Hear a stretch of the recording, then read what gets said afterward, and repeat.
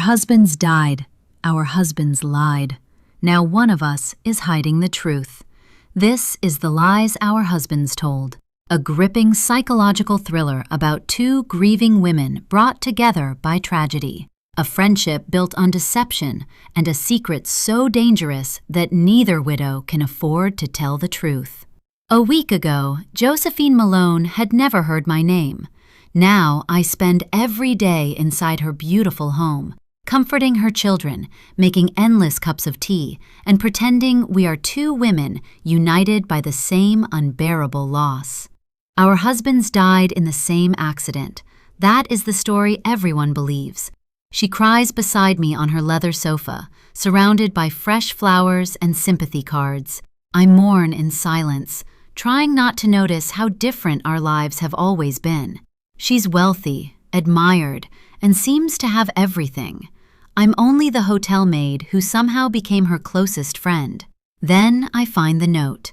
Folded deep inside her husband's suit pocket, it is only a few handwritten words. But those words change everything. Suddenly, the accident doesn't look like an accident. My husband's death begins to feel like the final piece of a much darker puzzle, one that Josephine may know more about than she admits. So I stay. Long enough to search the rooms she thinks are private. Long enough to uncover the lies our husbands shared. Long enough to discover that the greatest danger inside this house isn't the secret hidden in a dead man's pocket. It's the woman who has invited me in. Because if Josephine learns who I really am, the lies our husbands told will be the least dangerous secret in this house. Part 1. The Accident. I'm so sorry for your loss, Mrs. Chapter 1, Shelby, Tuesday, 9:47 p.m. I knew he was dead when the phone rang. I've never believed in fortune tellers or palm readings, but maybe I ought to start, because the second my phone started buzzing with that unfamiliar number, it was like my bones knew my husband was never coming home. Like something deep inside me realized already that I was free. I don't remember much before the hospital, not even driving there in my battered Toyota.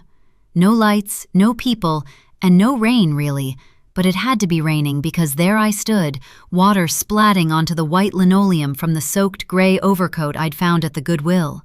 It hung all the way to my ankles, floppy except where it was cinched tight around my waist with the belt, covering the powder blue housekeeping uniform I hadn't paused to change out of before I bolted from the hotel where I worked into the dark. I picked at a small hole in one sleeve, making the droplets fall faster, until there was a little puddle next to my worn-out knockoff Converse sneaker.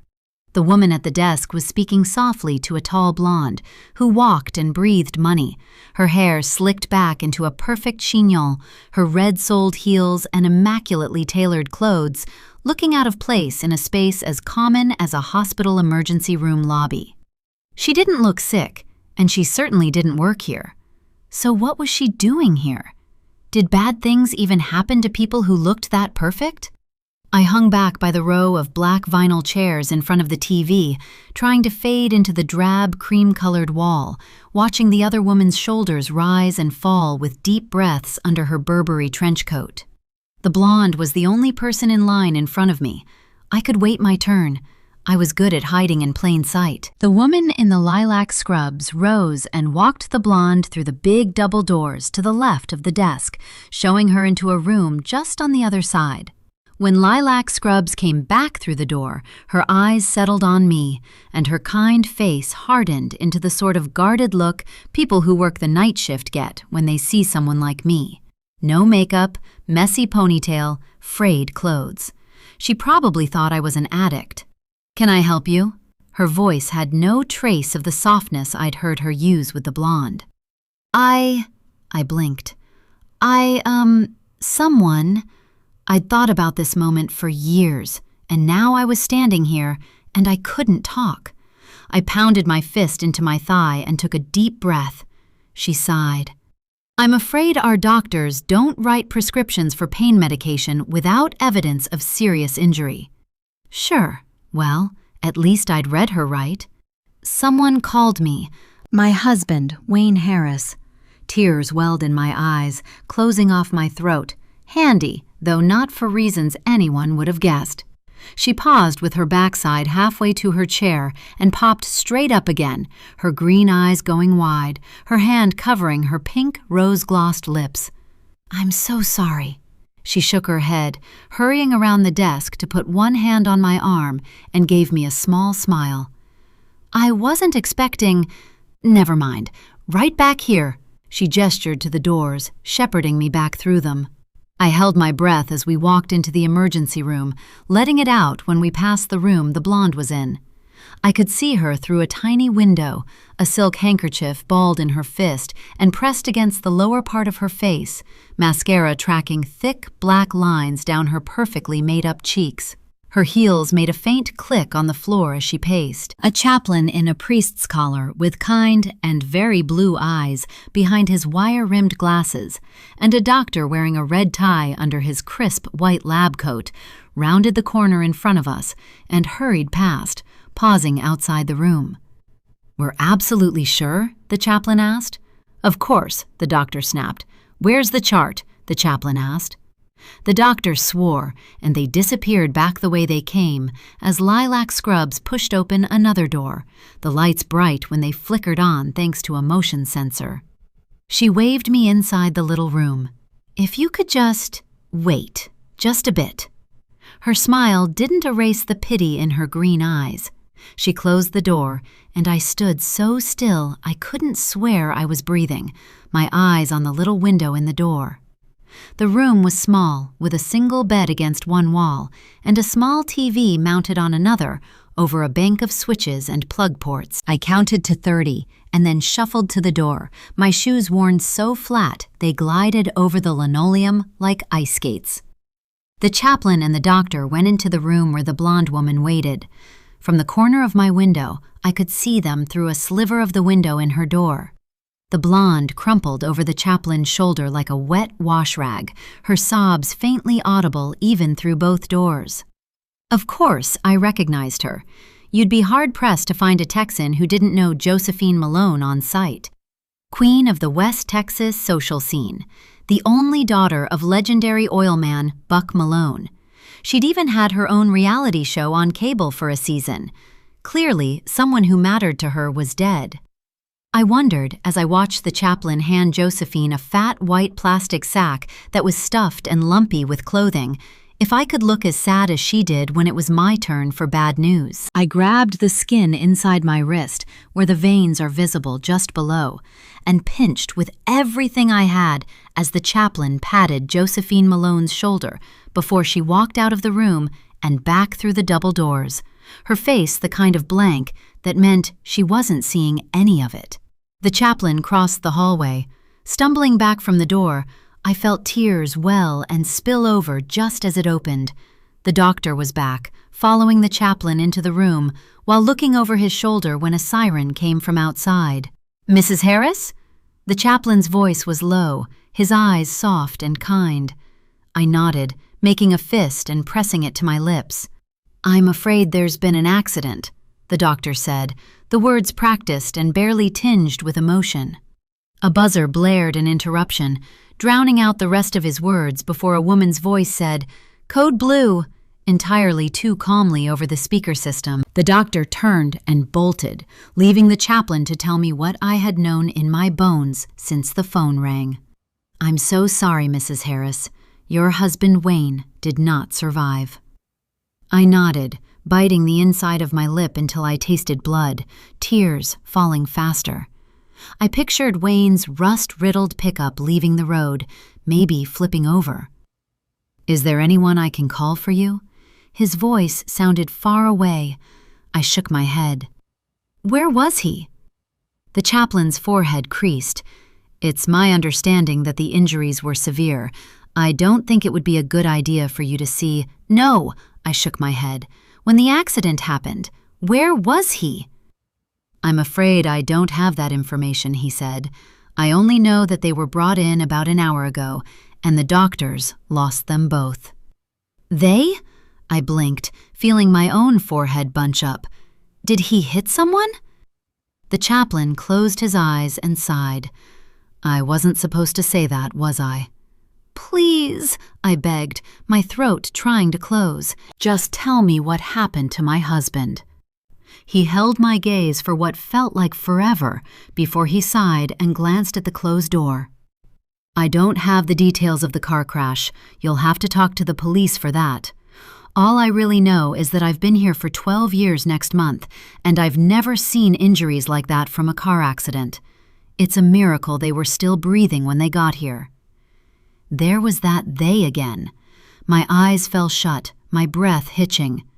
Someone else died too? Oh, God. What if Wayne had been drinking? The chaplain's face flashed a mix of horror and pity that made me feel a little sick. He was brought in with a man named Trevor Malone, he said finally. Trevor Malone. Of course Josephine Malone's husband was a Malone too, because her family had the kind of money a man would change his name to marry into. Wayne had died in a car crash with Josephine Malone's husband tonight. The room tilted. How? I croaked, my voice rough. The chaplain just shrugged his shoulders. Knowing my husband, there were 1,000 ways it could have been his fault. Maybe a DUI, maybe bald tires and wet roads, or a missed stop sign. The one thing I knew for sure? If there was a way to screw something up or screw someone over, Wayne could find it faster than a hound finds a rabbit. But this time, it had also found me. A rainy night, a car crash, and yet another cruel twist of fate. I was a widow at 27, and for a few minutes, I'd felt more free than I could remember feeling in years.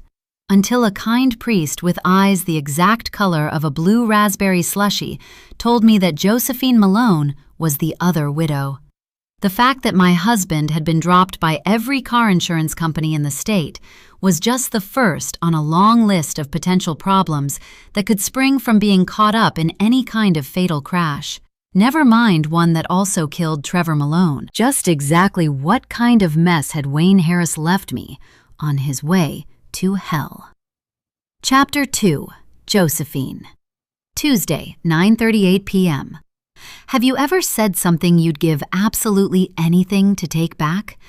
I sped toward the hospital with wipers sloshing sheets of raindrops off my windshield, every cell in my overactive brain focused on how much I wished I could claw those last words I'd said to my husband that afternoon back out of the air.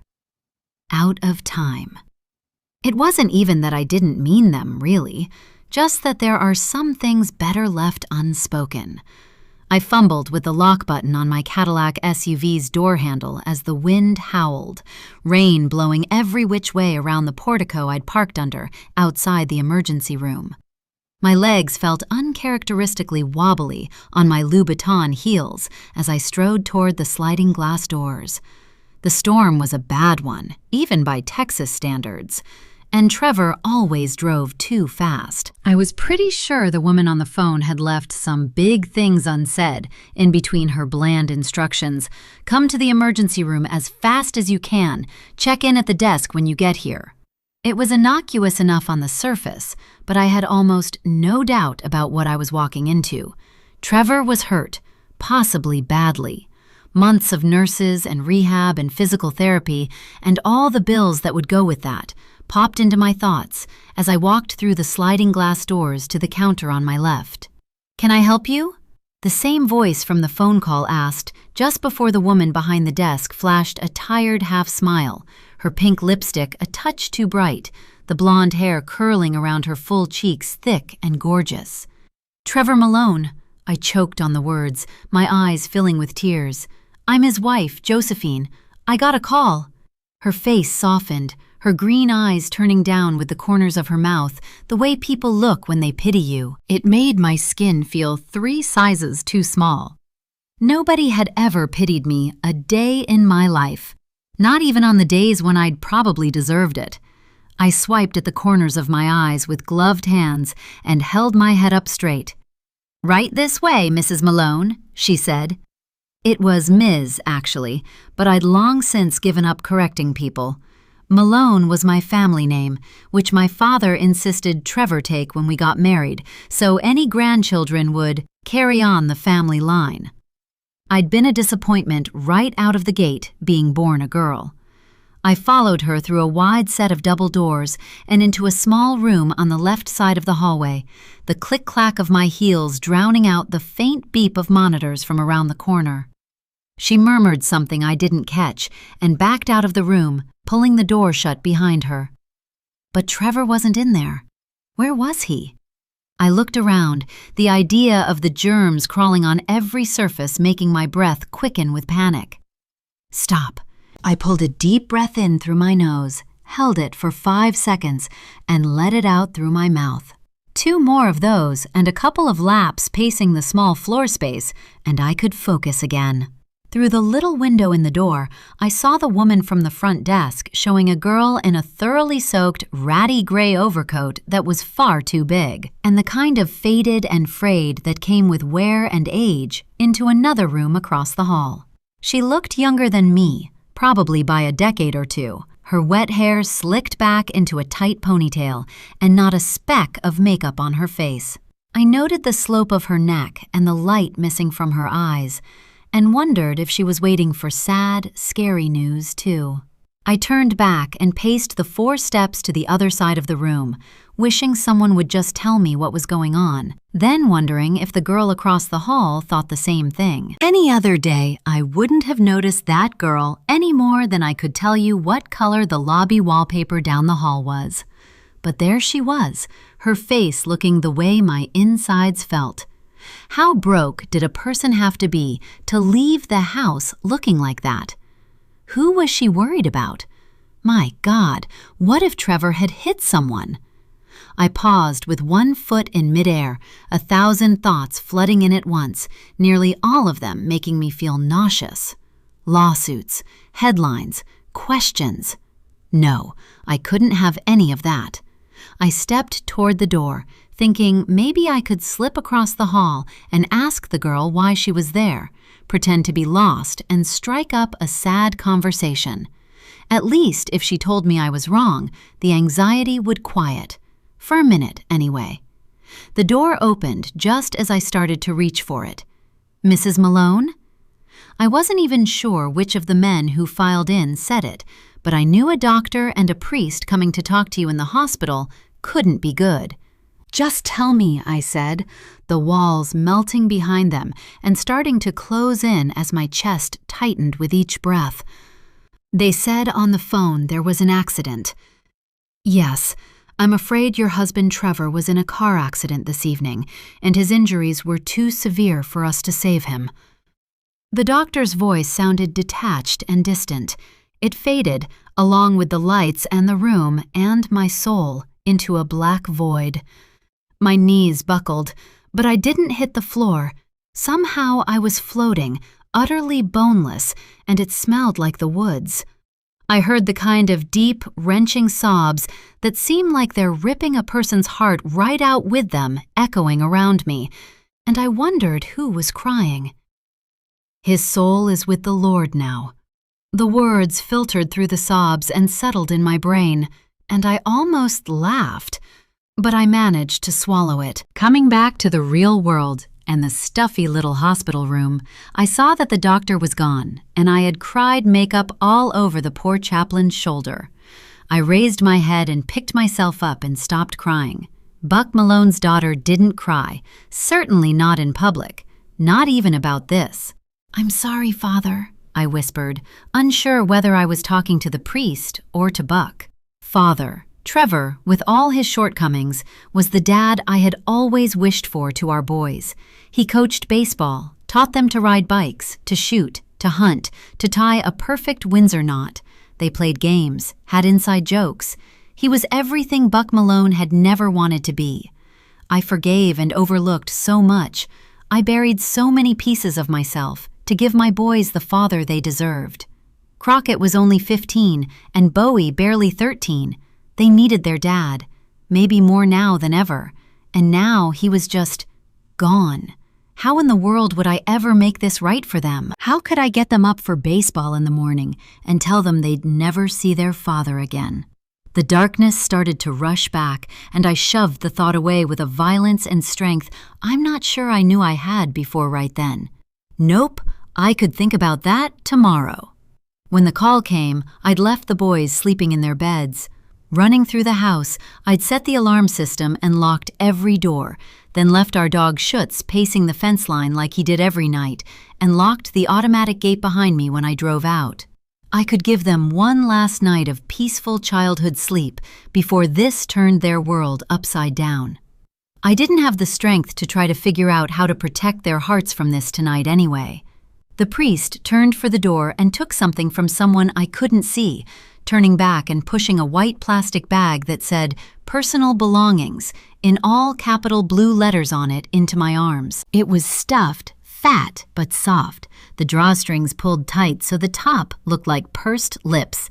I hugged it like it could somehow keep me from drowning, meeting his kind blue eyes one more time, and looking away when I saw pity there. He headed across the hall to the room where the girl in the threadbare coat waited, her face pale and tired in the little window as I passed. Walking outside, I passed my car and stepped into the storm, turning my face to the sky. The rain was cold and falling hard enough that each drop stung, but I didn't mind. It felt cleansing, pure, and if ever anyone needed a little purity, I did right then. "I swear to God, Trevor," I shouted into the clouds, my voice catching on his name. "I do wish I had left things better this afternoon, but whatever happened to you tonight, you better be done causing me trouble now." Chapter 3. Shelby. Tuesday, 11:02 p.m. Wayne Harris was a lot of things, but at his very core, he was a con man. The first night I'd met him, and for months afterward, he'd shown me a Wayne that didn't actually exist in the real world. Well-dressed, well-spoken, romantic. I'd married him 6 months nearly to the day after I first laid eyes on him, and it turned out to be maybe the most unfortunate event in my remarkably unfortunate life. 6 years later, I parked my sputtering Toyota outside our small, clapboard-sided post-war frame house, glanced at the crooked chain-link fence Wayne had never fixed, and walked in the front door a free woman. I put the white bag of his things on the worn marigold recliner Wayne had called his TV chair, and laid my cracked, dead iPhone 8 on the charger that lived on the scarred wood end table next to the chair. Wandering to our shoebox-sized kitchen, I carefully opened a cabinet door that was hanging on by half of the top hinge and peered inside. "Gross," I muttered as I grabbed the can of Vienna sausages and a quarter sleeve of saltine crackers. A favorite of Wayne's I had never understood. It was the only food in the house, and the pains shooting through my stomach reminding me I hadn't eaten since last night had me desperate enough to try to choke it down. I filled a glass with water from the sink and opened the top of the can with the little ring. I sipped the water and fished a sausage out of the clear jelly in the can, grabbing a paper napkin and blotting the liquid off. Smashing it onto a cracker, I stuffed the whole thing into my mouth and tried to chew. The crackers were stale, but I managed to swallow it all without gagging. I downed half the glass of water and ate another cracker and sausage. After 4, my stomach stopped hurting, so I put the rest of the can into the fridge. It wasn't what I'd call good, but it was edible and would be there in the morning since Wayne wasn't coming home. I wasn't sure when I'd have money for groceries this week. Maybe the food gave me energy, or maybe it was the adrenaline. All I knew was I should have been exhausted when I stood up, but for some reason, I had rarely felt more wired. I scrubbed the table in the sink, then took out the garbage Wayne had ignored since Friday. Walking back inside, my eyes fell on the white bag in his chair. I needed food, and for that, I needed money. I padded barefoot to the chair and opened the white hospital bag, wondering for a split second if the clothes inside were bloody from the accident. Could I use money that had blood on it? I was about to find out. I sort of scrunched my eyes like I knew the killer was about to jump out in a horror movie and reached into the bag, my fingers closing over the buttery softest fabric I'd ever touched. "What in the world?" I pulled, lifting a heavy gray suit jacket out of the bag. There was a dark splotch across one side, from the lapel down to the pocket and around the back. If he spent his last dollar on a jacket for some scheme when I'm starving, I stopped there because I noticed the label, a black tag sewn above the pocket inside the right side of the jacket. My breath caught. Giorgio Armani. And then below that, in small, all-capital letters, Made in Italy. I dropped the jacket to the threadbare gray carpet like it had caught fire, turning back to the bag. I didn't come from the kind of people or places that knew the finer things in life, but I did own a television and a library card, and Wayne Harris had surely never so much as sniffed an Armani suit, which could only mean. I turned the rest of the bag upside down in the recliner. Pants just as soft as the suit jacket, plus a crisp white shirt with another Armani label, a sparkly stud peeking out of one cuff, and gold thread embroidered initials on both. T.J.M. I had Trevor Malone's things. Reaching into a pocket of the pants, I pulled out a heavy gold money clip stuffed with $100 bills. I'm not sure how long I stood there, staring at that money. Just a couple of them would keep me fed for at least a month. And who would know? Nobody knew how much cash their husband had, exactly. I couldn't even tell you that about Wayne, and I didn't trust him, so I watched closer than most. Those hundreds probably meant roughly the same thing to the Malone family that a 10, or even a 1, did to me. She'd never notice, but I would know. And I had enough guilty secrets worrying around my conscience. I blew a long breath out slowly and put the money clip back in the pants pocket, folding the pants back into the bag with the shirt and jacket before I cinched the top shut. Did I have the gas to drive all the way back across town to the hospital? No. But I would figure that out. Somehow. I'd also have to figure out how to have a funeral when I didn't have the money for groceries, and there would probably be some kind of fee for disposing of whatever wreckage was left of Wayne's truck. Thinking about money was as draining as ever, and I shuffled to the bathroom, brushed my teeth, pulled on an old George Strait concert t-shirt, and crawled under the covers, looking at our small closet that was mostly full of Wayne's clothes. I knew the Methodist Church collected clothes for people in need, so I'd bag up everything Wayne had owned and take it to them. Maybe some bit of good could still come from the time that man had spent on this planet. As I drifted off, I wondered, would getting rid of his clothes too soon draw the wrong kind of attention? Surely not. It was a car accident after all, and everyone mourns differently. I was 3 steps toward the bathroom the next morning, wondering if a shower could wash off dirt and guilt at the same time, when my phone bleated its obnoxious ring from the table. I checked the screen, the word blocked, sliced to ribbons by 3 webs of cracks in the glass. But something told me not to let it ring through to voicemail. Hello? I held the broken screen a bit away from my cheek. Is this? The voice was sharp, but somehow ragged at the same time. Shelby Harris? Any other minute of any other day, I would have hung up right then. I didn't have time for cold calls.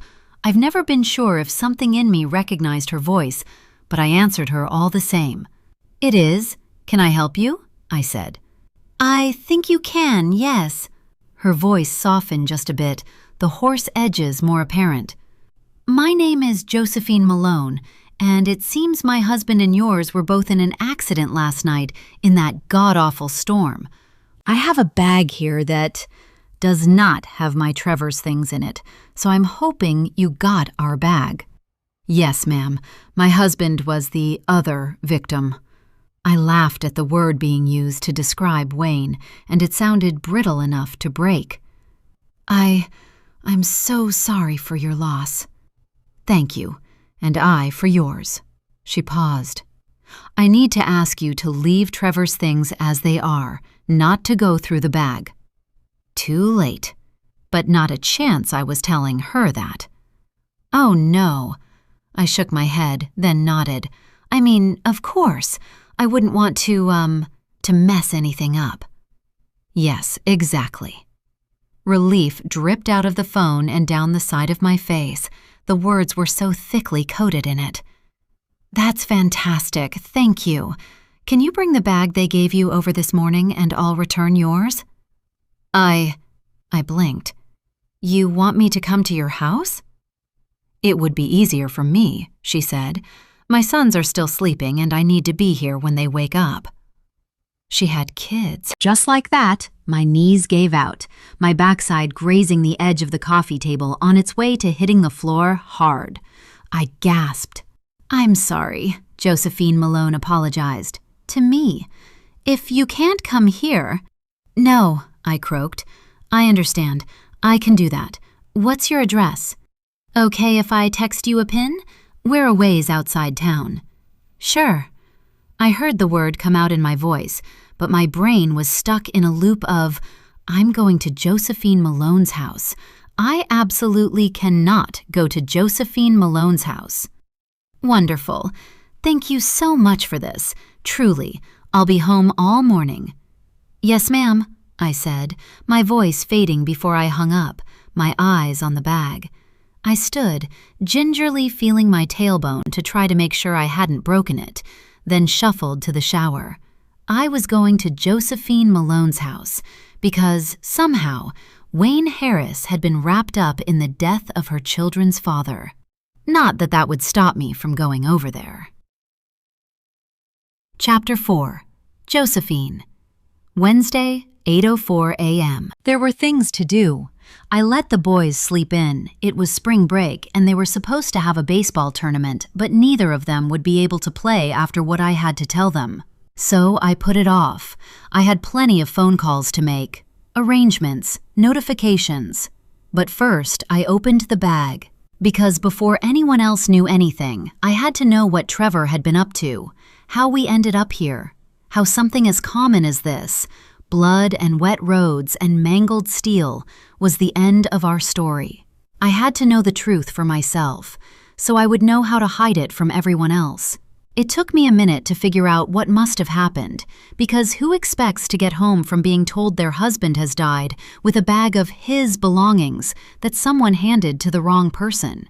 I stared at the dark splotch across the front and down the side of the cheap gray t-shirt, trying to reconcile the pilled, fraying fabric with anything I had ever seen Trevor put on his body. Even when he was a broke law student riding bulls on the rodeo circuit to make ends meet, he dressed well.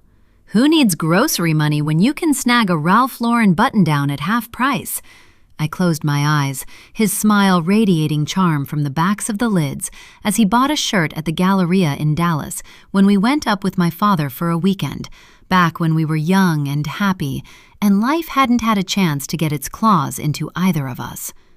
Before. I had tried to buy him the shirt, but he refused, handing the cashier his bank card before I could get half of my argument out. So I bought dinner at Del Frisco's instead. He'd objected when I snatched the check straight from the waiter's hand, then put my American Express black card in the folio and handed it back with a smug smile. You might feel obliged to buy your own shirts, cowboy, but what kind of woman would I be if I didn't make sure you were properly fed? His head had dropped back as he laughed, and sitting at that table in the candlelight, watching his Adam's apple bob and listening to that big, booming laugh, I fell smack on my face in love. A tear fell as I blinked, Trevor's face fading into the substandard t-shirt in my hands. This must belong to whoever the young woman I'd seen last night at the hospital was there for. The girl with the greasy hair who'd smelled of bleach and pine when she walked in behind me, who had been swallowed up by the frayed overcoat that dripped water onto the lobby floor. Which meant she had Trevor's bag. Good God, what if she decided to open it? I couldn't breathe. I bobbled the phone and nearly dropped it, trying to calm my racing heart as I looked up the number for the hospital and dialed. Morgan Columbia ER, can I help you? Yes, hello. I cleared my throat. This is Josephine Malone. My husband was brought there last night after an accident, and someone gave me a bag of his things. Only this morning when I opened it, they're not his. I have the wrong bag, and I need to call the other woman who was there and trade with her. Trade what? She asked. Was that sound gum popping? Lord save me. Bags, I said. If I have this one, she must have my husband's things. Who? I pulled in a slow, deliberate breath, my mother's voice echoing in my head. Explain it like she's 5. That's how you talk to the help, Josephine. Last night, there was a car accident. My husband died, and I trailed off. They'd taken that girl into another little room like the one I had been in. Surely whoever they had called her about was also dead, or she would have been taken somewhere else, a bedside or a waiting room maybe. I believe there was another victim. I need to get a phone number for the woman who was called about that person. You want a phone number for next of kin for an accident victim? Her voice went up too much at the end of the question, like she was surprised. Yes. I let out a sigh of relief. We can't release that information, she said. There are laws. There's a law that says I can't have my husband's belongings after he was killed in an accident? She sounded confused. Hold on, I'm going to get Miss Lucy. It took 4 minutes and 41 seconds to find Miss Lucy, apparently. We can't release patient information, she said when she picked up the line. It's hospital policy. I closed my eyes. Sometimes all the honey in the world wasn't enough to catch a fly. But in those cases, the fear of God usually did the trick in my experience. Miss Lucy, right? I paused and took it as affirmation when she didn't object. Listen, I am trying to be as understanding as I can, but my husband was killed last night. I'm not sure if you recognized his name or mine, but most people know who my father is. Buck Malone? I paused long enough to catch her gasp and plowed on, pouring sugar into my voice. Now, I understand that y'all have rules down there, but I'm not asking for information about your patient. I need to speak to the person who picked up his things. She wasn't a patient, and someone who works there gave her my husband's things by mistake. Some of the things in that bag were valuable, and if I don't get them back, my father's attorneys will be unhappy. I don't want my father's attorneys to be unhappy with you or your employer. Ice washed through every cell as I spoke, my insides freezing and shattering at the realization that I'd have to tell my father, well, everything, wouldn't I? And then what? I'd been so keyed up trying to figure out how and what to tell the boys.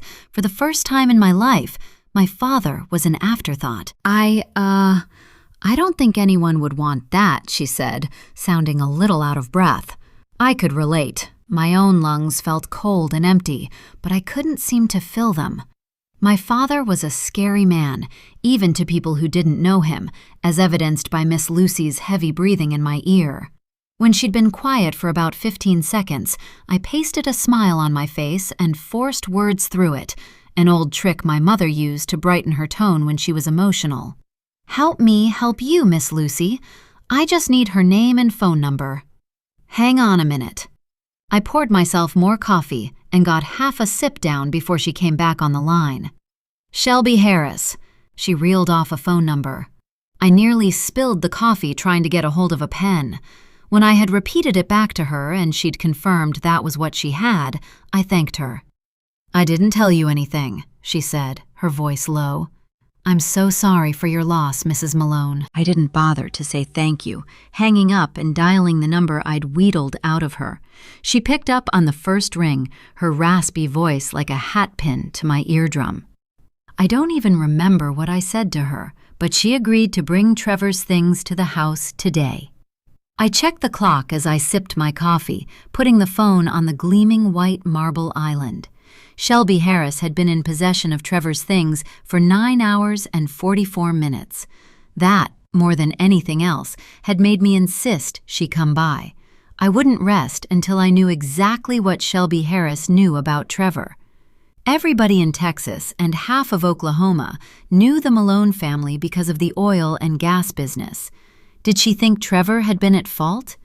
Could she find out about his struggles with drinking? Would she even know how to sue? She was too big a question mark, and I couldn't let her leave here without digging some answers out of her. Not that I could let her know that. I finished the coffee and debated another cup before I thought better of it when I heard footsteps upstairs. Crockett was up. My hands trembled. He'd been through so much this year already, and it was barely spring. My oldest son was my light, and he had my father's gift for reading people. I didn't need more caffeine on board when I delivered this news. I put my cup in the sink and perched on a stool at the island where I could see the staircase, smiling when he started down. His eyes widened the second they met mine, and by the time he reached the bottom step, he was breathing too fast. "What's wrong?" He stopped short on the other side of the island. My sweet boy was a star athlete and a straight-A student with a heart for service, and he made me proud every day. He was also 15 going on 40, with deeper purple circles under his eyes every day for the past 3 months. I wished for the millionth time I could take that pain from him. Instead, I was about to dump another death on him. It wasn't fair, and I had no idea how to make it hurt less. I sighed, opening my mouth and trying to force out words I knew would hit him like bullets. They wouldn't come. I physically could not speak. Crockett took a step back, glancing around. "Where's Dad? We have to leave for our games in like 20 minutes. I pointed to the stool next to mine, finding my voice. "Have a seat, buddy."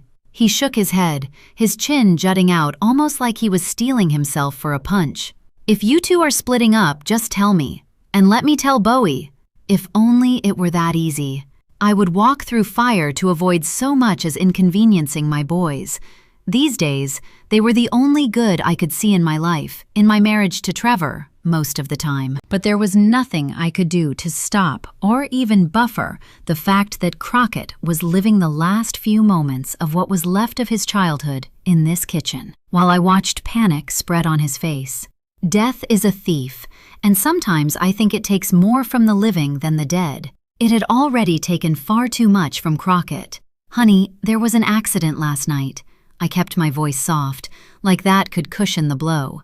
His head started shaking before I got the last word out. "Dad, the doctors couldn't save him." A tear slid down my cheek. "I'm so sorry, baby." My son's face crumpled as his knees tried to give, and he leaned on the island, pulling in a half-dozen ragged breaths as fat tears plopped onto the marble. I stood and rounded the end of the island, putting one arm around him. "Please come sit." He twisted out of my grasp, glaring at me with more hatred in his eyes than I'd ever seen from anyone but Trevor. "I guess you got what you wanted then." Every word lanced into my heart like a dull knife dipped in poison. "Crockett James Malone!" The words came out strangled, of course, because his had punched me right in the throat. My eldest son stood there, not blinking, breathing hard and looking at me like something he'd stepped in out in the pasture. I didn't know if my heart could stand that. He spun on the ball of one foot and sprinted back up the stairs. "Stay away from me!" he bellowed, the words ragged with sobs. His bedroom door slammed, just as our doorbell rang. Chapter 5. Shelby. Wednesday, 9:12 a.m. "That's not a house, it's a castle." I was so busy staring at the massive stone and cedar exterior of the Malone mansion, my own voice in the car startled me, and I sloshed coffee out of the cup and all over my hand and one leg of my jeans. I couldn't go in there. The winding 2-lane country road I'd driven out there was lined with homes in every size and state of disrepair. I'd passed 2 trailers with plastic-sided above-ground pools outside, a handful of neat but unremarkable brick ranch houses, and one shingle-sided farmhouse so completely covered in trees and vines, I'd had the thought that the land was just taking that place back one leaf at a time. Until I'd stopped my wheezing Toyota in front of the wide iron gates with the stone pillars adorned with big bronze N's, I'd thought maybe it would just be a normal house that mostly normal people lived in, and I'd gotten myself all worked up over nothing. This place was, well, the word ordinary would never even occur to the King of England. The gates were open wide enough for a car to pass through. She had invited me, and I needed Wayne's things. I turned the wheel and put my foot back on the gas pedal, the sunlight reflecting off the massive windows on the front of the house, making it hard to see as I passed through the gates. I drove 100 yards down a driveway wider than the road, lined with crepe myrtles so big most of them met high above the center, forming a leafy green canopy dotted with tight little green buds just starting to let the ruffled pink edges of flowers peek out. Josephine's driveway flowed into a circle in front of the house, a fountain in the center sending water bubbling over river rocks, and concrete sculpted into every kind of animal I could name. I drove past it slowly, spotting tigers, giraffes, elephants, and even a prairie dog, the kind of wide, cornflower blue Texas sky they write about in travel magazines, framed the tall, copper-edged roofline, all over a front porch bigger than my whole house. The twin burnished wood front doors had to be 10 feet tall, each with a simple rectangular frosted glass window making up most of the top half. Lines of dark brown brick accented the large white Austin stones that face the front of the house, and every window was trimmed in cedar. I parked, trying to focus on the front doors instead of looking at the whole thing. Everyone has a front door, right? That's normal. I grabbed the bag from the passenger seat, stood up, and faced Josephine Malone's gorgeous, imposing home. Walking up onto the dark gray slate floor of the porch, though, I got distracted. Was that a door slamming inside? I couldn't be sure, but I'd made it to the porch. Now all that was left was ringing the bell. I reached out and poked it with one clammy finger before I could lose my nerve.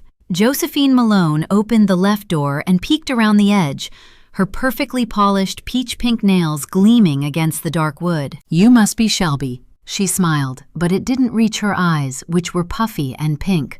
Of course they were. Normal people cry when their husbands die. I needed to look more upset about Wayne while I was here. I shoved the bag at the door, and she wobbled on her high-heeled shoes, stumbling back like I'd scared her. "Sorry," I mumbled at my own shoes. The laces on the right one were untied, trailing dingy white lines across her pretty slate porch floor. "No problem." The smile was fixed on her face almost unnaturally, and I couldn't look away from it once I had looked back up at her. "Please come inside," she said, pushing the door open just as the biggest dog I'd ever seen rounded the corner of the house and leapt onto the porch in 2 bounds, sliding to a stop and baring his teeth at me.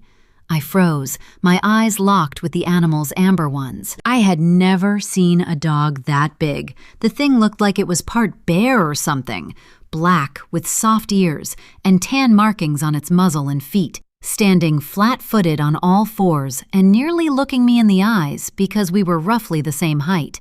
Not that I'm tall, only 5'1", but still. "Schutz! Platz!" Josephine's voice split the air with an authoritative boom, so loud it was almost like I could feel the force blast past me. The massive creature dropped right to its belly and propped its chin on crossed front paws as big as my hands, not taking its eyes off me, a low growl rumbling from his chest that made the slate under my feet vibrate, hand to God.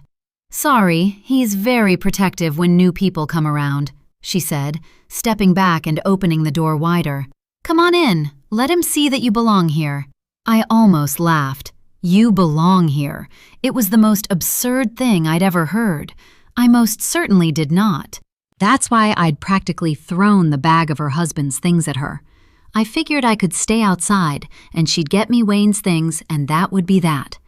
But looking between her and the big, scary dog, I went inside. It changed the course of the rest of my days. "Have a seat, please." Josephine waved me toward a leather sofa that could have held half a football team. The front doors opened into a brick-floored foyer, but most of what I could see was one big room, or rather, a huge open space divided into areas by furniture and flooring differences. A square wood, counter-height table with a thick post base and scrolled feet dominated the foyer. A huge cut crystal vase of fresh hyacinths in the center of it that made the whole room smell like a perfume counter. Beyond that, the floor changed to glazed, rough-hewn wood, a golden brown color that stretched through the family room, where the big sofa and a massive flat-screen TV over the brick fireplace were the main features.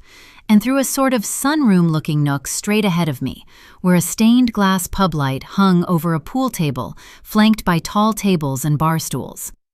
"Oh, no, ma'am, thank you," I said softly. "I don't want to be in your way. I can wait here." She paused in an arched doorway to the right of the front doors and turned back, walking close and clamping her hands around my upper arms, flashing that plastic smile again. Up close, I could tell she was a good bit older than me, but from even a few paces it wasn't noticeable. "Nonsense. You're not in my way, and we have things to chat about. Are you in a hurry to be somewhere this morning?" I swallowed hard, not sure I could speak while she had a hold of me. My boss at the hotel would be mad whether I went to work late or not at all, and I didn't want to go anyhow. No, I don't have anywhere to be, but I just thought—" "Wrong. You thought wrong. You're a guest. Please have a seat wherever you're most comfortable, and I will get your husband's—" "Oh my, I don't think I ever heard anyone say his name," she frowned. "I'm so sorry. What is it?" "Wayne," I choked out. She let go of my arms and patted my shoulder, her lips vanishing between her teeth. "Wayne Harris?" Her eyebrows went up when her voice did. "Yes, ma'am." "No more of that either. My friends call me Josephine. I used to wish I could be a Josie, but my father— well, anyway." She waved one hand in front of her face. "I'm Josephine, and you're Shelby, and we have our own little widows' club, it seems. I will be right back with your bag, so you just have a seat anywhere at all, as long as it's in the house. Schutz might not want you back outside so quick." She winked before she hurried off down the hall, the sharp pings of her shoes receding until I couldn't hear them anymore. My friends call me— It played in my head on a loop, her voice jumping up an octave with each repeat. I was not about to be friends with Josephine Malone. People like me and people like her don't even live in the same reality. But I picked one small corner of the big, buttery soft leather couch and sat down to wait for her all the same. Josephine. Wednesday, 9:28 a.m. I shut the heavy door to Trevor's study behind me and slid the lock into place. That was more in case Crockett came looking for me than anything. The girl in my living room who had started shaking when I opened the front door and practically jumped out of her skin when Schutz leapt onto the porch wasn't going to follow me into a room she hadn't been invited to. She barely followed me into the house when I had invited her. But Crockett— my son didn't need any more grief than life had already heaped on him. I couldn't have him wander in here while I was doing what I had to do now. I put the bag of Trevor's things in his high-backed brown leather rolling chair and opened it, pulling his coat out and searching the pockets, doing my best to ignore the burgundy spatters and fraying around the fresh holes in the fabric. Nothing. I put the jacket aside and found his pants, growling when I saw the slack, empty belt loops, and running my hands into both pockets as my eyes stuck on the large blotch of blood on the left leg. I found a folded note card embossed with the logo from a golf resort out by the river where Trevor liked to play in his left-hand pocket, and unfolded it slowly. The small, neat handwriting looked feminine. "I can keep your secrets, unless you give me a reason not to. I can't wait to see you." Was he on his way to see some woman when he met his end on a dark, slick road? Swallowing hard, I stuffed the card in a drawer and pulled his money clip from the right pocket, my eyebrows going up when I saw it was still fat with bills. I dropped it into the desk drawer too. Maybe Shelby hadn't looked in this bag after all. I couldn't imagine a person who drove a Toyota the wheels were barely hanging onto and dressed in things that looked like they'd found more than one second life at the Goodwill would be able to resist the $1,000 or so in cash Trevor always had on him, no matter how many times I'd told him he was asking for trouble. That was good, but where was his damned belt? I dumped the rest of the bag out onto the desk, the thick leather blotter muffling the thump. Nothing. I shook the empty plastic bag, the panic welling in my chest, making bile rise in my throat. Picking up every object on the desk blotter, I shook my head. "Damn you, Trevor," I muttered. "You can't even get yourself killed without causing me a headache." He never left the house without that belt buckle. It was his favorite thing, the one he'd won in his last rodeo, the big title that paid off his law school loans, the single most valuable thing he owned, figuratively and literally. And now he was dead, and I couldn't lay my hands on it. Where would he have put it? I checked all the pockets again, but I couldn't find his keys either. I sucked in a shuddering breath, tears pricking the backs of my eyes again. I didn't have time for crying. I had been in here too long. I needed to get the other bag and take it out to Shelby before she started to wonder. I found Shelby perched on the edge of the couch in the great room. As soon as I stepped back into the foyer, she jumped to her feet, putting her hand out for the bag. "Thank you so much," she said. "I'll get out of your way." I raised one eyebrow and put the bag into the coat closet behind me. "I don't know about you, but I'm thinking company might be a helpful distraction this morning. Can I talk you into staying for a coffee or some tea?" Her face looked so much like I'd slapped her, I swear her cheeks turned red. I smiled. Is the idea of my company really that unappealing? I better check my manners, I guess. What can I get you to drink? We have coffee, Diet Dr. Pepper, orange juice, limeade, and sweet iced tea, of course. Her face stayed in the same shocked expression, her eyes locked on something behind me. I gave it a few beats and tried again. Of course, if you need something with more kick this morning, I won't judge. Or tell. We have every kind of liquor you can name in that cabinet there. I pointed to the built-ins in the sunroom, behind the pool table. Her eyes followed my finger, but I couldn't tell if it was automatic or if she was considering a drink. I waited. "Iced tea would be fine, thank you." The words came out so quiet I almost didn't hear them. I went to the kitchen and filled 2 glasses with ice and my mother's recipe for sweet tea. A pinch of baking soda to take the bite out of the tea, simple syrup, and just a few drops of lemon essential oil. It was summertime in a glass, and I figured everyone here could use some sunshine today. I pasted the smile back on my face as I turned for the sofa with a heavy Baccarat glass in each hand.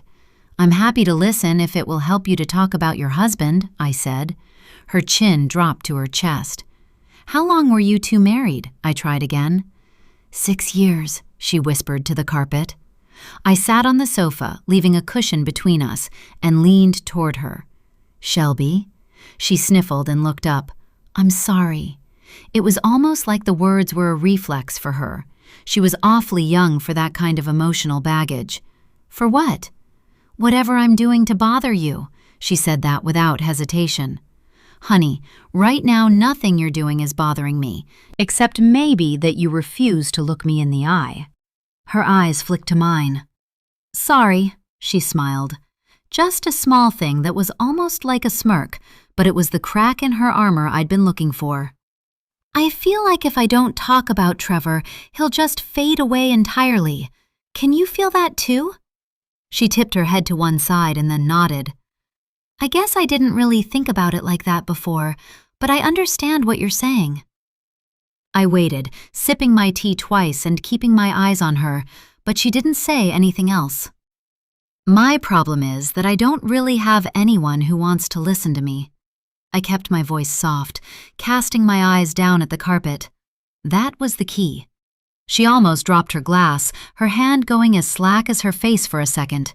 She managed to catch it without spilling a drop, impressive reflexes, before she put it on the polished cherry coffee table with a small clatter thanks to shaking hands. "Why?" she asked. I shook my head before I swept my arm at the grand home Trevor and I had built together.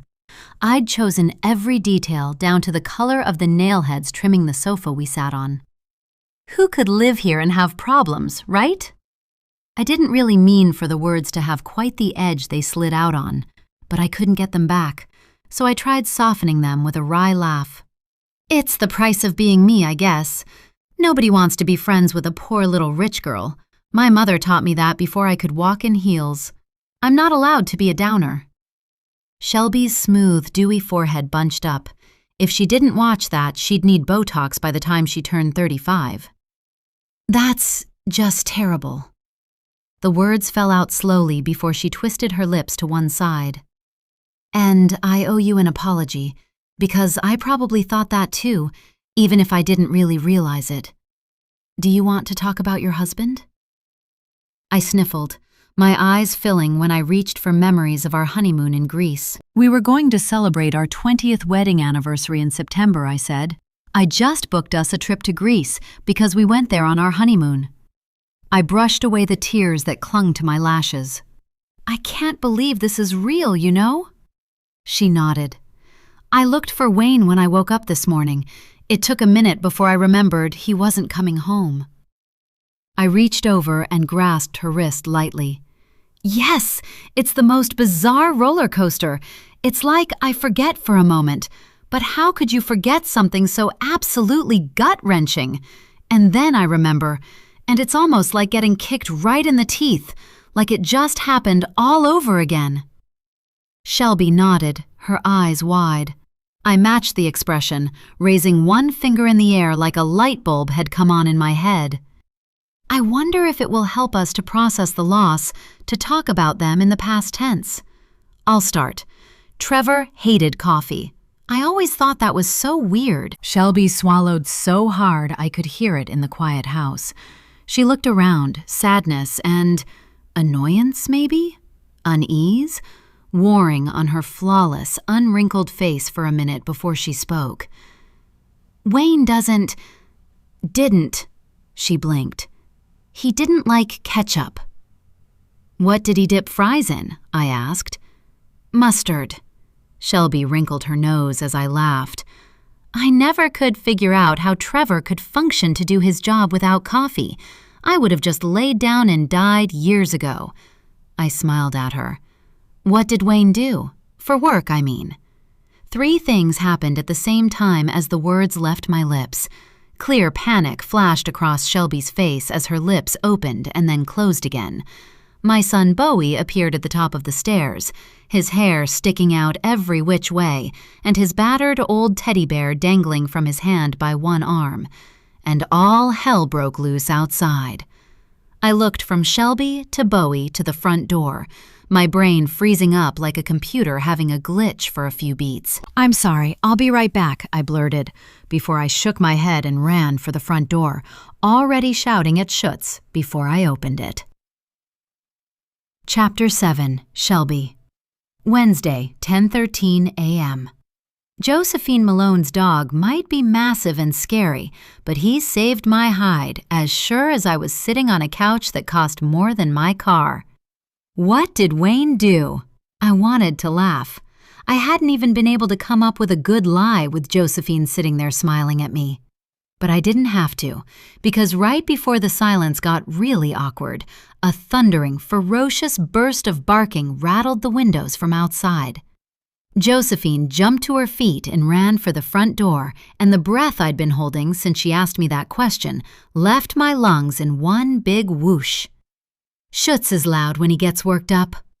I about jumped out of my skin at the voice that floated from the general direction of the kitchen, turning to see a teenage-ish boy carrying a teddy bear at the top of the staircase. I've never heard a dog bark so loud, or seen a dog that big either, I said.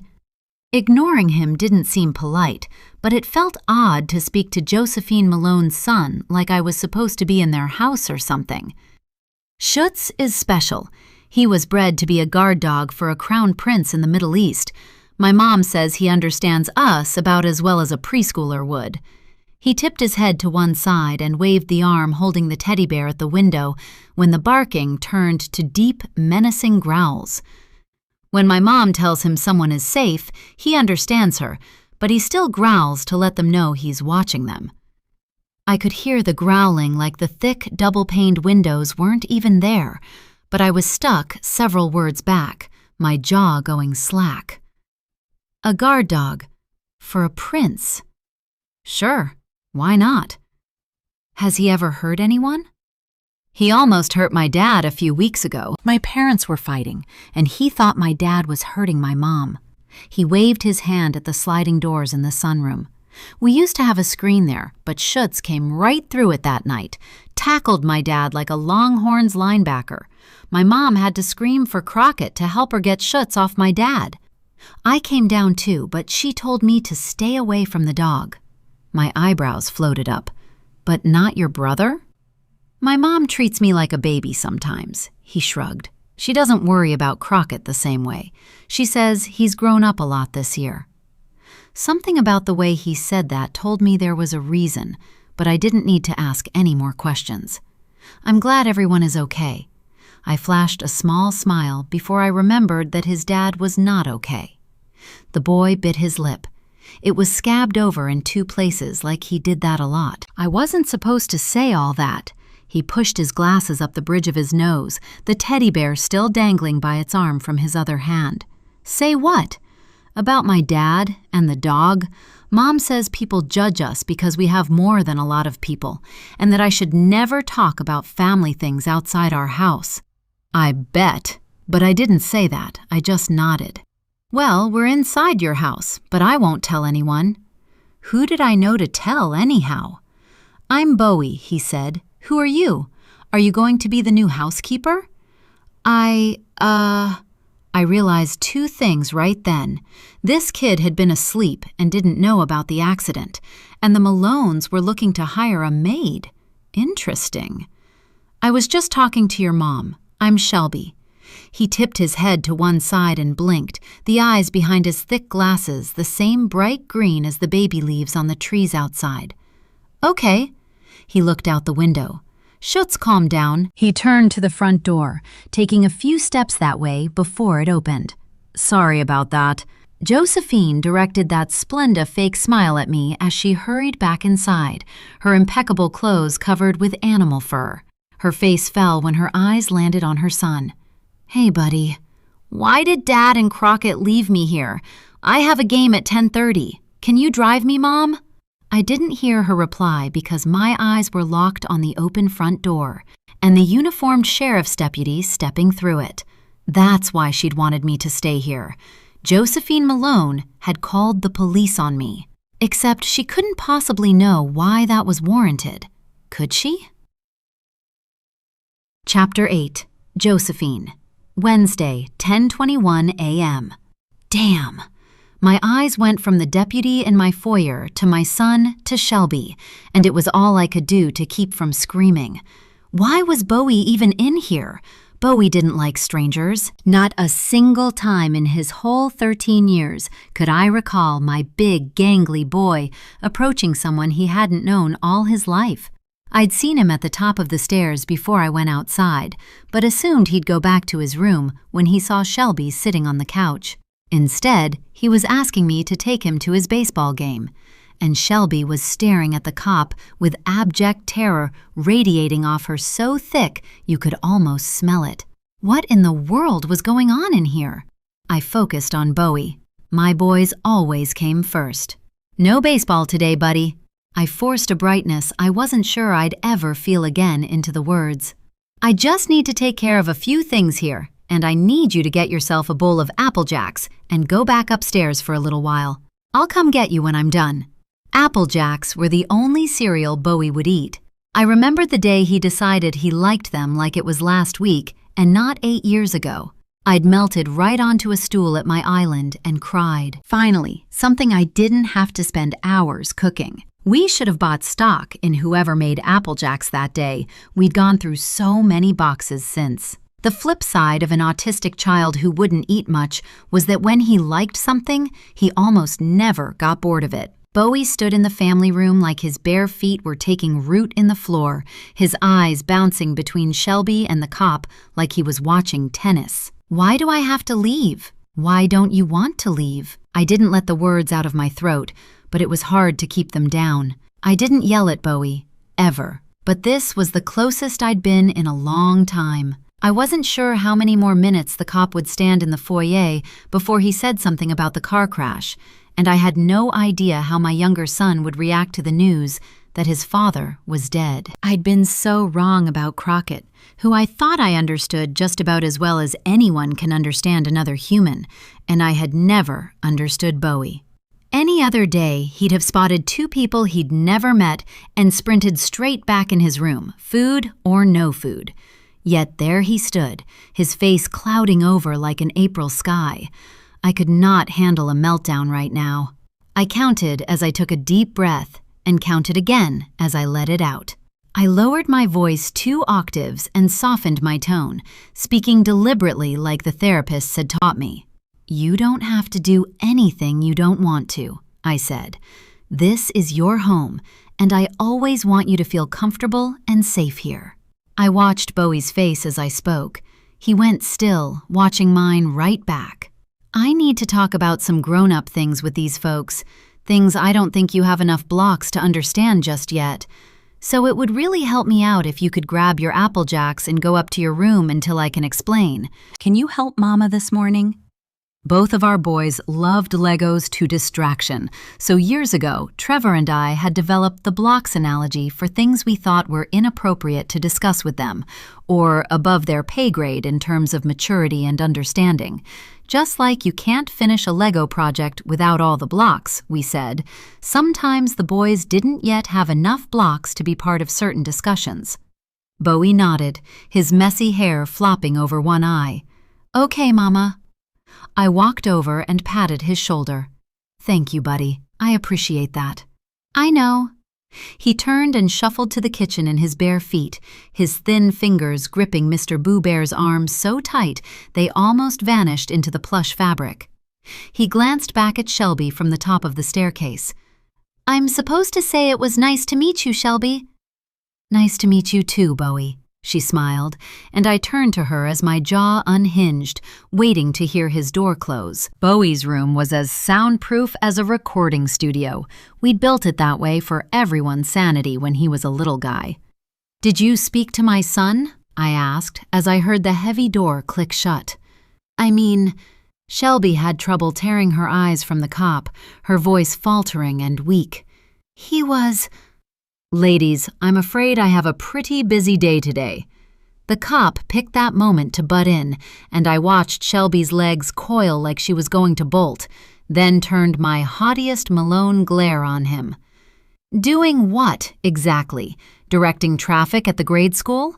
Or patrolling behind the Piggly Wiggly for teenagers drinking beer?" The words were so cold, I swear the cop shivered. He didn't answer. I turned back to Shelby. "What did Bowie say to you?" Her eyes widened with panic. Nothing really. He told me his name and that She glanced at the cop. "Schutz is loud when he's agitated." She blinked. "And then he asked me if I was applying to be your new housekeeper." "Oh." I took another deep breath. "I'm so sorry. He doesn't usually speak to new people, and I haven't had a chance to talk to him about—" I waved one hand at the deputy. "About his dad." "I figured that out pretty fast, the part where he didn't know."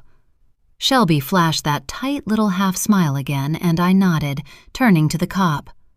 "My rudeness is inexcusable," I said, fixing the fake smile I always offered cameras on my face and returning to my spot on the couch. "Please come in, officer. We hope this doesn't take too much of your time." "I get it." The cop walked warily into the great room, looking around before his eyes settled on Shelby and then me. "I can imagine emotions are running high here today. I won't hold anything against you, Mrs. Malone." "Please, have a seat." "Mrs. Malone tells me that you're Mrs. Harris?" The cop focused on Shelby. She moved her jaw like she was going to speak, but then she just nodded. "I'm very sorry for your loss," he said, clearing his throat. "I came here this morning to talk to Mrs. Malone about her dog, and she said you ladies had some questions about the accident last night. As it happens, my brother is working the scene, and I'm happy to try to help you." "Schutz did not eat her stupid cat as I told you outside," I said, uncrossing my feet and recrossing them the other way. "All the same, I'd appreciate any footage you have from your security system," he replied. "You have a dangerous animal on the premises, and I'm sure you know that your neighbor can be persistent." I snorted before I could help myself. That's a polite word for it, and Schutz is not dangerous. He's just protective. Glancing at Shelby, I noted the way her eyes got wider with every word we said, so I leaned forward and changed the subject. Any details you might be able to share about what happened last night would be much appreciated. Yes, ma'am. I should tell you first that our fatality team is back out there this morning, and we do have 2 trained reconstructionists, but one of them is out of town right now. How long will this take? I asked. The investigation, I mean. Days to weeks, depending on what we find. The longer it dragged on, the more press it would get. I didn't say that, though. What have you found? Yes, ma'am. Well, you know it was raining pretty hard, and they were driving at a high rate of speed out on 1276. It gets awful dark out there, and, well, something sent the car off the road. Our officers didn't find evidence of what it might have been, at least not last night. We do still have the scene blocked off, and personnel back out there going over it this morning. But they went straight into a tree, probably at better than 80 miles an hour. The car split around the trunk, and they were both thrown from the vehicle. He looked up at the ceiling. I think it's better I stop there. My heart pounded my ribs like they owed it money, my head turning toward Shelby as hers turned toward me. I saw my own confusion and disbelief reflected clearly on her face, and I knew in my bones she wasn't going to talk to this cop when I was sitting there to be the Widows Club spokesperson. I'm sorry. I turned back to the deputy. Are you saying our husbands were together? In the same car? Chapter 9, Shelby. Wednesday, 10:33 a.m. The sheriff's deputy, his nameplate said Vincent, and I wondered if it was a first or last name, blinked at Josephine. Yes, ma'am, 1 vehicle, a yellow Lamborghini Revuelto. He looked from Josephine Malone to me and back again, his fingers drumming the brim of the Stetson in his hands. Is everything okay? I could tell from the look on her face that she was shocked, but in my experience, telling cops anything at all was best avoided if possible. It's a whole lot to hear, I said, keeping my voice low and my eyes on his shoulder instead of his face, so I didn't sound as panicked as I was. Picturing what you said about the car, I pressed my fingers to my lips and shook my head. I'm sorry, he said quickly. I don't have to talk to people about things like this very often. It's okay. Josephine popped back to life like a switch had been thrown, smiling at the officer and standing. We don't want to keep you. Will someone let me know about what to do about the car and everything else? Yes, ma'am. He stood, settling his Stetson back on his head and offering the kind of half-smile people do when they feel bad for you. I hope you ladies have I hope your day gets better. Josephine showed him out, leaning on the backside of the door for 3 breaths once it was closed before she turned back to me. You didn't know that either. I couldn't tell if it was supposed to be a question. I just shook my head. I don't understand, she said. How would they have known each other? Why would Trevor have been driving him somewhere? Something I couldn't quite get flashed across her face, her perfect, wrinkle-free forehead even jumping a little before she spoke again. 1276. What's even out there that's open so late? I watched her face for a few beats. She looked downright bewildered. I cleared my throat. The manor at Oakwood Ranch is just off 1276. It's a resort on the river? I heard my voice go up at the end like I was asking her a question. Like there was any chance that Josephine Malone didn't know the nicest hideaway resort and spa in the state, according to 3 different magazines. She nodded. Trevor played golf there often. He loved that course. But he wasn't headed out there to play golf at 9 o'clock at night. The club room at the manor is open until midnight, I said. The clubroom was the bar at the manor at Oakwood Ranch. It had been photographed more than any rock star. Its dark paneled walls, navy rugs, and marigold accents perfectly tasteful, down to the copper nailheads decorating the bosque leather chairs surrounding the polished walnut tables. It was a sanctuary for Texas millionaires, the kind of place where money and power conspired to take over the world. The kind of place Wayne and I didn't belong. One of Josephine's eyebrows twitched like she would have lifted it if she could. "Was your Wayne a frequent guest at the clubroom?" I heard the disbelief in her voice and chose to ignore it. I didn't have the energy to be offended on Wayne's behalf. "It seems like the kind of place the man who lived here would have liked. They were in your husband's car," the deputy said. I didn't want to tell her Wayne knew the place because I worked at the manor as a maid. She'd looked down on me more than she already must, and I was still trying to shake off her son asking me if I was applying to work here. She tipped her head to the side. "Maybe.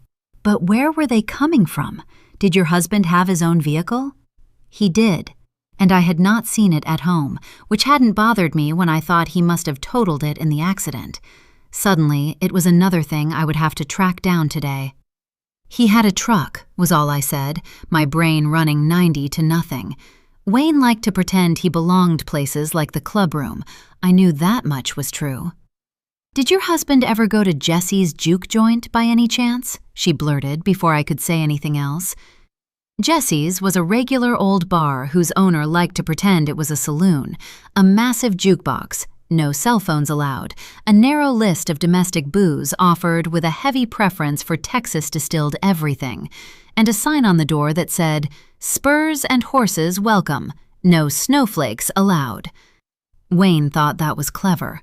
I'd always thought it was stupid. But a lot of the time, I also thought Wayne was stupid, so that fit. "Did your husband ever go to Jesse's?" My eyes went wide, and I couldn't hide the surprise in my voice. I couldn't picture a guy in an Armani suit with a monogrammed button-down in that place. The inside smelled like stale beer, cigarettes, and wasted potential, and was furnished with a mishmash of beat-up wooden tables and chairs, a few stools scattered around the bar. "Sometimes," she sighed, returning to her seat on the couch. "I told him 1,000 times no good would come of it.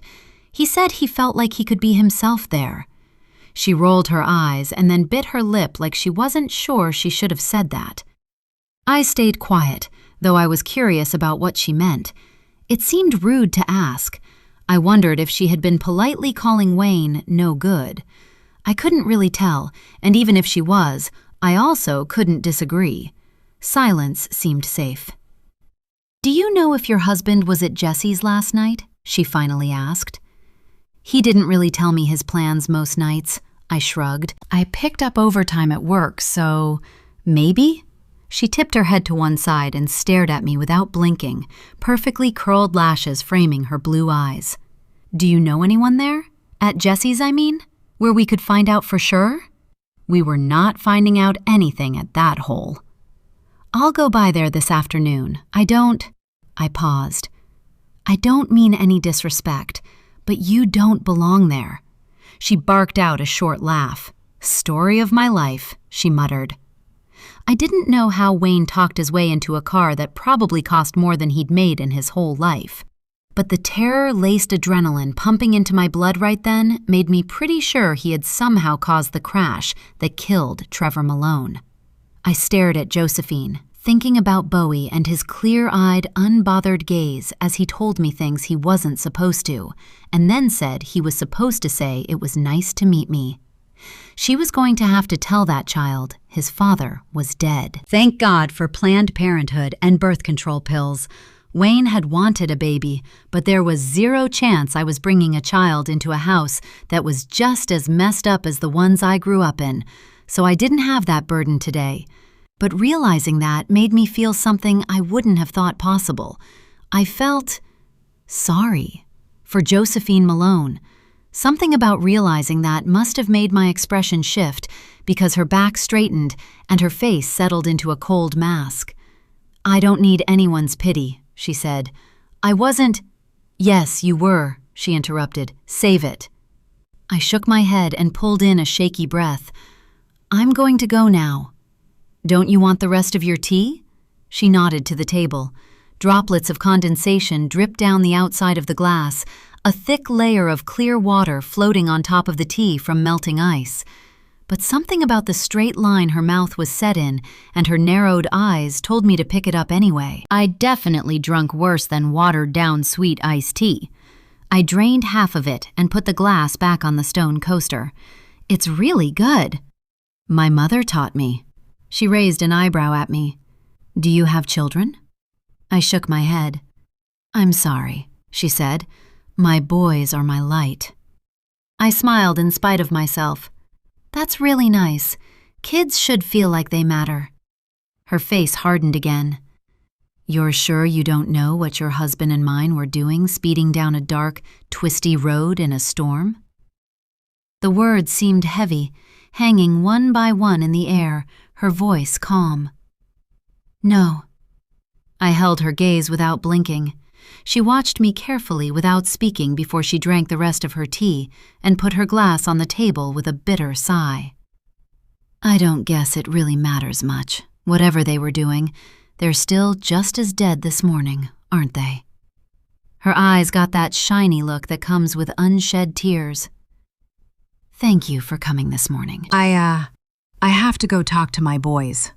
I shot to my feet like the sofa had a cattle prod hidden inside. I'm so sorry. She went to the closet and handed me the bag of Wayne's things. The stench of cigarettes and cheap beer coming from it said I had the right one this time. Do you mind if I save your number? She asked as she opened the door and stepped out onto the porch. The day was the kind of glorious we only saw in Texas a handful of times a year. Cool and dry with a big sky showering everything with sunshine. I guess so. I looked around for Schutz. She waved her hand. I put him in his camp when the deputy got here. His camp? I just nodded. I didn't need to get any more tangled up in Josephine Malone's world. She ducked her head and turned back for the door, and I bolted for the car, fumbling the keys out of my pocket. I was halfway there when her voice stopped me. Shelby. Every cell in my body screamed at me to get in the car. It was like I could feel the regret turning around would bring in advance. But then Bowie's earnest smile popped through my thoughts. Damn it! I spun slowly on one heel. Yes? I don't have many friends, she sighed, looking up at the sky. With Trevor gone too, I just wondered if we might... She stopped talking and I felt my forehead bunch up. I'm not sure She stared me straight in the eyes for a minute and then shook her head. Never mind. It's probably stupid. I sighed, leaning on the car door. What is? I just thought maybe you and we could... I don't know. It's unusual, losing your husband like this. A weird thing to have in common, especially in a small town like Pine Creek. It was nice having someone to talk to this morning. I felt my head nodding almost in spite of everything common sense was telling me. And then something changed. In my head or in my heart, I couldn't tell, but it made me smile at her, a real smile. I guess it was, wasn't it? I nodded. Sure, give me a call whenever you want. Her face lit up in a way that made me fully understand the meaning of the phrase, her hand going to her heart. I'll do that. Thank you, Shelby. It's been nice to meet you, though I wish it hadn't been this way. I slid behind the wheel of my car, my heart pounding in my ears, the only thing I could hear until I was almost back to town. Who would have ever thought Josephine Malone could be lonely? Not that I could ever actually be friends with her, but if I was going to get clear of Wayne Harris once and for all without ending up in prison, having her think I was her friend might not be a terrible idea. It might even save me in more ways than one. She just had to believe me. Chapter 10. Josephine. Wednesday, 10:47 a.m. They were in the same car. My husband and some two-bit loser he'd probably picked up at Jesse's godforsaken saloon. I knew I should be thankful for every single small favor here, not the least of which was that, despite our struggles lately, Trevor hadn't had a woman in the car with him. Explaining that to my sons would have made me vomit. I had to know what he'd been up to, of course. I had entirely too much to lose here to dismiss that. But first, I had to take care of my boys. Crockett had been in his room for more than an hour, which meant he had either cried himself back to sleep or lost himself in a book or a video game. Bowie, usually my first priority, didn't know yet, so I went to Crockett's door first. He yanked it halfway open at the first tap, his pajamas replaced by worn jeans and a faded t-shirt Trevor had bought him at the Alamo that was 2 sizes too small now. He tugged it down over the belt loops on his jeans as he stepped into the hall, pulling the door closed behind him. "What?" He stared at me with that special brand of insolence reserved by the Almighty for gangly, athletic teenage boys with too much wit and charm for their own good. "I just wanted—" I couldn't force more words past the lump in my throat, my eyes stinging with watery mascara and a fresh batch of tears as I looked at my son. My sweet boy, always easy with smiles and quick with a joke, actually looked older than he had an hour ago in the kitchen. His face looked harder, more haggard, and more of the light had gone out of his red-rimmed eyes. He had been through so much already, losing Olivia. For the millionth time since Christmas, I wished I could take that pain on myself and mend his heart. "To check on you," I whispered finally. "I know you're feeling a lot of big feelings, and I'm here." "Don't do that, Mom." The chill in his words could have frozen Lake Travis in the middle of August. "Do what?" "Talk to me in therapy speak. I'm not Bowie. I'm not feeling big feelings." He wiggled his fingers in air quotes. "I am grieving my father. I am grieving my first love. I am shattered, broken, trying to wrap my head around the idea that I'll never see either of them again. And I am monumentally pissed at you. I don't need your help right now." "Why?" I choked out, a tear breaking through the remnants of 4 coats of mascara to run down my cheek. "I didn't even get to say bye to him yesterday." Crockett leaned against the wall. "He was upset when he left, and he blew right past me, and that's on you, Mom. I didn't even get to tell him I loved him, and he never came home." My throat felt too small and tight for air. Dear God, he'd hurt us. How much had he heard? Staring at his sweet face, lined with pain no kid his age should know, I couldn't ask. "I didn't mean—" I began. "I don't care," Crockett barked, letting his head thump back against the iris-colored wall and sighing. "Someday I might, but today, if you want to help me, just let me be mad at you. I need something to be mad at." His voice broke on the last word, and he sniffled, wiping his eyes and then his nose with the back of one hand. I nodded, wiping my own face. "Whatever I can do for you, sweetheart. Always." I'd never said anything truer in my life. "Bowie?" Crockett closed his eyes. "Not yet." He nodded slowly. "I'll come with you." "Oh, baby, you don't have to do that." "He's my only brother, and this is going to gut him, Mama. I want to be there for him." I nodded, and we both set our shoulders and strode down the hall to Bowie's big, thick door like we were marching into battle. I raised one fist, paused.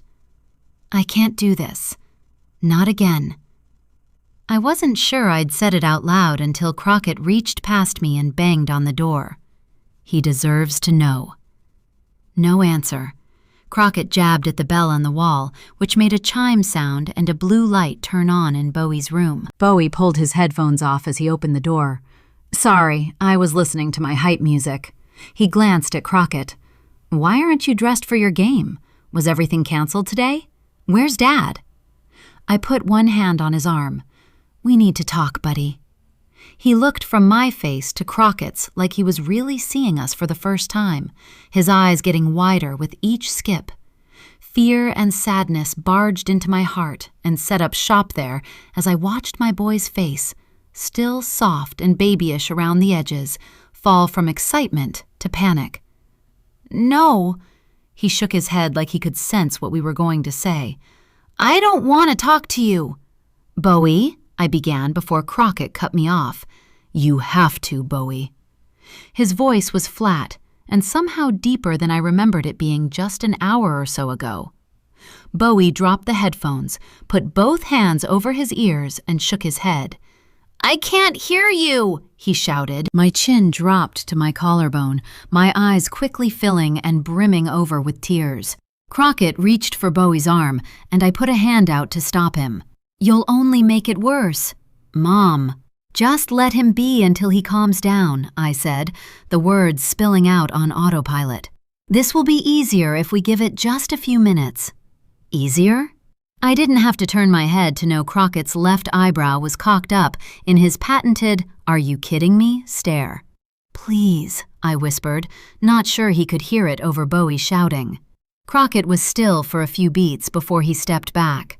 I watched tears rain from my own eyes and splatter on the polished planks of the cherrywood floor Trevor had insisted we install up here instead of the cheaper oak, keeping my head down so Bowie wouldn't notice. Bowie stopped shouting after about 2 minutes. His breathing slowed after 4. By the time 5 had passed, I saw his hands drop to his sides and heard a sob escape his throat. "Where is Dad?" The words came out strangled, like fear had wrapped tentacles around them and started to squeeze. "There was an accident last night, sweetheart." It didn't even sound like my voice, drifting softly into the still, quiet house that was almost never still or quiet when the boys were home. I looked into my son's eyes, my heart stuttering when his chin started to quiver. "Mama?" Bowie's voice was 2 octaves higher than it had been in more than a year, like my squishy little boy was digging his way out of the gangly new teenager in front of me. He hadn't sounded so much like he needed me in years. How in the world was I supposed to protect him from this? From me?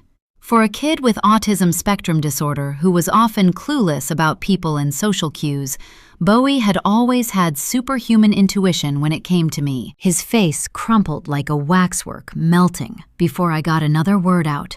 His eyes locked on mine for what felt like 1,000 years before they went to Crockett and the first tears fell. I opened my arms and he fell into them, and then, somehow, we were on the floor, his face buried in my shoulder, his sobs so big and wrenching they shook us both. I had no idea how long we stayed that way. Long enough that Crockett got tired of standing there and patted Bowie's shoulder twice before he returned to his own room and shut the door. Finally, the sobs racked Bowie's shoulders a little less.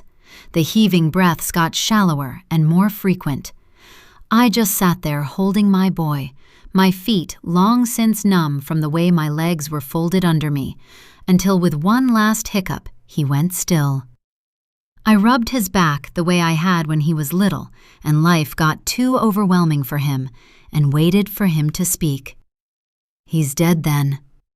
It wasn't a question. There wasn't a single note of hope in his tone, just flat, final. "I'm so sorry, buddy." I choked on the last word. Bowie sat up, pulling his glasses off and wiping at his eyes with the back of one hand before he put the glasses back on and looked at me. "Sorry for what? You didn't kill him. Do you know what did?" "His car went off the road going very fast," I said. "It hit a tree." "Where?" "Out on 1276. His forehead wrinkled. "Where is there a tree out there?" "The police said Dad found one." He pulled in a hitching breath and sat up. "That's why I can't go to my game?" I nodded. Bowie looked at his watch, a black and gold Casio digital that had to be an antique. It was Trevor's when he was a kid, and Bowie wouldn't have taken a Rolex in its place even before this. "It's too late to go now anyway. They're warming up." I nodded, stumbling to my feet and grabbing for the door frame when the pins and needles Bowie used to call bees in my toes hit both my legs like an angry hive. Bowie's hand shot out, alarm on his face. "Are you okay, Mama?" The corners of my lips edged up in the smallest smile. Bees in my feet. He stared at me for 3 breaths and then burst out laughing. Crockett appeared behind me with the stealth skills of a ninja. What's going on here? He didn't sound amused, but Bowie only laughed harder when I fell into the wall trying to jump out of my skin when I heard Crockett's voice. Mom? Crockett sounded annoyed. Let me be mad at you, he'd said. I could do that. My feet are asleep, I told Crockett. I'm hungry, Crockett announced, his face going stormy as he tapped Bowie's arm. I stood up straight, most of the blood back where it belonged in my feet and ankles. A task. I needed desperately to take care of them right then. I'll get you guys something to eat, I said, nodding like I'd just won a prize and hurrying to the stairs before Crockett could snap at me again. At least Bowie looked mostly okay. I didn't really know why, but I wasn't turning away from small blessings either. 20 minutes later, I balanced a tray of assorted sandwiches, peanut butter and grape jelly for Bowie, sliced honey chicken for Crockett, on my left hip as I tapped on Crockett's door. The boys didn't answer, probably playing a game. I counted to 5 before I opened it. Either they had their headphones on, or Crockett was pouting. If he needed someone to be mad at, well, I could wear that hat for him, for as long as I could stand it anyway. But right then, I was the snack wrangler, and teenage boys have to eat. He wouldn't ask me to leave. Hey, sweetheart, I said, stepping into chaos and putting the sandwiches on top of a pile of papers and books covering the chest of drawers, surveying the room with my best fake smile. No answer. No boys. I felt the smile fade. Saying the room looked like a tornado had been through it didn't do it justice. A tornado could only dream of making such a mess. Clothes covered every single surface, including the bed, never mind the walk-in closet that was bigger than most people's bedrooms. Sports gear of every stripe littered the layer of jeans, chinos, and assorted shirts covering the wide plank cherry floors and plush rug. Lacrosse poles, footballs, baseballs, and half a dozen bats, even a hockey stick and a pair of $1,000 skates from a brief fling with the sport last winter. He's going to cut his foot off, I muttered as I picked up the skates, both blades up, and put them on a shelf in the closet. I went to the bathroom door and knocked. Buddy, we have to talk. I'm worried about you. Please come out. 5 beats. No answer. I listened for water running, but didn't hear any. I rattled the knob. Crockett, you're being disrespectful. I won't tolerate being ignored. Not today. Open this door. I never sounded so stern when I spoke to him. Nothing. This wasn't like him. Crockett was our golden boy. Messy, always literally and sometimes emotionally, sure, but he was a teenager. Finding his own way through that awe-inspiring era when they're no longer children but not yet adults, when they're still soft and irresponsible, but you can see bits of the good person they'll grow up to be peeking through all that childhood disarray like rainbows in a summer storm. Crockett reminded me every day in 1,000 little ways how much I loved being a mom.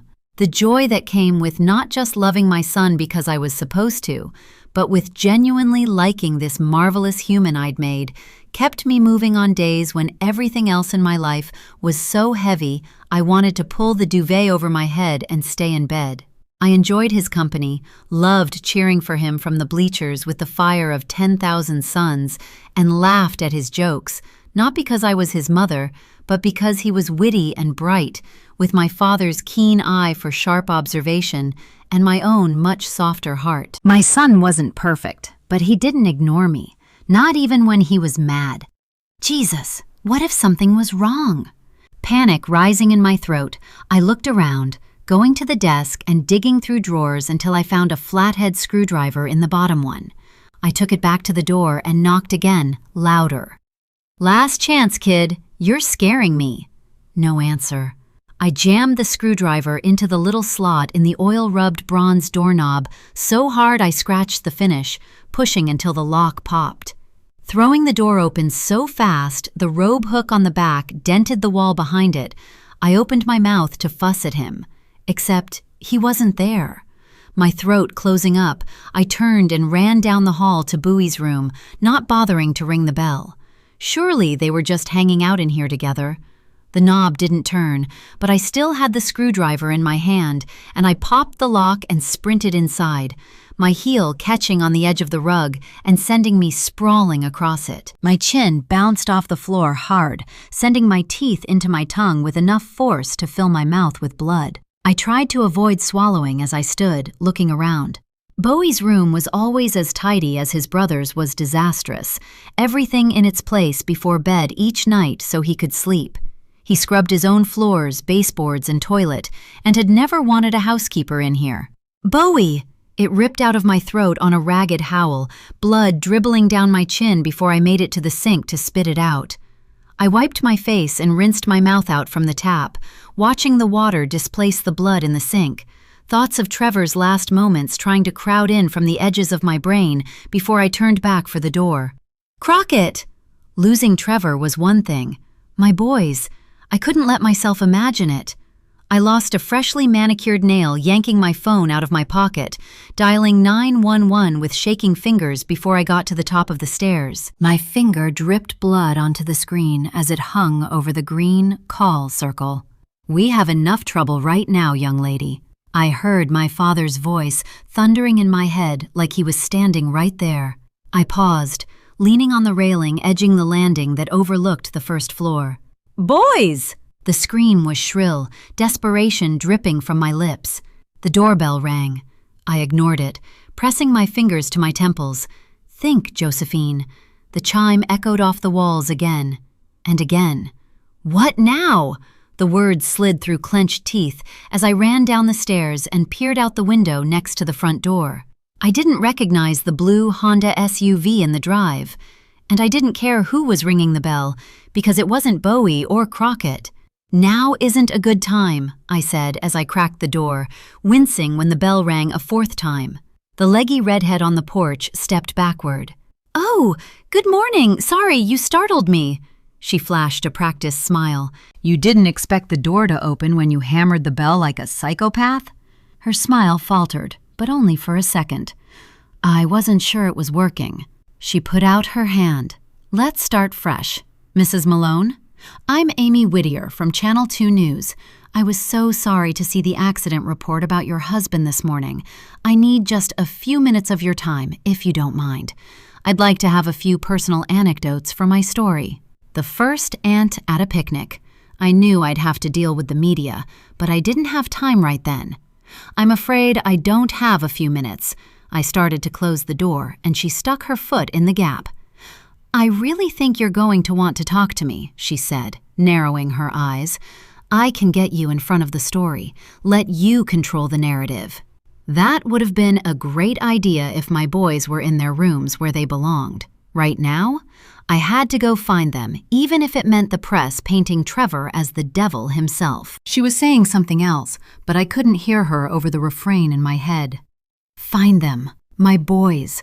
I had to find my boys. "Get your foot out of the door and yourself off this land." My voice was cold, but thick with panic and tears. She blinked at me, but she didn't move. I leaned on the door and she gritted her teeth and pushed back. Fine. I let go of the door and watched her fall into a heap on my side of the threshold. "If you're not gone in 10 seconds, I'll go let the dog out," I said. "Schutz weighs 135 pounds and is a trained guard dog. He won't like you." She stared for 2 seconds before she scrambled to her feet, ran to her little blue SUV, and sped off. Good riddance. Now, focus, Josephine. Find the boys. They clearly weren't in the house. Where would they have gone? Where could they have gone?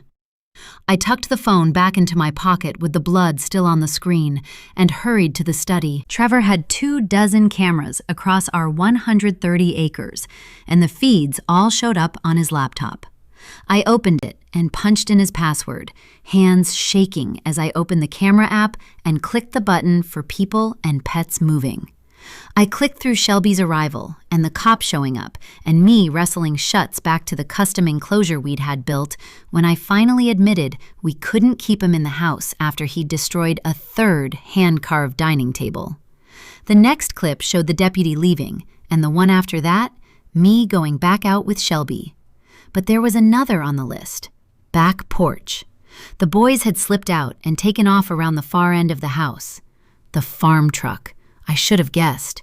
The way Crockett had slithered out of his nearly closed door at my first tap, and then sent me to make a snack. The icy brick of fear that he took Bowie somewhere settled in my middle, heavy and sure, and I very nearly vomited all over the thick Persian rug Trevor had brought back from the trip that also brought us Schutz.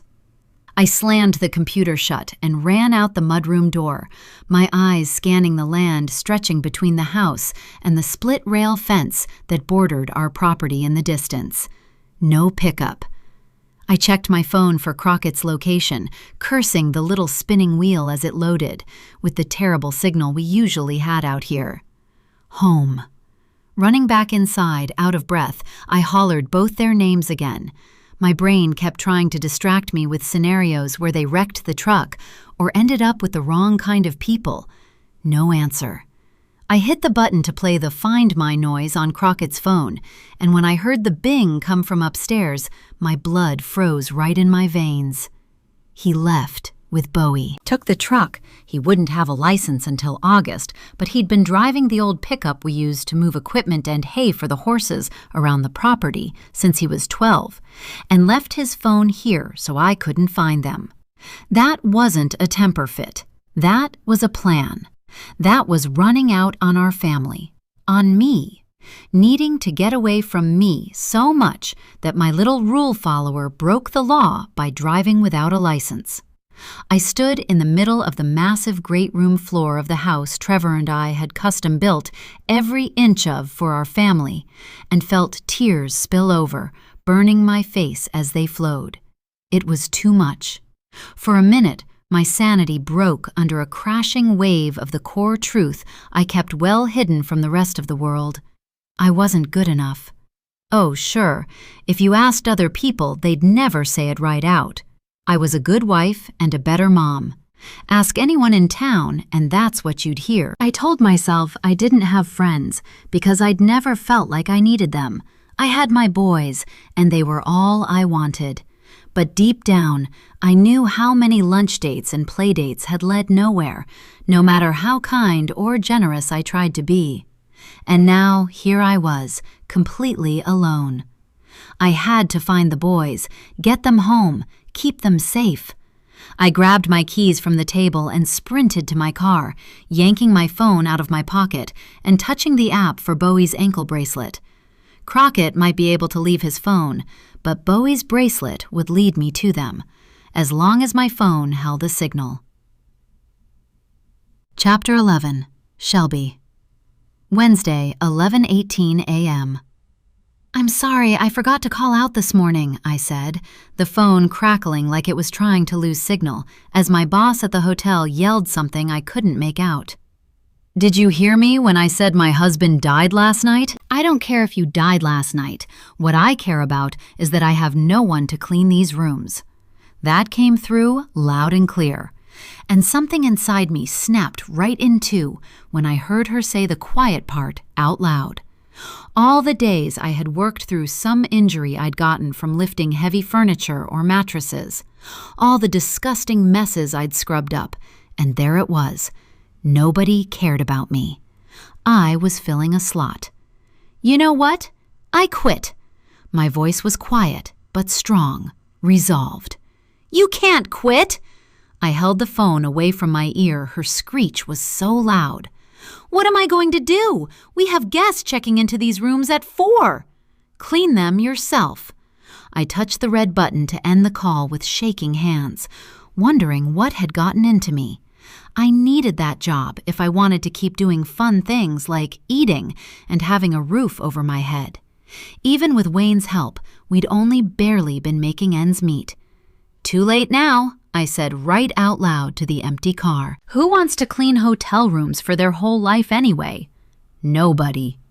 Mine was the kind of job people did because they had to, not because they wanted to. I tried to swallow panic. I had one more check coming from the hotel, and I'd find something else.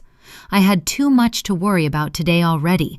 Looking for a new job would keep until tomorrow. I was almost back to town, but it was too early to go to Jesse's saloon. No one would be there. I'd check Wayne's pockets for cash and get some coffee at the diner, maybe buy a paper and see if anyone was hiring. Pine Creek was the kind of town where people still use the classifieds, the paper. That panic I couldn't swallow without choking. Oh my God. Trevor Malone was dead in a car crash, and my husband had been with him, and until that second, I hadn't realized this would be big news. Everything about me went slack, even my hands on the wheel. The car drifted right because it wasn't aligned well, which is how I noticed the kid standing in the dirt by the side of the road, hands in his pockets, chin touching his chest. Something was familiar about his hair and his posture, but I didn't realize why until I'd stopped the car and put the window down and he looked at me. "Bowie?" I blinked. "Are you okay?" Tears ran down his face and dripped from his chin as he shook his head. I shut the car off and got out, rounding the trunk and stopping when he stumbled backward, remembering that his mother said he didn't usually talk to strangers. "Where's your mom?" I asked. He shrugged, his whole torso shuddering with a ratcheting breath. "Who the hell are you?" The voice was deep and loud and came from entirely too close behind me. I spun, putting my hands up. "I'm just trying to help." "We don't need your help." The other boy was taller and broader than Bowie, but they looked so much alike. This had to be Bowie's brother. "She was at our house this morning," Bowie said, his voice wavering with tears. "But she's not applying to be the new housekeeper." That remained to be seen, now that I had quit my job on a whim, but I didn't need to say that right then. "I'm Shelby." I looked at Bowie and then back at his brother. Bowie was crying. I was talking to your mother about a mix-up at the hospital." Crockett's blue eyes, Josephine's eyes, widened, his voice going up. "A mix-up? Is my dad not dead? Is he actually okay?" Oh, Jesus, of all the times to choose my words poorly. No, I sighed when his face fell, and Bowie sobbed behind me. "I'm sorry, that's not what I meant. My husband was in the car too. They gave me your dad's things by accident." Crockett's brow furrowed, his mouth turning down at the corners. "I'm sorry about your husband." "I'm sorry about your dad." He nodded, scuffing the toe of his sneaker in the dirt. "Me too." I looked around, spotting an old farm pickup with steam billowing out from under the hood, which was buried in a scrubby little mesquite tree. "Where's your mom?" I repeated. "I don't care," Crockett said, the ferocity dripping from the words sending my eyebrows to my hairline. I didn't really know how to ask why he was mad at his mother, so I just nodded to the pickup. "What happened to the truck?" His chin jutted out. The right front tire blew. "Crockett couldn't keep the truck on the road," Bowie said. "I thought maybe we were going to die like Dad did. We hit the tree too." "I wouldn't let anything bad happen to you, buddy," Crockett said, his voice low but somehow fierce. "I would never let anything bad happen to you." I looked between the two boys, trying to choose my words carefully. "Does your mom know you guys are out here in the truck?" "I told you, I don't care," Crockett said. "I'm sure she'll be worried about you." I dipped my chin, trying to catch his eyes, which were fixed on his leather Nike sneakers. He looked up at me, tears welling in his eyes as he nodded. "It's her own fault." He looked at my car. "Can you take us to the bus station?" "No," Bowie said softly. "It's okay, buddy. I'll be with you." "No getting in cars with strangers." Irritation flashed across Crockett's face. He opened his mouth to reply, and I interrupted before he could speak. "Where are you getting a bus to?" I asked. "Sweetgum, my grandpa's house." "Do you have money for tickets?" "I'm not stupid." His eyes narrowed. "Of course I do." "And you think your grandpa won't call your mom?" "He won't make us leave." Crockett traced the line he was digging in the dirt with his toe faster, stirring up dust. "I mean, he doesn't really know us, but letting us stay will piss off my mom, and he has servants to take care of everyone." "I don't know the servants," Panic flitted across Bowie's face. "I know, buddy, but I promise it's safe. I'll be there. You'll get to know them." Crockett's jaw flexed, but his tone stayed steady and soft. "I just wanted to go to my game." The last word faded into a sob, and Crockett moved past me to put one hand on his brother's shoulder. "You remember what I said, right?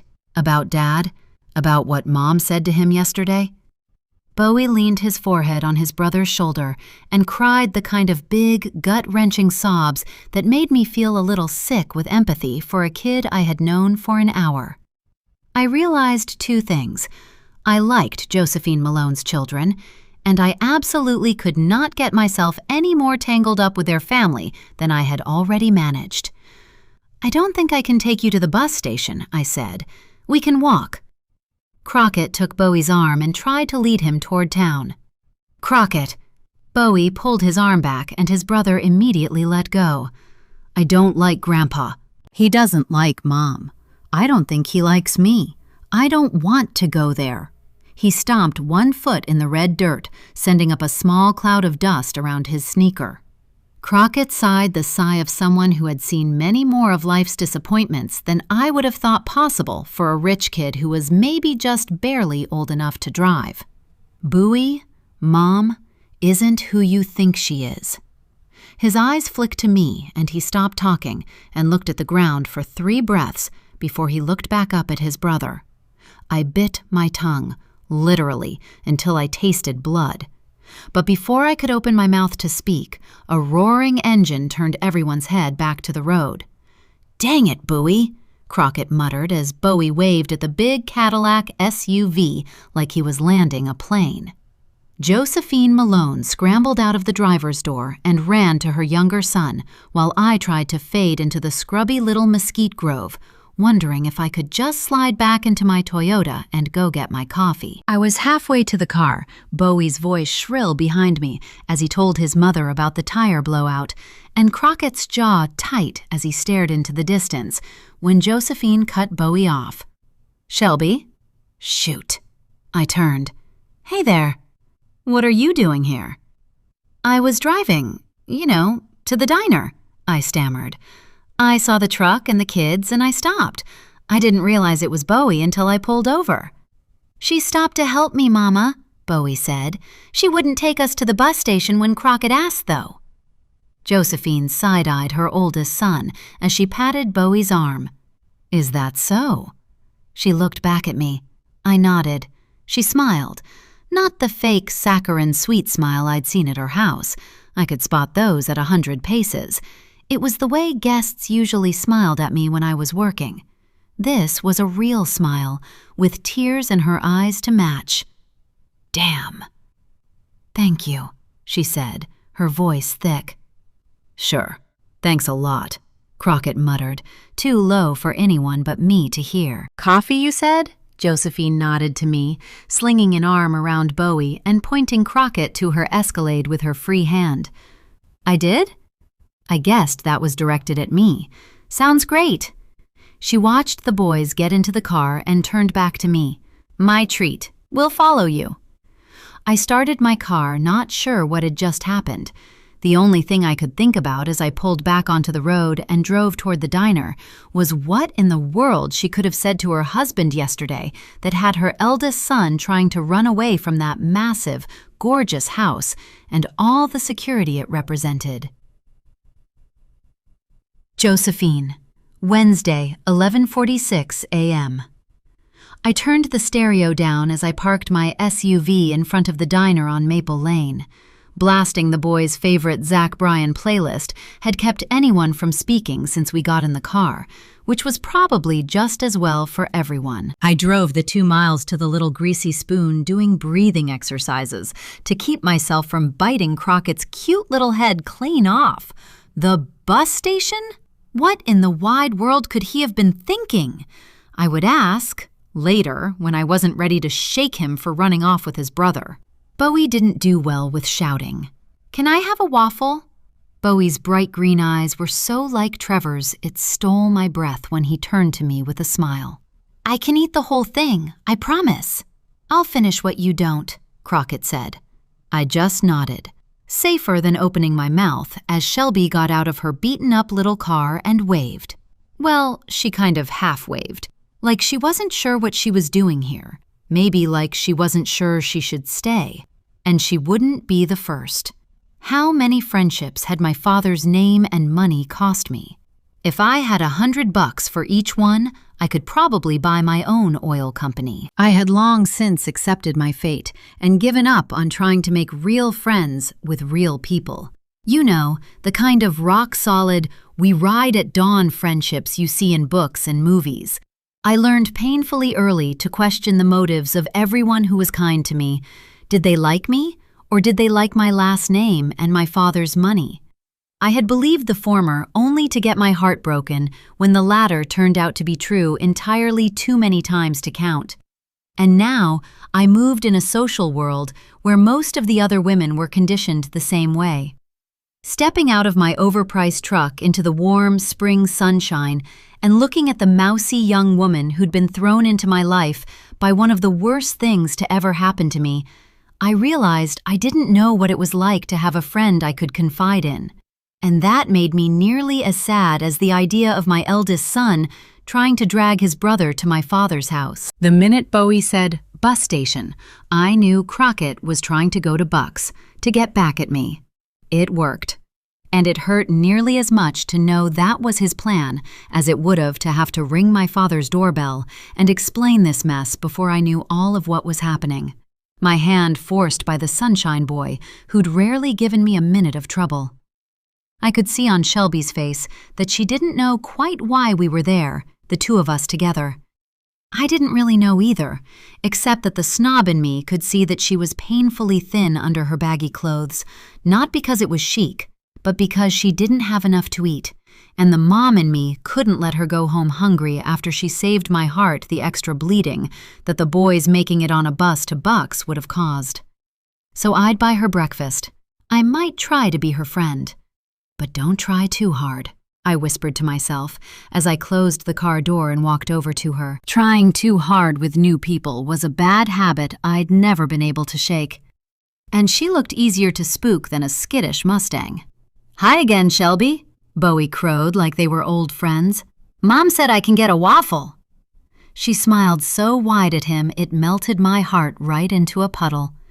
Maybe for just a few minutes, we could all take a break from grieving yesterday's losses. A little food, a little coffee, a little company. Could that hold some of the weight of the sadness, even for a little while? "I love their waffles here. They're the best," Shelby told Bowie softly. I glanced at Crockett, shuffling behind his brother with his head hanging, and my heart stuttered. He'd stopped talking about Olivia a little at a time the past few months, but she was his first love. Of course, the fresh loss of his dad was dredging up sadness that could only be buried in a shallow grave by now, if that. That minute, I wanted to see Crockett smile more than I wanted my next breath. I could be strong for my boys. I squared my shoulders, lightened my tone. "Waffles for everyone," I said, pulling the door open. "Carbs be damned." Crockett didn't look up, but I winked at Shelby, and she giggled. That was a good start, at least. Everyone at the table dove into a waffle as big as their face with equal enthusiasm. Shelby, because she was literally starving. Bowie, because he was excited to be allowed to have so much sugar. Crockett, because a 15-year-old athlete is always some variety of hungry. And me, because I hadn't eaten anything resembling bread since before Christmas. But somewhere between the car and the front door, I'd realized Trevor would never call me a heifer again. Real butter mingled with maple syrup in the little hollows atop the perfectly crunchy, yet somehow soggy bite, exploding across my tongue and sending a tingle zipping through every nerve ending from my mouth to my toes. My eyes fell shut, and I chewed slowly before I cut another piece. Delicious, decadent, and forbidden. Could a waffle in a small-town diner be better than sex? All signs pointed to, very possibly. I twirled my fork and sighed, forcing myself to slow down by sipping my third cup of coffee of the morning. Maybe I'll get fat. Crockett snorted, and Shelby's fork stopped scraping over her plate. I looked up. Did I say that out loud? I felt a dull sting as my cheeks heated. Whoops! Are you not supposed to say you want to be fat? Bowie asked around a mouthful of waffle and strawberries. I like food. I could be fat with you if you want, Mom. There's nothing wrong with people looking however they want to look. I returned Bowie's smile. Dad said there was, Crockett muttered. Shelby coughed, choking slightly on her orange juice at Crockett's words. Your father wasn't right about everything. I pinched my lips together. But you are? His voice was low and hard, his eyes holding my gaze, and his hand gripping his fork so tightly his fingertips were white. I didn't say that. Shelby pushed her plate away and took a swig of her second cup of coffee, then let out a burp that made Bowie laugh. Crockett flinched, turning on the cracked red vinyl bench to face her before he laughed too. I shook my head at Crockett and took another bite of my waffle. It wasn't as crisp, but somehow the way the butter and syrup had soaked into the pastry created a texture and flavor that was nothing short of magic. I glanced at Bowie, who was chewing another huge bite of his food. I'm glad you're enjoying your waffle, I said. Watching Bowie tear through his plate reminded me that a grief counselor had told my mother once that children process loss in small bites. They feel it and they're sad, and then they might ask to go outside and play or turn on a favorite movie, she'd said. That's how their brain protects them. Almost on cue, Bowie smiled. I'm glad you are too, Mom. You don't eat enough. He used the handle end of his fork to push his glasses back up his nose. It's hard to imagine having plenty of food whenever you want it and not being big, Shelby said. I don't think I could manage that. I flashed a tight smile. Self-discipline was a hallmark of the Malone house. I didn't say the quiet part, the part about Mother's punishments. I'd spent a decent chunk of my childhood being forced to stuff myself with forbidden foods, like chocolate and crackers, until I vomited. Not once, but several times, so I'd really hate whatever food had offended her that day. Other days, the ones where she caught me eating something she thought I shouldn't, which ranged from apples to bread, she'd lashed my backside and legs with a willow switch until I bled. I had done plenty of things as a mother I wasn't proud of, but I had never laid a hand on either of my boys in anger. Crockett and Bowie were both active kids who seemed to have their father's speedy metabolism, though if they hadn't, I still wouldn't have played food police. Whatever I had done right or wrong with my boys, at least they would have different issues than I did. My rule of thumb for parenting had always been to not do anything like my own folks had. Hey, Mom, did anyone ever find out who killed that lady? Bowie had finished his waffle and was looking out the window. The lady you said Grandpa used to know? Evelyn Burrows? What made you think of her? I put my fork down and turned my head. I was thinking about Dad, and then I started to get sad, so I had to think about something else, because Dad said men don't cry in front of other people. He set his jaw and sat still, tears welling up. 3 deep breaths later, he was able to talk again. Since Dad died, I was thinking about that last person you said died here, and that lady Grandpa knew is the last one I remember. And then I wondered if anyone caught whoever killed her. So I asked, was I not supposed to ask about her here? I patted his arm. You can always ask me questions about anything you want. I turned to Shelby. Bowie often sneak attacks the nearest adult with random questions. Shelby's eyebrows went up before she nodded at my son. I like curious minds. Mom said the dead lady was a bad person that people just thought was a good one.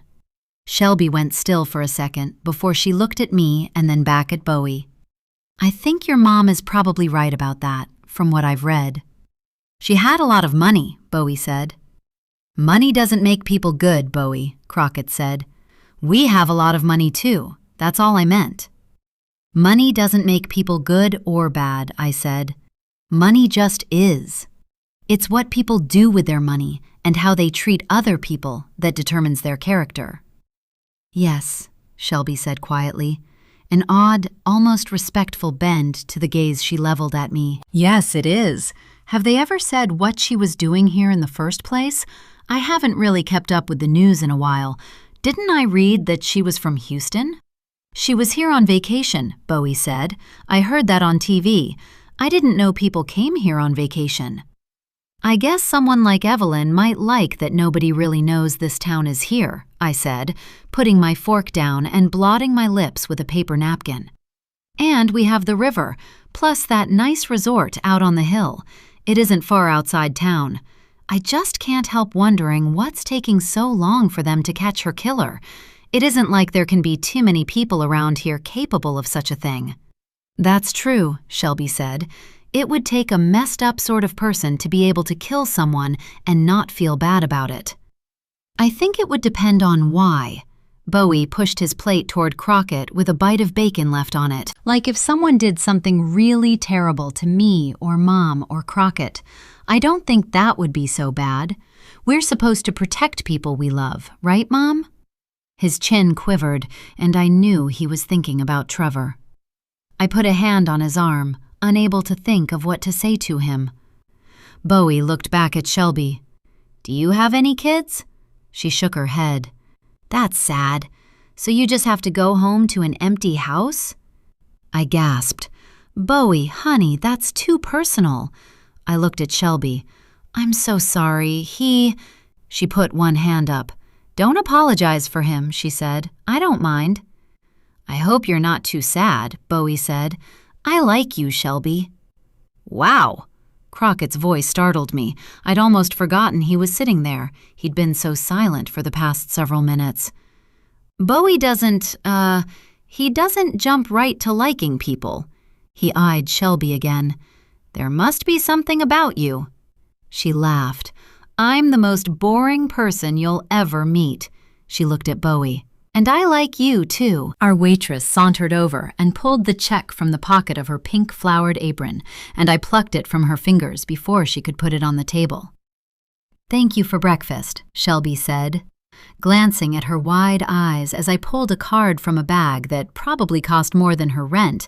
I felt a twinge of guilt over all the excess in my life. Not that I didn't have my share of problems, but the gratitude I saw there for a simple meal was enough to tug heartstrings I didn't even know I had left. Crockett dove back into his phone, and Shelby chatted with Bowie about baseball as I signed the slip and stood, surprised to find myself sad at the prospect of leaving. I stepped forward when Shelby stood up, hugging her before I could chicken out. It was just as awkward as I'd feared, but somehow comforting at the same time. Thank you for helping my boys, I murmured in her ear. She stepped back as soon as I let go. Thanks again for all your help today. She hurried toward the door, stopping just inside when a large, bald man in a black suit pulled it open from outside. Ma'am? He nodded at Shelby, and she stepped outside, flashing a thank you smile at him. Boys, I said, quietly herding my sons toward the door when they hauled themselves out of the booth. We were almost to the door when I noticed the guy in the suit hadn't moved except to step inside. He was blocking most of the exit. Bowie took one look at him and stepped behind Crockett. Excuse us, Crockett said, his perfect manners so ingrained the words were automatic. The guy stared at me as he opened the door, moving to let the boys pass and then stepping in front of me when I started to follow them. Mrs. Malone? I stared straight back into the flattest, deadest eyes I'd ever seen. Buck Malone's daughter didn't cower, no matter how much that stare made me want to squirm right out of my skin. Have we met? I asked, keeping my voice even and icy. I knew your husband. He paused like he was waiting for me to react to that somehow. When I didn't, he leaned so close I could feel his hot breath on my cheek. I wanted to say I'm very, very sorry for your loss. The tone said that might be true, but it wasn't the whole story. My stomach tried to give the waffle back. I swallowed hard and stood my ground, though every cell in my person wanted to step away. I didn't know who this was, but my nauseated gut said any show of weakness was a terrible idea. Thank you. I forced the words out with a half smile. I wasn't aware word had gotten out yet. I pay close attention to things that involve Mr. Malone, he said. Why is that? I heard the slight tremor, but hoped he didn't. "Mom?" Crockett's voice filtered through the glass door. "You okay?" "Excuse me," I said firmly, not breaking eye contact. "I need to get my sons home." He pulled a white card from his breast pocket and pressed it into my hand, keeping his voice low. "You do that. When they're busy, you're going to give me a call." He flashed a wide smile, revealing a row of small, straight teeth that could use a run-in with some Crest white strips. "Again, I'm so sorry for your loss," he said in a booming voice they probably heard in the kitchen. Every head in the place swiveled toward us, murmurs breaking out at every table as he opened the door for me. I walked past him, squeezing through the doorframe, trying my best not to touch him, and he grabbed my wrist with enough force that I worried just a bit more would land me in the ER with a cracked bone. "Don't forget to call. I don't want to have to drive out to your place." He cut his eyes to the boys. "And you don't want me to, either." I nodded once, and he let me go. I walked past Crockett's "Mom, who was that?" with a shrug and a shaking head, locking the doors to my Cadillac when we were all inside. The paper in my hand was a plain white business card. No name, only a phone number. "Mom?" Crockett poked me, drawing my eyes from the card. "I don't know, sweetheart. Someone who said he was sorry about your dad." "How does he know about Dad already?" I backed up and pointed the truck toward the highway, thinking about the note I'd found folded in Trevor's pocket. What other secrets had he been hiding? "I don't know that either," was all I said to my son. I knew a threat when I heard one, though, and the warning about coming to our home meant I was sure going to find out. Chapter 13. Shelby. Wednesday, 12:50 p.m. Jessie's juke joint was dark a little after noon, the air inside stale because Jessie was cheap and wouldn't turn so much as a fan on until opening time at 4. Regret, shame, and cigarette stench oozed equally from the wood-paneled walls. But the door was open, so somebody was there. I stepped inside, knocking on the frame over the swinging doors and looking up at the bottom edge of the rolling garage-style door that blocked the entrance after hours. It wasn't raised all the way, just enough to walk under. "Hello?" I called into the dark bar. A door closed in the back, footsteps. "Shelby?" Jessie crossed the room, towering in her knee-high black motorcycle boots and twisting her long, thick, dark hair up behind her head, securing it with a clip. "You lost or something?" "Was Wayne here last night?" I asked, keeping my voice flat. "Did you see him at all?" Her face went pale in the shaft of sunlight coming through the swinging doors behind me. "I told you months ago, Wayne and I have been over for a long time, and I meant it." "I don't care about that," I said. "I wasn't asking if you slept with him. I asked if you saw him. Yesterday." She twisted her lips to one side. "I saw his truck out back this morning and figured he was too smashed to drive home." "Why?" "He's dead." I used the same flat delivery.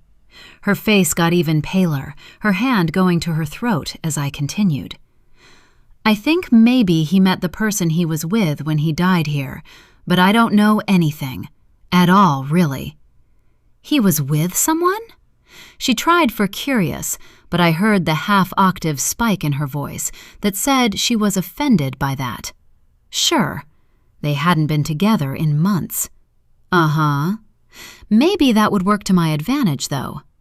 "According to the police." I raised my eyebrows and held her gaze.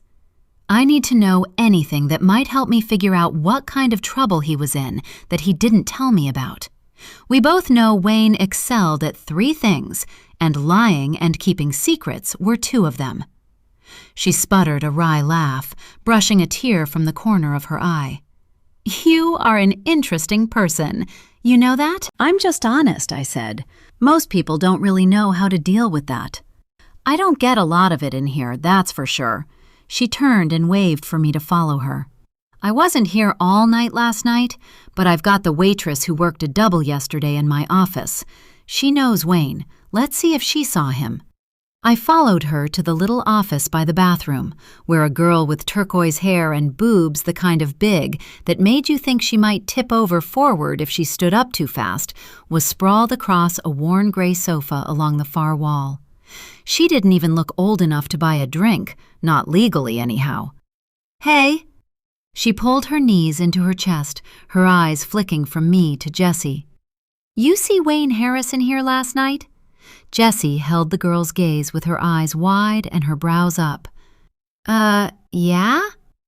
The girl stared back at her with something that looked like defiance. "Wayne was here. I thought you see who he was with?" The girl blinked. "Sure. He came in alone, and then he sat in the corner, right outside this hallway here, with Trevor for a few minutes. They didn't order anything. When I walked over there, they told me to get lost, so I didn't try to talk to them again." "How long were they here?" Jessie asked. The girl shrugged. "I wasn't keeping notes or anything. 20, 30 minutes?" "Did they leave together?" I asked. Jessie nodded to the waitress. Something was obviously weird about her questions, but I figured it was probably that this girl knew she had, in fact, been sleeping with Wayne, and I didn't have the words or the energy to try to convince her I well and truly did not care. The girl looked at me. "Maybe? They both went out the back, but I don't know if it was at the same time. We were slammed." She shot a glare at Jessie. "We need another waitress." I tucked that away for later, but didn't say anything. Jessie rolled her eyes. "It's not a permanent change," she snapped. Turning to me, she spoke softer, explaining. "Lots of new folks the past few weeks. Mostly guys. There've been various state bigwigs and some cops, too. A ranger, I think, even. The dead lawyer chick, Evelyn, what's her name, I guess. People poking around what happened to her. Good for business, but I look around a lot and realize I'm in a whole room full of men I don't know some nights, and it weirds me out." That must be… wow. I had never thought about anything making her uncomfortable. Jessie was a tough broad. You could tell without knowing details that she had seen the harder side of life and come through it with the confidence that she could handle anything the big, mean world threw at her. "It ain't fun," the waitress agreed. "If it helps you, I don't remember seeing Wayne or Trevor after 9. "Was there an issue with parking out front?" I asked. "Wayne's truck is usually out there." She shrugged. "Can't say, but I know Trevor always parks in the alley. I can't tell if he's paranoid about his fancy car or afraid his old lady might see it parked outside this place." Wasn't my place to tell them Josephine knew he was a regular, so I looked at Jessie. "Wayne's truck is out back, you said?" She nodded. "I have to go see if I can find his keys." Jessie opened her desk and pulled out a green plastic key fob that looked like it came from an old motel. "He kept a spare set in here," was all she said. I didn't want to know, so I didn't ask. "Can I go out the back door?" "Sure, I'll shut off the alarm." Jessie went to a panel in the hallway and poked at it, then opened the back door with one hip and pointed to Wayne's truck. "Thanks." I slid past her and unlocked the passenger door because it was closest to me. I found a baggie of blue pills in the glove box that I dropped so fast you'd have thought they were battery acid. I hadn't ever suspected Wayne of being an addict, and I'd seen enough of what drugs can do to a person when I was growing up to know I didn't want any part of that life. Turning to the console, I pulled out a paper-wrapped plastic straw and poked through a mess of napkins, mustard packets, and toothpicks, but no cash. Stuck standing up along one side, I spotted a white business card. Burrows, Hardy, and Linz. Evelyn Burrows, managing partner. The dead lawyer, Bowie said, knew Josephine Malone's dad. I tucked it into my pocket and climbed out of the truck just as broke as when I got in it, checking under the seat before I locked it up and knocked on the back door of the bar. I waited. No one came, so I walked around front and went back inside. Not a word about anything Wayne said about that. Jessie's voice was so cold I flinched and took a step back toward the swinging doors. I waited 3 beats, then pushed the doors hard so they clacked together. "Hey, Jessie," I called, hurrying toward the office. "Everything okay?" she called back. "Just wondering if I can leave the truck there for the time being. I can't drive it home. My car is out front." I stopped in the office doorway. She jumped and slammed the drawer of a filing cabinet, but not before I saw a plastic shoebox full of little baggies of assorted pills, very much like the one I'd found in Wayne's glove box. "Oh, sure." She turned around and forced a tight smile. "It can stay as long as you need. I could probably sell it for you too if you want." She dropped her eyes to her boots. "Just let me know." "Thanks, I'll do that." I glanced around the office. "Where'd the waitress go?" She shrugged. "Home? She took off when you went outside. Seemed bothered by the questions about Wayne and Trevor." Then who was Jessie talking to in the frosty tone I'd just overheard? I couldn't ask, so I just nodded. "Do you know if they knew each other well?" I touched the pocket where I'd put the business card. Jessie shook her head. "No idea. I can't say I'd expect them to be friends." "Why? Do you think they were?" I have to go." I wasn't sure why I didn't want to tell her they died together, but I couldn't force the words out. So I changed the subject. I pointed to the file drawer where I'd seen the pills.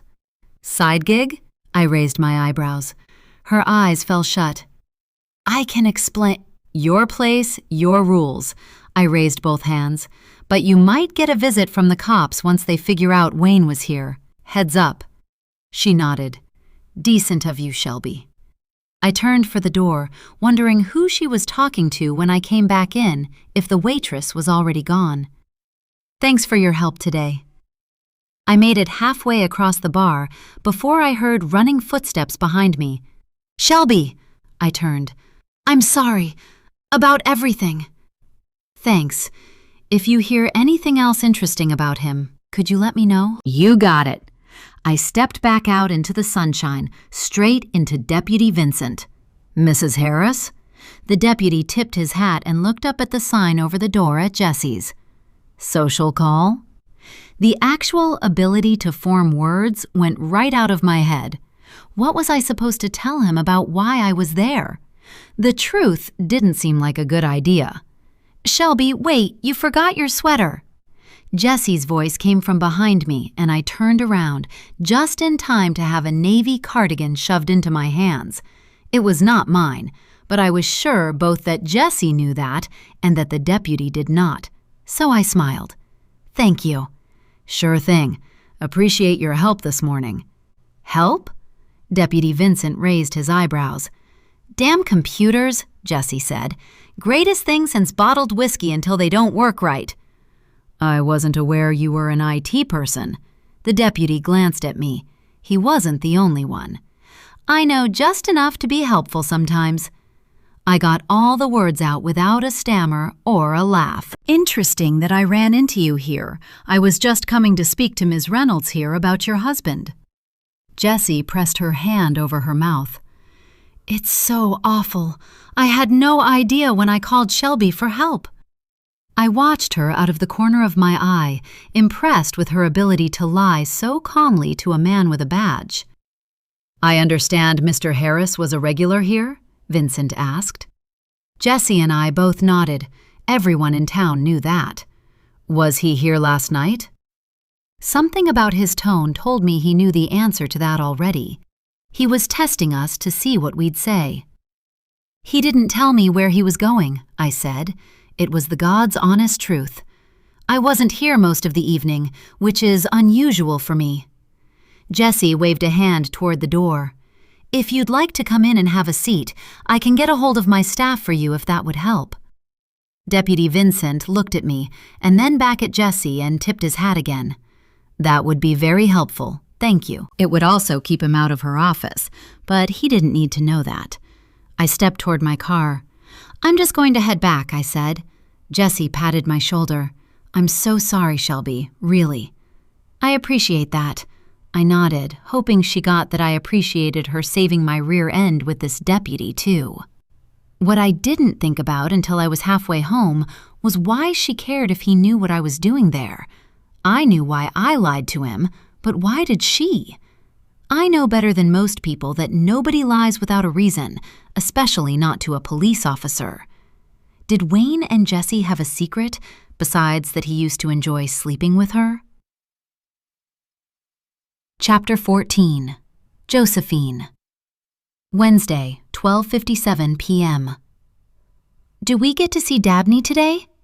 Bowie sat up straighter when I parked the Cadillac behind an indigo blue Acura coupe in our driveway, closing the front gate behind me and looking around for signs of reporters because I'd peeled out of here in such a hurry I'd forgotten to shut it when I left. I'd have to make sure I was more careful.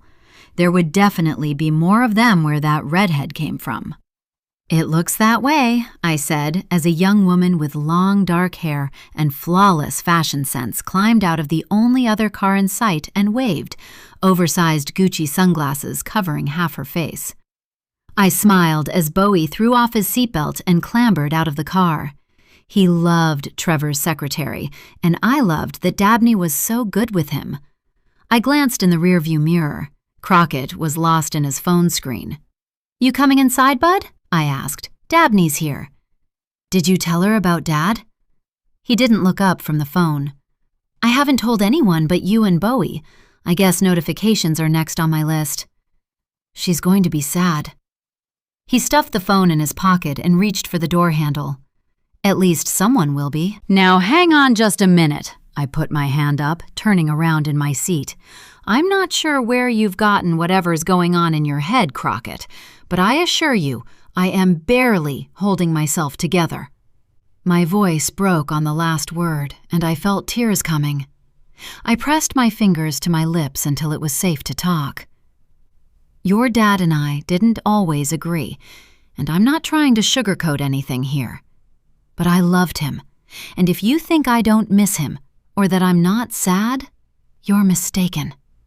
The last word got lost in a sob. He loosened his grip on the handle and stared into my eyes like he was trying to look into my soul. I didn't blink. I'm not sure I breathed. "But I heard you say—" His brow furrowed as his words trailed off. "Something I'd give just about anything to take back because I lost my temper?" I felt a tear skate down my cheek into the side of my nose.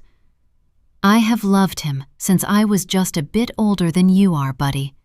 A fight didn't change that." "You weren't sad, though." He set his jaw and shook his head, almost like he didn't want to believe me. "You got up and made coffee, and then we went to breakfast at the diner like it's just any other day." His voice cracked, and he swiped at his eyes. "When I didn't get out of bed for I don't know how long, because I couldn't move. How are you just going on about your day if you loved him so much?" I let my eyes close, felt my shoulders go up in a small shrug I wasn't even sure he could see over the seat. "What choice do I have?" My voice was low and raspy with tears, barely above a whisper. "Things have to be done. Who else is going to do them? I have put you and your brother before everything in this world since the day you were born. Not even this is going to change that. Taking care of you boys, getting you breakfast, trying to soften this for you. It's helping me hold it together." I felt his cool fingers close over mine and opened my eyes, more tears flooding out. "I'm so sorry, Mom." His chin quivered and his face sagged, snot coming out his nose in a bubble as his shoulders shook with silent sobs. "I didn't think. I just remember how bad I hurt, how bad I still hurt, and I thought you didn't care about him." I reached for him around the big leather seat, my hands finding both of his. "I care very much, but I'm so worried about you, buddy. You've been through so much already." "I'll get through this too. I'll help, Bowie. I've learned a few things in the past few months. Grown up a lot." I nodded and let go of his hands, turning back to the driveway and looking around when I didn't see Bowie and Dabney. "They went on in the house," Crockett said. "Bowie really loves Dabney. It's nice that she came all the way out here." I nodded, reaching for the car door as it occurred to me that I didn't know why she was here. The idea of even Dabney, who had the sweetest, sunniest disposition I'd ever known, being alone in my house didn't sit well with me. We had far too much to hide, Trevor and me. "Let's get it over with," I sighed, hopping down from the car and heading for the steps. Crockett caught my elbow on the second stair and pulled, spinning me into a hug. He rested his chin on top of my head. "Remember when you used to do this to me?" he asked. "Like last week?" "It seems like last week to me." I rested my forehead on his chest for a minute. He smelled like sweaty teenage boy, which was pretty much a constant for him these days, and Trevor's cologne, which was new. In truth, it had been years since he fit under my chin, but they were years that had flown by in a blink. He chuckled. "Something like that. I remember I never felt safer anywhere than I did when you hugged me like this. Everything was right in the world and nothing could hurt me." He paused. "You're safe, Mama. I can't make everything right, but you're safe. I'm sorry I was a jerk before." I almost lost it right there on the steps. The threads holding my sanity together frayed and stretched as my son tried to comfort me, tears stabbing the back of my eyeballs like 1,000 tiny daggers. But I knew if I let it go and fell apart, I would just melt onto the slate steps Trevor had chosen for our home and never get up. I pulled in a deep, slow breath. It took every bit of courage and strength I had to step backward. I was the parent. Crockett might be bigger than me, but he was still my baby. It wasn't his job to hold me together. I looked up at him. "Thanks, buddy. We're good." He nodded and opened the door. "Mom?" Bowie's voice came from the kitchen, and I hurried across the family room. "Hey, buddy." I looked around, my eyebrows up when I saw him at the island stirring a pitcher of Kool-Aid. "Where's Dabney?" "She said she needed to get something from the study." He pointed. "She what?" My vision went so blurry, I was afraid for a second the stress had finally given me a stroke. "How long ago was that?" I blinked and started that way before he answered me. "Not long. I just started stirring." I made it through the archway before my hurried steps turned to running, leaving the boys talking in the kitchen. Trevor was the chief financial officer of my father's company, with his eye on the old man's CEO suite, which was empty more often than not, as my father spent more and more of his time in the Houston office. I'd never had the heart to tell Trevor that Buck would die in his big leather throne of a desk chair. Retirement had never been an option. Now I guessed I wouldn't have to. I didn't want anyone in Trevor's study today, not even his loyal assistant. Dabney flinched when I threw the door into the leather sofa, but she didn't stop flipping through the papers on his desk. "Bowie seems pretty okay," she said. "I was worried about him when—" "What in the world are you doing?" I shut the door behind me, the words coming out on a hiss. "Have you lost your entire mind?" She put the papers down and looked up at me. "I'm trying to help you," she said, her voice clear and strong, her eyes holding mine. "To help Trevor one last time." She waved one hand at the desk. "A reporter called the office this morning, said he was killed in a car crash and they needed a comment from the company." Her voice cracked and she paused, shaking her head. A reporter. The people my husband had worked with for decades found out he was dead from a reporter. Jesus. I was already failing at being a widow not even 24 hours in. "Policy is to say no comment if the press calls. Always," I said. I wish the call had come to me, but it didn't. The receptionist told them Trevor didn't work there anymore before I knew what was going on. I came straight here when I heard. I was worried about the boys and wanted to see if you needed anything. None of that explains what you're doing in Trevor's private study. I felt my brow try to wrinkle. Wait, what? Did you say someone told the reporter that Trevor didn't work there anymore? Why would someone say that? Dabney's eyes popped so wide I could see white all around the brown, her lips forming a neat little pink O. I stared at her. the picture of a put-together young professional, her black gabardine trousers and cream silk blouse perfectly complemented by the gold Chanel choker at her throat. She was about to say something I didn't want to know. What? I wasn't even sure who I was talking to. I groped for the arm of the couch and sat down heavily. "Trevor got fired," she whispered, her eyes on the closed door. "I can't believe you didn't know." "Fired?" I meant to scream, but it came out a whimper. "How? Why? When?"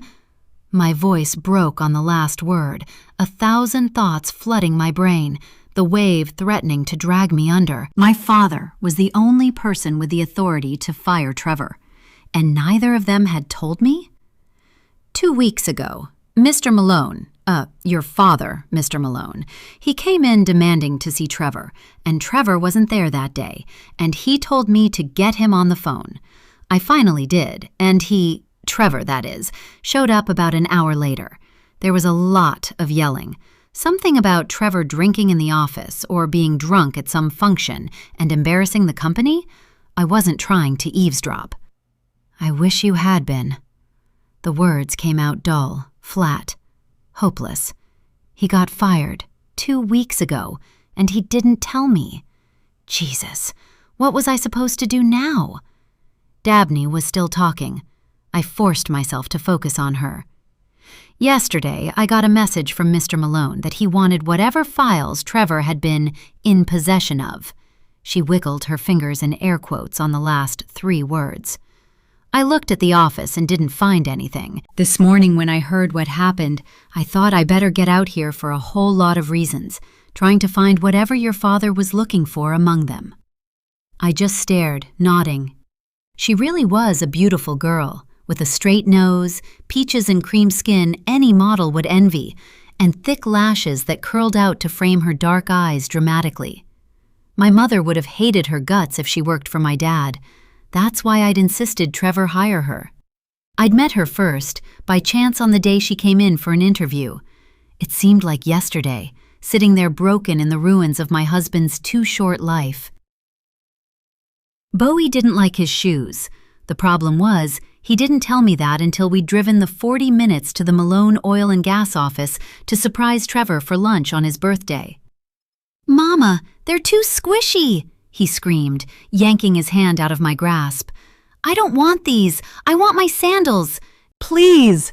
I stopped walking halfway across the mahogany and marble lobby of my father's building, turning to my son, his face tomato sauce red, his green eyes swimming in tears behind his glasses.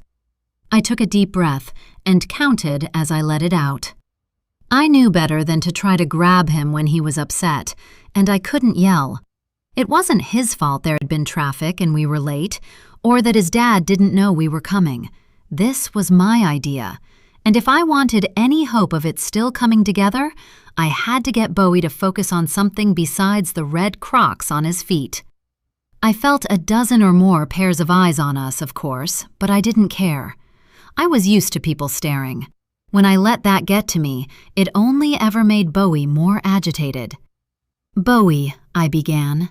"Who's your favorite Fortnite character?" A bright, melodic voice came from my left, a cool hand landing on my bare arm. "Excuse me?" I started to pull my arm away, and she gripped it just the slightest bit, widening her dark eyes. "Mine is Midas.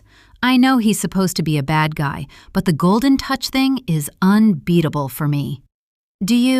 Are you under the impression that I'm someone else?"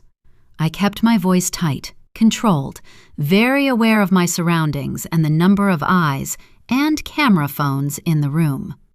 "I'm trying to help," she whispered, so low I could barely hear her. "Fortnite doesn't really have characters, they're skins," Bowie said, hiccuping and wiping at his face as he stared up at the pretty young woman with the long dark hair. She wobbled on 4-inch heels as she turned to him, tapping a finger to her temple and flashing a smile brighter than the sun. "You know what? You're right. No wonder your mom didn't know what I was talking about. Thank you." She turned back toward the elevator with a fetching little smile. "My mom doesn't play Fortnite," "But I do," Bowie said, his shoes forgotten as he followed her, enchanted. I trailed them with a slightly loose jaw. "Of course you do. All the cool kids do." She winked at him as she pressed the up button. "I am cool," Bowie said. "I'm Bowie." He offered her a slightly snotty hand, and before I could tell him he shouldn't, she shook it with a smile. "Nice to meet you, Bowie. I'm Dabney." "Do you work here?" he asked. "I hope I'm going to." The elevator doors opened and she stepped on, pressing 9. Human Resources was on 9, so she was here for a job interview. I hit 12 and turned to her. "What are you applying for?" "Executive assistant to the CEO," she said. "I graduated college 9 months ago and haven't had much luck finding a job, but I beat the requirements listed for typing and dictation, and I need health insurance and, grocery money." "My grandpa is the CEO here," Bowie said. "Mom, can you help her?" I glanced at him, noting the smile on his far less tomatoey face. It was the first time I'd ever seen Bowie speak to someone he didn't know without direction. "Why oil and gas?" I asked Dabney. "It's what I know," she said. "My dad was a landman in Lubbock until he died last year. I spent most of my childhood around the oil business. When I wasn't taking care of my sister, she was on the spectrum." Was. I noted the past tense, but didn't pry. Right then, I decided this girl had a rare sort of kind heart under that gorgeous face, and I wasn't about to sacrifice that on the altar of my mother's jealousy. "No need," I said, taking her elbow to stop her from getting off the elevator when the doors opened to the 9th floor. "You come with us." "My dad works upstairs." Bowie smiled up at her like he had known her for years. "Is that a fact?" She smiled again as the elevator closed and started upward. I'd only ever seen Bowie react that way to one other person, Shelby, this morning. I'd marched Dabney into Trevor's office that first day, introduced her to him, and demanded he hire her as his new assistant. He already had an assistant, he'd said. "Leave everything to me," I'd told him. Trevor shrugged and nodded, since he was used to doing that, and went back to practicing his putt with the little indoor golf green I'd gotten him for Christmas that year. It wasn't hard to convince my father to swipe Trevor's already well-trained and discreet assistant and give him the new girl. All I had to do was tell him Trevor didn't want him to. Buck loved flexing his power even more than he loved money. Dabney had been a godsend to my family in a dozen different ways since, and sitting there, staring at her with the rigid wood arm of the sofa digging into my tailbone, I didn't like wondering if she'd been sleeping with my husband. But right then, it was all I could think about. "Do you know where he would have kept files he took from the company?" Dabney asked. "Maybe files he didn't want anyone to know he had?" I lifted both hands and let them fall back to my lap with a smacking sound. "In the safe?" She went straight to the painting on the wall that hid it and swung it back on a hinge. "You need a key," I said. "I can't find his, and his fingerprint is the only other thing that opens it." She twisted her mouth to one side, looking around the room. I watched her, something about the familiar way she moved in a space he hadn't ever really wanted me in, making my skin crawl. Was the handwriting on that note in the white bag that still rested on his leather chair Dabney's? I tried to picture it and couldn't. "How did you know that was there?" The question slipped out before I could think better of it. "Trevor told me." She turned slowly, her porcelain forehead wrinkling. "Is everything okay?" That's when the tears decided to come. In Trevor's study, with his apparently former secretary searching for files she was trying hard not to say outright he'd stolen from my father's company. "Ms. Malone!" Dabney hurried across the room and perched next to me, taking my hand. "I'm so sorry." That was a stupid question. Nothing here is okay. Somehow her words made that more real than it already was to me, and I crumpled, my forehead hitting her shoulder hard enough to hurt, crying the kind of big, heaving sobs that feel like your guts are just going to wrench right out with the next one. "I'm so sorry," she said, patting my back. "I'm so so sorry." I wanted to talk, but I couldn't even form words in my head. All I could feel was the crushing, breath-stealing weight of the realization that Trevor was unemployed at the time of his death, and it was very possible that nothing here would ever be okay again. I don't know how long we stayed that way, me ugly crying my guts out, and Dabney patting my back and murmuring soothing nonsense, but eventually the tears stopped. I sat up. She stood and retrieved a box of tissues from the credenza, putting them in my lap. I mopped at my face, my breath still hitching when the door rattled open. Crockett blinked when he saw my face, his Adam's apple bobbing with a hard swallow. "I'm sorry, Mama, but—" I jumped to my feet, scrubbing my tissue disintegrated. No, I'm sorry I disappeared. What do you need? Is it Bowie?" "No, it's Grandma," Crockett said, looking over his shoulder toward the foyer. "She's here. She brought Grandpa. He seems mad or something, and he's kind of scaring Bowie." I didn't even need Jesus to give me strength. Crockett's words lit a fire in me I'd been afraid just seconds before had gone out for good. I yanked the door open wide and started down the hall. I wasn't sure what to make of Dabney's insights or of Trevor's firing, but I had a few things to say to my father. Chapter 15, Shelby.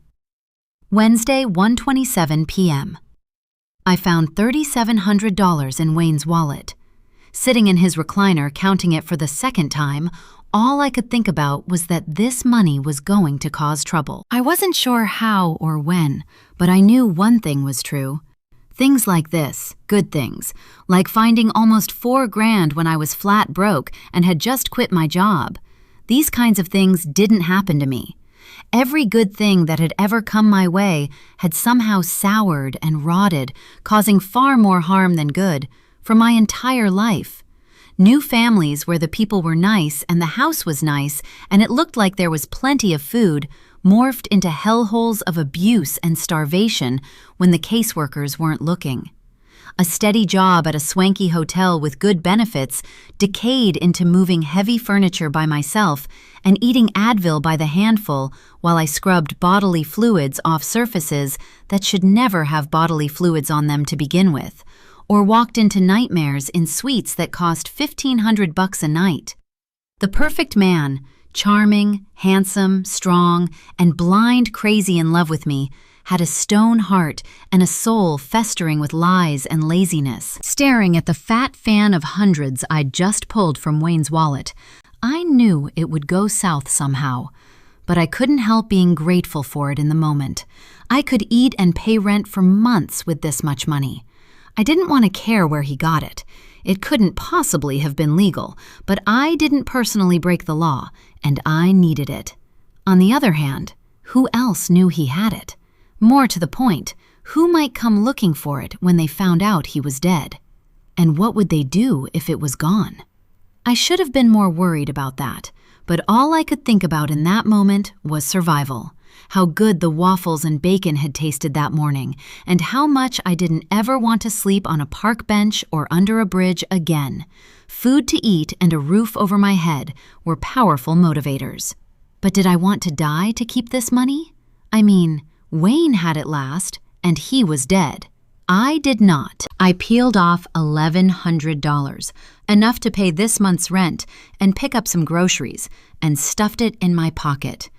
If anyone came looking for the money, I could say that $2,600 was all I'd found, and this would buy me the time I needed to find another job and sort out what my life was going to look like without Wayne Harris in it. More peaceful? Absolutely, but less colorful.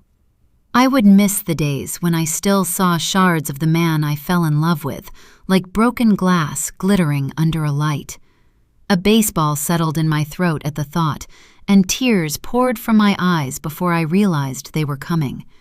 I sobbed twice, the hollow sound echoing off the dingy walls in the little house I'd shared with Wayne. The place wasn't much by any standard, but it had walls and a roof, and it was steady. Dependable. Mine. the first real home I'd ever known. Whatever else Wayne had done, countless broken promises and angry words aside, this cash would let me keep our home a bit longer. I wiped my eyes, taking 2 deep breaths before I grabbed my phone and keys and went to the front door. I didn't look out the peephole before I opened it, which is how the burly, well-dressed man on the porch ended up rapping his knuckles on my forehead instead of the door. I stumbled back, swinging the door in an effort to slam it as he put one hand out and stepped inside. "Come on, Shelby," he said. "I'm not here to hurt you." My breath stopped when he said my name, my eyes locking with his. He was telling the truth. He wiggled his eyebrows and waved his hand slightly at me. "You okay?" I sucked in a deep breath, the cash in my pocket searing my hip bone. If only I'd decided to leave sooner.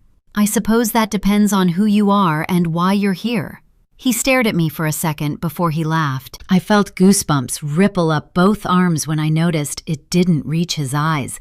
They were so dark it was hard to tell the outside from the center, and completely flat, like there was no soul behind them at all. "Fair enough," he said. "I guess you might say I'm an acquaintance of your husband's. I was wondering if I might speak with him. I apologize for startling you. I expected you to be at work." My brain unpacked all that before I got my mouth open. The words were polite despite the flat black eyes. He didn't know Wayne was dead, and he knew enough about me to know I wasn't usually home during the day. "I'm sorry," I said automatically, stopping to wonder for the first time why almost every woman I knew was constantly apologizing for things that weren't her fault. "Wayne isn't home right now." That wasn't a lie exactly, and with all that cash fresh in my mind and a wad of it in my pocket, I didn't think it was smart to tell a stranger who looked like an extra from Goodfellas that my husband was dead, since he didn't seem to already know that. "Do you know when he'll be back?" "I don't." I held his gaze, my jaw locking up. He studied my face for a minute before he flashed a tight smile. "Thanks anyway." When he didn't move for another minute, I started for the door. "I was just headed out." "Of course." He stepped back, pausing with one hand on the knob and raising his thick eyebrows. "Are you okay?" The words swam in so much genuine concern, I almost fell over again. I couldn't remember the last time I thought anyone had considered my well-being, never mind sounded worried about me. I blinked at him, my forehead bunching up despite my best efforts to hold a neutral expression. Well, sure, I'm fine. Why wouldn't I be?" He stared for another minute before he nodded. "Okay then. Your eyes, they're pink. I thought you might have been upset." "Allergies," I blurted. He nodded, holding the door open and waving for me to go through first. I made it to my car before he spoke again. "You should stay late," he said, halfway back to the black Lincoln that stood out like a neon billboard parked at the end of our crumbling sidewalk. The old woman who lived across the street was outside with her yippy little dog on its pink bejeweled leash, staring. She raised her hand in a wave, and he waved back. "I'm sorry?" I opened the Toyota's door and turned to stare at him again.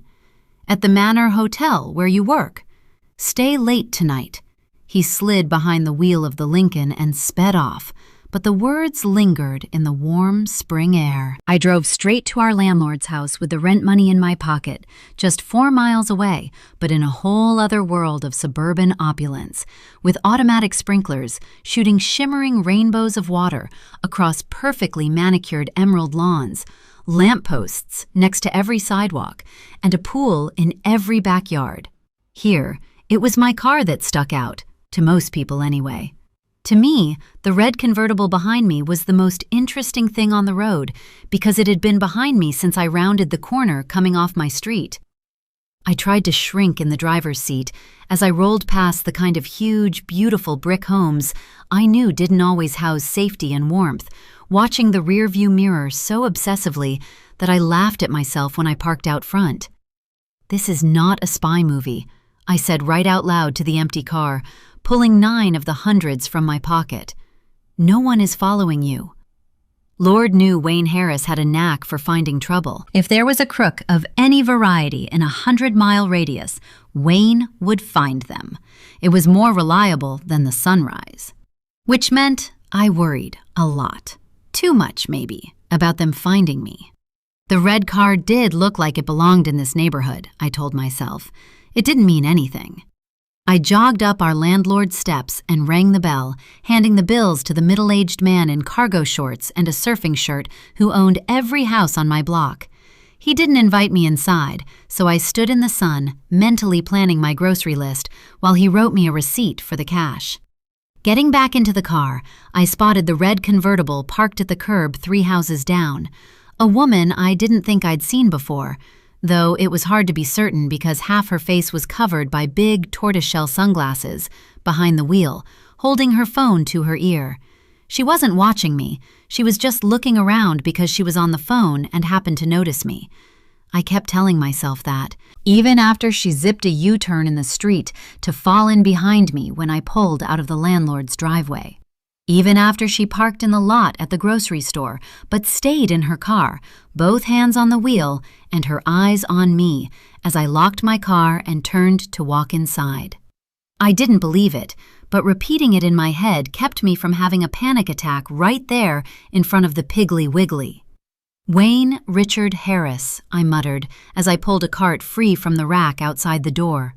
If I end up dead too, you better hope I get into heaven. I will beg the devil himself to let me spend eternity making you pay for your sins if I get the chance. Chapter 16. Josephine. Wednesday, 1:30 p.m. Good afternoon, Buck. I stepped into the foyer with Crockett and Dabney on my heels, my eyes skipping over my parents and looking for Bowie. He was about halfway between the door and the stairs, panic rising on his face like a thermometer on a July day. You can go up to your room if you want, buddy. He nodded once before he fled up the stairs. I glanced at Crockett and found his eyes skipping between his grandfather and the staircase where his brother had disappeared. His face said he didn't want to leave me alone with my father. Go check on your brother for me, would you? I murmured to him. He tossed one last glance at Buck before he nodded and jogged off up the stairs. Is it really too much to ask for you to call me Dad when there are people around? Buck grumbled, his eyes on Dabney as he walked to the bar in the sunroom where he busied himself perusing Trevor's bourbon collection. I think it might be. I watched my father, an imposing figure even in his late 70s, his 6'5" frame still fit, with a full head of silver hair and a thick, well-groomed silver beard that made his blue eyes somehow brighter, pour himself a generous drink.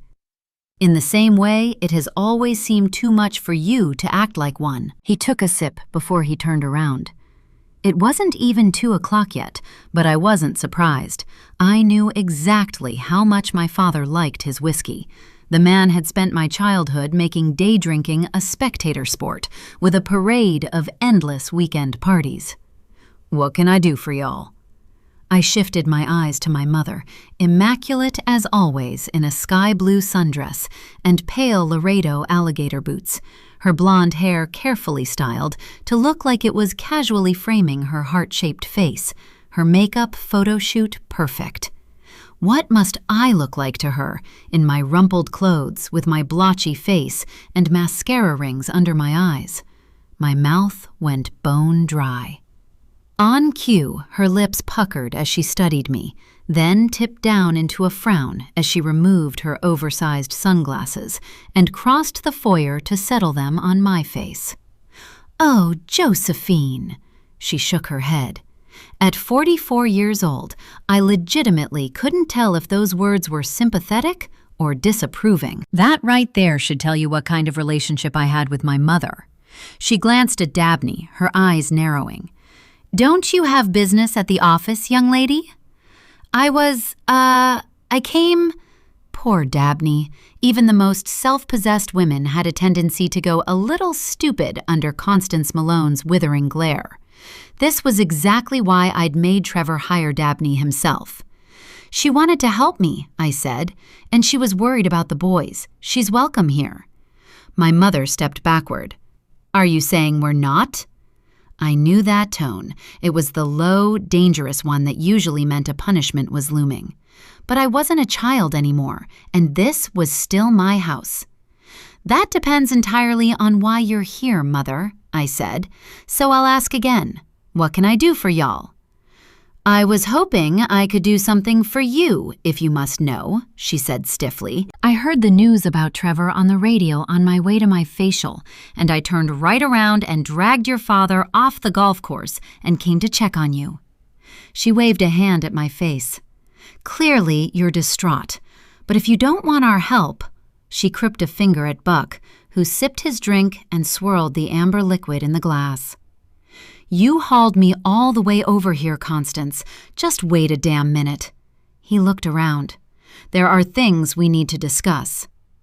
"Is one of those things that you fired my husband from his very lucrative job, knowing I haven't worked in 16 years, and didn't bother to ask my opinion before you did it, or notify me after?" My voice shook with rage, and I dug my fingernails into my palms and took a deep breath. The anger felt good. Powerful. It was so much easier to be furious with my father than it was to be sad about Trevor. But I knew he would only stand for so much before he'd leave, and I needed information from him. Information he'd keep to himself just to be spiteful if I made him mad. "You cannot be mad at me because your drunken cowboy got himself fired and didn't tell you." Buck slammed the last of the bourbon. "I'll never understand women. Everything is always someone else's fault." Shaking his head, he laughed at me. He laughed. The day after my husband died. God and I both knew Trevor wasn't perfect, but I wouldn't stand there while my father belittled him in our house, where my boys might be listening. 4 decades of fearing my parents and more than 2 of feeling like I owed them everything burned right out of my heart as I stared at my father, standing in my sunroom in a bespoke suit and his trademark bolo tie, drinking Trevor's bourbon on a Wednesday afternoon while calling my husband a drunk. My drunken cowboy was twice the man you've ever been on your best day, and 1,000 times the father, too. The words could have cut glass. "You watch your—" Buck stepped toward me, and my mother was suddenly between us. "Not in front of the help." She kept her eyes on Dabney as she talked. "I can go," Dabney said softly, stepping past me toward the front door. "Please don't." I caught her wrist. "If you want to wait in Trevor's study until I'm done here, that would be fine." "Which one of us pays her salary again?" Buck asked, his eyebrow drifting up. Dabney looked from me to him. "I'm taking a personal day today," she said, in a voice laced with fear, but she squared her shoulders and said it all the same. "Has every woman in Texas lost their damn mind?" Buck roared. I squeezed Dabney's wrist. "The study." She turned on her heel and disappeared down the hall without another word. "Josephine, Buck, let's sit down and have a discussion like civilized adults, please." Constance glanced at the stairs. "There are children in the house." My head snapped toward her, but I couldn't read her face. Part of that was the Botox, and part of it was just my mother. Was she actually worried about her grandsons? Or did her manipulative little heart simply know that reminding me they were up there would get me to do what she wanted, what my father wanted? No way to tell. And it didn't matter when you got right down to it. I would always choose the road that was easier for my babies, even when it was harder for me. "Pick a room," I waved one hand. That was the most welcome they were going to get. Constance rounded the end of the leather sectional and perched on the edge, crossing her ankles and locking her knees together. "Buck, sit down." "I want another drink." He turned back to the sunroom. "No!" My mother's voice rang off the rafters like she'd whacked a gong, and my father spun slowly on the ball of one foot, the glass still in his hand. My eyes wide and my breath speeding, I looked from one to the other like they were facing off across a tennis net. "What did you just say to me?" His face turned red. "You don't need another drink right this minute." My mother's tone didn't seem to regard the very real danger in front of her, her voice cool and steady. "You'll just get more belligerent, and now is not the time. Sit down, please." I couldn't keep my jaw closed as he did what she said. "Josephine," she snapped, drawing my eyes back to her. "Don't gawk." I blinked. "Mother, I didn't mean to make you feel like I don't appreciate you," I said carefully. "But I have had quite a day already, and I would really like to know what you want from me." "Why don't you believe that I came to help you?" she asked, examining her manicure. "Because you never have," I sighed, too exhausted to play nice. "Now that's just a bald-faced lie." She kept the same unruffled tone. "I came when both boys were born, did I not?" "You sure did." "And you held the babies and demanded that I pump bottles so you could feed them while I cooked fancy meals to impress you, and folded laundry when I was supposed to be resting." Something flitted across her face, her voice going quieter. "I didn't know." "Leave your mother alone," Buck interrupted, thumping the heavy baccarat glass down on the coffee table. "You're mad at me. Talk to me. I can take it." They really were quite a team. I barked out a bitter laugh. What kind of man yanks away financial security from his only daughter and grandsons and doesn't even bother to pick up the phone? What could Trevor have possibly messed up by drinking a little that warranted you firing him? It's not like you don't spend half your workdays drinking. He learned from the master. "I didn't call you because I knew you'd try to save him, and I couldn't let you. Not this time, Josephine." "Why are you so mad at him?" I pressed, looking at my mother, who was staring at her boots. They knew something I didn't. I could feel it, thick in the air between them. "Don't play games with me, Josephine. I'm really not in the mood." "When have I ever tried to play a game with you, Buck?" "You are just like your mother." He picked up the glass, rattling the ice like it was a very expensive version of the fidget toys Bowie used to rely on to sit still in school.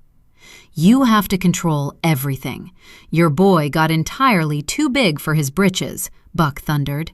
"He missed 3 important meetings in his last 6 weeks, meetings where I looked like a jackass without financials to show.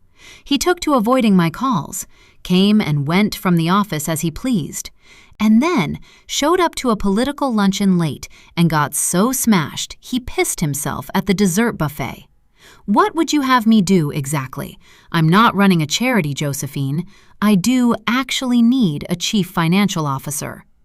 It took work to keep my face impassive. I wanted to tell him I could have done 10 times the job Trevor did as his CFO, but I flat couldn't bring myself to have that argument again. The part where Buck waved dismissively at me and said men are supposed to make money for women to spend might just make me vomit today. "I mean, you act like I was wrong when he got his fool self killed driving that ridiculous car of his too fast in the rain," he continued. "I wonder how much booze they'll find in his blood during the autopsy." "Don't you talk like that about my dad." It came from above our heads, and I looked up to see Bowie, red-faced and sobbing, leaning over the rail from the hallway upstairs. Leaning too far over the rail. "Bowie, step back!" My mother and I said it together, both instantly on our feet, but I kept my voice calm where hers was high and shrill. "Mom, don't let him say that about Dad," Bowie sobbed. "It was an accident." He leaned further forward, and my mother's hand went to her throat. Buck sat there with his arms crossed, like he was watching a stage play. A play he wasn't interested in. "Crockett!" I screamed, my feet stuck in place by the knowledge that I might startle Bowie if I moved toward the stairs. Crockett's door flew open, and he rushed into the hall, his eyes going wide when they landed on his brother. He closed the gap between them in 3 long strides, his big hand closing over Bowie's shoulder. "Come on, buddy," he said, pulling Bowie into a safe, vertical bear hug that made tears of relief flood out of my eyes. "Let Mom talk to them. You come to my room and we'll play a game." "He was saying bad things about Dad," Bowie wailed, and my heart felt like it was caught in a vice, every sob a twist tighter. I started for the stairs, and Crockett shook his head at me, already backing Bowie toward his door. "I got him, Mama." The door shut, and I turned back to find my mother sitting on the sofa again, her hands shaking, while Buck paced the edge of the room like a jungle cat. "Proud of yourself?" The jab left my lips before I could swallow it. I felt my chin start to quiver as shock spread across my father's face. I couldn't remember ever seeing him surprised. "My lawyers say there was only one car in the accident, so at least he didn't kill anyone else," Buck said finally, changing the subject like I hadn't spoken. "Your legal liability should be almost nothing, save whatever he had financed on the car." That was the first helpful thing he'd said, except, of course, that he was mistaken. One more deep breath.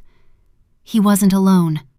I looked up as my father's face contorted in fury, and my mother's pinched into a glare directed at the hallway that led to the study. She couldn't help it, even though Dabney didn't have a scratch on her.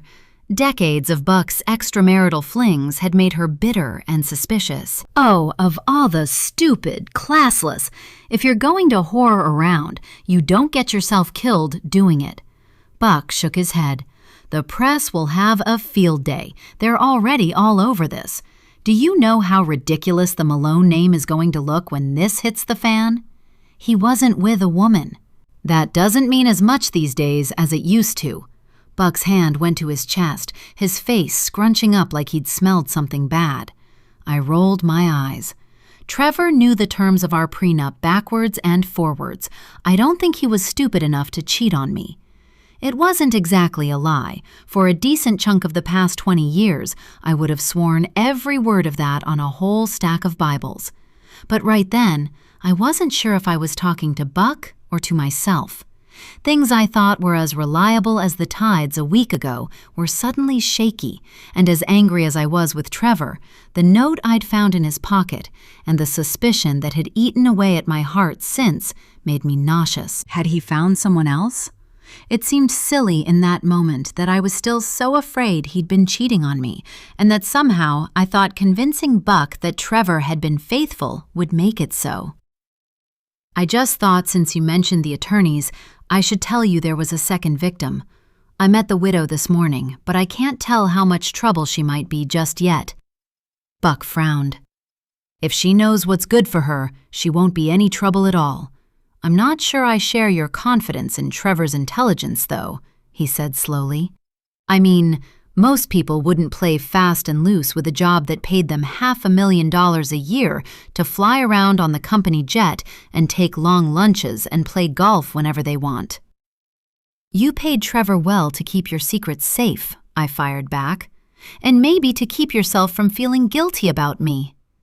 "Why should I feel any guilt about a child who grew up with the very best of everything handed to her? Who knew the security of having a family who could solve any problem, no matter how messy?"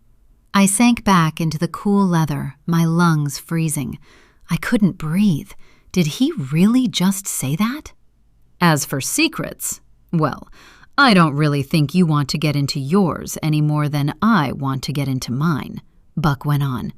"Did Trevor even know?" I shook my head, my hands going to my throat as I fought for a breath. I wanted to say help, but no air coming in meant no words were going out either. Buck watched my eyes widen as I tried in vain to make my lungs work, his face set in the kind of disinterested look that might have been directed at a stranger. He let several seconds tick by before he crossed the rug, drew back his hand, and slapped me across the face so hard my head whipped backward and bounced off the back of the sofa. I sucked in air that burned my starved lungs at first, fresh tears welling in my eyes. A sob escaped my lips on the next breath, my cheek throbbing where his meaty, calloused hand had connected, my right eye feeling too big for its socket. My mother stared, her eyes the size of saucers. We all heard the gasp from the doorway in the same instant, our heads turning. Chapter 17, Shelby. Wednesday, 1:54 p.m. "Are you Wayne Harris's wife?" The voice trembled from behind my shoulder as I eyed a thick sirloin steak in the meat case. I'd been standing there for entirely too long, trying to make myself pick it up, my brain arguing that I could buy 3 pounds of ground beef for the same price, and I shouldn't let a little money in my pocket make an idiot out of me. Minding my own business, and here was Wayne's name spoken on a half-sob, about to upend my day. Again. I turned slowly, the words, "What now?" bubbling in the back of my throat. I swallowed them when I saw her, petite, older than me, her thin frame swallowed up by a burgundy cardigan and jeans she must have been keeping up with a belt. It was the woman from the red convertible I'd seen following me earlier. I guess I wasn't so paranoid after all.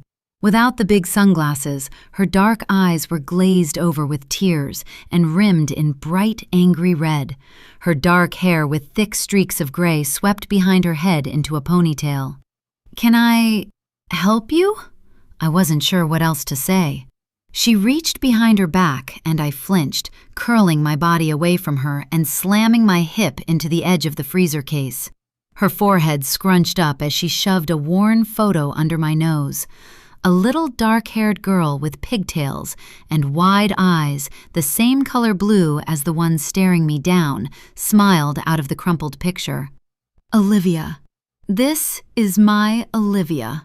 Her voice was so thick with tears, I could barely make out the words. Not that they did me much good. Something about the cocktail of the sweet smile beaming out of the photo, the state of the woman waving it, and her trembling voice when she asked about Wayne, made my brain freeze right up like a glitchy video stream. I didn't want to hear what she had to say. I closed my eyes, not that I didn't already know that picture would haunt however many days I had left on this earth. "I'm sorry," I whispered. And I was. Even if I didn't know exactly why she was upset about the kid, or what Wayne had to do with it, I was sorry to see anyone feel that way. Sorry, and a little jealous of Olivia. What must it be like to have a mom love you this much? "Look at her," she howled, her voice cracking. "Look at my baby girl. Your husband took her from me. You look at her." My eyes flew wide, my jaw dropping. "Took her?"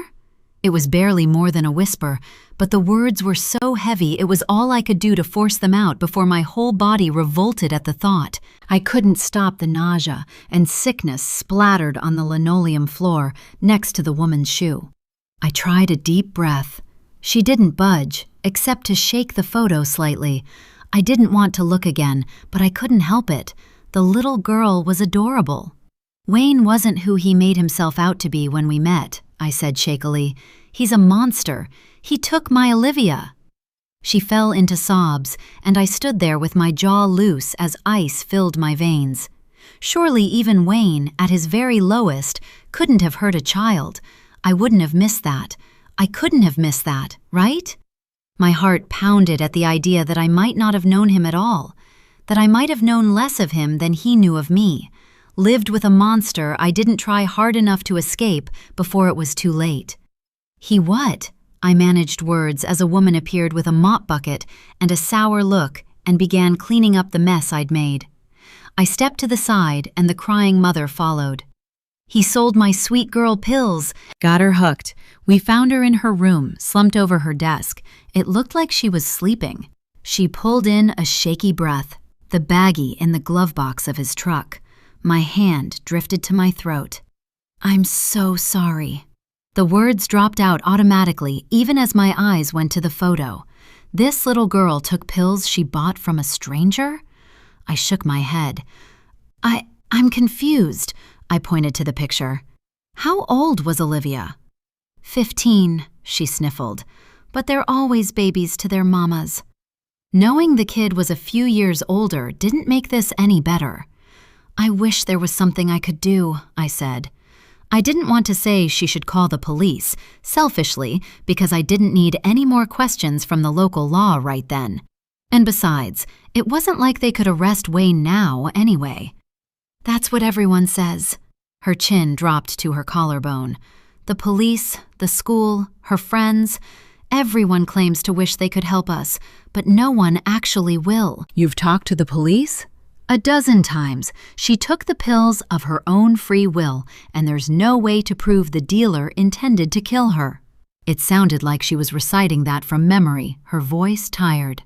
They had no leads, ruled it an overdose, and closed the case weeks ago. Day before yesterday, I found a card cleaning out her room with a Snapchat handle. My brother works in IT, and he says the account is owned by Wayne Harris, and there's only one Wayne Harris in Pine Creek. So I went to your house this morning, but no one was home. I waited, followed you. She covered her face with her free hand. It's okay. I knew as the words left my lips that this woman might never be okay again. I'm sorry, I repeated. It's too late for my daughter, but I might be able to save someone else this pain, she said. I just thought... She scuffed her shoe on the speckled linoleum floor. Olivia was loved. She left a big hole in so many lives. I just thought you should know. Your husband should know. There are real families out there that he's destroying. I believed her without question. Wayne was always in for whatever sketchy nonsense he could find to get into, and I had wondered for years if he was selling people around town opioids. The only reason he wouldn't have would be trouble getting a supply. The box I'd seen in Jesse's office flitted through my thoughts, a pang of guilt stabbing my side when I thought about how I'd kept Deputy Vincent out of the back of the bar. Maybe I could help this woman, just not exactly in the way she was asking. Set up some dominoes and wait for them to fall. I was getting good at that. It's not just the kids who die, it's everyone who loved them. Olivia had friends. She had a boyfriend she'd been going with since the 8th grade. The woman touched the photo with one finger. Please just talk to your husband? I definitely could not do that. I will do my best, and I wish... I paused when she started crying again, suddenly feeling the eyes of the small crowd that had gathered on me. I truly wish things were different, but I have no idea how to get a hold of Wayne. Every word of that was true, just not the way people would assume. I might be able to talk to someone, though. I might be able to direct Deputy Vincent's attention to Jessie. It wouldn't bring this girl back to the people who loved her, but it might save someone else. Maybe if I did a good thing, it would balance out some of the bad things I'd done, or the ones I had yet to do. The woman stared at me for 5 beats before she nodded and shuffled off out the door, both hands on the edges of the photo of her daughter. I thanked the woman with the mop for cleaning up my mess and apologized to her before I walked past the steaks and loaded the cart with ground beef, chicken, and stew meat. The other onlookers disappeared, though I heard a few whispers as I strolled the aisles, collecting peanut butter, bread, and cereal before I moved on to luxury items like produce and headed for the checkout. I wondered if Josephine Malone ever felt grateful to be able to walk up to a grocery checkout and buy whatever she wanted. Probably wouldn't occur to her to notice. With every beep of the barcode scanner, my brain tossed up a new question. Was Wayne selling drugs? I didn't doubt it. Was that where the cash I'd found came from? Seemed logical. Was Jessie involved? Probably. I wished I'd known all this even 48 hours ago, when I still could have asked him about it. And then there was the big question. Did this have anything to do with Trevor Malone? That was the one I didn't have an answer for, and also the one I felt like I really ought to figure out before anyone else came looking for Wayne. Or the money, before I ended up following my deadbeat husband to an early grave. Chapter 18. Josephine. Wednesday, 2 p.m. Ms. Malone, are you okay? Dabney asked from the doorway, a steely edge to her voice. Now hold on just a minute here, Buck began. Mr. Malone, sir, all due respect, I'm going to need you to step away from your daughter. Respect? He roared. Who the hell do you think you are? I'm Dabney Bowen, and I just watched you assault your daughter, and I will absolutely call the police if you don't step back right now. She held up her cell phone. I was so stunned, I forgot my face hurt, the tears drying up instantly as I watched Buck glare while he retreated to the sofa. In my time on this planet, I had never seen anyone tell my father what to do. Until today, I could never have fathomed that he would obey if anyone tried. First my mother, and now this little slip of a 20-something secretary had just stood here in my family room on this terrible day and done the impossible. She was hysterical, Buck muttered. She wasn't breathing. Dabney crossed the room and squatted in front of me. Are you okay? That was the second time she'd asked me that today, and all I could think was that I still couldn't remember the last time anyone cared. Dabney's forehead furrowed in a way years of quarterly Botox injections assured mine never would again. Ms. Malone? I'm sorry, Dabney. My emotions seem to be all over the place today. I patted her shoulder. I'm fine. I was having a panic attack, and he was a bit too old school about trying to snap me out of it, that's all. Old school has never steered me wrong, Buck said. Dabney held my gaze for a few seconds before she stood. Yes, ma'am. I'm glad you're okay now. Would you like me to stay and help out this afternoon? Or would you rather be alone? We're fine, my mother said. Josephine has family to help her. You can go on. I really appreciate you coming, Dabney, but I don't want to take up your whole day. I glanced at my parents. Whatever Buck had come here to tell me, he hadn't said it yet. He wouldn't still be standing there if he had, and I didn't need any more Malone family dysfunction on display today. Maybe you'd be better off if you head out after all. Dabney stared Buck down all the way out the front door. I waited for it to close before I turned on him. You will not fire her, I said. Who's firing a girl who looks like that? He waved me off like he was shooing a fly. She can boss me around anytime. Next time, without you in the room. I looked at my mother, my heart tearing right in half, as part of me felt pity and part of me wanted her to jump up and declare she was leaving him. She just sat there, staring straight ahead out the sunroom windows. You're disgusting sometimes, I snapped at my father. Are you aware of that? Your mother makes sure I am. He glanced at her and she just rolled her eyes. I'd wondered often how she stood it, being married to him, but I'd never been brave enough to ask her. Well, at least Mother and I agree on something. I stood, testing legs still shaky from adrenaline. I want you to leave Dabney alone. She's not your type. She was, in fact, exactly his type, which was why I'd insisted she work for Trevor. Buck laughed. Every woman in this whole place has gone crazy today. She's not my type? She's a lesbian, I blurted, not because I knew if it was true or not, but because it was the only thing I could think of to say that would make him listen to me. Or so I thought. Instead, his eyes lit up in a way I'd wish for the rest of my days I could erase from my memory. Is that so? Jesus Christ, Buck. My mother jumped to her feet. That's enough. You're talking to your own daughter, for God's sake. It's not anything I haven't heard before, Mother. My brain ran to what kind of person Buck would hire to replace Trevor, and how that would impact Dabney. I couldn't stand the thought of her being stuck with the kind of lech Buck favored in his hiring decisions. So I turned to my mother, softened my tone, and asked for her help. I want him to make Dabney a division order analyst, and I want them all to leave her alone. That sounds reasonable to me. She looked up at Buck. It's the least you can do. The least? Why would I want to do anything to help a random secretary? You're helping me, I said. And why would I do that? He stared at me with a small smile and raised white eyebrows, waiting, baiting me, probably. Please, Dad. I nearly choked on the word, grinding my teeth after I said it. Buck, that's enough. My mother's voice held a quiet strength I'm not sure I'd ever noticed before. He shrugged. I'm not as young as I used to be anyway. Gotta be careful of too much excitement. He patted his chest. Can she do the job?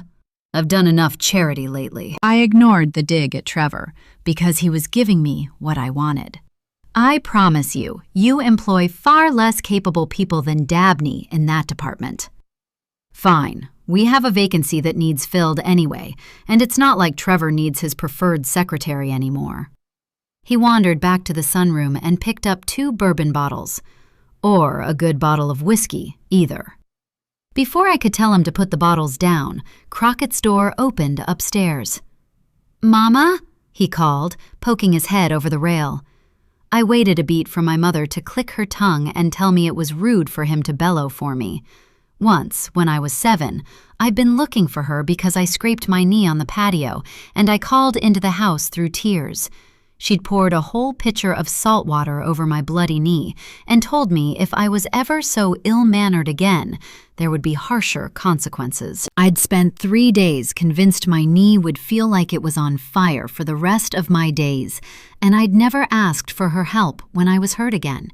Not even that night, I almost died. Thinking about that made me realize how absurd it was that she'd shown up here today expecting me to want her help.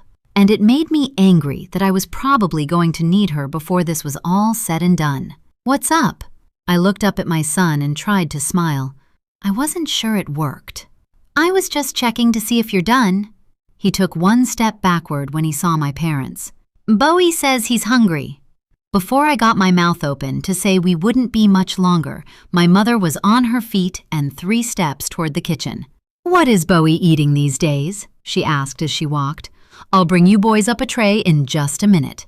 "He likes peanut butter sandwiches with the crust cut off," I spoke slowly as I stood. "The grape jelly in the door of the fridge, and Cheetos." Crockett must have already eaten the sandwiches I'd made earlier if he was out here asking for food. Mother pulled plates from my cabinets and the jelly from the refrigerator like a real grandmother who made Bowie snacks every day. "Sit down, Josephine. I can make the boys some sandwiches." I looked up at Crockett, who raised both eyebrows and shrugged. "I guess it'll be right up," I said. "Thanks, kid." "Sure." He turned toward my mother. "We're playing a video game and we'll have headphones on, so you can just come in." "I'll be right there with the best peanut butter and jelly you've ever had." Her voice was so bright, I almost didn't recognize it. Crockett's face said he didn't have the energy for fake family today, and he disappeared into his room. I watched her pile 6 thick sandwiches on a plate and pour Cheetos into a bowl. "What should I take them to drink?" she asked. "Bowie was making Kool-Aid before you got here," I said. "The pitcher is in the fridge." She wrinkled her nose, but didn't say that she was thinking I shouldn't let them eat chemicals. I had learned long ago to pick my battles with Bowie, and right then, I might have let him drink vodka if he'd asked. Not much, but my boys had been through a lot today, and it was only lunchtime. Mother added 2 glasses and the pitcher to her tray and picked it up. "I can get that," I offered. "You stay there and talk with your father," she said, trotting up the stairs with the tray. "Let me help." She disappeared into Crockett's room, and I turned slowly back to Buck, who was picking at the corner of a label on one of the bourbon bottles. The flat set to his lips, and his reluctance to look me in the eye told me I was about to find out why they were really here. "Just say it." It was all I could do to force the words out, my stomach winding itself into the kind of knots Boy Scouts get badges for. Did he know what Trevor had done? Worse, could he possibly know what I had done? Surely not. And yet suddenly, I couldn't breathe. Buck looked up from the bottles, then put them down on the coffee table as he paced the room. "Josephine, your mother and I told you not to marry that man. Trevor was a low-class rodeo hack who grew up in the slums." He paused, pointing to the couch and raising one eyebrow. I swallowed the bitter retort I wanted to snap at him, my nails scoring my palms, and sat on the edge of the leather. "We warned you, but you wouldn't listen," he went on. "We knew he was beneath you, but your mother wouldn't risk you cutting us out of your life if we pushed too hard. So I gave him a job, a very good job that paid him extremely well given his resume. And what did I get for my trouble?" He paused, spinning on his heel and pacing back toward me. "There are 2 files missing from my office. Trevor denied taking them. I believe he was lying, and I want them back." So many things fought to get out of my mouth, I was genuinely surprised by the words that made it first. "What kind of files?" Buck glared. They are my property, and you will return them. I haven't seen any files, I snapped. Maybe he wasn't lying. You married a common thief, Josephine. His voice was steely and cold. I'm sorry if you don't like hearing that, but it's true. Did you fire him for drinking, or because of whatever this is you think he took? I jumped to my feet when his face answered the question for him. So first you called him a drunk while standing in our home drinking bourbon at 2 in the afternoon, and now you're calling him a liar while you yourself are actively lying to me? I could hear my voice getting higher and more shrill with every word, but I couldn't stop it. At least you're consistent in your hypocrisy, Buck. That's the one thing I can always count on you for. You count on me for plenty, he spat, his face turning bright red. Name something you've done for me in the past 10 years, I fired back. Who called in favors all over Houston to get your little He stopped before he said it, but it stung all the same. To get your kid in with the best specialists for expensive testing. Who paid for the tests? Who paid to fly you all over New England for months when the doctors here weren't good enough for you? You want your money back? I screamed. Let me get you a check. I turned for the study and stopped with my foot in midair when he said, Who's lying now? I spun slowly. What? You ever wonder how different your life would be if you had listened to me? I don't know. Even once or twice? Buck sighed. Like yours is something to aspire to? I shook my head. A different empty-headed whore every month, a family who'd rather be anywhere but in a room with you, grandsons who are afraid of you. Sure, you have the life everyone dreams of, Buck. I wonder why I didn't take advice from a man like you. His furrowed brow said I'd landed at least one of those jabs. Good. Crockett just doesn't like me because the other one doesn't. His name is Bowie! I screamed so loud I think the crystals in the chandelier tinkled. And he is your grandson too! Unfortunately. He muttered it, but I heard him anyway. Get the hell out of my house! I snatched the Baccarat highball glass off the table and hurled it at him. He ducked, and it smashed against the pillar behind him. You are no longer welcome here! I was shaking, half with rage and half because I didn't know how I'd get through the next few weeks without my father's help. But I would figure it out, because nobody was going to stand in my house and talk about my baby that way. I'm no longer. Buck let his head drop back and laughed, the kind of laugh that makes ice skate down your spine as you wish you could poke out your own eardrums. You ungrateful little... He put one hand up. You know what? Have it your way. I'll go, and I'll take my money and my company's resources with me. Time itself stopped. You're cutting us off? I intended to scream it, but it came out on a whisper. He smirked. I should have a long time ago, would have saved myself a lot of grief and a lot of money. You will not get another dime from me. No, wait. I swallowed my pride, and it burned all the way down. I'm sorry. Buck shook his head. No, you're not. You're simply remembering that you don't really control a thing about any of this. This is my world, Josephine. It's time you remembered who calls the shots in this family. You can't. How am I supposed to take care of the boys? What are we going to do? I despised the pleading note in my voice, but the threat to my children left me no choice. You should have made better choices, Josephine. He sighed. So many times, you should have made better choices. And now, you'll have to. He walked to the foot of the stairs. Constance, he called. She didn't appear. Buck, Dad. Wait.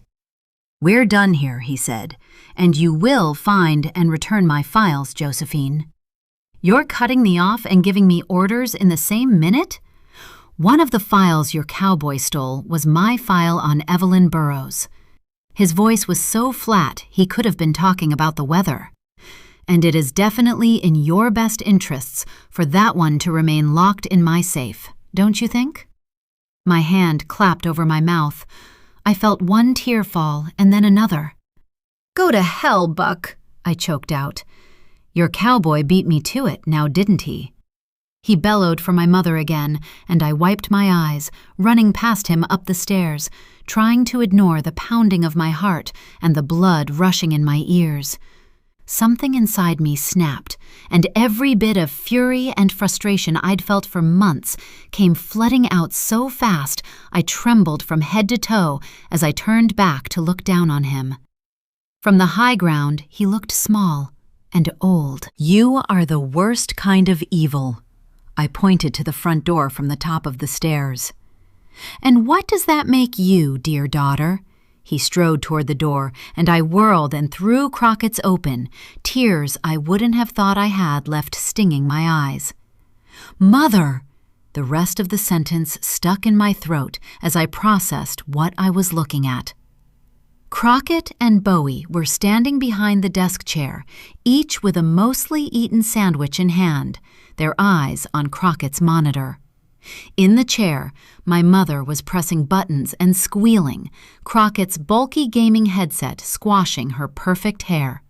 "Duck!" Bowie shouted, tossing his sandwich when he threw up his hands. "Now go right up the ramp," Crockett said. He didn't look sad for the first time all day. The first time in months, really.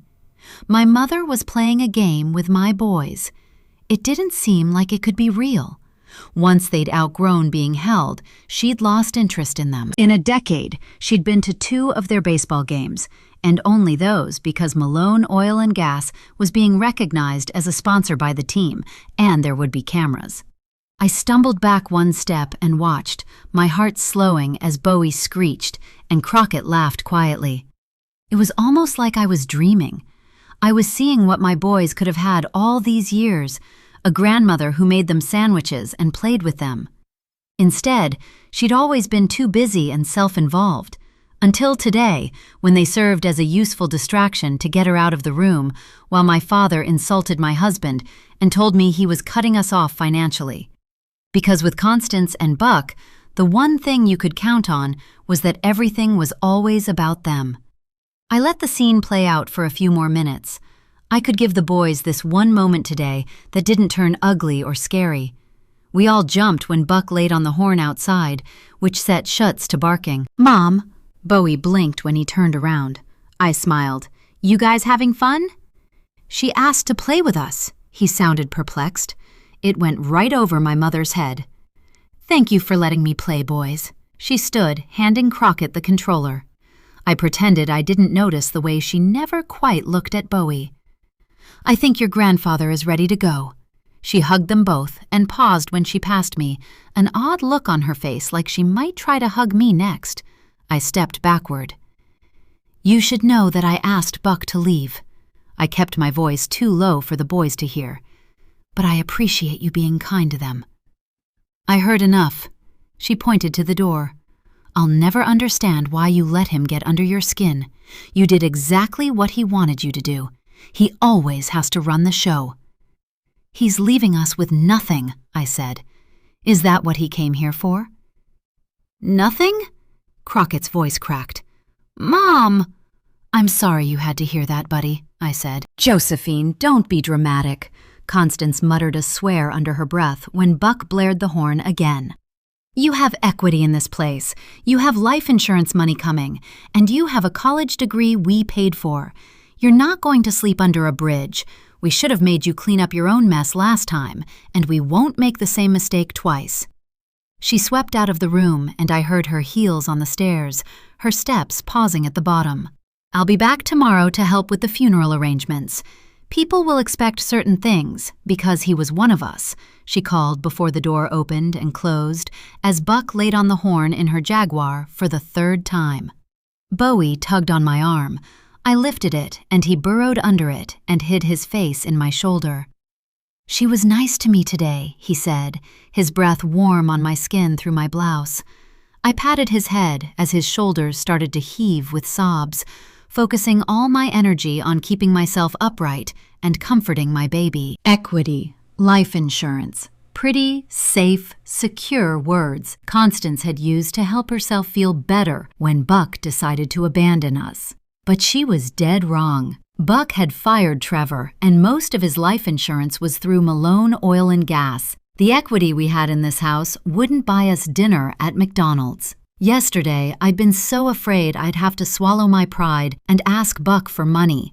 Today, Trevor was dead, and somehow I was worse off for it. My parents had cut me off, and I still had a business card in my pocket from a scary man who had threatened my children. What in the hell was I supposed to do now? I held Bowie until he stopped crying, then settled him on Crockett's bed and kissed them both on top of the head before I left them distracted by their game and went to the study. Staring at the wedding photo I'd had framed for Trevor's desk when we got back from our honeymoon, I swallowed hard. This, right here, was the thing that had kept me awake at night for weeks.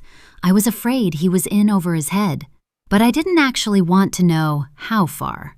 I reached into my pocket and pulled out the card the man at the diner had handed me, managing to dial the number on my cell phone with shaky hands. Yes, that was all he said. This is Josephine Malone. I just need an amount. $950,000. I slumped in the chair. Is that all? I didn't mean to say it out loud. Plus interest. Call it $1.2 million. When was he supposed to get it to you? Yesterday, as a matter of fact. I swallowed hard. I need more time. That will cost you more interest, to start. Give me a week. If you try to run, I will find you. But more importantly, I will find your sons. Understood. 1 1/4 then. 1 week. $50,000 for a 1-week extension? Buck was in the wrong business. Okay, was all I said. He hung up before I could. Just yesterday, I thought I'd have more time, that I had figured out how to fix this, like I'd always had to fix everything else. I couldn't even find the energy to be angry today that I wasn't the only one in our marriage keeping secrets. I just had to figure out a way to find out what else I didn't know before it crawled out of the darkness and hurt my boys.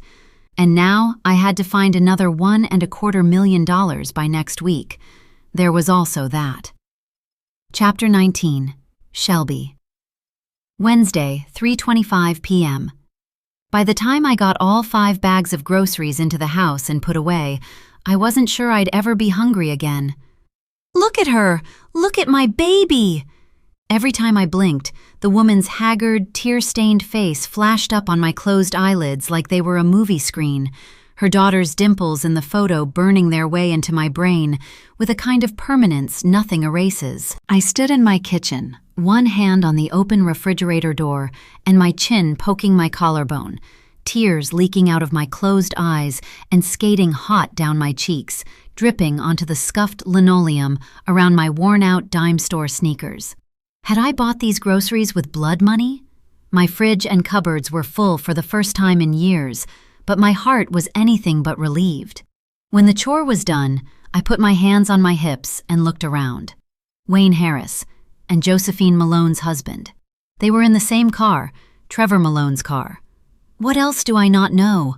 I asked the cracked, water-stained popcorn ceiling. Whatever Wayne had been doing with Trevor Malone, it wasn't good.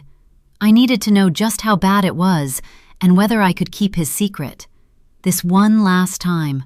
Not for him, but for me. Hard to keep a secret when you don't know what it is, I muttered. I wasn't sure I wanted to know, but I was also more scared of what I didn't know than what I might find out. It was time to search our house. I started in the bathroom, checking behind the toilet tank and up under the sink, then on the floor of the tiny linen closet. I found plenty of dust and mildew, but that was it. I wasn't exactly sure what I was looking for. More cash, maybe? Or a notebook, a burner phone, a list of passwords because he sucked at remembering them. That woman said her daughter Olivia found him on Snapchat, but his phone wasn't in the bag from the hospital. Assuming Josephine Malone wasn't a thief, it had probably been lost or destroyed in the crash. If there was another phone or I could find his passwords, I could at least see what he'd been up to, know who to watch out for. Moving to our bedroom, I looked under the bed and then between the mattress and box spring with no luck. I opened every drawer in Wayne's dresser and rifled through, then checked his nightstand and his side of the closet. Perching on the edge of the bed, I dropped my head into my hands. That's when I saw it. Just the tiniest glimmer in the sallow overhead light, a bit of something shiny, nearly tucked behind the leg of the bed. I slid off the edge of the mattress into a squat and reached for it, gasping when I held it up. A cufflink. A diamond cufflink that matched the one I'd seen in Trevor Malone's shirt sleeve just a few hours ago. What in God's name was it doing in here? I hadn't even brought that bag into this room. If Wayne Harris knew how to use one of these things, I'll eat my shoes. Turning it in the light and watching the diamond throw rainbows around the room, I wondered what it must be like to have the kind of security that came with money, with family and respect. The kind of security Josephine Malone had known every day of her life. Rock-sure and certain knowledge that no matter what happened in your day, you had a warm home to go to at the end of it, where there would be food waiting for you and people who loved you. Her husband had been good-looking and successful. Their family the kind of Christmas card perfect you see in TV commercials, but real too. Her kids were bright and funny, and her husband wasn't perfect. Bowie said they'd been fighting when their dog broke the patio screen door. But he was the kind of husband that made her want to go back to Greece with him after 20 years. That was real love. Real connection, the kind of family I'd always dreamed of. Stupid of me to so much as think Wayne Harris could have ever been the path to it. I stood up and reached to shut his closet door, kicking the wood hard enough to hurt my toe. And I smiled. Kicking the battered old door made me feel a little better. Made this day and the one before, and all the weeks leading up to that phone call last night, feel a little lighter. So I did it again, my toe throbbing a little. I smacked it with a flat palm, too, rattling it in the frame. And I heard something clatter inside the closet. Leave it to me to break something trying to let off some steam. At least I could afford to fix whatever it was, right? I sighed, pulling the door open to see what fell. A neat little square of wood, about a foot wide and just as tall, lay on the floor. I broke the door? I muttered. I wouldn't have thought I was strong enough to do that. I bent to pick it up and turned to the back side of the door, frowning when there wasn't a hole. Reaching up, I pulled the chain to turn on the bare light bulb that dangled from the ceiling before I turned to the wall. "Sweet cartwheeling Jesus, Wayne," I blurted before my hand clapped over my mouth. Stacks and stacks of bound $100 bills filled the recess in the wall, stuffed between the studs as tight as a stripper's ass. I didn't have to count it to know I was looking at a life-changing amount of money. I also knew it wasn't mine, wasn't Wayne's. Wayne didn't have the skills to come by this kind of money on his own, not even dealing drugs. It was stolen, or maybe being laundered, or God knew what other kind of mess he might have stumbled into. What he was hiding from me while I was breaking my back cleaning hotel rooms 12 hours a day to keep our rent paid. I wouldn't have any luck at all without bad luck. I rattled the edge of the hole in the wall, and another piece came off easily, revealing more cash. Thousands for sure. Maybe hundreds of thousands, depending on how deep it went. I didn't want to even touch it. I put the squares he'd cut out to hide it behind back carefully, checking to make sure they'd stay in place before I pulled the chain to turn off the light. Shutting the closet, I went to the recliner in the living room and sat, putting my head in my hands. Of all the things I could have imagined Wayne leaving me stuck with, this wasn't even on the list. I'd been worried about what I found in his wallet, but this? That much money meant only one thing. Someone would come looking for it. The next thought made me sit straight up. Did this money belong to Trevor Malone? Was Wayne smarter than I gave him credit for being? I glanced out the window. The lady across the street with the yippy dog was back outside, roaming her yard without really taking her eyes off my house. Holy hell, there was someone who knew what Wayne had been up to while I was at work. Someone I could ask without fear of getting myself shot, right outside my front door. I had never gotten any kind of friendly at all with the neighbors because getting to know people put secrets at risk. Just look at how much trouble letting Wayne in had caused me.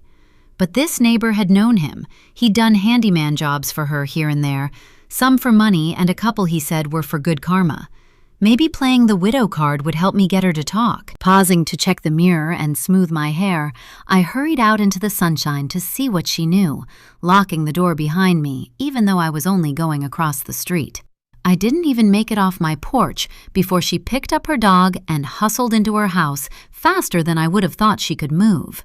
I stalled for a blink, my shoulders drooping, before I rushed down the steps and across to her porch anyway. I pushed the button on the doorbell, one of the fancy ones with a camera like the landlord had. I heard a chime and stepped back, waiting. The dog yipped from the other side of the door. When she didn't answer, I pressed the button again, fixing a smile on my face and waving at the camera, before I remembered that I knew it didn't work. I stared into the lens, hearing Wayne's voice in my head like he was standing next to me. "You are the sexiest girl I've ever had my hands on." Goosebumps rippled outward from the nape of my neck, his breath warm on my skin, and his lips cool as his arms went around me from behind. I giggled as he unzipped my blue polyester maid's uniform from the manor at Oakwood Ranch, electricity skating down my spine as his fingers followed the zipper, burning all the fatigue right out of my muscles. "Is that a fact?" "Why do you think I married you?" he whispered, his lips and teeth grazing my ear. "Happy 2-month anniversary, Mrs. Harris." I stepped out of my uniform and melted into him, and by the time he pulled me onto the bed, I couldn't have told you my own name, not a single one of them. Finally, my life had turned a corner. I had an honest job and a wonderful husband, and everything was right with my world, especially when Wayne Harris's lips were on my skin. I closed my eyes and traced the sharp ridges of his shoulder muscles with my fingers, feeling the stress of this day, of my whole sad, scary life, melt away. There was nothing I wouldn't do for this man, and nothing he wouldn't do for me. I was sure of it. When he rolled off, the smile on his face telling me he was pleased with how loud he'd made me scream, I grabbed clean shorts and a t-shirt and went to shower. Dry and dressed with my hair still wrapped in a towel, I wandered to the kitchen humming the score from an old romance movie under my breath. That will never stop being fun. Wayne stood over the stove, 3 pans going, and the smell in the air making my stomach growl so loud he laughed. "Don't they give you a lunch break at that swanky joint?" "I had extra rooms today because Jenny was out sick." "See anyone famous?" he asked. "Not today." I opened the refrigerator, my very own refrigerator, and grabbed a handful of grapes. There was some golfer who's on TV there from Friday to Sunday, though. He didn't tip anybody the whole weekend. How was your day? Got 3 exterior walls totally framed out after the rain stopped. He took a swig from a Budweiser bottle and stirred a bubbling pan of marinara sauce. Lady across the street was cussing the oldest power drill I ever saw when I pulled in a while ago, so I went over and put up one of them doorbells with a camera on it for her. He checked the pasta and turned off the heat, and I shoved the last 3 grapes in my mouth and got the colander down. This right here was my favorite thing about our life. Cooking dinner after mind-altering sex might be dull to a lot of folks, but to me, quiet nights with Wayne were the best part of any day. Soft, ordinary, boring. People who've never known terror and heartache underestimate the wonder of safe and boring. "A camera?" I asked as I got plates and forks while he drained the pasta and turned the fire off under the meatballs. "We've put them in some of the fancy places we built out by the river." He sat down. "You can see who's at your door from your phone from literally anywhere." "That does sound fancy." I cut a meatball, wondering what else a camera on the neighbor's front porch could see. I couldn't think of a way to ask Wayne that without letting on that I had things to hide, though. The funny thing is, she doesn't actually know how it works. Wayne shoveled a forkful of spaghetti into his mouth and talked around it. She chattered for an hour about needing to keep tabs on the neighborhood. You can't trust people these days. She bought this thing off a TV ad, but the only phone she has plugs into her wall, and I think her computer came from Radio Shack before anyone even invented a modem. She paid good money for a spy camera that she can't use. Did you tell her that? I didn't have the heart to. He took another swig of his beer, so I set it up on my own phone. I figure if she ever actually needs something from it, I can help her, and this way I can see what's going on here during the day, too. I choked on a bite of spaghetti, coughing and sputtering until he got up and rounded the table to bang on my back. "You okay there, babe?" He dropped a kiss on top of my head when I stopped coughing. I just nodded. I couldn't very well tell him the truth, could I? We'd barely been in the house 2 months then, before everything soured and started to decay, back when I'd had no reason to believe my husband wasn't the kind of man who'd help the old lady across the street just because it was the nice thing to do. I knew better now, standing on her porch in the sun the day after he died. But the memory made me smile a little anyway. I had been happy once. Maybe I would be again someday soon. I tried the bell one more time, mostly for show, before I turned back toward my own house, wondering what she had seen or heard that had her refusing to talk to me. Was she mad or scared? I didn't guess it mattered, except one made her more likely to talk to other people about us than the other. Sitting in Wayne's chair, I pulled my old, cracked iPhone from my back pocket and downloaded the doorbell app, typing in the same username and password Wayne had used for everything. "Invalid username or password," the box on the screen said. Damn! I bit my lip and clicked the reset password link. I typed in Wayne's email address and then went to my browser and logged into his account. Tapped the side of my phone with one finger as new messages loaded. Right at the top, there was one from the doorbell app. I followed the link and reset the password, pulling up the camera feed of the street and the front of my house in shockingly clear video. I clicked the button to show events from yesterday and scrolled until I found what I was looking for. At 9:13 p.m., 2 men walked out of my house to a yellow Lamborghini parked at the curb. But that wasn't the thing that stole the air from my chest. No, the thing that made the dingy walls in my small living room feel like they were closing in on me, made the air too thick to breathe. That was Wayne, there in black and white on my phone screen. Even from 100 feet away, there was no mistaking my husband's profile. His biceps straining against cloth wrapped too tightly around them. I backed the video up and watched it 3 times. 3 playbacks or 3,000, it was always the same. Wayne Harris in an Armani suit, sliding behind the wheel of a sports car worth more than his whole life, as Trevor Malone ducked into the passenger seat with Wayne's gray t-shirt hanging on his leaner frame. The hospital didn't make a mistake at all. They were wearing each other's clothes, carrying each other's wallets. If Wayne had figured out my secret, if he had told Trevor Malone, a tear skated down my cheek, splashing onto the floor. I was so close. Was there any chance Trevor hadn't told his wife? I grabbed the mystery cufflink I'd found in the bedroom and my car keys, shoving the phone back into my pocket. Josephine Malone was not going to destroy my life. I couldn't let that happen. Not again. Chapter 20. Josephine. Wednesday, 5:19 p.m. Bringing the boys with me to the grocery store was a bad idea. The pitiful looks and whispers followed us down every aisle. Trevor's death had led the 5 o'clock news on every station from here to Austin, which made walking through the market feel like we were in a giant fishbowl, unable to escape the eyes all around us. "Mom, can I have fruit roll-ups?" Bowie asked, holding up a box. "Sure." I pointed and he grinned as he tossed them into the already nearly full cart. Crockett looked around for the first time since we walked through the sliding doors. "What happened to, the dentist says fruit chews will rot your teeth?" He raised one eyebrow. "1 box isn't going to hurt," I said. "What do you want? Any special treat you can think of?" I was far more permissive with the boys where food was concerned than my mother had ever been with me, but I had my limits where junk was concerned, even with Bowie. Usually. Crockett looked around, his eyes landing on a large display of cookies. Perusing with one finger on his chin, he picked up a bag of brightly colored frosted animal crackers. "I want this." They were Olivia's favorite. "Then you shall have it." I smiled softly and patted his hand, and he put it in the cart and flashed a smile at me, a look of wonder and amusement on his face. "Can I have cherry soda too?" he asked.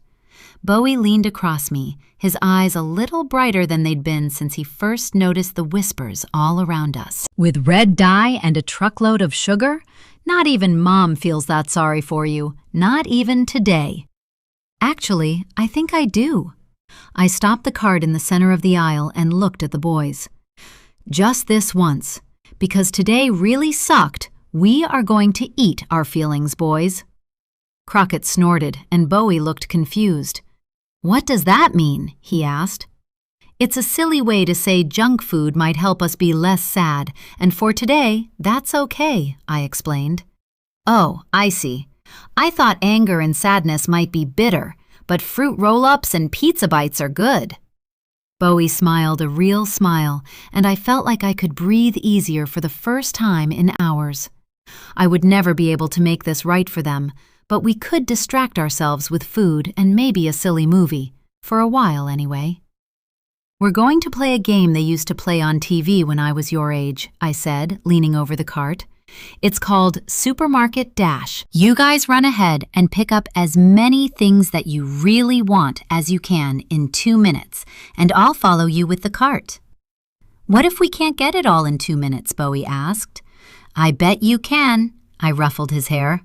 "Let's see. Ready, set, go!" They took off, even Crockett smiling as he grabbed his soda, and I followed as fast as I could without mowing down other shoppers or making more of a spectacle of myself. 2 minutes and 9 seconds later, the cart was piled so high with everything from Apple Jacks to soda to fruit snacks to ice cream, plus pizza bites in 3 flavors, that it was heavy and hard to push as we headed for the checkout. The cashier was an older woman with thinning, poofy hair she dyed a different color every month. She was always kind to Bowie, though, so I waited for her even when she had a line. She offered us a sad half smile. "I'm so sorry. I saw it on the news." I nodded. "I appreciate that." "We're eating our feelings," Bowie said somberly. "Seems like a good day for that, sweetie," she replied. She called a bag boy over with an extra cart as she rang things through, and when it was all bagged and Crockett had the second cart, she turned to me. "Any coupons?" I smiled and shook my head. She always asked, even though I never paid attention to clipping coupons or checking prices. If my father held to his word, I would have to start, but not today. $385.27, she said. What was a few hundred more on a credit card at this point anyhow?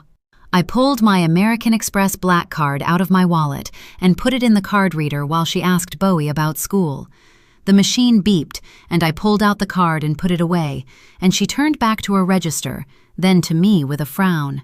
"It declined," she whispered. The words made so little sense to me, it took several blinks for me to process them.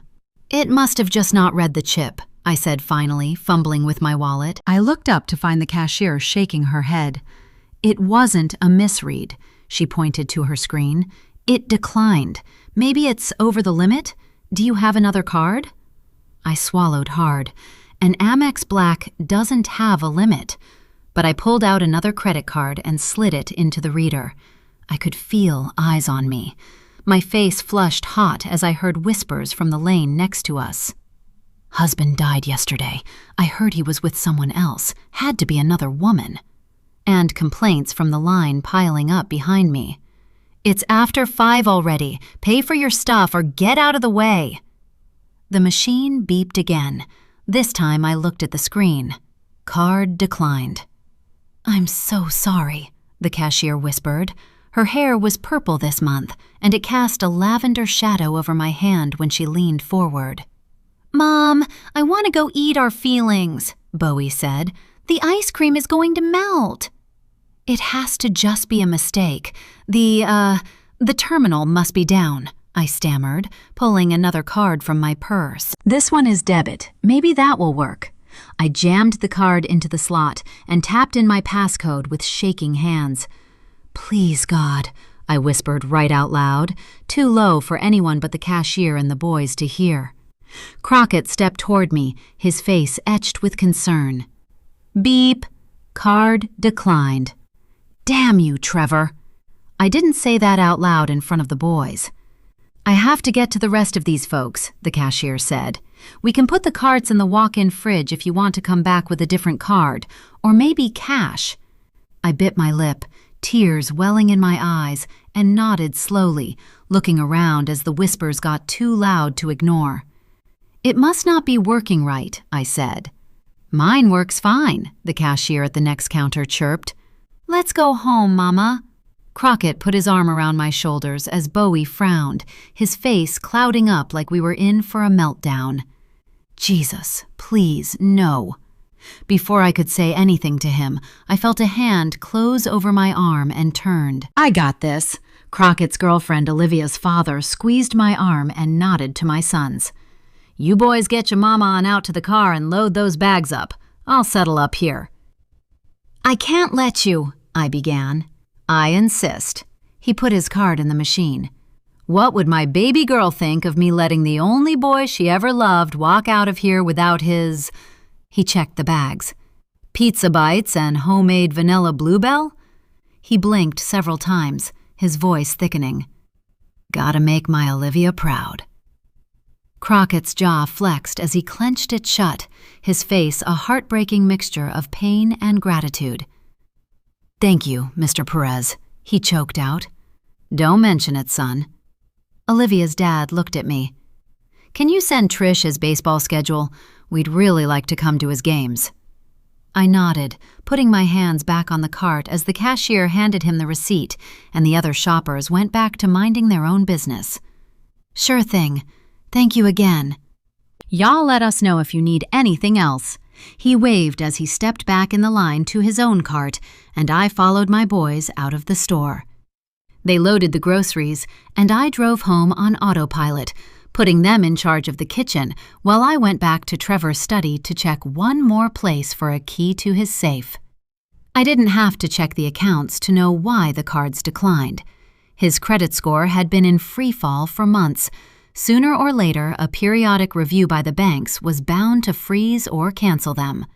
I just hadn't thought it would be today. If I could get into the safe, surely I could find something worth enough to make everything all right for my boys, even without my parents' help.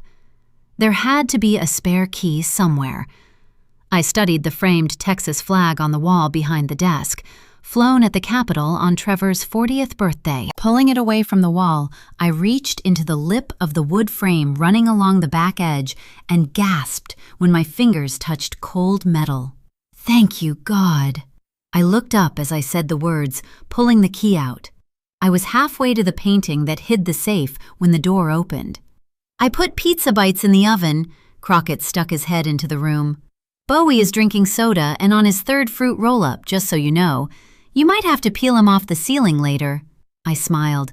"You need help in here?" His face said he didn't want to come into the room where his dad had spent so much time, which suited me fine because I didn't really want him in there right then. "No, I'm good, just looking at Dad's things. I'll be out in a minute. You feel like a root beer float?" It was his favorite dessert. His blue eyes lit, like someone had turned on a gas burner, for the first time all day. "You want me to make you one too?" he asked. "That sounds lovely." He shut the door, and I practically ripped the painting down, swinging it back to jam the key into the safe, holding my breath as I opened it at last. It was empty. I felt a scream rising in my throat as I shined the flashlight from my phone into the space, just to be sure, and I swallowed hard. I couldn't scare the boys. I felt more tears flood my eyes, and this time I just let them come. "Damn it, Trevor," I whispered, pain shooting from my chest to the tips of each finger, like my heart was splintering into a million pieces. How could you lie to me? It was hard to imagine a time when I'd been so sure I could trust Trevor Malone with my heart and my future that I'd handed him my financial security wrapped up with an intricate red bow. "Open your gift." I'd put the box on his plate before dinner, and I nodded to it as he pulled his chair out. "You never let anyone open gifts before dinner." He grinned, picking up the box. "Not even on Christmas." "I can't wait anymore. I've been planning this for months." I clapped my hands together and rested my chin on my fingers. "I was so sure I had outdone you in the gift department this year," he said, reaching into a wine rack cubby and pulling out a fat wood box. "But now you've got me a little worried." I took the box, barely noticing the intricate logo emblazoned on the lid in silver, part clover and part hearts. 10 years of marriage, today, and I'd never been able to outdo Trevor in the grand romantic gesture department. Surely he expected to win again tonight. I recognized the logo. I knew what was in the box. Knew I had to open his and gush before he'd touch mine. I flipped the lid up, my eyes going wide at the size of the diamonds circling the rose gold bezel, the soft ticking of the second hand soothing as I let my jaw drop, my free hand clapping over my mouth. "Oh, Trev, it's beautiful!" It really was breathtaking. More than a wristwatch, it was a statement of taste, of class, of wealth, and for Trevor, of love. I knew well by now that a childhood spent barely scraping by had shaped his love language of extravagant gifts. I fumbled with the ornate packaging, trying to get the watch out. He chuckled and moved behind me, putting his arms around me and leaning in. "Allow me." The words caressed my ear like a promise, an affirmation that I had chosen my partner well. Trevor had his flaws, but he enjoyed doing kind things for me, and nothing lit him up like playing and coaching baseball with our boys. Our toddler, Bowie, was proving to be different from his big brother, but Trevor was the only person besides me who had the patience to work and reason with him, and that, even without everything else that was wonderful about our life, would make me love this man with my last breath. He settled the cold, heavy ornament on my wrist and fastened the clasp, frowning when it hung loose, rattling around my bone. "You haven't been eating enough." He didn't ask, he stated. "Just worrying about Bowie's testing next week." I waved one hand. "I'm fine." Trevor put his hands on my shoulders and spun me to face him, 2 little vertical furrows deepening over his nose as he scrunched up his brow. "Josephine, honey, I understand all the weird quirks your mother beat into you about food. I do. But controlling what you eat isn't going to give you control over what these doctors say about Bowie." His voice was soft. "That's not the way the world works." My chin quivered. "I know that," I whispered. And logically, I did. I just couldn't make myself believe it when I was trying not to panic about something. "It's fine. Mother says you can never be too rich or too thin." I tried for a smile. He frowned. "I won't disagree with her about money, but your mother is wrong about that second thing." "I'm sorry." I swallowed hard. "I don't want you to think I'm not pretty." He wrapped both arms tight around me, dropping the watchbox to the floor, and rested his chin on my head. "Baby, that's not what I said. You're gorgeous." He pulled back so he could look me in the eyes. "I just want you to be healthy. I mean, there's a happy middle for this, right? Like, I'm not telling you to go eat ice cream until you look like a heifer. I just want you to be strong. Can't have you passing out from starvation while you're driving our boys around." I flinched, but smiled up at him anyway. He'd called me a heifer once before, 3 weeks after Crockett was born, and I'd starved and CrossFit my way back into a bikini in weeks, and vowed he'd never have reason to again. Standing next to our anniversary table with the smell of Trevor's favorite dinner thick in the air and the boys fast asleep upstairs, I doubled down on that. My boys, all 3 of them, and this house we'd finished building last year, were my universe. I couldn't let something as stupid as getting fat jeopardize everything I'd worked so hard to build. You like your watch? Trevor murmured, his lips hovering over mine. I love it. I buried my fingers in his hair and kissed him, my head swimming slightly at the fever he gave back. I pulled back and opened my eyes. And I love you, which is why I had your gift custom made. I turned and snatched the box off his plate. Open it. He moved his hand up and down like he was weighing it, throwing me a curious glance. Small and heavy. A custom-made paperweight? Be serious. I rolled my eyes. I got you a designer rock, of course. Trevor laughed and kissed me again as he pulled on the bow. Only the best rocks in this house. I stepped back so he would focus on the gift. He lifted the lid and dropped the box. The buckle bounced and landed back in the nest of blue velvet, unharmed. I bent to pick it up and stood to find tears running down Trevor's face. Josephine, what did you do? I had Granny's diamond set into your buckle, I said, holding it out. He took it, shaking his head at me. I see that. Did I ever tell you I was wearing this the first night we met? I remember, I nodded. Some creep was being very insistent about hitting on me, and you came to the rescue with your big old shiny pro bull rider buckle. This, he ran one finger over the star in the center. This thing gave me the courage to walk over there that night. I had never seen a woman like you before, and I figured it made me look like enough of a badass to scare the creep off and maybe get you to dance with me. You told me that once, a long time ago. That story actually gave me this idea. Do you like it? It's incredible, but why? He tilted the buckle he'd won in his last professional rodeo from side to side, the 10-carat solitaire now centered in the star throwing rainbows across our dining room. I wanted you to know how much I love you. I put one hand on his face and he looked at me. And how much I trust you. How glad I am that you came over and asked me to dance that first night. How proud I am of you. Oh, babe, I know. He laid the buckle on the table and pulled me close. Don't get me wrong. This is insane and amazing, and I'm not ever taking it off. But I know. You took it off somewhere, Trevor. I looked around the study, desperation making my skin feel 2 sizes too small.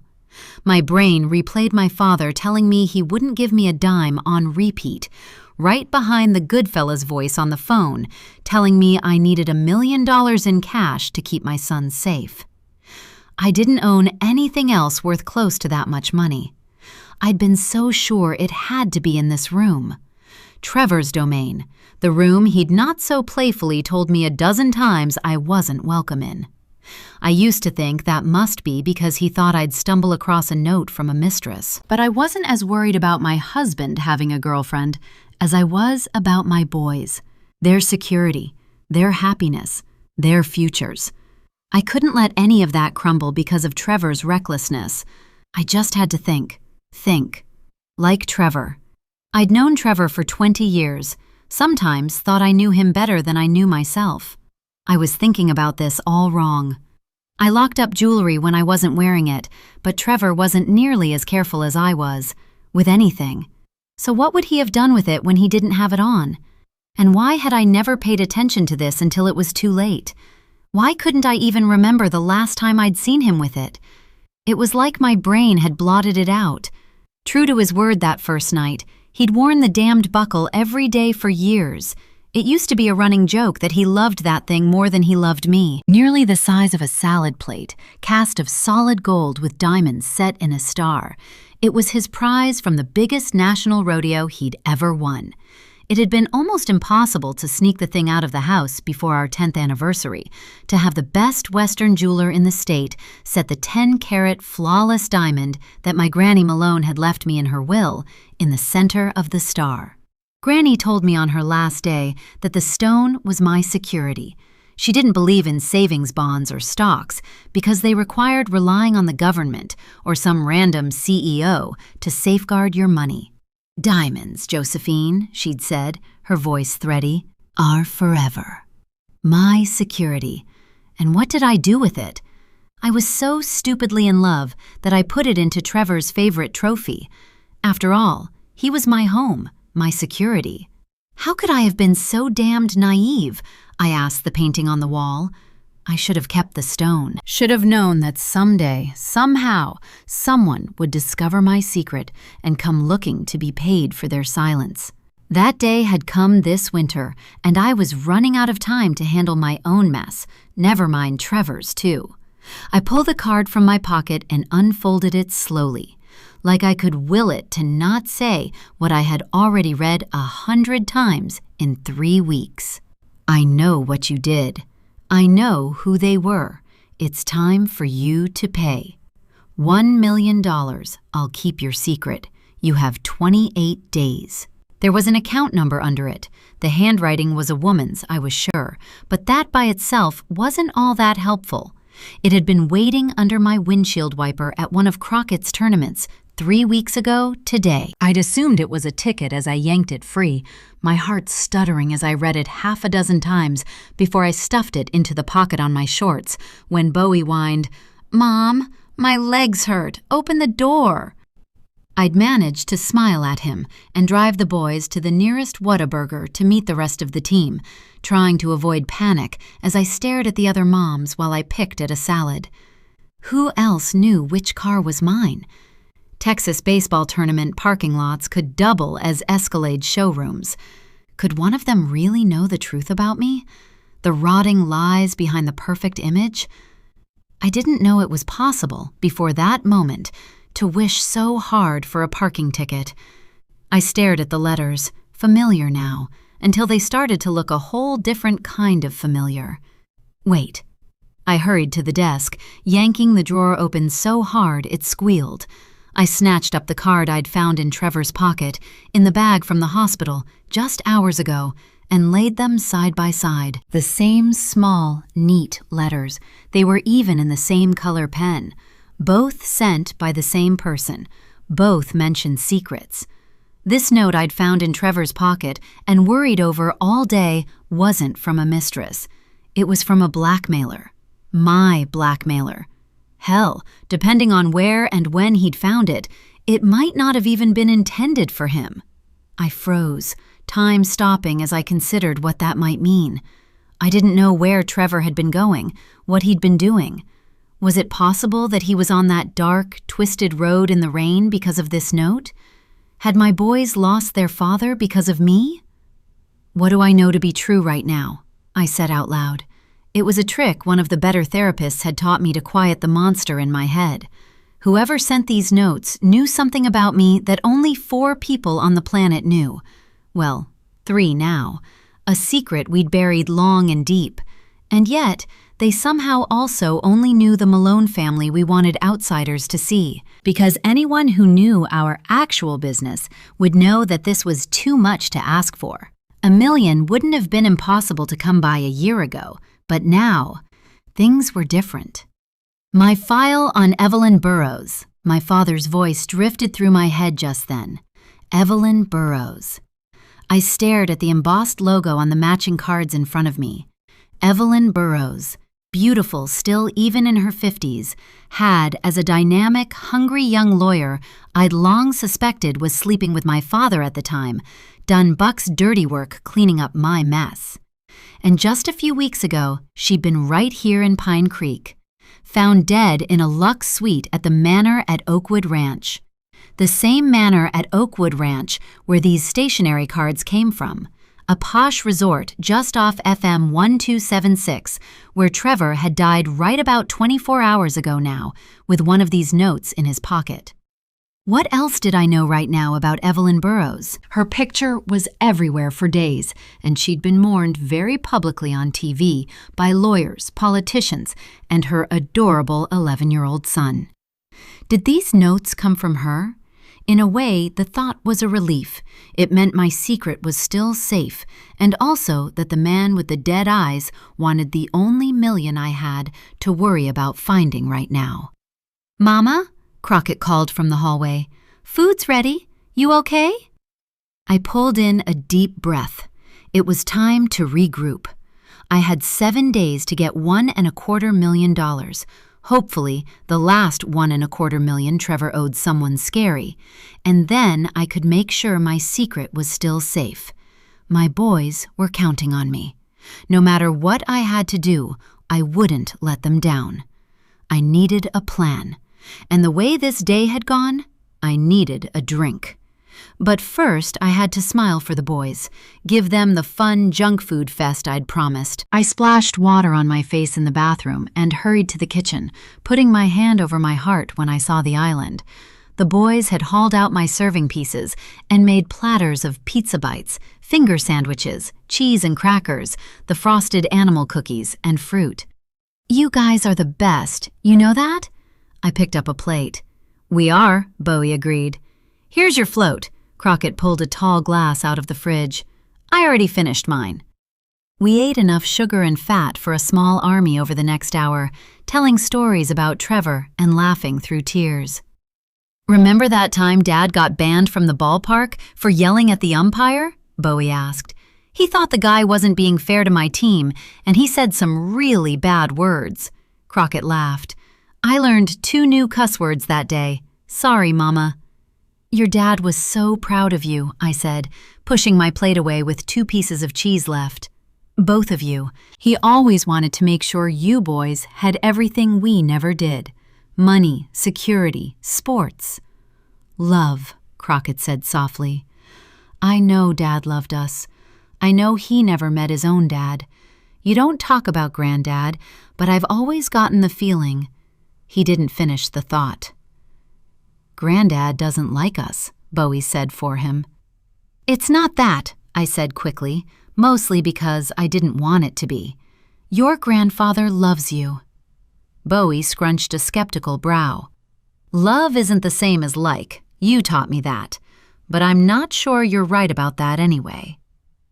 I wasn't sure I was either after my father's visit this morning, but hell would host the Winter Olympics before I told my babies that, so I just nodded. "I can see your point of view." Crockett stood and picked up his plate. "Let's clean up, Bowie. I'm beat." "Oh, buddy, I'll get this." I jumped up and took all the plates. "You guys made dinner. I've got cleanup. Go on upstairs if you're tired. Just remember, you can always come get me if you need me in the middle of the night." They hugged me, and we stayed there in the kitchen with our arms around each other for what felt like a long time before they turned their cheeks to me for kisses and loped off upstairs. I was loading the dishwasher and thinking about tequila when the buzzer that meant someone was at the front gate blared, and I remembered I hadn't let Schutz out of his camp when we got home. Having a guard dog was only helpful if he wasn't locked up. Buck always said reporters were worse than vultures. For the first time in my life, I was inclined to agree. Chapter 21. Shelby. Wednesday, 6:19 p.m. It was only by luck that I saw him. I was turning my steering wheel toward my driveway when the shadow caught my eye. It was faint in the fading sun, almost a trick of the light, but I rolled past the house anyway. A man, stocky and strong in all black, with a mask covering his face, opened the window to my bedroom and boosted himself over the sill. Another 60 seconds, a stoplight that was red and not green, a slow driver in my way, and everything would have seemed just fine. I might have gone inside.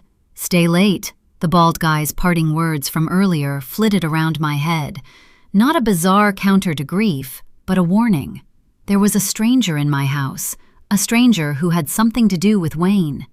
I took several deep breaths as I turned at the corner and sped away from the house. I couldn't even go home, but at least I was alive, more than I could say for Wayne. I felt my pocket, the diamond stud cufflink I'd found earlier, still safe there. It gave me an idea. I knew 3 things. Josephine Malone had everything I never did: a beautiful home, a real family, security, love. She needed a maid. She'd said a few hours ago that she wanted a friend. Maybe I didn't need to go home after all. Chapter 22. Josephine. Wednesday, 6:48 p.m. Schutz was still in his camp enclosure with his doghouse and fresh water fountain and about 100 toys, but it was getting dark. I should go let him out, but I had to get rid of whoever was lurking at the gate first. I dried my hands before I crossed to the gate control panel and peered at the little screen. "Shelby?" I pushed the button before I spoke again. "Are you okay?" "I found something I need to give you." She waved at the camera. "I'm sorry to just show up, but I didn't have your number." I couldn't help the smile that inched across my face. This morning, she couldn't wait to get out of this house, and here she was coming back with an adorably lame excuse. Was I finally making a friend? "Don't be silly, come on in. Schutz is still in his camp, so he won't bother you."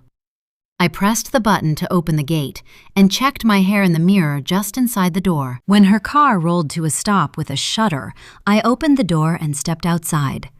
"Nice to see you again." "Thank you for letting me through."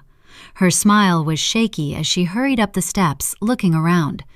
"I really am sorry I didn't know how to call." "Yes, because it's somehow your fault that I didn't give you my number." I laughed and waved her inside. "Besides, I turned my phone off hours ago because of the damn reporters. I was just about to fix myself a drink. Care to join me?" "I think I could use one today." "Same." I shut the door behind us and went to the bar. "What's your poison?" "Can you do a margarita?" "I can, but have you ever had a paloma?" "A what? Isn't that a really gross bug?" "I think you're thinking of palmetto bugs." I laughed again, pouring grapefruit juice and my homemade sour mix into a shaker with 2 generous shots of tequila. "If you hate this, I'll make you a margarita." It felt odd to sit with a stranger I probably wouldn't have noticed on the street yesterday and laugh on such a terrible day, but I appreciated the simplicity of small joys more, too. I filled 2 glasses with ice and poured our drinks, garnishing them with fat grapefruit wedges before I handed hers over and pointed to the big wicker sofa under the skylights in the sunroom. "Have a seat." She took the far corner of the couch and sipped her drink, her eyes going wide. "That's delicious." "It's my signature cocktail for summer parties." I pointed at the pool, my voice dropping an octave and thickening with tears. Trevor always liked to have people over. Shelby raised her glass, her sad eyes full of empathy. "To Trevor," she said, "may his memory never leave you." I touched my glass to hers. "Thank you." If his memory never left me, would I be this miserable the rest of my days? Maybe that was what I deserved. She gulped the rest of her drink and put her glass on the table. I sipped mine and watched her look around the house. "You must have a lot of wonderful memories here." Her voice sounded dull. "I am thankful for that today," I said, "for my boys especially." I pointed to the fireplace in the family room. "At the holidays, we get a 12-foot tree that goes right there next to the hearth, and Trevor would always make a big deal out of climbing up a ladder and then picking the boys up to put the angel on top of the tree." I got choked up again, trying to remember if I'd gotten pictures of it in December, and fanned my face with one hand. "Sorry, I just didn't know the last time would be the last time, you know?" She nodded. "I think if anyone gets how you're feeling today, it's me. Please don't be worried about that. It's okay to talk about him. In a weird way, it kind of makes me feel better, like I'm not so alone." She looked at the floor. "That probably doesn't make any sense." "It makes perfect sense."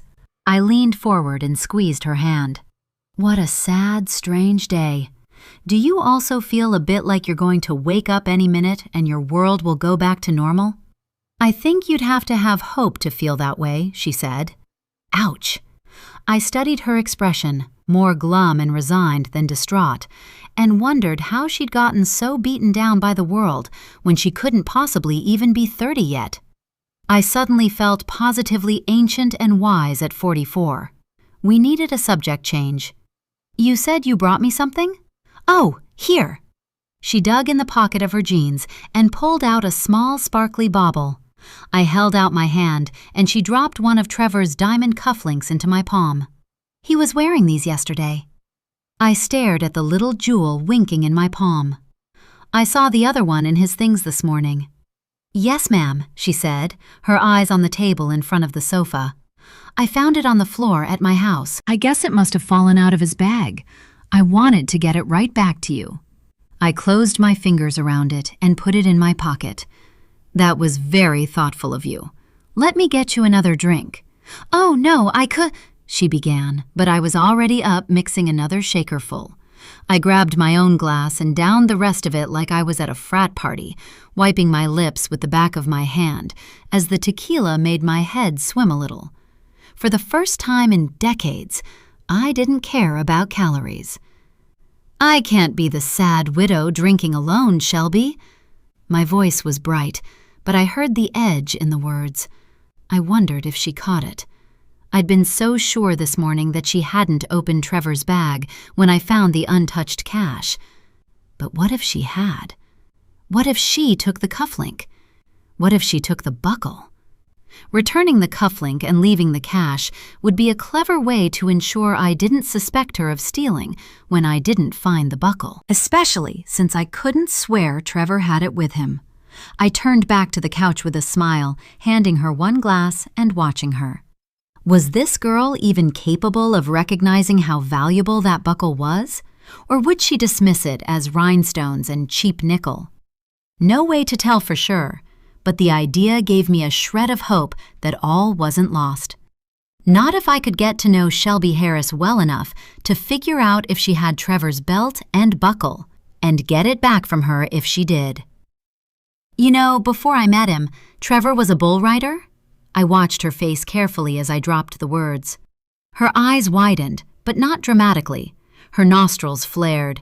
She put her glass on the table. He what? If she was acting, she was talented. He was.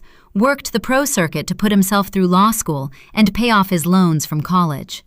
Or at least, that's what he told me his loans were from. I'd never wondered if that was true until right then. You have to be good to win big money in the rodeo, don't you? My mother was furious when I brought home a common cowboy.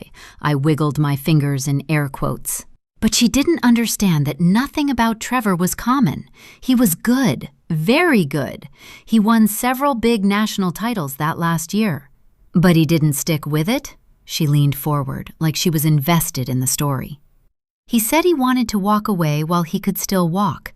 It was a means to an end for him, paying off his education, not a sport he loved. But he was proud of the things he accomplished. Did he have a bunch of those belt buckles as big as dinner plates? Shelby smiled, and I tipped my head to one side, trying to figure her out. He did. I almost mentioned that I couldn't find his favorite one, but I paused to wonder if that would tip my hand too much, and she started talking. Wayne worked rodeos when he was young too, she said. He was a clown, fitting for him in a lot of ways. I wonder if maybe they knew each other from then. I blinked. How old was Wayne? I had put him around her age for no particular reason than it seemed logical. 37, 10 years older than me. I thought he was so smart when we met, but it was an act. He had so many secrets. She bit her lip the way Bowie always did when he was upset. Not good secrets? Are secrets really ever good? She didn't look up as she spoke. I never thought about it that way. Lucky you. I sipped my drink and waited for her to say something else. Didn't take long. I can't, she sighed, looking up at me with big, sad eyes. I think Wayne was selling drugs. I pressed my fingers to my lips. Jesus, if Buck found out Trevor died in a car with a dope dealer, he might find himself wishing for a good old-fashioned cheating scandal. But you're not sure? There was a woman earlier today. She said her daughter overdosed, and Wayne was. She swallowed hard.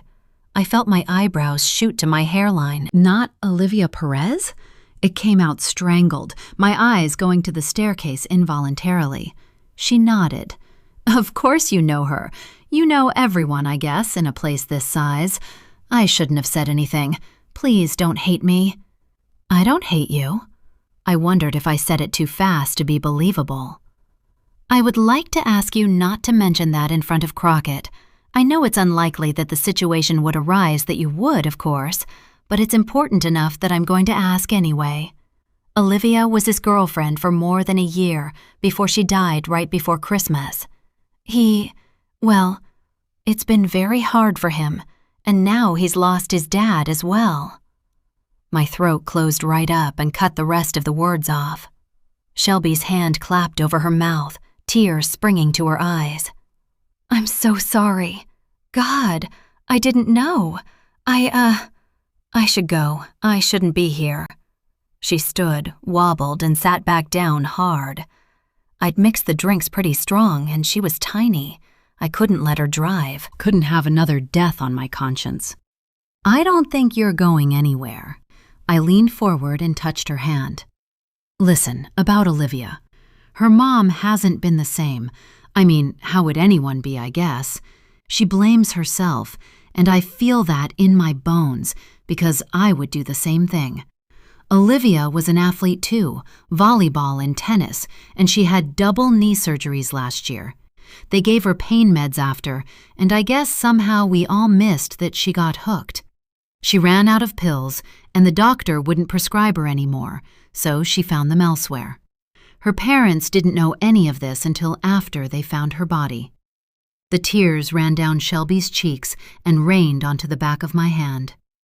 "At least your husband wasn't a monster," she whispered. I didn't see the need to argue. "It's still okay for you to miss him," I said. She nodded. "Thank you." I stood. "Come on, let's get you up to the guest room." "I couldn't put you out." She looked horrified at the thought. "It's no trouble. We just lost our husbands in a car crash. What kind of friend would I be if I let you drive when you can hardly stand up?" She stared into my eyes, a war of emotions parading across her face. The tequila kept me from seeing exactly what that meant, though. "Mama?" Crockett came around the corner in his Batman pajama pants and no shirt, rubbing one eye.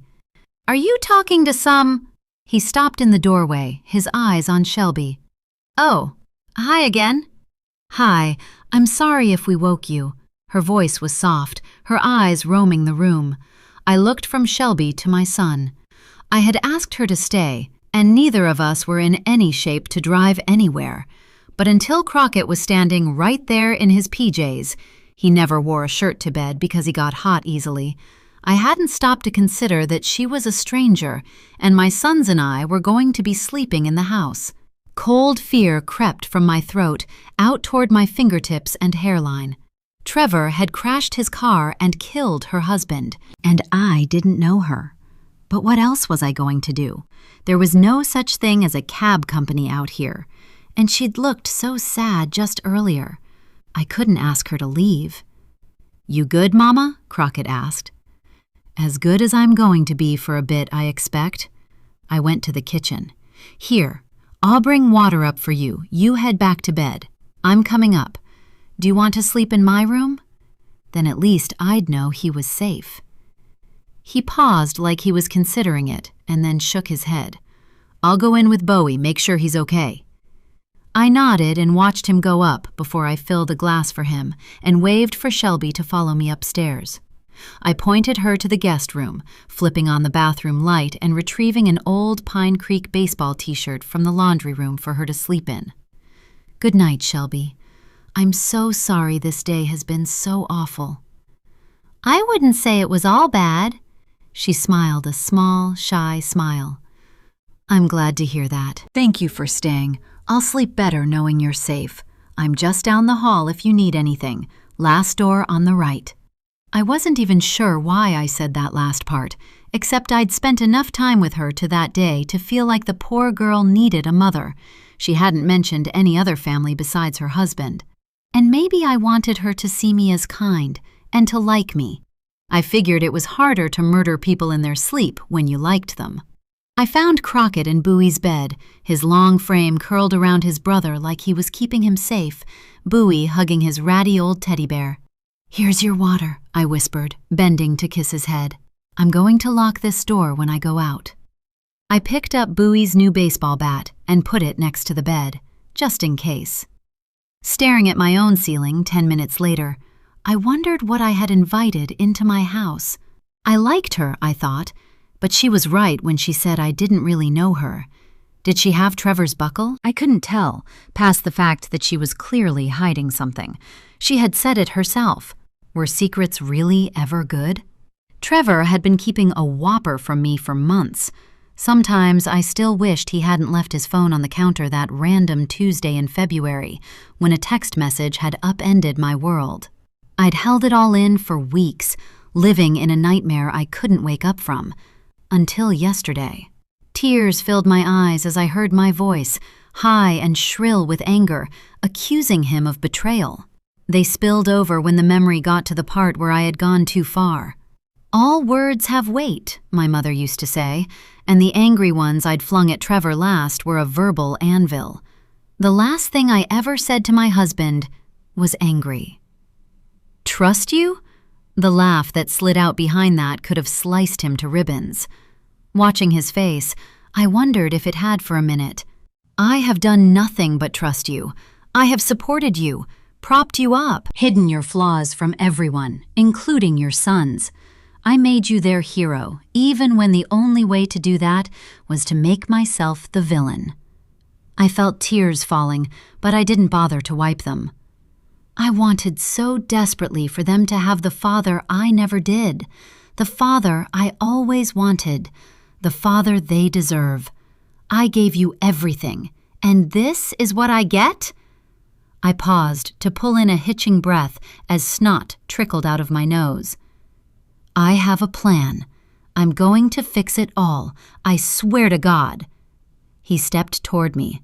Don't you dare, I screamed, chucking a heavy tea glass at him. He jumped backward when it exploded as it hit the floor, ice and glass shards shooting as far as the back of the sofa. I can fix it. He turned on the charm that he had ridden to every achievement in his life, including the heavy gold and diamond belt buckle resting against his flat abs below his navel. My eyes flew open when I realized I had seen the damned thing. He had been wearing it when he left. I sobbed, just like I had the day before. Trevor had put out a hand. Josephine, baby, I got this. The smile that had won me over made me believe in a bright future that could outshine my dark past. I love you. That did it. He didn't love anybody more than he loved himself. I swatted his hand away. I felt my face twist into something I wasn't sure the Botox should have allowed, anger and fear lacing together and burning a hole in my heart. Get out! Take your lies with you! My voice cycled through octaves until I didn't recognize it, high and thin with hysteria. Do you hear me, Trevor? Get out! How could you do this to us? Careful what you wish for, he said, his voice low and quiet. I raised one arm and pointed to the door. I don't need you anymore. The boys and I will be better off if you never come back. Never come back. It echoed in our dark bedroom 31 hours later, like it was too heavy to stay in the past where it belonged. I was already cleaning up the broken glass when he turned and sprinted out. That's why I didn't see Crockett slip up the stairs to his room. I turned on my side and pressed my face into the pillow, my insides twisting as I pictured my son hearing those ugly words, seeing his father leave, knowing now that he actually wasn't coming back. I must have fallen asleep, but I don't remember when. I only remember the dream, the kind of darkness that feels so thick you think you can touch it, a rush of chilled air and glass. Tiny glass shards everywhere, like little knives. Blood that was black in the flashing blue lights. There was so much blood. No matter how hard I tried, I couldn't forget it.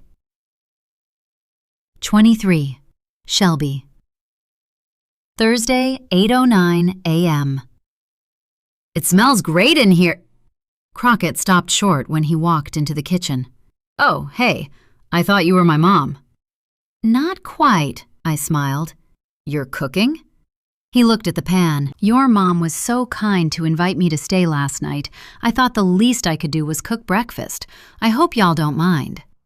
I bit my lip as I looked up from the stove after I flipped the eggs sizzling in a whole stick of butter. I could eat.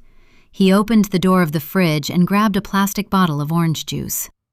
I have fried eggs, $1,000,000 bacon in the oven, and I found the waffle iron. I pointed to the counter where it was heating up.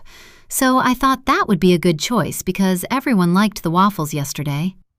That's really nice of you, thanks. Bowie loves waffles. He sat down at the counter with his glass. The look on his face said he wanted to say something but wasn't sure he should. I don't bite, you know, I said. If there's anything you want to ask me. I was just wondering how your husband knew my dad, Crockett said. Why he was in the car, you know? I measured flour into a bowl for waffle batter. I wish I had an answer for you, I said. I don't really know how they knew each other. Your husband never mentioned my dad? No. That was the God's honest truth. I'm sorry that your husband died. Thanks. I'm really sorry about your dad. Yeah, me too. Something hard and angry flitted across his face, or at least I thought it did. It was there and gone so fast it might have been my imagination. Maybe I was too used to being around volatile men. He gulped the rest of the juice and smiled at me. Can I help? If you wanted to set the table, that would be great. I ladled the first waffle into the iron. No problem. He opened a cabinet and pulled plates out. They had high rims like the plates at the fancy restaurant at the hotel where I used to work. The robin's egg blue was pretty next to the gold flatware, giving the table the kind of understated elegance it takes a good deal of money and taste to create. Posh, but not flashy. You want some coffee? Crockett asked, pressing a button on the fancy machine on the bar. I'm going to take one up to my mom. I was afraid to touch that thing. That would be great. Whatever your mom likes is fine for me. I'm not picky. You sure? It makes individual drinks. There's no pot or anything. Of course it did. I thought about the fancy coffees at the lobby bar at work. Do you know what a caramel macchiato is? I didn't, but it always sounded good when I heard guests say it. Coming up. He touched a couple of buttons, and a minute later handed me a glass mug topped with a thick layer of foam. I sipped it. That's amazing. The machine does the work. I just push buttons. He made another one and started for the stairs. I'll be right back. I nodded, flipping the waffle iron open to a golden waffle that made the whole kitchen smell like vanilla. I'll be right here. I heard a door open and close upstairs as I put the waffle on a tray in the second oven to keep it warm. I was ladling another scoop of batter over the iron when the doorbell rang and the dog started barking, and I about jumped plumb out of my skin. The ladle went flying, batter splattering on the door of the fridge and across the dark wood floor. I looked around, my jaw loose. I had made a wreck of Josephine Malone's kitchen. Damn, I muttered. The bell chimed again, and I looked at the stairs. No sign or sound of another soul. I couldn't go answer her door. I didn't belong here. Not like that. Not yet. Another ring, followed by banging on the door. Still nothing from upstairs. The cop who'd shown up here yesterday in the front of my brain. I crept toward the door, wiping my sweaty palms on my shorts. I peered out the window next to the door. A petite blonde woman, older, with perfectly styled hair and makeup that belonged in a fashion magazine, glared at the door. Josephine Rebecca, you open this door. 2 names. Must be her mother? I swung the door wide, fixing my best smile on my face. The woman slid her big plastic sunglasses down her nose and peered over them. Who the hell are you? I'm Shelby. It was like something about the look on her face drained all my intelligence out through my feet. Are you the new maid? She asked. I felt my mouth open and close several times. I don't think... Never mind, she said, breezing past me into the house. My daughter was raised to answer questions properly. She went to the middle of the floor and looked around, then disappeared through the arch into the hallway where Josephine had gone to fetch Wayne's things. Was that just yesterday morning? I blinked. She came back. Where is Josephine? She hasn't come down yet, I said. She looked at the gold and diamond watch on her wrist. It's after 8. Her tone was the same one you might use to describe a felony. "Crockett took her coffee up to her," I said. She turned toward the kitchen. "Is something burning?" "The bacon!" I ran for the oven and yanked it open, pulling the tray out and inspecting it. It wasn't burned, just well done, but the sugar on the pan was starting to blacken. I put it down on the counter and turned back to the waffle iron. "Did you make this mess?" Josephine's mother had followed me and was frowning at the waffle batter on the floor. I pulled in a deep breath. The doorbell and the dog startled me. I was trying to do something nice for Josephine.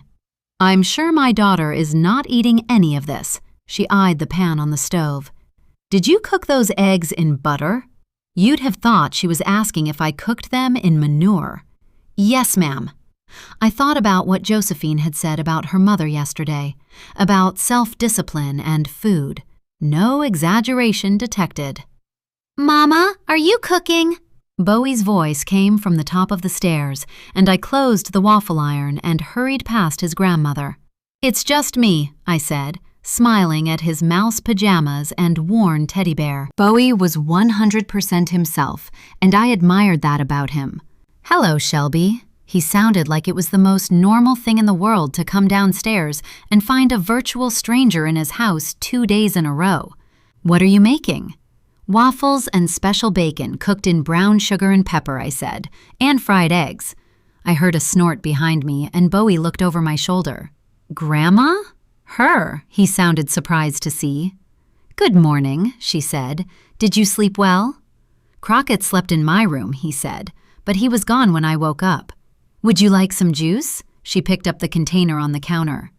"I don't like orange juice," Bowie said. "Apple would be good." She nodded and looked in the fridge. "I'm afraid orange is all there is," she said as she turned back.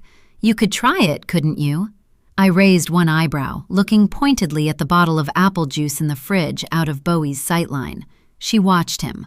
"I'll have milk," he said. She got it out and poured him a glass without further comment, and I got a rag and wiped the door and the floor where the batter splattered. "Mother?" Josephine's voice came from the doorway, slightly strangled, as her mother lit up when she saw Crockett. "I hope we can play more of that game today," she said, pulling him into a hug that made him look uncomfortable. Stepping away and turning to Josephine, she scowled. "Is this how you dress when you have guests and responsibilities?" "I didn't know you were here." "Did you forget about the maid?" "What maid?" "Shelby isn't the maid," Josephine said. "She's cooking for us," Bowie said. Josephine smiled at me as I added another waffle to the warming tray. "That's very kind of you. Shelby, this is my mother, Constance. Mother, this is Shelby. Her husband was in the car with Trevor when—" She looked at the floor. I turned to Constance just in time to see a look of horror melt into a sad smile. "Shelby, of course. How thoughtless of me. I'm so sorry for your loss." Her tone and demeanor flipped like a switch from judgmental and condescending to sympathetic and charming. "Interesting." "I understand," was all I said. The last waffle binned ready, and I pointed to the table Crockett had set. "Breakfast is ready. Crockett, get some coffee for your grandmother. I'm sure she won't need a plate," Josephine said. "And you will?" Constance looked surprised.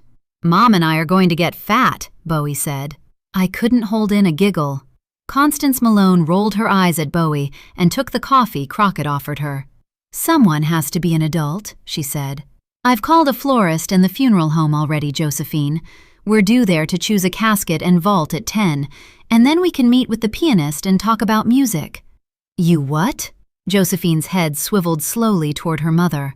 Why would you—" Her mother sighed. "People will expect certain things," she said. "Mother, I can't. Your father and I will pay the bill. And so you will do what you please with the arrangements." Josephine's voice was dull. Bowie squirmed in his seat, and Crockett looked like he wanted to say something but didn't know what exactly. "Boys, load up your plates," I blurted. They got distracted by the food, and Josephine caught my eye. "Thank you," she mouthed. She eyed her mother as she spread butter on a thick waffle. "Shelby, when are you planning to have Wayne's funeral?" Josephine asked. I stared, chewing a sweet and spicy bite of bacon slowly as my panicked brain tried to think of something to tell her besides the truth, that I wasn't planning on having a funeral. I couldn't afford it, for starters, and who would come anyway? I swallowed. I guess I haven't really thought about it. I'll probably do something small on Monday, I guess, in the morning? I want to be there if that's okay. Josephine smiled, and her mother sighed. We need to call the county and find out when they're releasing his body so the funeral home can pick it up. Constance pulled out her phone and stood. I'll try them while I wait for you in the car, Josephine. We're leaving at 9:15. Josephine and the boys watched her go. Why does she do that? Crockett asked as soon as the door was closed. Take over everything. I tell myself she thinks she's trying to help. Josephine stuffed a huge bite of waffle in her mouth and chewed like she was angry at it. But really, she just can't stand to not be the one calling the shots. I didn't get to plan my own wedding. I don't know why I didn't realize she wouldn't let me plan Trevor's funeral either. She turned to me. I'm sorry she thought you were the maid. My mother can be difficult. I was going to say snobby, Crockett said. I'm not offended. I cast my eyes down at my plate and waited a measured beat before I looked up. I could be, you know. Offended? Josephine tipped her head to one side. The new maid. I laughed.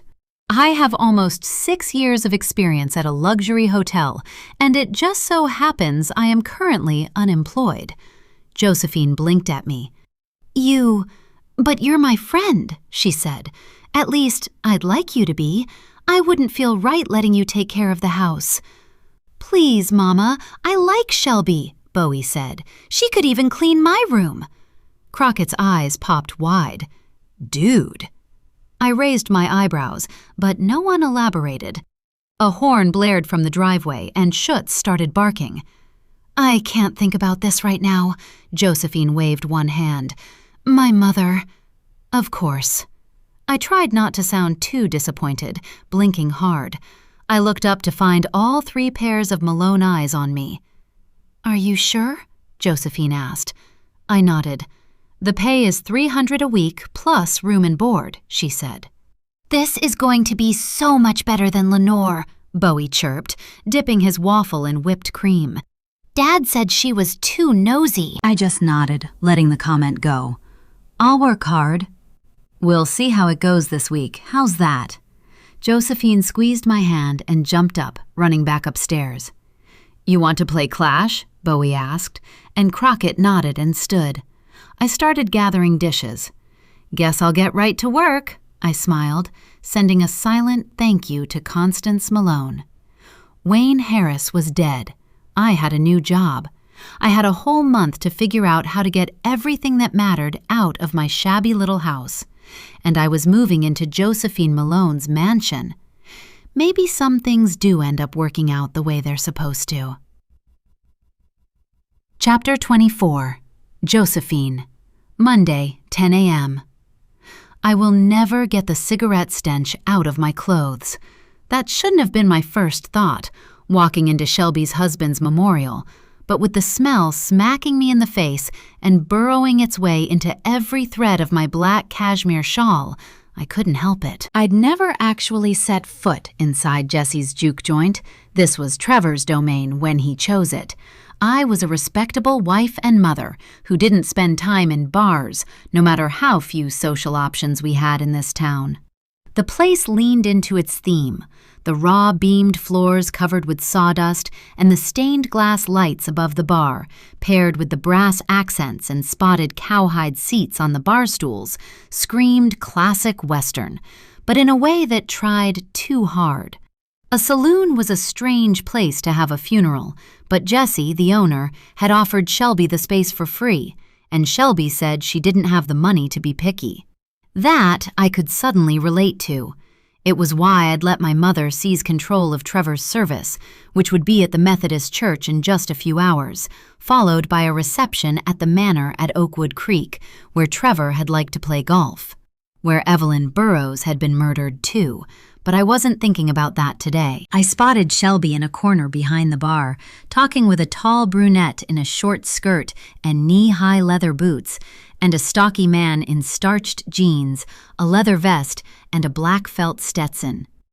Finding a seat in the last row of folding chairs that had been set up facing the bar's small stage, I perched on its edge and crossed my legs, pulling the shawl tighter around my shoulders, like it would protect me from feeling like I didn't belong. Shelby had told me a dozen times I didn't have to come, but I wanted to be there for her, even if I hadn't known her husband. She'd settled into our house over the past 3 days, like an angel sent straight from God. The boys loved her, and she seemed to both adore them and provide a welcome distraction and a bit of novelty at a time when we all needed it. She was a good friend and a better listener, and I felt closer to her with each passing day. I'd even let her stay in the guest room instead of moving her out to the maid's apartment over the barn, because it was obvious we all liked having her in the house. And, true to her word, she was working her tail off, getting the place scrubbed and organized from stem to stern after almost 2 months of neglect since the last girl left. Bowie had even let her clean his room. He kept it tidy, but Shelby was the first maid who'd been allowed inside to scrub floors and wipe baseboards, and Bowie had actually been pleased with how it turned out. That was enough to tell me I'd made the right call, all by itself. I checked the time at 10:07, just as the stocky cowboy walked up to the stage, and a song about keeping a dead man in a bar, propped up beside a jukebox, came on the speakers. I blinked slowly as I listened to the words. Don't get me wrong, I love country music, but this particular song was upbeat, I thought, and flippant given the occasion. During the second chorus, Shelby took a seat in the front row of chairs. Only about a quarter of the ones they'd set up were occupied, and my heart ached for her. How could so few people show up to remember a man who'd lived his whole life in this little town and died so tragically young? When the song finally ended, the cowboy bowed his head. "Let us pray," he said. "Father God, we know you have welcomed our brother Wayne into your kingdom. We feel your constant love and forgiveness as we pray for Wayne's immortal soul, Lord. He was an imperfect man, but his soul was saved and reborn through your greatest sacrifice, and we are all thankful for that gift. Watch over us as we remember him today, and be with Shelby as she navigates this world without her husband. In Jesus' name, amen."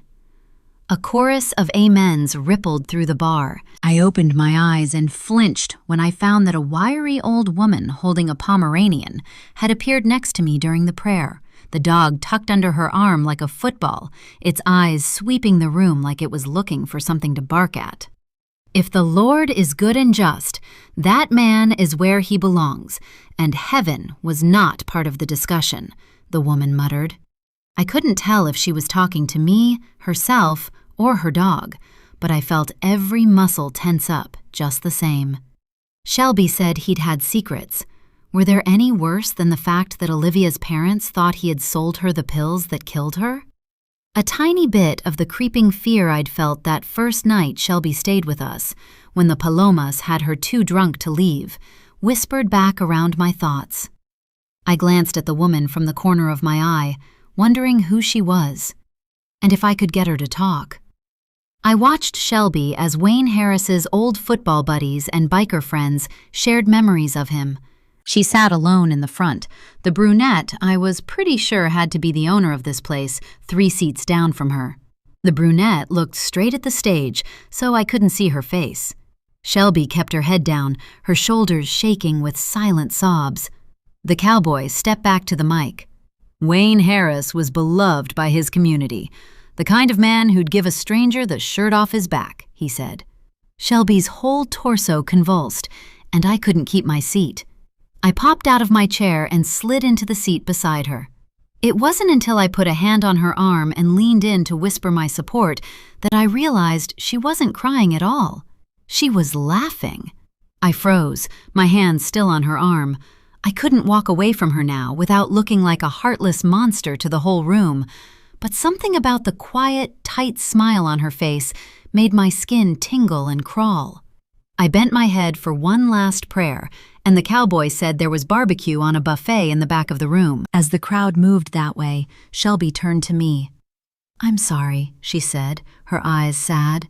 "I don't know what came over me. Those guys were all going on about Wayne's football glory days 20 years ago, and then that pastor Jesse invited said thing about the shirt off his back, and I couldn't help laughing. Wayne never gave anyone anything without knowing what was in it for him, and that he would get the better end of the deal he was making. I don't guess that's the kind of thing you say at a funeral, though." I could read the pain in her eyes, like it was printed in plain English. Her marriage hadn't been a happy one, not even the kind of happy Trevor and I had. "How bad was it?" I blurted the question before I could help myself. "Not all of it was hard," she said. "I was used to angry men before I married him, but I won't lie to you and say my life isn't better today than it was a week ago. Better with you and your boys." She squeezed my hand, and tears made her eyes shine. "Thank you." "Shelby, I think some of these folks want to pay their respects to you," the brunette said from behind us. We both turned as a tear spilled from Shelby's lower lashes, and the brunette squeezed her shoulder. "I'm sorry." Her tone said the words carried more weight than a normal condolence. I stood and watched Shelby follow her away, wondering about the smattering of people in the room, the man they had come to remember, and his widow. As my eyes roamed the room, I spotted a man with a bald head and small, lifeless eyes, standing just inside the swinging doors, watching the mourners with a flat stare. My heart stuttered to a dead stop for a second. It was the guy from the diner, the guy I was supposed to deliver $1 million to tomorrow. I stepped behind a thick, rectangular post. "You don't look like you belong here." I barely managed to keep from yelping when the voice came from just behind me. I spun to find the old lady with the dog still tucked up under her arm. "You hiding from somebody?" Everything about her was sharp, from her angular features to the edge in her words. "I'm just trying to stay out of the way." She eyed me like she knew it wasn't true. "Uh-huh. How'd a rich broad like you know someone like Wayne Harris?" I didn't. Her face relaxed when I said that. "I'm here for his wife." "She keeps to herself, that one," she said.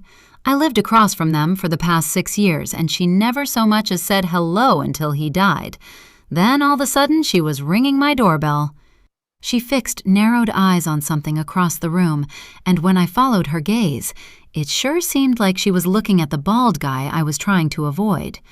I still had a day. I would figure something out. I was almost ready to try begging my mother after a third call to the life insurance company this morning had returned the same answer I'd gotten all week. "The claim is under review, and we will reach out to you via postal mail." How much review could they need? He was dead. It was life insurance. Case closed. Cut the check. I didn't answer it, mind you. That man of hers was enough trouble. Came here today to see for myself that he's really and truly dead, and I'm not even convinced. Where's the coffin? Where's the urn? I knew this one. She donated his body to science, I said. There's a lab in San Antonio that does research on the bodies of former football players to help make their gear safer. She hasn't gotten the ashes back yet. I left out the part where my mother had found the lab and told Shelby about the program, which provided free cremation services for the donated remains. Shelby thought my mother was being nice. I knew she just didn't want to feel like she was responsible for paying the bills, but I didn't tell Shelby that. Her faith in people seemed more fragile than cotton candy in a thunderstorm. Let her think my mother was helpful. She'd see soon enough that she'd been wrong. My eyes went back to Trevor's intimidating-looking associate. Was he looking for me? A day early? He was definitely getting the evil eye from Shelby's old neighbor. "Lot of nerve he has showing up here," she muttered. I felt my eyebrows go up. "I'm sorry?" I tipped my head in the man's direction. "The guy in the suit?" It would have been a pointless question at another funeral, but here he was the only one not wearing jeans. I haven't been able to work out just how Wayne met his end, but I'd lay Princess's treat money that guy was up to his shiny forehead in it, she said. He was there at their house talking to her. Her eyes went to Shelby. The day after, when the wreck was all over the TV news on account of that rich fella and his fancy car. And he's been back over there since, prowling around when he thinks nobody's looking, too. I swallowed hard as the man turned and slipped back through the swinging doors without a word to anyone. He didn't talk to her today. The woman nodded to the buffet and patted the dog's head. I'll be glad when she's out of that house. They bring a bad element to the block, you know? She wandered off toward the food. I watched Shelby nod and hang her head as the last of the mourners shook her hand and spoke to her. For a woman who'd been laughing during the final moments of prayer for her dead husband, she was playing the part of the grieving widow well. Was that the only thing she was pretending? I didn't want to think she was lying to us. I shook my head. She was so wonderful with the boys.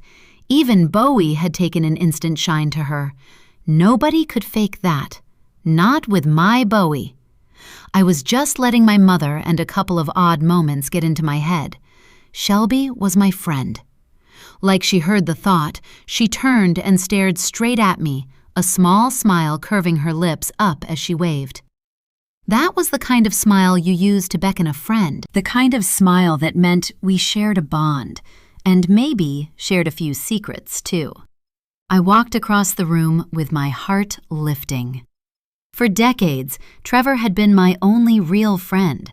It seemed like the universe was evening the score somehow, delivering Shelby when he'd had to go. Chapter 25. Shelby. Monday, 2:30 p.m. So this was how the other half lived. I squeezed into the edge of a right-hand pew at the Methodist church as an older woman played a huge organ in the balcony, watching Josephine Malone and her family walk up the navy-carpeted aisle to the front of the sanctuary, as a minister in a long robe opened a Bible on the pulpit. When Josephine and the boys were seated, with one of her parents on either end of them, the minister led a prayer. The wood lip on the edge of the pew bit into my ribcage, and I propped my arm on the flat surface and squeezed as far away from the large man next to me as I could, sweat rolling down my spine anyway, under the black silk tank dress Josephine had insisted on loaning me. It was a little loose, but not as bad as my uniform had been at my old job. She'd waved a hand and told me to keep it when I walked downstairs in it an hour ago. That hasn't fit me in years, she'd said. It's time I stopped thinking that it ever will again. Every woman needs a little black dress. Now you have one. Part of me wished she'd stop being so nice to me. I was glad for the loose fit and sleeveless style now, because it was 10,000 degrees inside this church, and heat was radiating off the big guy next to me like he had a furnace under his jacket. I tried to focus on what the minister was saying. And now, we'll have Trevor's father-in-law, Buck Malone, deliver the eulogy. My eyes went to the Malones, and I could see Constance's profile as she stared daggers at her husband, who wasn't moving toward the stage. Josephine elbowed him subtly, and he flinched, then shook his head and stood when she whispered something to him.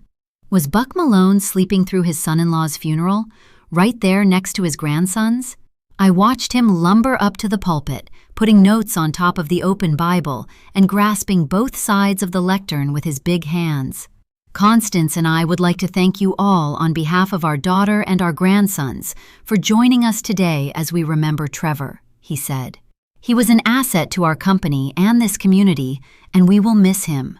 A sob came from across the aisle, and I turned to see a petite woman with long, thick, dark hair that had the kind of shine you only see in shampoo commercials, her mascara running as she held a tissue to her face.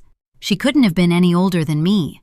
I turned back to the front and saw Josephine craning her neck to look at the young woman. Interesting. Buck Malone was still talking. The kind of dad who coached baseball on the weekends and did math homework with his sons every night. Josephine's head snapped back around when Bowie wailed, and she and Crockett both put their arms around him, while Constance sat so straight you'd have thought she had a pole up the back of her black suit, her hands folded in her lap and her eyes on her husband. My eyes stayed on Crockett. I could only see his profile as he leaned over his brother, but there was a stoic set to his jaw that seemed out of character, and his eyes were completely dry. Buck sat down, and the choir teacher from the high school sang Amazing Grace and How Great Thou Art before the minister directed people to the guest book in the lobby. After a brief, private graveside prayer, the Malones look forward to seeing all of you at the reception at the Manor at Oakwood Ranch. You'll find some index cards on a table in the lobby when you arrive there, next to a baccarat bowl. The family would love it if you'd write a memory of Trevor on a card and put it in the bowl for them to read later as they grieve. I stood and stepped out into the aisle, not sure what I was supposed to do now. I was only there because Josephine had insisted on coming to Wayne's pitiful memorial that morning, and Bowie had asked me to go. But this reception was for their family and friends, and I didn't know anyone. I certainly didn't belong at the manor as a guest of the Malone family, but I also didn't have a way to get back to the house because Josephine had driven me and the boys to the church in her Escalade. I shrank into a corner at the back of the sanctuary and watched the room, trying to breathe deeply enough to keep panic at bay. This was still Pine Creek. If it came down to it, I'd walk the 6 blocks to Jesse's and stay there until I could find a way back to Josephine's. "Shelby!" I whirled when I heard my name, my jaw falling clean open when I saw Constance Malone beckoning with a wave from the big doorway. I slipped between bodies and stopped in front of her. "We're going. Josephine said to bring you with us." Her pinched face said she wasn't a fan of that idea. "I couldn't intrude." I stepped backward. "Please, just come get in the car," she said. "The boys are sad, Josephine is sad, and this day has been hard enough." "Yes, ma'am." She blinked. "Good." We stepped out a side door into a blissfully cool breeze, and Constance pointed to the open door of a black limousine. "After you." I had never even seen inside a car like this. I leaned over and Crockett put one hand out. "We have plenty of room," he said. I settled on a plush cream leather seat that ran along the side of a space that seemed about as big as my living room, wondering how this kid would look at me if he knew what Josephine and I had figured out about his girlfriend Olivia and the way she died. The car stopped down the road at the cemetery, and I got out first, turning when I heard tires on the gravel. A dark blue Acura coupe stopped behind the limo, and the sobbing young woman from the church got out, a single rose in her hand, her face half hidden behind big sunglasses. "Dabney!" Bowie smiled, the first real smile I'd seen from him all day, when he climbed out of the limo and saw her. Josephine stopped next to me and watched Bowie hug the other woman. "Who is—" I looked at Josephine, her jaw flexing. "Trevor's secretary," she said. I couldn't tell if she liked the secretary or not from her tone. Judging by the look on her face, I wasn't sure she could tell that herself. "I can just wait over here," I said as she started for the gravesite, marked by huge sprays of flowers and wreaths in red, white, and blue blooms, with ribbons that said Dad and Beloved Husband. It hadn't even occurred to me to get flowers for Wayne, not that I would have wasted the money on them if it had. "You'll do no such thing." Josephine looped her arm around mine and started walking. "I need a friend here today." She pulled a rose from a floral arrangement on the way past, then glanced at the secretary, standing on the other side of the grave from the family, and took a second one. The minister appeared, from where I'm not sure, and said the Lord's Prayer, then recited the 23rd Psalm. "Ashes to ashes, dust to dust, go with God, Trevor." The heavy bronze casket started to sink into the ground, and Josephine stood and laid the roses on it before it moved too far. "I love you," she whispered. Crockett put his arm around his mother as she started to cry, and she turned her face into his shoulder and sobbed for a second. "Come on, Mama, let's go." He started to usher her away, Bowie and her parents on his heels, when everyone froze as the secretary dropped a rose into the grave. She started toward Josephine, and I swear to God, if looks could kill, she'd have keeled right over into the hole with Trevor, the way Josephine's mother was staring at her. There was more to this than I knew. It didn't take a rocket scientist to figure that out. It was easy, having lived with a man like Wayne, to assume Trevor was cheating with his secretary. But that didn't fit with what I'd seen of Josephine and the boys the past several days. They were sad. They talked about him being a good father. Did good fathers cheat on their wives? I hadn't ever known one, so I didn't guess I could say for sure. But in everything I'd heard about the Malones before last Tuesday, not a word had been about an affair. "I'm so sorry for your loss," the young woman said to Josephine, grabbing her hands. "He was a good man, and I'll be forever thankful to you for taking me under your wing that day we first met and getting him to hire me." I felt my eyebrows creep up a little higher with every word she said. My too-big dress was suddenly itchy in the spring sun. "Thank you for coming, Dabney," Josephine said, "and thank you for being so loyal to Trevor." Crockett pulled on his mother's arm, but she stood still, patting his hand. "Boys, take your grandparents and Shelby to the car. I'll be along in a minute." I followed Crockett, Constance and I both nearly falling, trying to look back at Josephine and the secretary. They had turned, standing side by side, looking into the grave.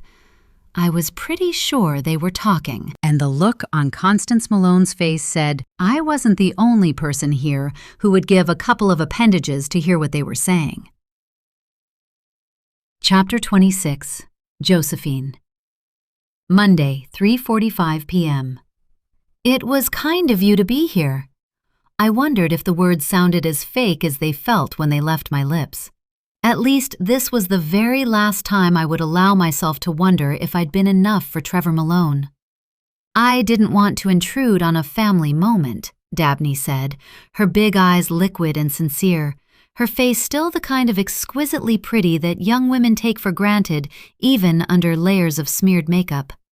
"But I wanted to say goodbye to him, and there were so many people at the church. Thank you for not being mad." Mad.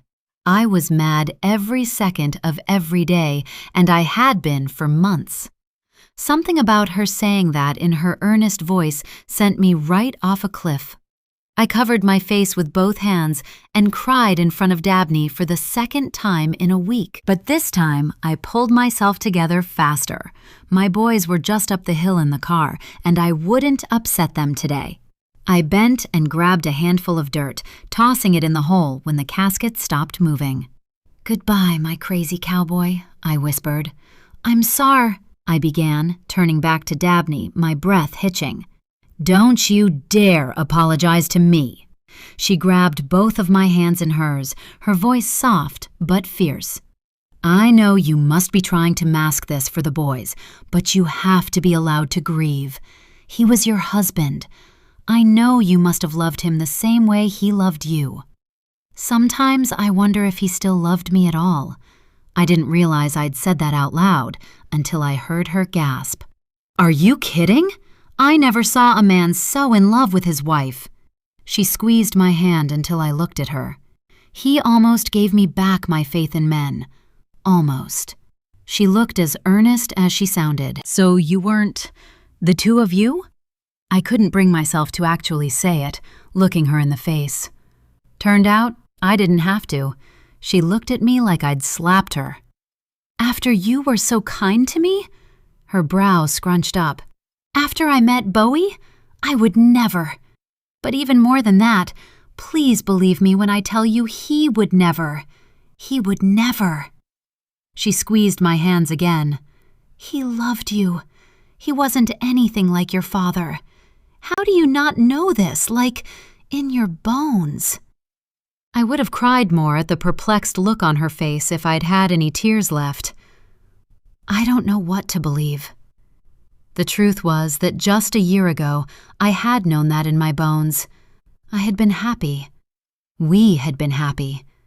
Now, the bourbon, the late nights, the weird distance of the past few months. The obvious answer was that he had someone else. wasn't it? Could all of our problems have really come from money? I sighed. Thank you. You bet. She pointed to the cars. People are waiting for you. Story of my life. I had bigger worries right then, like whether or not I should send the boys to school tomorrow, and how I was going to get my hands on $1 million, and whether that was even all the cash I needed, which depended on who'd left those mystery notes Trevor and I had found. I'd racked my brain for half a dozen more sleepless nights and just kept circling back to Evelyn Burrows, and, well, she was dead, and there had been no more notes. So maybe I really only needed to pay the Dead-Eyes guy from the diner. Not like that was much easier, but it was something. I trudged up the hill with Dabney, feeling a bit lighter despite the stress I knew was waiting for me tomorrow. Trevor had loved me. I had mattered, and tomorrow would take care of itself. For today, I just had to get through this reception. By the time the limo stopped in front of the tall, stately, columned porch at the manor at Oakwood Ranch, Bowie was begging for a restroom with a whine that told me we were seconds from disaster, with my mother sitting there looking annoyed. Crockett, there's a restroom right off the lobby inside the front doors, I said. I have to— I know, Mama. You go on to the reception. I got Bowie. Thank you.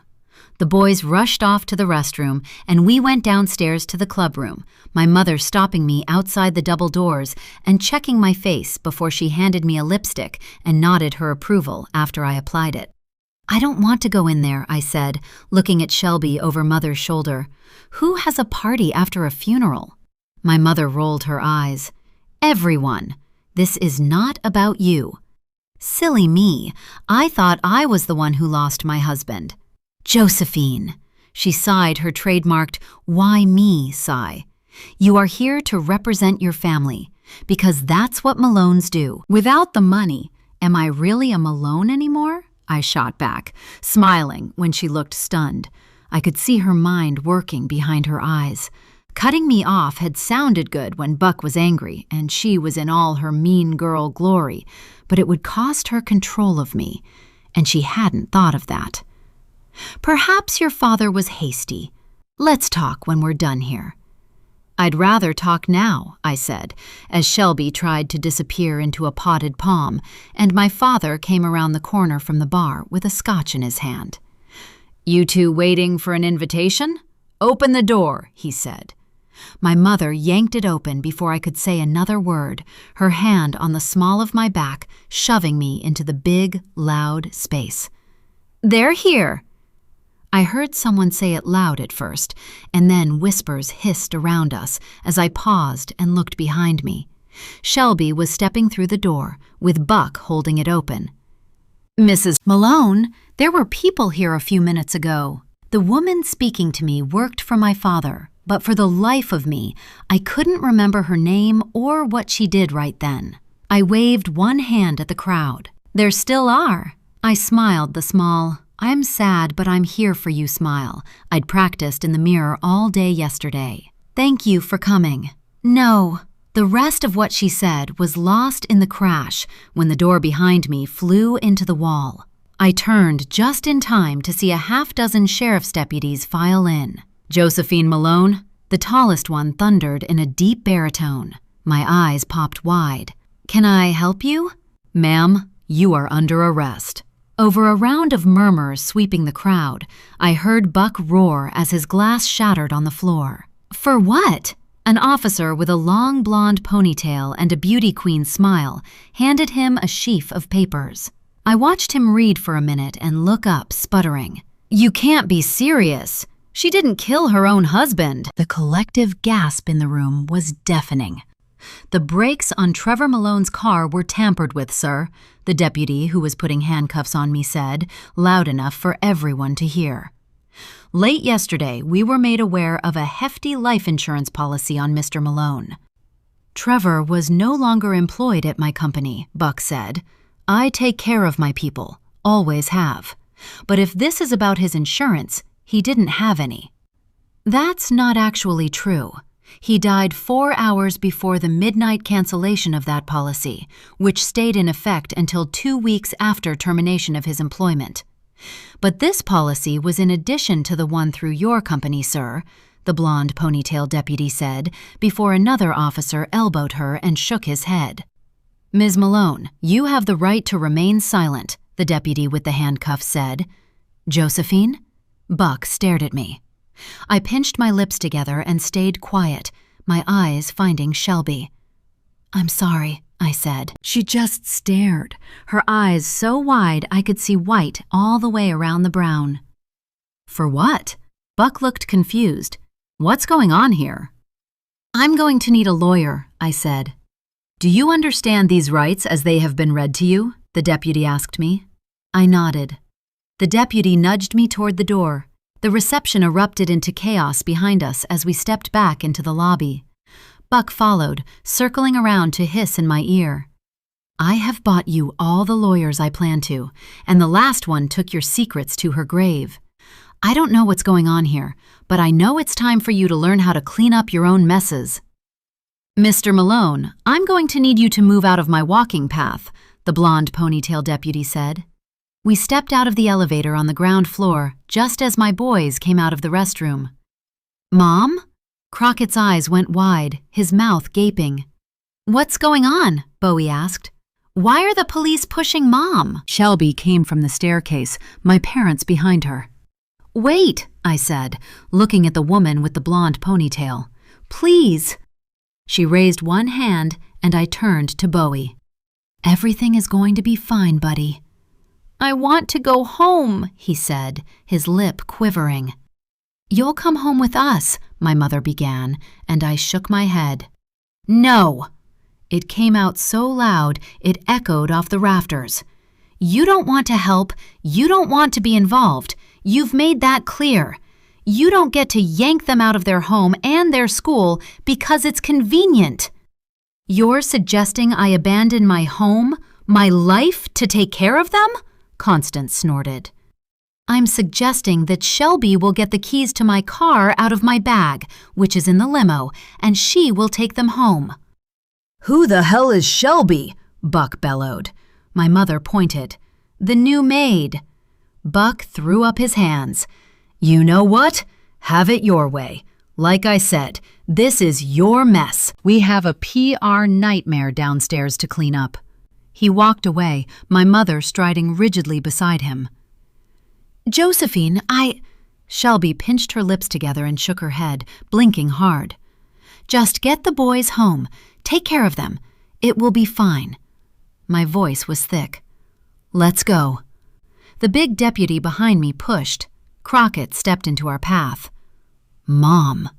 His eyes searched my face, pain etching his forehead in a way he was far too young to know. Are they saying you had something to do with Dad? Tell them you didn't do this. Everything will be just fine, buddy, I said. Help Shelby. I love you right up to the moon and back. His eyes welled when I quoted the line from his favorite childhood bedtime book. God, what I'd give to go back to the days when taking care of them was more physical work than mental, when I could make their whole world right with a Band-Aid and a popsicle. Crockett moved. Bowie shrank into his brother's side. Let's go. The deputy's shove was rougher this time. Blonde Ponytail opened the front doors and nodded when I mouthed thank you as I walked through them. Watch your head, she said as her partner opened the rear door on a squad car. Damn you, Trevor, I muttered under my breath as they closed the door. This was a wrinkle I hadn't seen coming. Just as the insurance company was about to approve the payment, just as things looked like they might go my way, I should have known better than to allow myself to think fate would be any sort of kind to me. I didn't deserve it. I had more to tell Shelby, their schedule, the school and when they should go back, Bowie's homework routine. Do I get a phone call? I asked as the blonde deputy started the car. Eventually, Handcuffs answered before he shut my door. We'll get to it. I have to talk to someone about how to take care of my son before bedtime. He has special needs, I said. So, as long as you get to it before then. "Ma'am, you have bigger worries than that today," he laughed from the front passenger seat. I didn't bother to tell him that I never had bigger worries than my boys. I would do anything to keep them safe. My thoughts sped faster than the car as we drove through town. My chances of collecting Trevor's life insurance would be destroyed if I was charged with his death. I still had no idea where his belt buckle had gone, and I had a whole lot of money due to a shady character by tomorrow. A shady character who had already threatened Bowie and Crockett twice. I wondered as we turned into the county jail lot just what keeping the boys safe would require in the next few days. Bail, for sure. I couldn't count on Buck or Constance. A public arrest meant they couldn't keep this a secret, and therefore had no motive to help me. But surely someone like Shelby knew how to deal with pawn shops. Hopefully she could hawk enough silver and antiques to cover that. But what then? Was I capable of killing someone? Again? Chapter 27. Shelby. Monday, 6:48 p.m. Shelby? It's Josephine.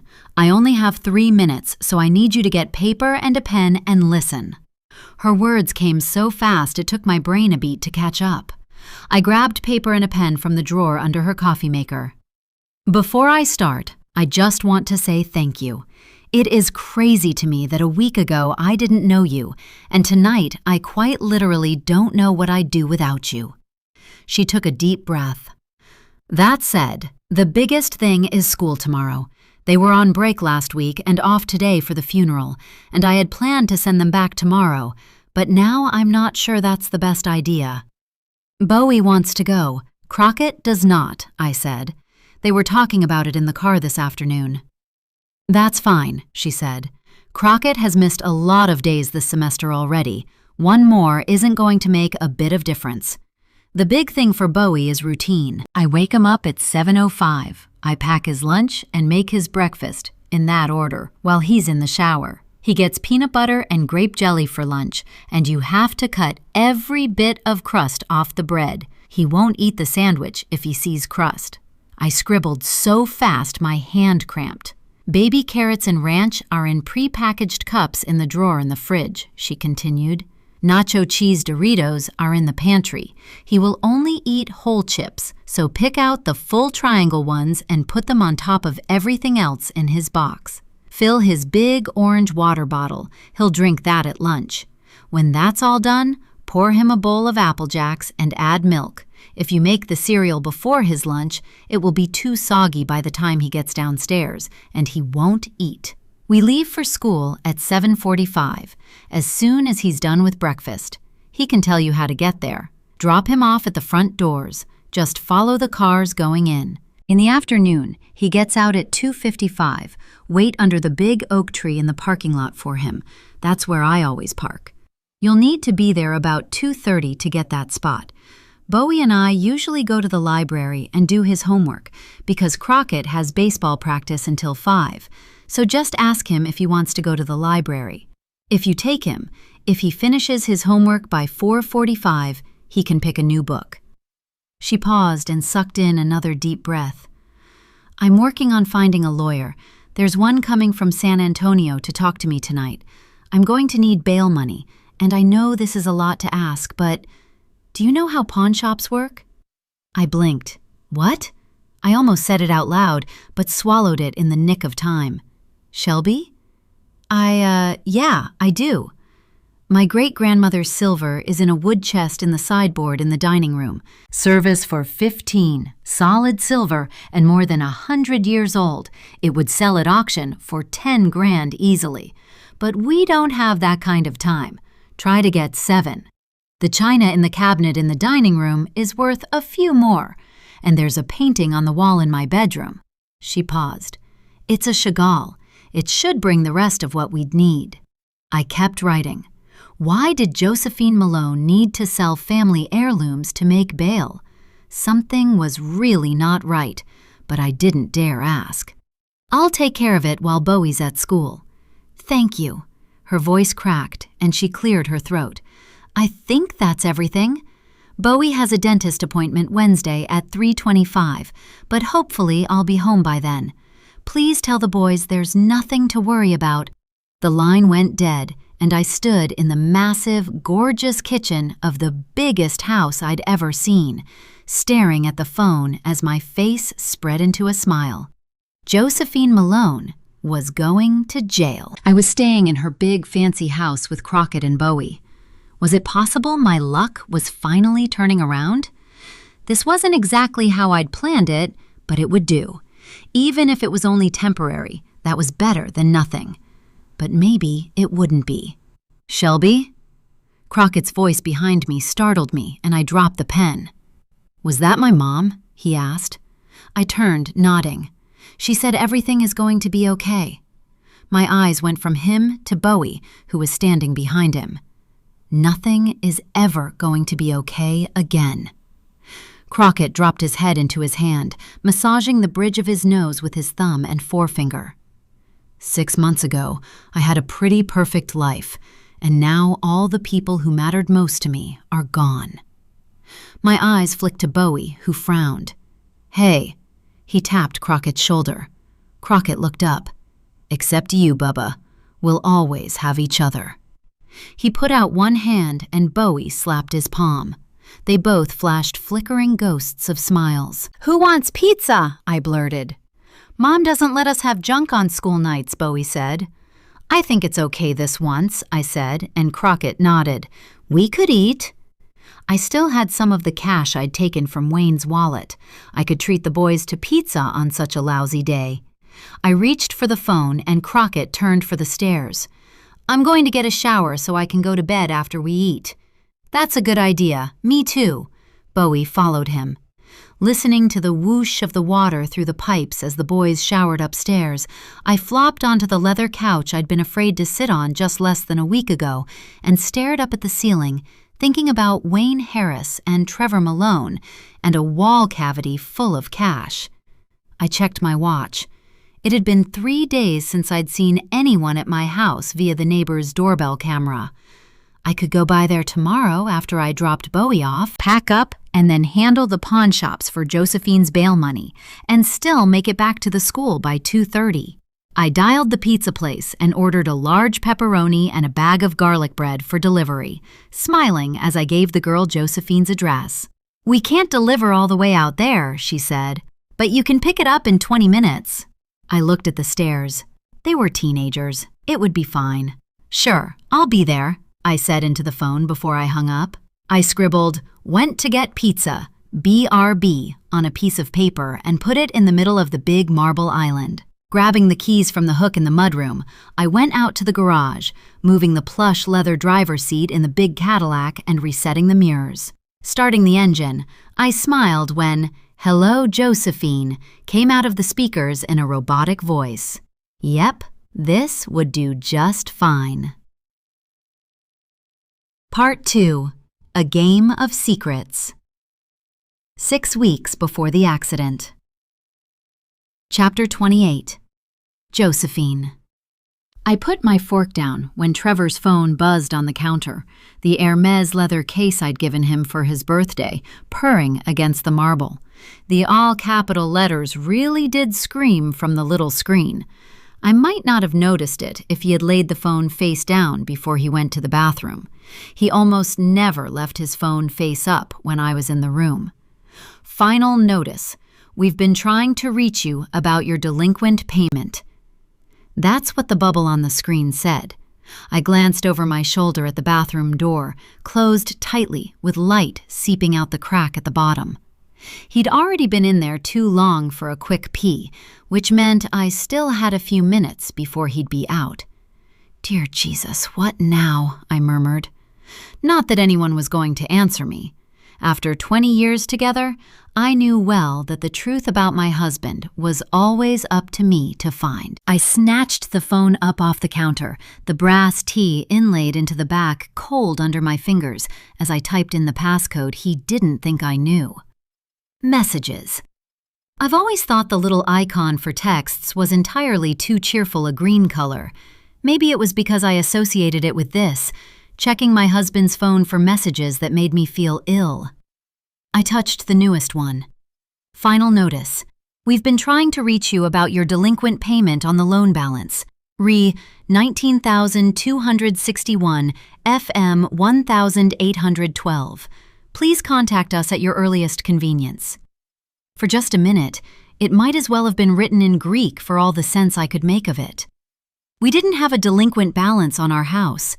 I paid our bills every month, and nothing was ever late. Not even when I'd had an emergency C-section to bring Bowie into the world 3 weeks early, the day before our Amex was due. I would have to be dead to miss paying the mortgage on this place. Josephine Malone did not miss details, did not make mistakes, did not lose control. My finger hovered over the link in the message, but I didn't click it, the realization that stopped me from touching the screen washing cool and certain over me, forcing my breath out in a whoosh when I didn't even realize I was holding it. "Not today, scammer," I said, deleting the message just in case Trevor didn't know better than to click on it. The toilet flushed, and I pushed the lock button, putting his phone back where I got it and picking up my fork. The bathroom door opened, and I scooped salmon off my plate, pausing with it halfway to my mouth. "Hey, babe, I've been meaning to ask you." I kept my voice light. "Crockett needs a new bat, and the coach said there's some kind of thermocomposite alloy that's getting to be all the rage for this season, but it's $1,000 for the size he needs. I know your bonus is coming next month, though, and I thought you might like to take him shopping for it." Trevor paused halfway across the family room, his foot freezing in midair as his face went blank. He flashed a grin. "Crockett's swing is good enough that he doesn't need a bat that costs more than my first car." A cold tingle started in my belly, creeping outward as I put the fish in my mouth. When I swallowed it, he was still standing there, hands in his pockets. "Coach says he needs it," I said. "Do you have other plans for your bonus this year?" "Maybe." He nodded, the easy smile never flinching as he started walking again. "Surprise plans." "Is that a fact?" "I don't know how you eat leftovers." Trevor changed the subject, dropping a kiss on my head as he passed on his way to the pantry. "I bore too easily to have last night's dinner for lunch." "I'm aware." The words came out dry as a Baptist tent revival. His propensity for boredom was a chief source of my anxiety on a good day. Today, the weird text and his weirder behavior had it running on high. "This salmon was almost $20 a pound," I said around my fork, "and I can still feel my mother's disapproving glare when I throw food away." He reappeared, a bag of spicy brown sugar pecans in his hand. "I thought your mother punished you for eating." "I wasn't supposed to eat, or to throw away food. That way, she got to punish me no matter what, see?" He tossed a pecan high in the air and tipped his head back, catching it and shooting me a wink when I laughed. "You're 12, I said. "God, I hope not." He shoved 2 more pecans in his face and swallowed too quick to have chewed them well before he spun my seat around, framing my face with his big hands and downright stealing my breath as he looked into my eyes. The walls, the windows, the cell phone, every blasted text that had ever cost me sleep, all of it melted away when Trevor looked at me like I was the only thing he could see. Like I was the only thing he ever wanted to see. Unless you want to be 12 too. But I think you've been 40 since you were actually 12, and I'd rather be 40 with you than anywhere else. I swear my heart stuttered as his lips closed over mine. His cologne, a downright intoxicating blend of woodsy earth with high notes of coconut and vanilla I special ordered every Christmas from London, was all I could smell, my entire universe reduced to Trevor Malone. Bats, text messages, and secrets all went right out of my head. Hell, I couldn't even be bothered to worry about my mother's opinion of me when Trevor kissed me like that. How he could still set every nerve ending on fire with one little kiss after all these years, I couldn't say, but I was damned glad it was true all the same. It could have been minutes or hours before he pulled away, the furniture dancing in the sunlight when I opened my eyes before my head stopped spinning. If you could bottle that charm and sell it, you'd be richer than Buck in a year. I ran 2 fingers lightly over the stubble lining his jaw. I'm going to get us there, babe. I have a plan. He kissed the tip of my nose before he took the pecans back to the pantry. Don't keep me wondering over here, I said, polishing off the rest of the salmon. Mystery is part of my charm. He winked as he grabbed his phone and waved over his shoulder as he headed to the garage. I have 18 holes and then drinks with some lawyer today. Don't hold dinner for me if the boys are hungry. I opened my mouth to ask him what lawyer, but the only place you'll find more lawyers than the courthouse is an oil company, so I shut it again and got up to put my plate in the dishwasher as the door closed behind him. I heard the garage bay open and the roar of the engine in his ridiculous sports car as he peeled out of the drive. Everything is fine. It seemed more true when I heard myself say it instead of just thinking it. I hadn't seen any weird numbers or strange women in the text messages, had I? No. Trevor was a lot of things, but a complete idiot wasn't one of them.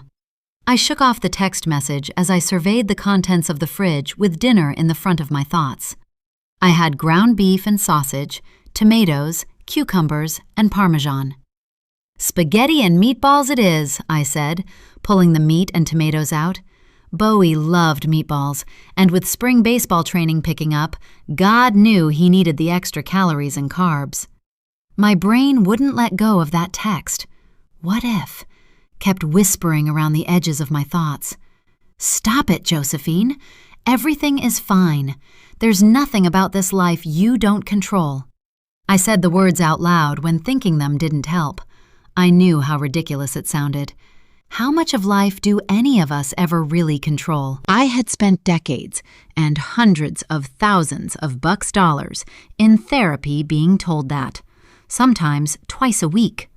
All I had learned was that to survive, I at least had to convince myself I had control of the big things. The boys' doctors, school, sports teams, my own reputation, here in Pine Creek and far beyond its limits. Social media seemed like one of those beautiful, neon-colored tropical tree snakes that has the venom of a king cobra with no rattle to warn when it might strike. So I stayed far away. No accounts, no mentions or photos that didn't earn swift cease and desist letters from one of our well-paid and mostly bored attorneys. I paid our bills. I had even engineered Trevor's career. He worked for Buck, with a secretary I'd hand-picked. Nice, neat, orderly, perfect, certainly from the outside. Enough to believe it most days from the inside. The problem was that none of our imperfections were visible. Every bit of the danger and darkness I worked so hard to keep in check was the quiet, insidious kind most people didn't notice. The kind that would destroy everything we'd built if it ever got out. Things don't go wrong here, I said, through teeth clenched so tight I was afraid they might crack. Not anymore. I made sure of that. Careful monitoring, picking and choosing what I ignored, fixing what I couldn't dismiss. And after 20 years, he still kisses me like it's our first date. I sucked in a deep breath and nodded, charging into the pantry like I was attacking enemy territory to grab a sealed mason jar of my secret ingredient for half of everything I knew how to cook, dried cornbread crumbs. I made them and canned them myself, a little salty and just a touch sweet with a good crunch. They added a special twist to everything from meatloaf to salads. By the time I'd moved the sauce to a small crock pot to keep warming and added the cornbread crumbs and set the meatballs in the oven to bake, it was time for the middle school pickup line.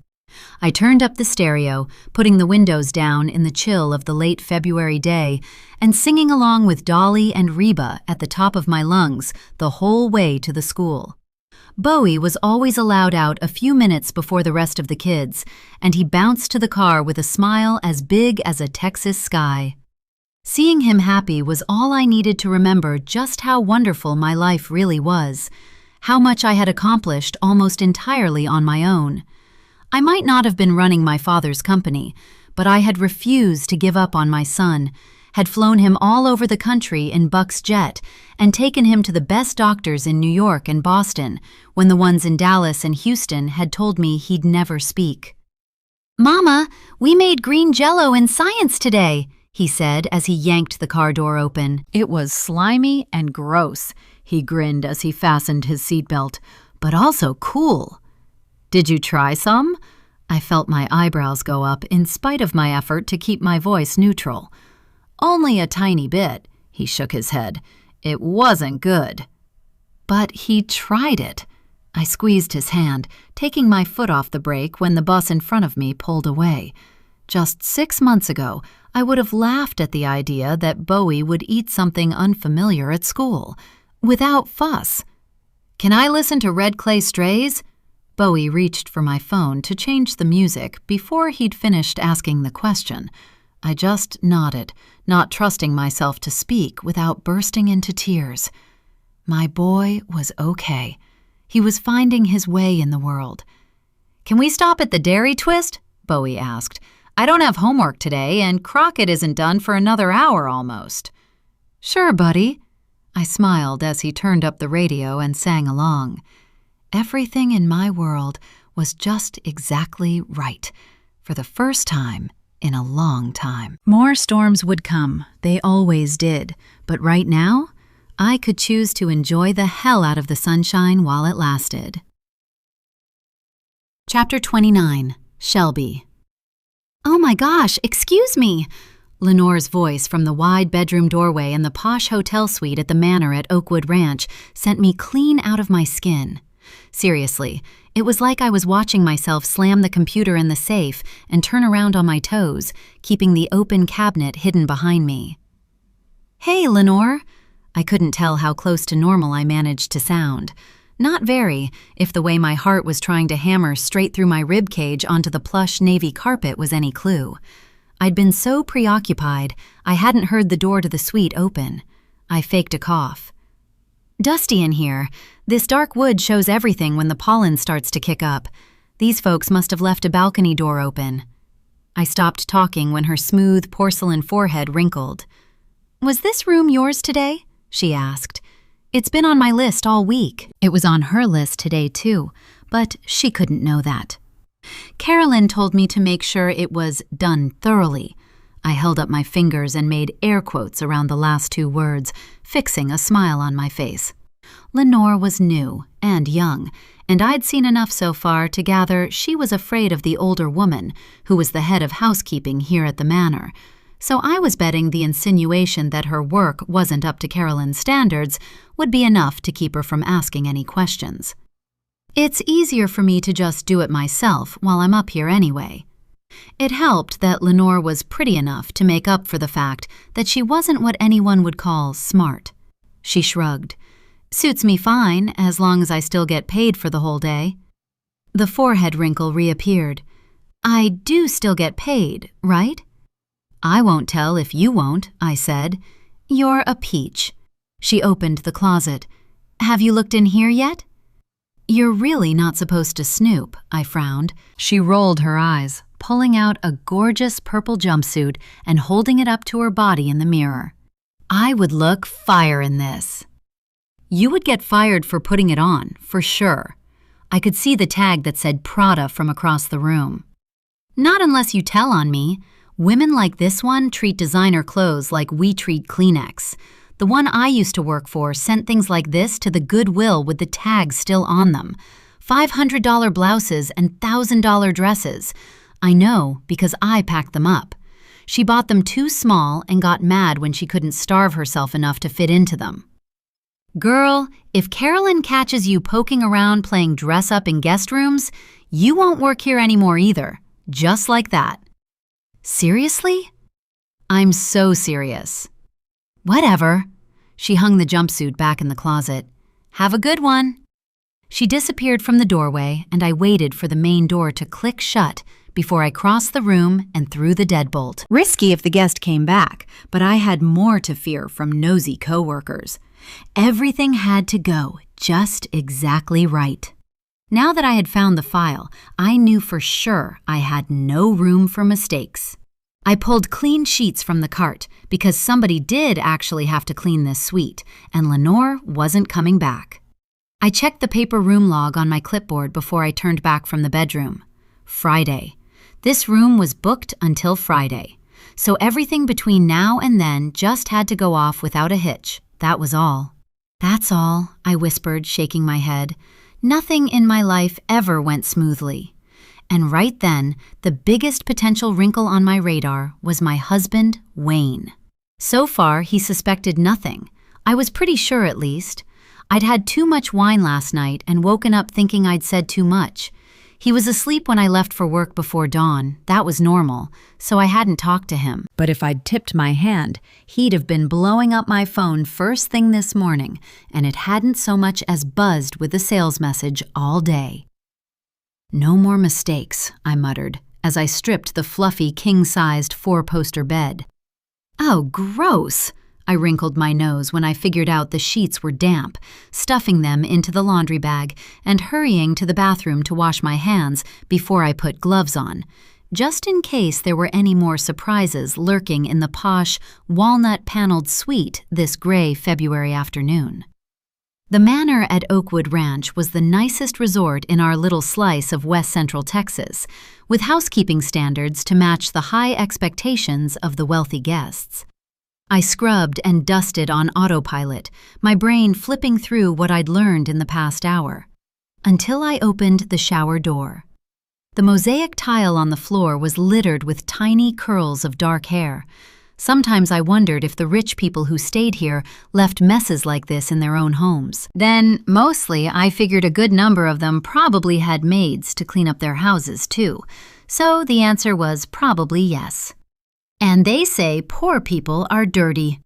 I rolled my eyes and turned on the water, grabbing the wand from the wall and rinsing the little hairs down the floor drain before I sprayed the tile down with bleach. Growing up with nothing to call my own, and often temperamental authority figures, had taught me many things. How to clean a room to impossible standards, make hospital corners with the sheets, and mostly, that folks with power and money will squash folks without it, and not so much as let it alter their spa appointment time. Lives destroyed, ended even. All without so much as a slap on the wrist. Secrets weren't problems if they were buried under enough money, hidden by judges who were paid off by well-connected lawyers. I scrubbed the water control knob, my eyes going to my reflection in the mirror. A lifetime of abuse. Poverty, hunger, bitterness, resentment.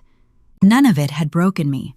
All it did was make me more determined to find answers, to dig up secrets someone far more powerful than anyone I'd ever met had carefully buried long ago. I had given up years of sleep and read until I thought my eyes would bleed, tracked down dozens of dead ends and wrong answers. But finally, today, I had a name. I tossed the dirty rag into the laundry and straightened my ponytail in the mirror. Josephine Malone was going to pay, one way or another. Chapter 30. Josephine. The numbers in the spreadsheet were just starting to blur as the grandfather clock in the foyer chimed 2 in the morning, the sound ringing through the sleeping house. I stretched my shoulders and leaned back, rubbing my eyes as I glanced toward the door that led from the sitting room to our bedroom, where Trevor was sleeping off too much bourbon while I worked out Malone Oil and Gas's quarterly financials for his meeting tomorrow. He snored like he knew I was thinking about him. I sighed and settled back in a deep blue velvet armchair, turning my attention back to his laptop. Now where did this come from? I muttered, looking at a landowner accounting total that was too high by nearly $1 million. What did you leave out of my file, Trevor? Another snuffling snore from my bed was the only answer he offered. I checked the folder with my name on his desktop again. It wasn't like he didn't know which reports and statements I needed to get this ready. I had started doing these reports for him a couple of times a year when he needed a break, right after Crockett was born. Now my son was nearly old enough to drive the old pickup he'd spent months of nights and weekends restoring, legally on the road instead of just on our land, and Trevor's reports had somehow become my responsibility, along with the house, the shopping, the bills, the boys, everyone's calendar, and, keeping us all fed and alive. I had a routine now, at least. I got the boys in bed and then took a cup of tea and Trevor's laptop to my reading chair and worked while the rest of the house slept. Sleep had eluded me for most of my life, so I could function as well on 4 hours as most people did on 7 or 8. I didn't mind the work. Math and logic came easy for me, and it was nice to feel like I was part of Malone Oil, even if Buck would never stand for me to actually work there. Sure, it'd be nice to get the credit for my detailed reports, but that wouldn't make Trevor look so great, and it would make Buck furious. One more part of me I buried for the good of my family. I kept everything together, including his career. The only thing I asked was that he remember to put all the right documents in my folder. He kept most of the rest of his files locked for security. Buck had always been paranoid, both about the sensitive financial and personal information about landowners in the files, and about his business rivals getting access to privileged information about his company. I understood, but it didn't change the fact that now here I sat, 7 hours out from the meeting, staring at the kind of discrepancy that even the most idiotic of board members would notice. My husband of no use to anyone until sunrise at the earliest. "Damn it, Trevor," I muttered, drumming my fingers on the edge of the laptop and staring unblinking at the screen like it would just magically produce an answer to my problem. My eyes fell on the little blue email icon. Maybe he just missed an email. It had happened before. I clicked. I searched for 3 employee names before I figured out he was logged into a personal account on his company computer. "Jesus, are you just trying to piss the old man off at this point?" I muttered, scrolling back to the top of his inbox. A new message popped up. Sun Bank Mortgage. Subject line, urgent. Do not delete. I stared, the text message from lunchtime dancing around the edges of my thoughts. Acid burning my throat, I clicked the email. Trevor Malone, 19612 FM, 1812, Pine Creek, Texas. Electronic copy, CC.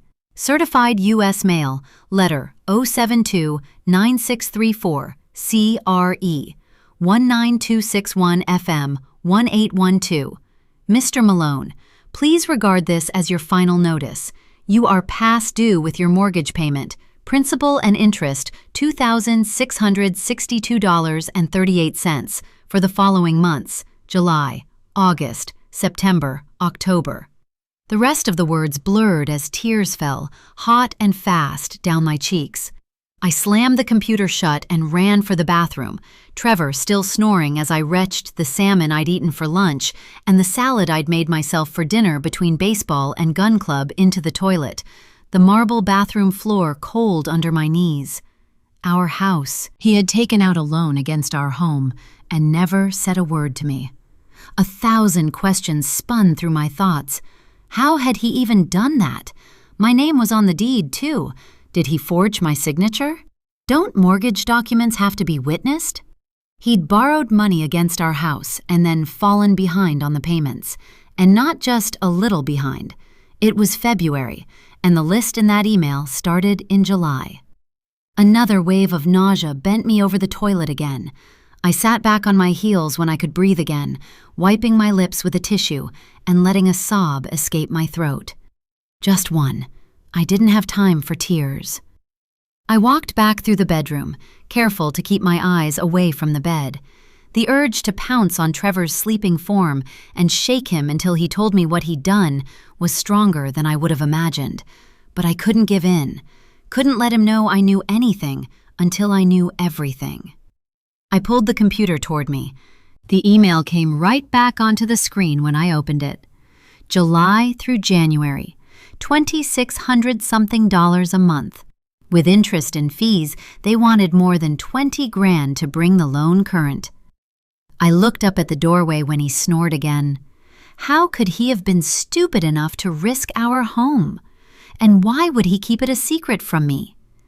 Those two things together told me there was more going on that I didn't know about. I thought about his weird reaction at lunch when I'd asked about the expensive new bat Crockett needed. I should have known something was wrong, but I never would have guessed this. I listened to him snore in the next room, realizing I couldn't ask him, not only because I didn't trust him to tell me the truth, but because I wasn't sure what he'd do if he knew I'd found him out. I had never been afraid of Trevor, but sitting there, looking at a letter from a bank I'd barely heard of, demanding money he'd never mentioned to me, and threatening our home, I wasn't sure I shouldn't be. How do you trust a man who can lie so convincingly straight to your face, hiding something that would upend your entire world? I couldn't, but I wouldn't ruin the boys' lives if I could help it either. The smart move here was to study, to unravel lies, to clean up Trevor's mess. Again. A lot of people probably thought 20 grand was chump change to Trevor and Josephine Malone, and right then, I'd never wished harder that that was true. But it hadn't been in a long time. Between giving our boys the best of everything and keeping up appearances for my parents and our so-called friends, lately, no matter how much money came in every month, it seemed there was always more going out.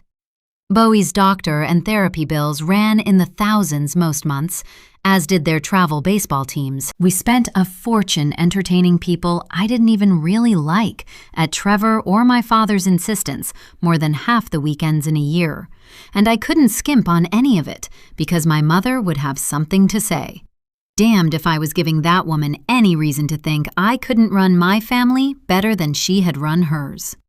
The more time I had to think, the more I realized that while the betrayal of being lied to about something this massive stung, there was a silver lining. At least I had discovered Trevor's stupidity before we lost our home. Lost our home. I started shaking, like the room had suddenly been converted to a deep freeze. He lied to me and put our security, the only place our boys had ever called home, in jeopardy, and I'd had no clue. Sucking in a steadying breath, I pulled up the county property records. I grew up around the oil and gas industry, which meant I knew that every lien filed on a property must be registered with the county, and I wanted to see how long Trevor had managed to hide this from me successfully. It took 2 seconds to type in our address, and 2 more for my world to come crashing down around the pretty blue chair I'd had custom-made for this room. Sunbank Mortgage was there on the screen, the loan taken out 2 years ago. 2 years, and I had no idea. But that wasn't even the thing that had my stomach trying to turn itself inside out again. Neither was the mortgage I knew about, with Farmers National. It was the 2 other loans listed under those, one filed 18 months ago and one just last spring.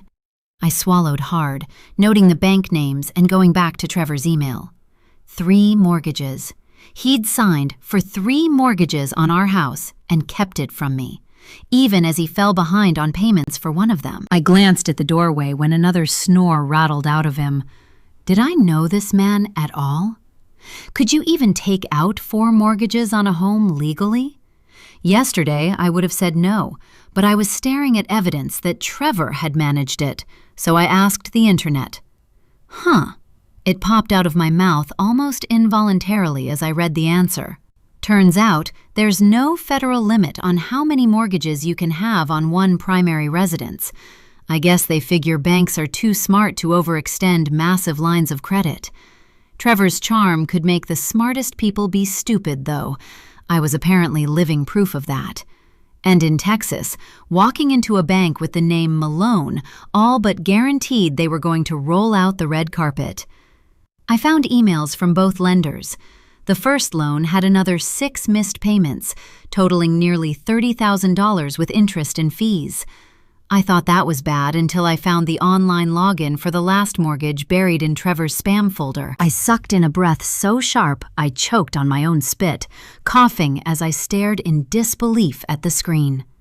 $150,000 at 12% interest, and he'd made 1 payment on it in March of last year. With what money, I didn't know. He used his Amex for everything, and I paid the bills. Did he even know how to get into our bank account? I couldn't say for sure, but what I did know was that I would have noticed these payment amounts vanishing from our checking account, which meant he paid them from somewhere else. I'd say he was using the funds from each new loan to make payments on the older ones, except he hadn't been paying any of them. So what else had he hidden from me? Was this part of the plan for getting rich he'd referred to so breezily and playfully after he kissed me senseless at lunch? I wanted to shake him awake and scream in his face, but I couldn't confront him. Not yet. I went back to his email, the quarterly financials forgotten. Systematically, I checked every color of flag in his inbox, then started searching for words like bank, bill, and payment. With statement, I finally got somewhere. A personal loan with our bank, Farmers National. The email didn't have the balance, but it did show me the last 5 digits of the account number. I went to their website and logged in, thankful that his password for every device he owned was TrevDam at N92. My head fell back. Jesus, Trevor, I muttered at the beams running across the high ceiling. Another 75,000. 20 grand I could maybe find in a pinch. Almost 300 was an entirely different story. I sat there like that, with my head back and my eyes closed, for so long my neck started to hurt. Work the problem, Josephine, I said as I sat up straight and opened my eyes. My mother was a problem in her own right, but she'd taught me how to focus when I wanted to panic. All my life I'd resented her cruelty, but right then I was thankful for that particular gift. Trevor had nearly 200 grand in past due mortgage payments on our home. My boys' home, the safe harbor I had worked so hard to build for them, the polar opposite of the toxic, rotting behind the gilded facade mess Buck and Constance had raised me in. I didn't have the luxury of panicking. I had to fix this. This place was our security. I'd live under a bridge or in a tent before I'd take my boys to stay at my parents' house. I picked up my cell phone and opened my bank app. We had $15,000 in our checking, probably 9 of it obligated to this month's bills, so that was 6. As much as the thought made my skin crawl, I could get it to 10 if I skimped on a few payments to other creditors this month. But I wouldn't do that unless I had no other options. That was half of the amount due to bring one loan current, only half. Investments. I had $100,000 in an IRA, but that was just kicking the can down the road.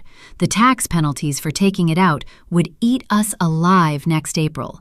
I didn't want to keep the house now, only to have to sell it 15 months from now to pay the IRS.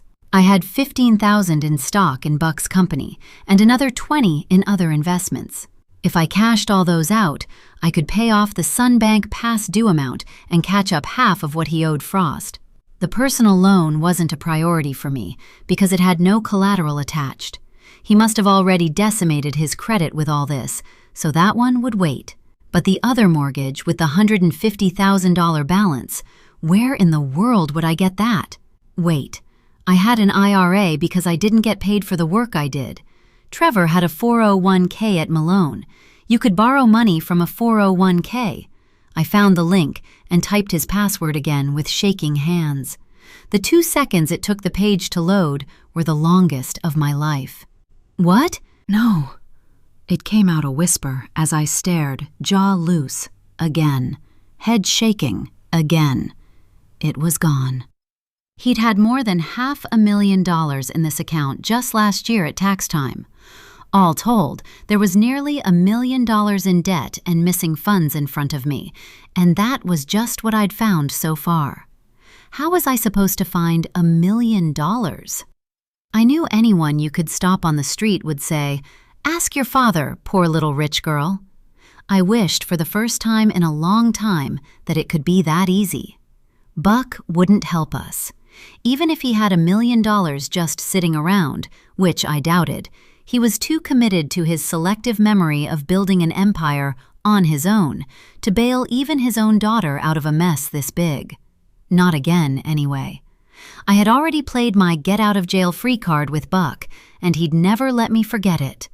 Never mind that my grandfather had funded 3 failed business ventures before Buck had hit a winner with Malone Oil. My parents weren't like my grandparents, or like me and Trevor, or anyone else I'd ever known. I wasn't entirely sure either of them would so much as pause to look for a water hose if I was on fire in the middle of Main Street. I was on my own. I had been for decades, really. It was just somehow harder when no one realized it but me. I scrolled back through Trevor's 401k withdrawals, my head shaking like one of those little dolls they give away at baseball games. My God, Trevor, what are you into? The words no sooner hit the air than I knew the answer. He didn't sit up and say it or anything. I just knew, with that kind of bone-deep certainty that can make you cold all over when you realize that you know something you wish you didn't. He wasn't cheating. How screwed up was it that I almost wished he was? But we don't get choices like that in life. It deals us the hand we have to play. And mine was that Trevor was gambling. Maybe because I'd just been thinking about Buck and his penchant for taking big risks, it seemed so obvious right then. Sitting with the realization, I couldn't really say why I hadn't suspected it sooner. Trevor was brilliant and charming and fun. His personality had taken him from South Houston slums to a mansion in the hill country and the executive suite at the largest privately held oil company in the state. But addiction was the dark side of the charm. He thrived on the serotonin and endorphin hits he got from closing deals, charming clients and landowners, which made him particularly susceptible to the rush that came with more dangerous habits. "What have you got there, buddy?" I handed 18-month-old Bowie the board book I'd been reading him and stood when I noticed 3-year-old Crockett playing with something small enough to be a choking hazard. Crockett held it up. "Tiny bottle," he said. I snatched the little amber vial away from my son, the blood draining out of my face so fast I almost passed out. "Where'd this come from?" "Dada." Crockett put his hand out like I was supposed to give it back. "His pocket." I distracted both boys with popsicles and took them outside to play while my brain ran through what I had to do. 7 hours later, they were in bed and the vial was cold in my fingers as I sat at the dining room table, wax dripping down melty candles and steaks cooling on untouched plates, holding it up in the light for my husband to see. "You brought cocaine into our house." I was shocked at how calm I sounded. "Where'd you find that?" I was not shocked that Trevor sounded defensive. "Are you going through my things?" "I took it away from Crockett this afternoon." I said each word slowly, watching him flinch like I'd landed a punch with every one. My God. His words came out a whisper, his hand going to his throat. "I want you out of here tonight. My father's lawyers will draw papers by lunchtime tomorrow. You will not contest the divorce, and I will have full custody of the boys." I got the words out without crying, but barely. Trevor fell on his knees from the chair, moving close to me and taking my hand. "Never again. I swear on God, on my family, on my life, Josephine. It was a stupid mistake, something someone had out at a party on my trip last week that looked like harmless fun. I forgot it was even in my pocket, and I would never hurt our boys." He buried his face in my belly and sobbed, tears soaking through the fabric of my sundress. My hand went to the back of his head, and I believed him, accepted his apology. Let him stay. I'd never once had reason to suspect he had tried drugs again in all the years since.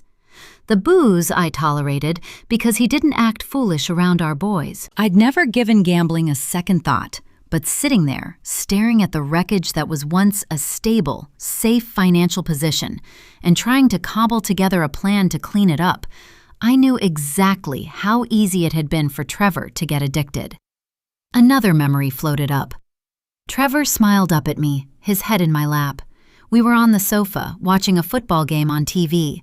I trailed my fingers through his hair, and a commercial for a betting site came on. "Win or it's on us," the announcer proclaimed. Trevor scoffed. "How can they guarantee that you'll win?" I barked a laugh. "You never win. the house always wins. They just use that pitch to hook people in, like a drug dealer giving a free sample, because they make their money on repeat customers, not single sales.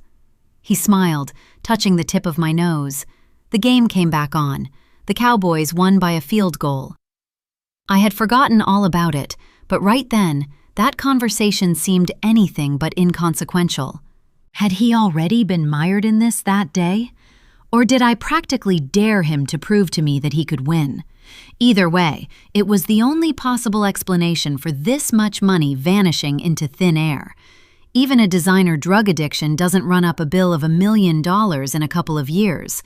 Well, not without killing a person. Pieces of this puzzle rained into place in my head with a dizzying speed.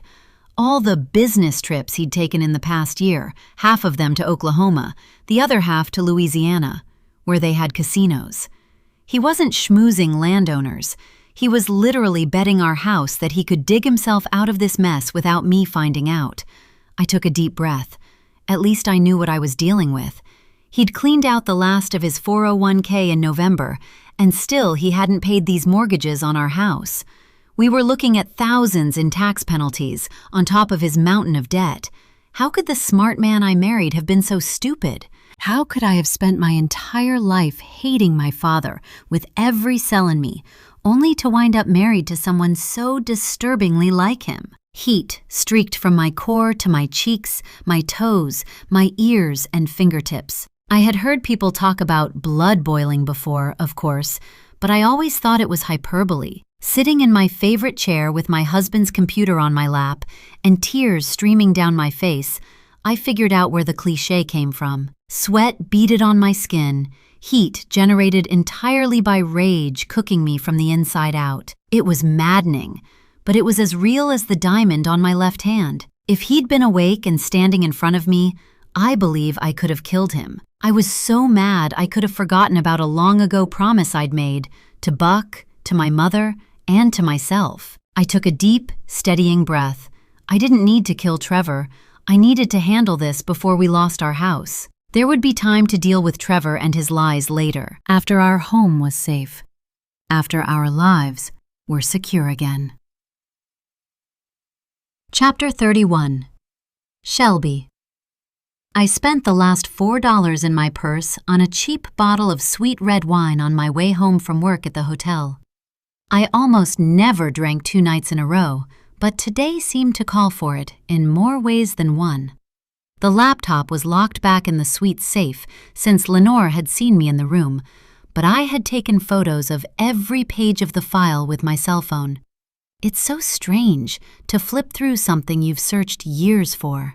Part of me was elated to finally know, for well and sure, the answer to questions that had kept me from sleeping through a night since I was old enough to understand that the world was just flat unfair most of the time. I turned into the cracked driveway of the little house I shared with my husband, not surprised to see that his truck was gone. He wouldn't be home until long after I'd gone to sleep. As I opened the front door and flipped on the bare overhead bulb, I had to think for a minute to remember when I'd seen Wayne last. Today was Tuesday, so it had been 5 days. I'd hurried home to pee on Thursday and found him in the kitchen eating a sandwich before he headed out to the bar, his bare feet propped on the table. "What are you doing home so early?" he asked around a mouthful of Wonder Bread and bologna. I could smell the meat at 10 paces, and my stomach rumbled loud enough to send his eyebrows up. "This is the last of the food." He stuffed the rest of the sandwich in his mouth and stood, using the bathroom.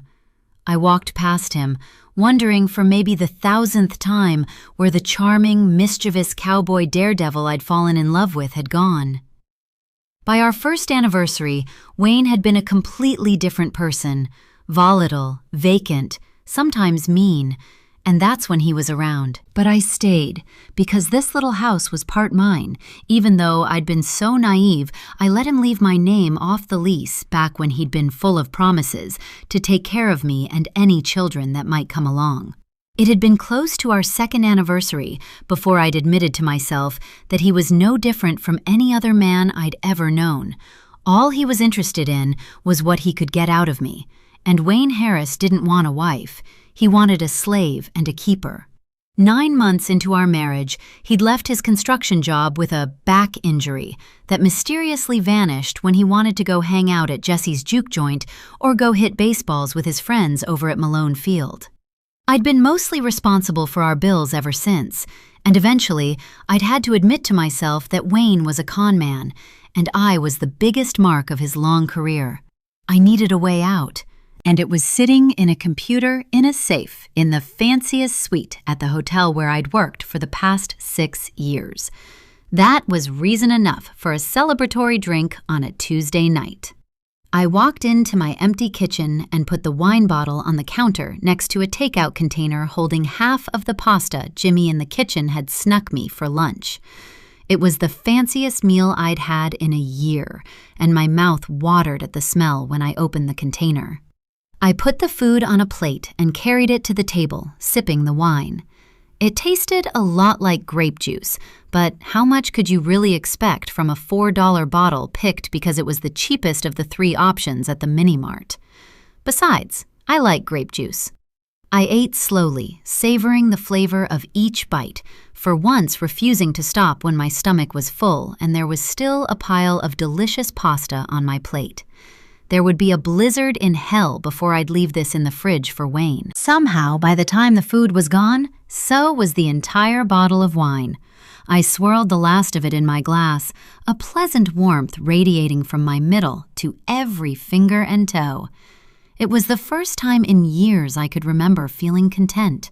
I pulled my phone from my apron pocket, my blue and white maid's uniform still hanging from my shoulders, 3 sizes too big, because the manor at Oakwood Ranch didn't stock uniforms in my size, and I couldn't afford to pay for one that fit.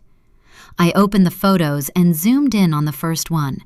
The original police report was 7 pages long, and dozens of photos followed it.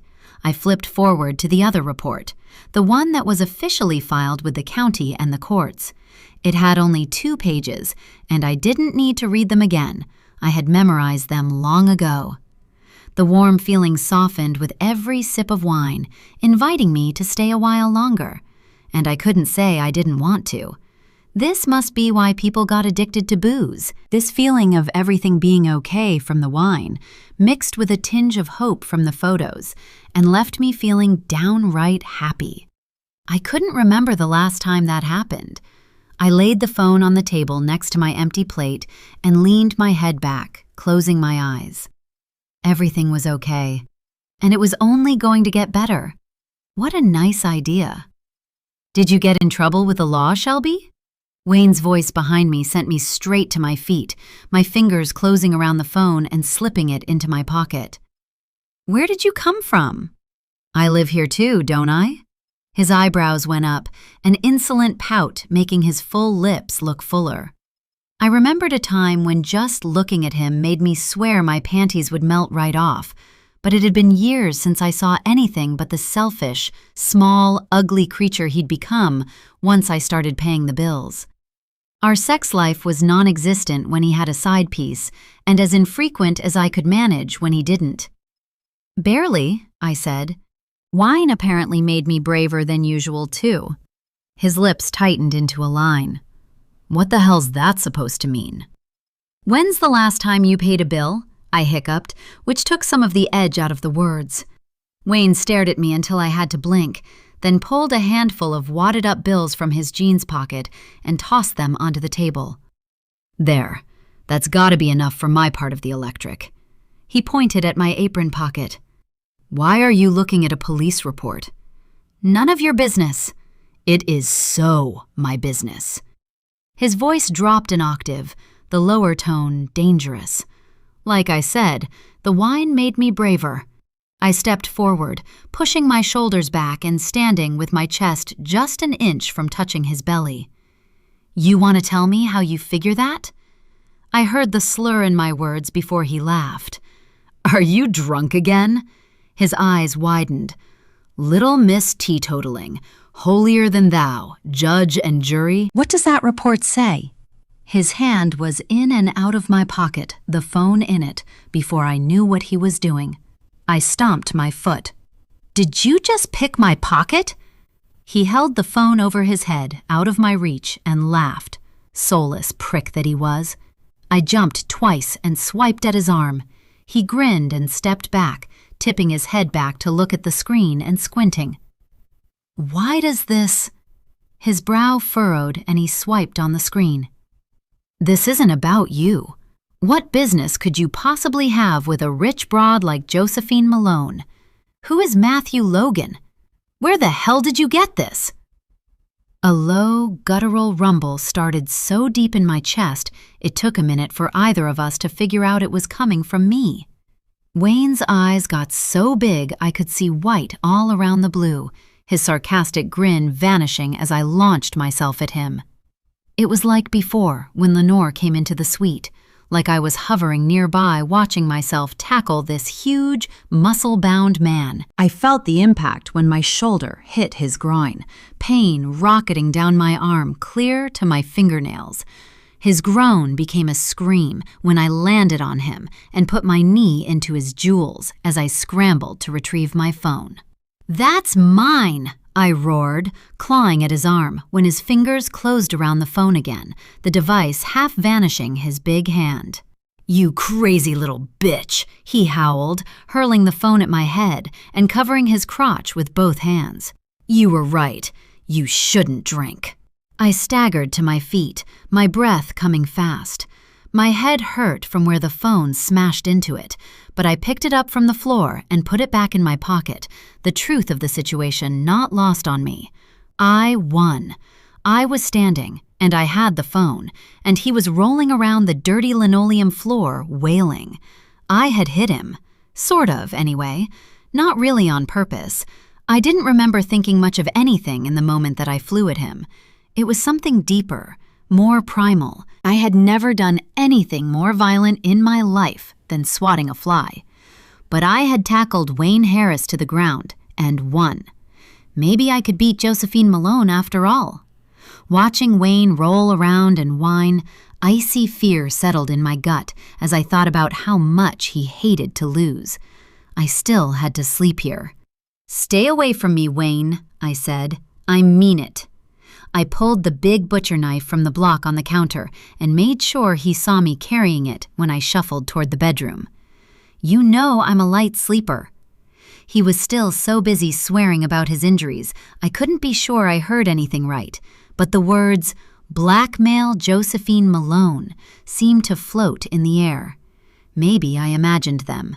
Maybe Wayne said them. Either way, I had the knife, and the bedroom door had a sliding lock I'd installed after I woke up with his sweaty, drunken body on top of me last July 4th. I locked the door, put the knife under my pillow, and crawled under the covers, thinking about standing over Wayne's big body and how powerful it had made me feel. I had never felt that, not for a single minute of my sad little life. I didn't hate it. Drifting into the haze the wine offered toward sleep, I thought about what I'd read in that file. Power was a hell of a drug. Maybe there was more than one way to get revenge. Maybe there was even more than one person who deserved it. Chapter 32. Josephine. I need to make a payment on this account. I flashed a smile beneath my biggest sunglasses, pushing a piece of paper with the number I'd copied from Trevor's computer screen across the counter to the teller at Sunbank the next morning.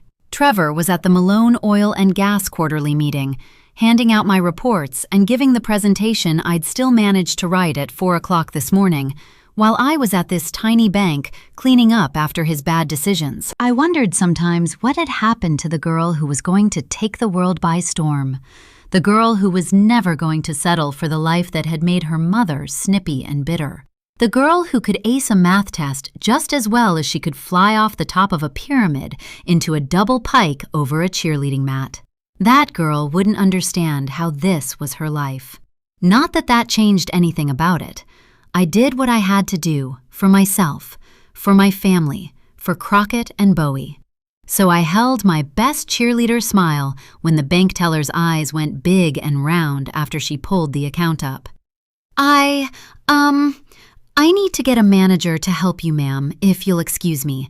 Just wait right there.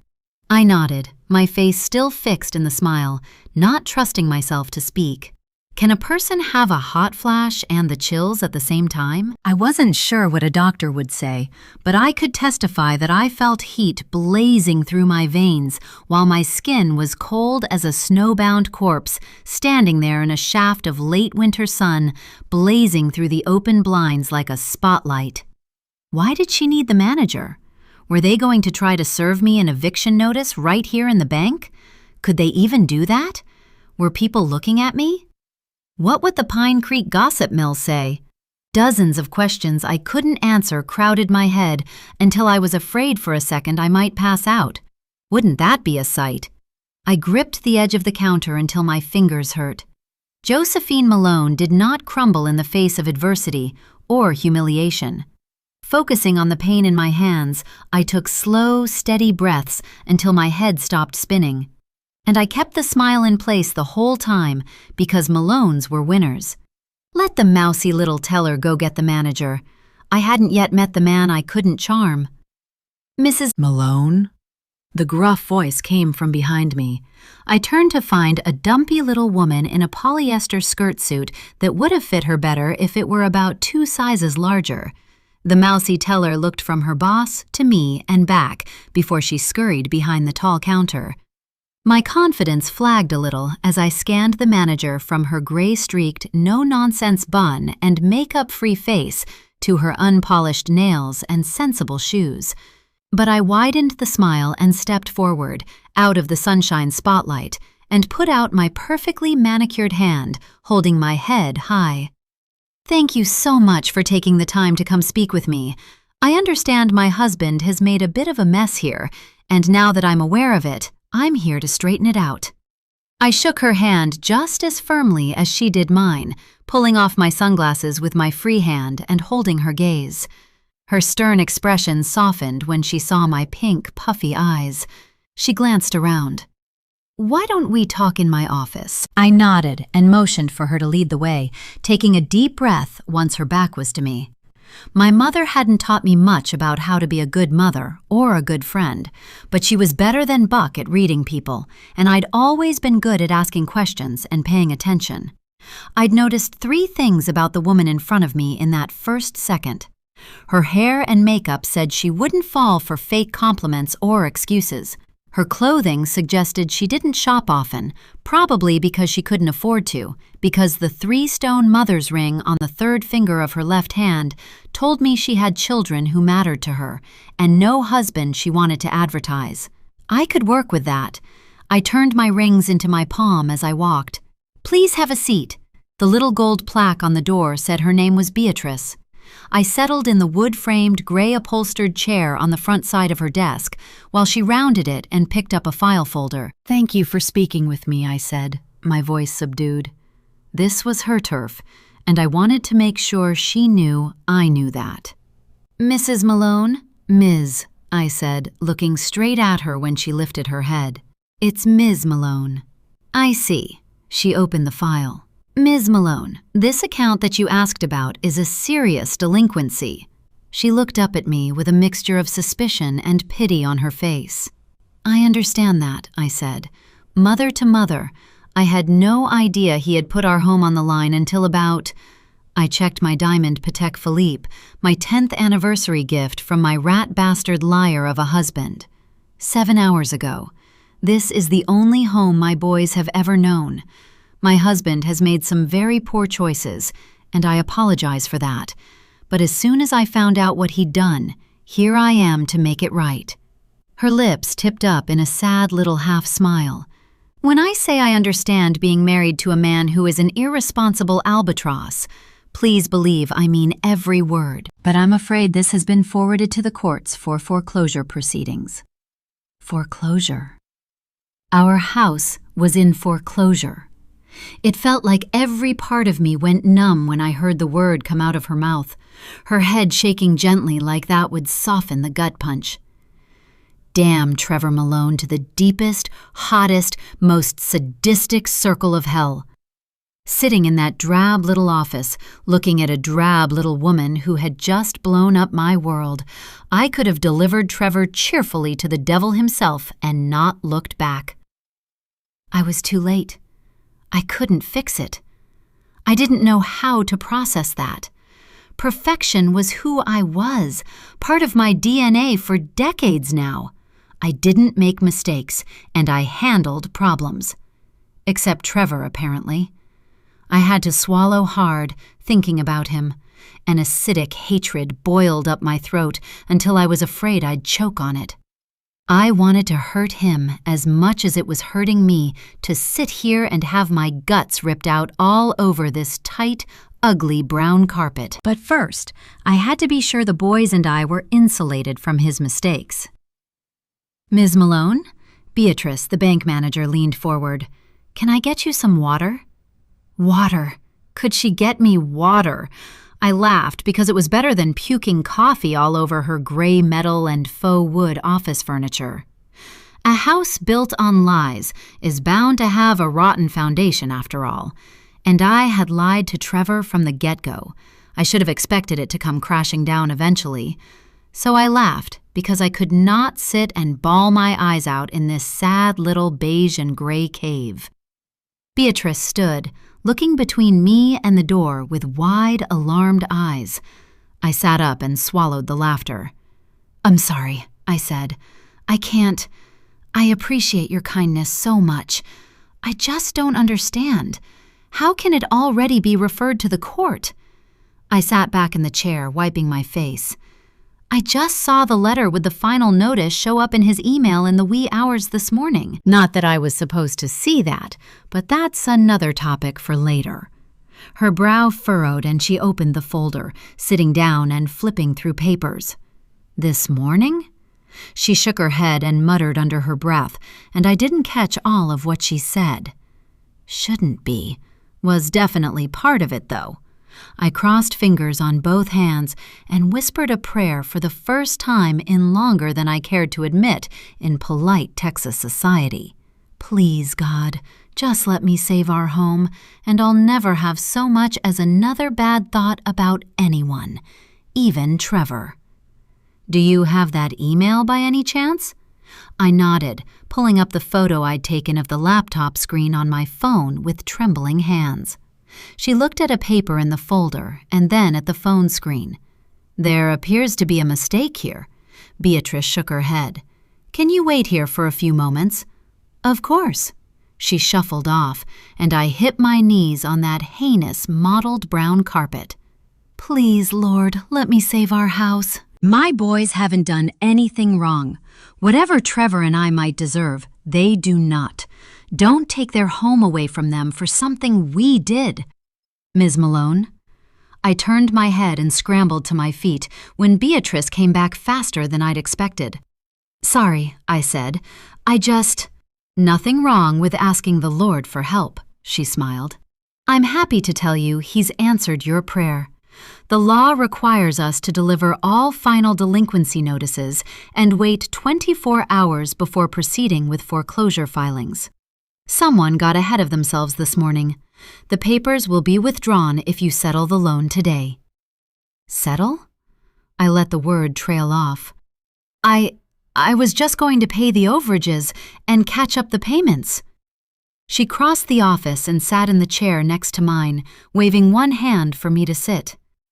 "The bank now views the loan as an unnecessary risk, given your husband's history of payment delinquency." So close. "How much would I need to pay to keep you from sending the foreclosure papers?" My voice was dull. She checked the papers in her hand. "The current payoff amount is $101,642. I can probably get them to negotiate that to a lower amount if you could pay cash. Foreclosing on a property costs money." $101,000. And with everything I could scrape, reallocate, and sell, I might have close to 40. Sell. I glanced at my watch. And then my engagement ring, a flawless 4-carat oval-cut white diamond that even sparkled in the dark. 20 years ago, jewelry wasn't cheap, but it wasn't as outrageous as the current market either. I nodded, looking up to meet Beatrice's eyes. "Can you see how much they'll take to call it paid?" "I should tell you that it will show up on his credit report as a negative mark," she said. Settling a debt for less than the amount due satisfies the creditor, but it will still be reported as paying less, and you'll get a statement for your taxes as well. I nodded, blinking back tears. I understand. Trevor's credit was long since trashed, and we were screwed on taxes anyway. I have to make a call. This is a family-owned bank, and I get a lot of leeway, but this decision is above my pay grade, as the kids say. She patted my hand and left the room again. I held my breath for what seemed like the whole time she was gone. I must have taken a breath or two, but the heaviness in my chest didn't let me feel it. I closed my eyes. Please, this has to work. He'll take 70 even, Beatrice's voice came from the door. I opened my eyes and she crossed the room. He doesn't care for his own son-in-law, and he said he respects your father, and you for being here trying to make this right. I nodded, jumping out of the chair. I have to go run a few errands, but I will be back here with 70,000 before you close, I said.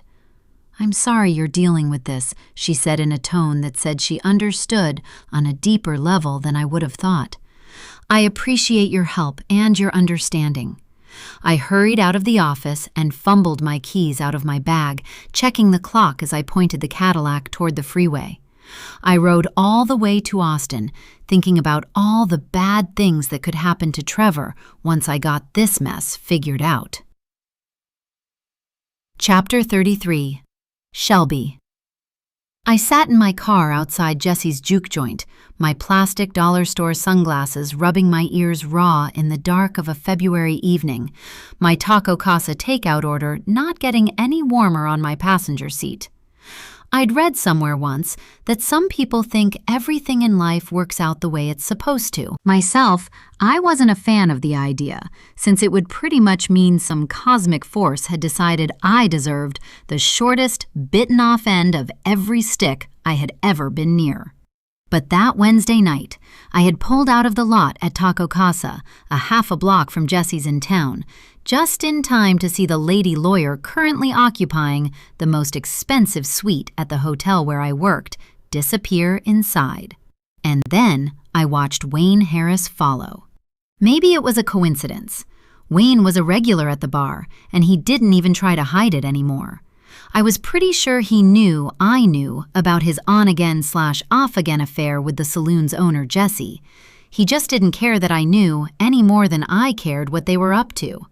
But it sure had looked to me from the street like he was watching the door, picking his time to walk in right behind the lawyer who had carefully hidden the truth about Josephine Malone and her parents for decades. And I had to know why. That police report I'd found in the laptop had more than enough detail for me to scare Josephine Malone into paying for her sins. For the first time in my life, I had a chance at having something for myself, something I was more than owed. I was not about to let Wayne Harris come busting in at the last minute and wreck that for me. So I'd looped the block and parked on a side street facing the front of the bar, popping my sunglasses on like Wayne was Ricky Ricardo and wouldn't recognize his own wife in a mediocre disguise. 20 minutes later, I hadn't seen anything else interesting, and my food was about to be so cold even I wouldn't want to eat it. I wasn't about to throw out $10 worth of tacos when Wayne gobbled everything in sight on a daily basis, even though he hadn't worked much at all in years now. I drummed my fingers on the steering wheel. Was it worth the risk? Screw it, I said, shoving the driver's door open so hard it bounced back. I deflected it before it pinched my ankle and stood, pulling the hood on my sweatshirt up. I didn't currently look at all like the kind of woman Wayne Harris would so much as notice in a bar, but I also didn't really resemble Shelby, the hotel maid, in my slouchy jeans and oversized sweatshirt, so I was probably safe from anyone noticing I was there. I crossed the street at a jog, slipping through the doors as they swung back in after a burly cowboy came out stumbling drunk at 5:45. Staying in the shadows along the wall, I scanned the light weeknight winter crowd. It took me a second to find them both, Wayne Harris, the deadbeat con artist, and Evelyn Burrows, gorgeous and stylish attorney at law, and my heart jumped into my throat when I realized they were at tall tables sitting back to back. But was that by accident or by Wayne's clever design? I glared at Wayne from the shadows, wishing I could remember for sure whether or not I'd mentioned Evelyn Burrows to him when I'd had too much to drink the night before last. The night before I'd found that old police report about Josephine Malone in Evelyn's computer. Wayne didn't see me. He was too busy talking to a new waitress with big, teased Texas blonde hair and bigger boobs. He smiled at her, leaning in to say something in her ear that made her laugh. Once upon a time, that would have hurt. Tonight, I wanted to scream, "Take him, please!" I didn't, of course, but I wanted to. The waitress shook her head and turned to go back to the bar. Wayne watched her walk away with a look on his face I knew too well. So far, he and Evelyn Burrows weren't paying each other any mind. I leaned against the wall and felt my shoulders relax a little. The waitress came back and put a glass, Jack and Coke, I knew from across the room, in front of Wayne, and he handed her cash. Where'd he get money? You don't want to know, I muttered under my breath. And I figured I was right about that. He took 2 sips of the drink, settling back into the tall, high-backed stool. I took a deep breath and nodded. Everything was okay. He hadn't followed Evelyn here, hadn't somehow magically connected her to that police report about Josephine Malone he'd seen on my phone. He was just drinking and flirting at the local bar, same as he did every other night. I turned to go back to the door and made it a step and a half before Wayne leaned back in his chair and somehow poured his drink all over Evelyn Burrows' pretty cream-colored pants. "Aw, man, I am so damn sorry," I heard Wayne clearly as he hopped off the stool with the grace of the athlete he'd once been and grabbed a handful of napkins. Evelyn screeched, and I couldn't blame her. I'd seen the labels on some of her clothes when Lenore was being nosy. Her outfit was worth more than Wayne's pickup. Wayne started wiping at the fabric, and she pushed him away. "Are you high or just crazy?" Her voice was loud but not a bit shrill. I didn't even have to step forward to hear her. "Get your hands off me." "Just trying to help, sweetheart," Wayne said cheerfully. "I'm awfully sorry." Damn, I tasted bitter acid in my throat. He knew. I wasn't sure how, but he did. Wayne Harris didn't have a kind or concerned bone in his body, which meant this was a setup. Evelyn Burrows was the mark. The mark gave Wayne a once-over. "Do you realize you've ruined my favorite cashmere pants?" "Happy to pay for the cleaning." Wayne pulled 2 20s out of his jeans, and she pushed his hand away and said something I couldn't hear. I stepped forward, trying to listen harder, just as Jessie turned up the jukebox.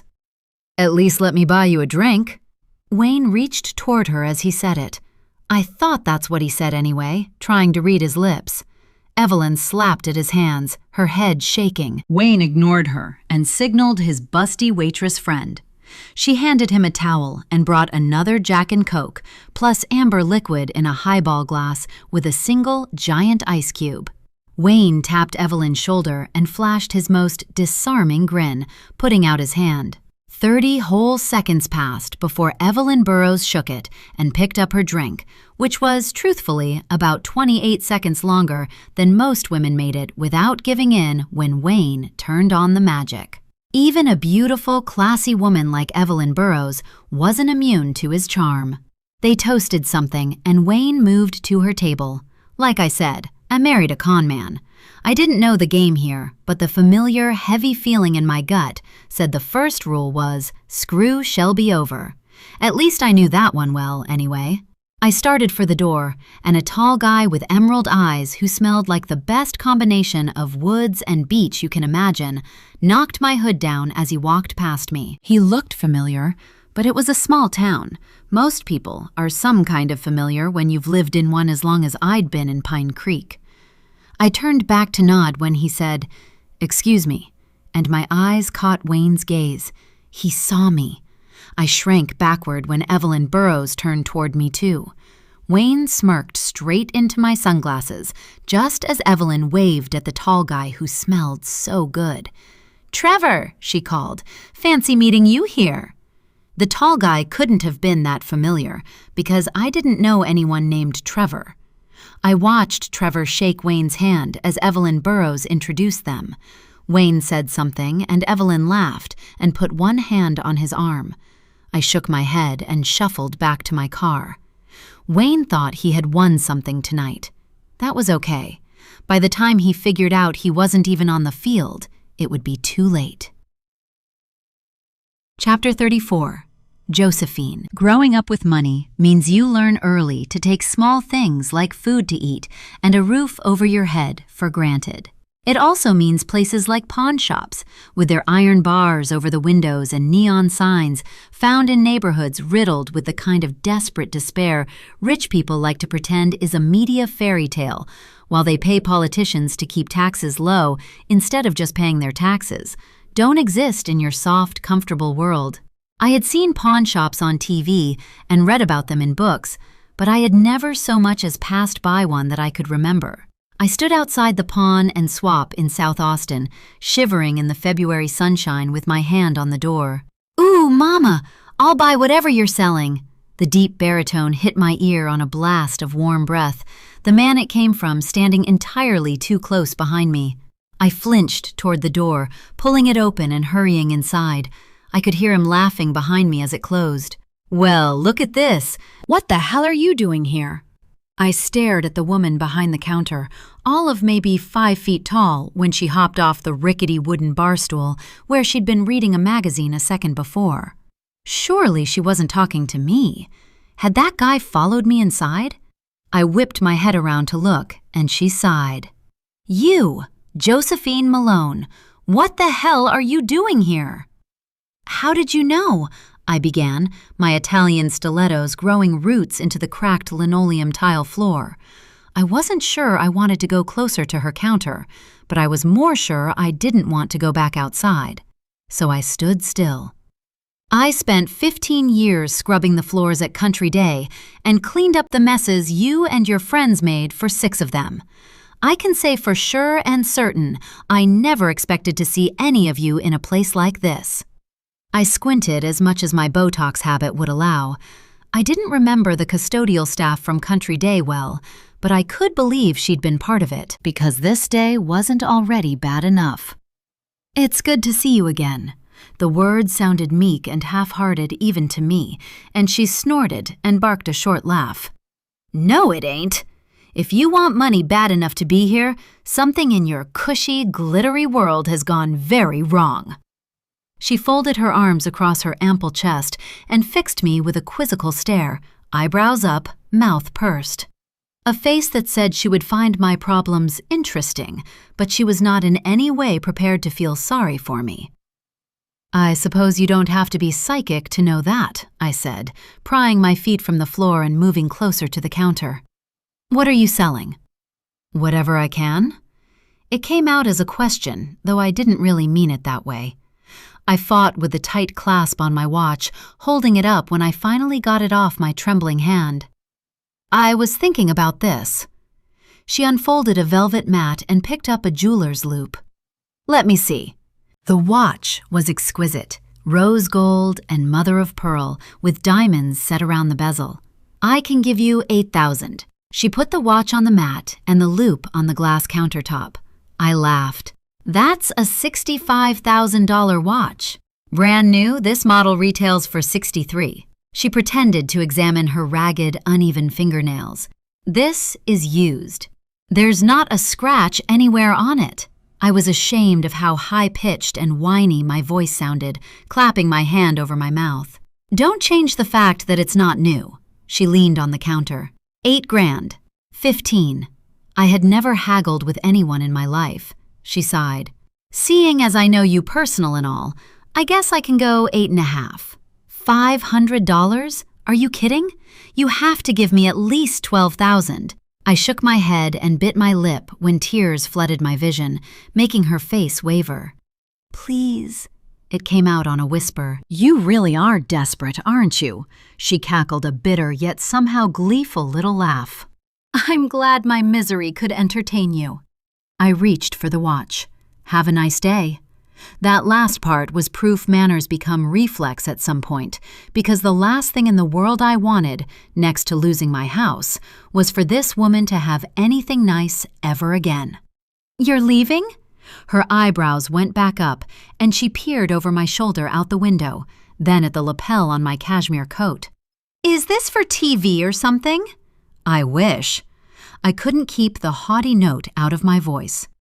"You're not the only game in town. I know this watch is worth 10 grand. It's worth more than that, really." I turned for the door. She let me go 3 steps. "Wait," she barked. I turned back. "I'll give you 12,500, but your window is 10 days.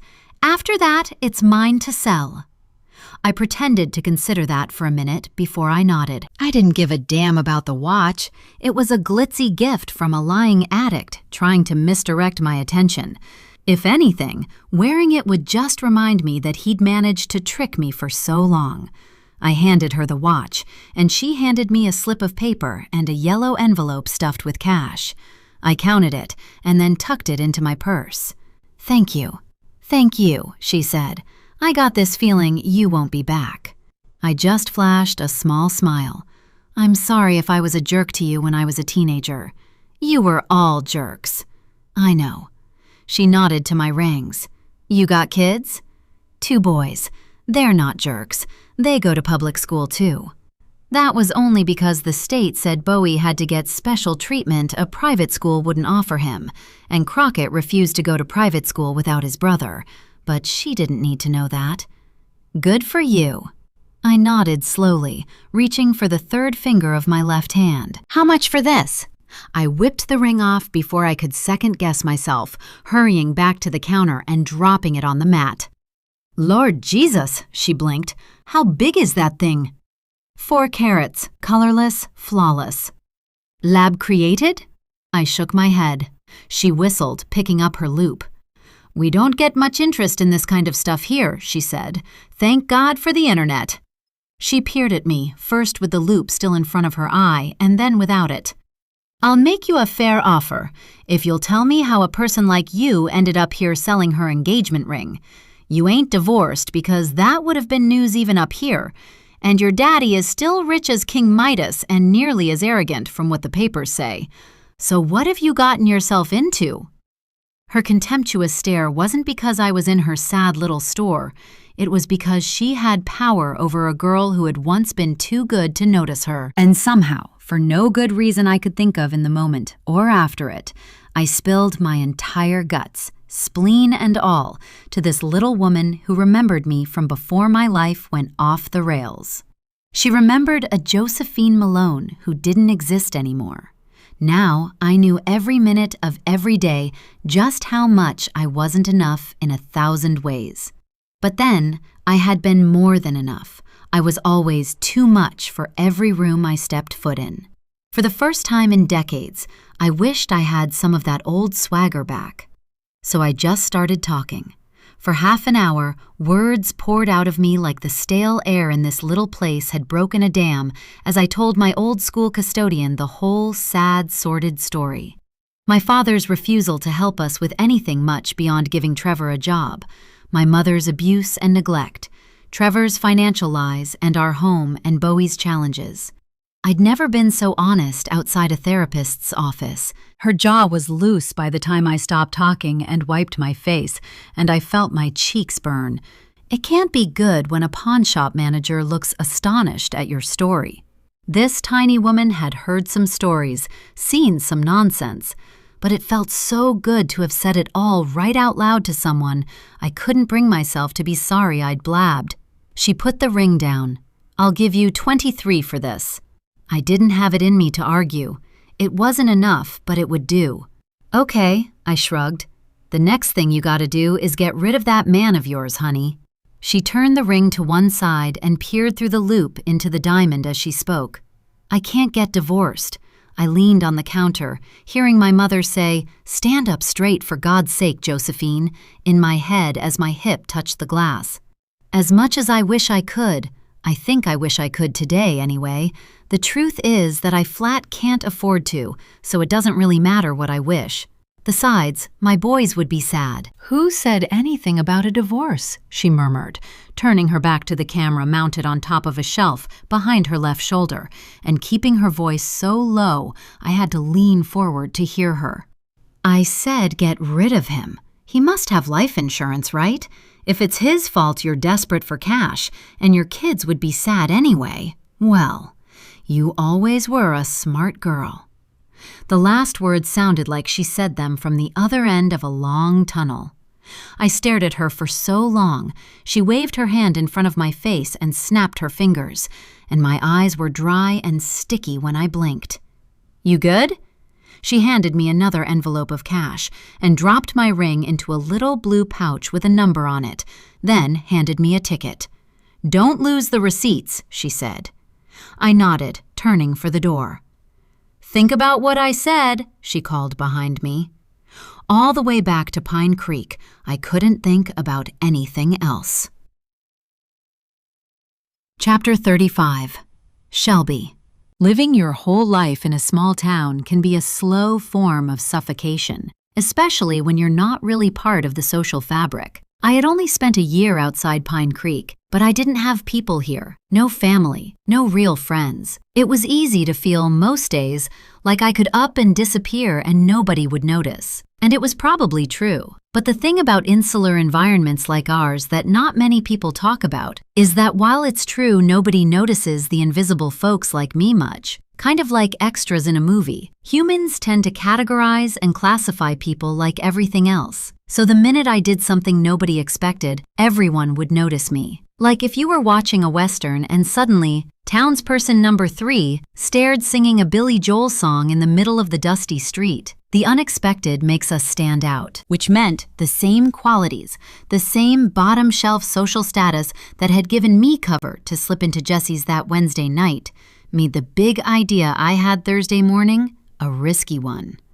Because Shelby Harris, a high school dropout who cleaned hotel rooms on the edges of life here, a woman with a sad story nobody bothered to remember, who was a bit player in the tale of this town, Shelby Harris couldn't walk into the mahogany-paneled dining room at the Alamo Club and sit down to drinks with a gorgeous, classy, big-shot lawyer from out of town.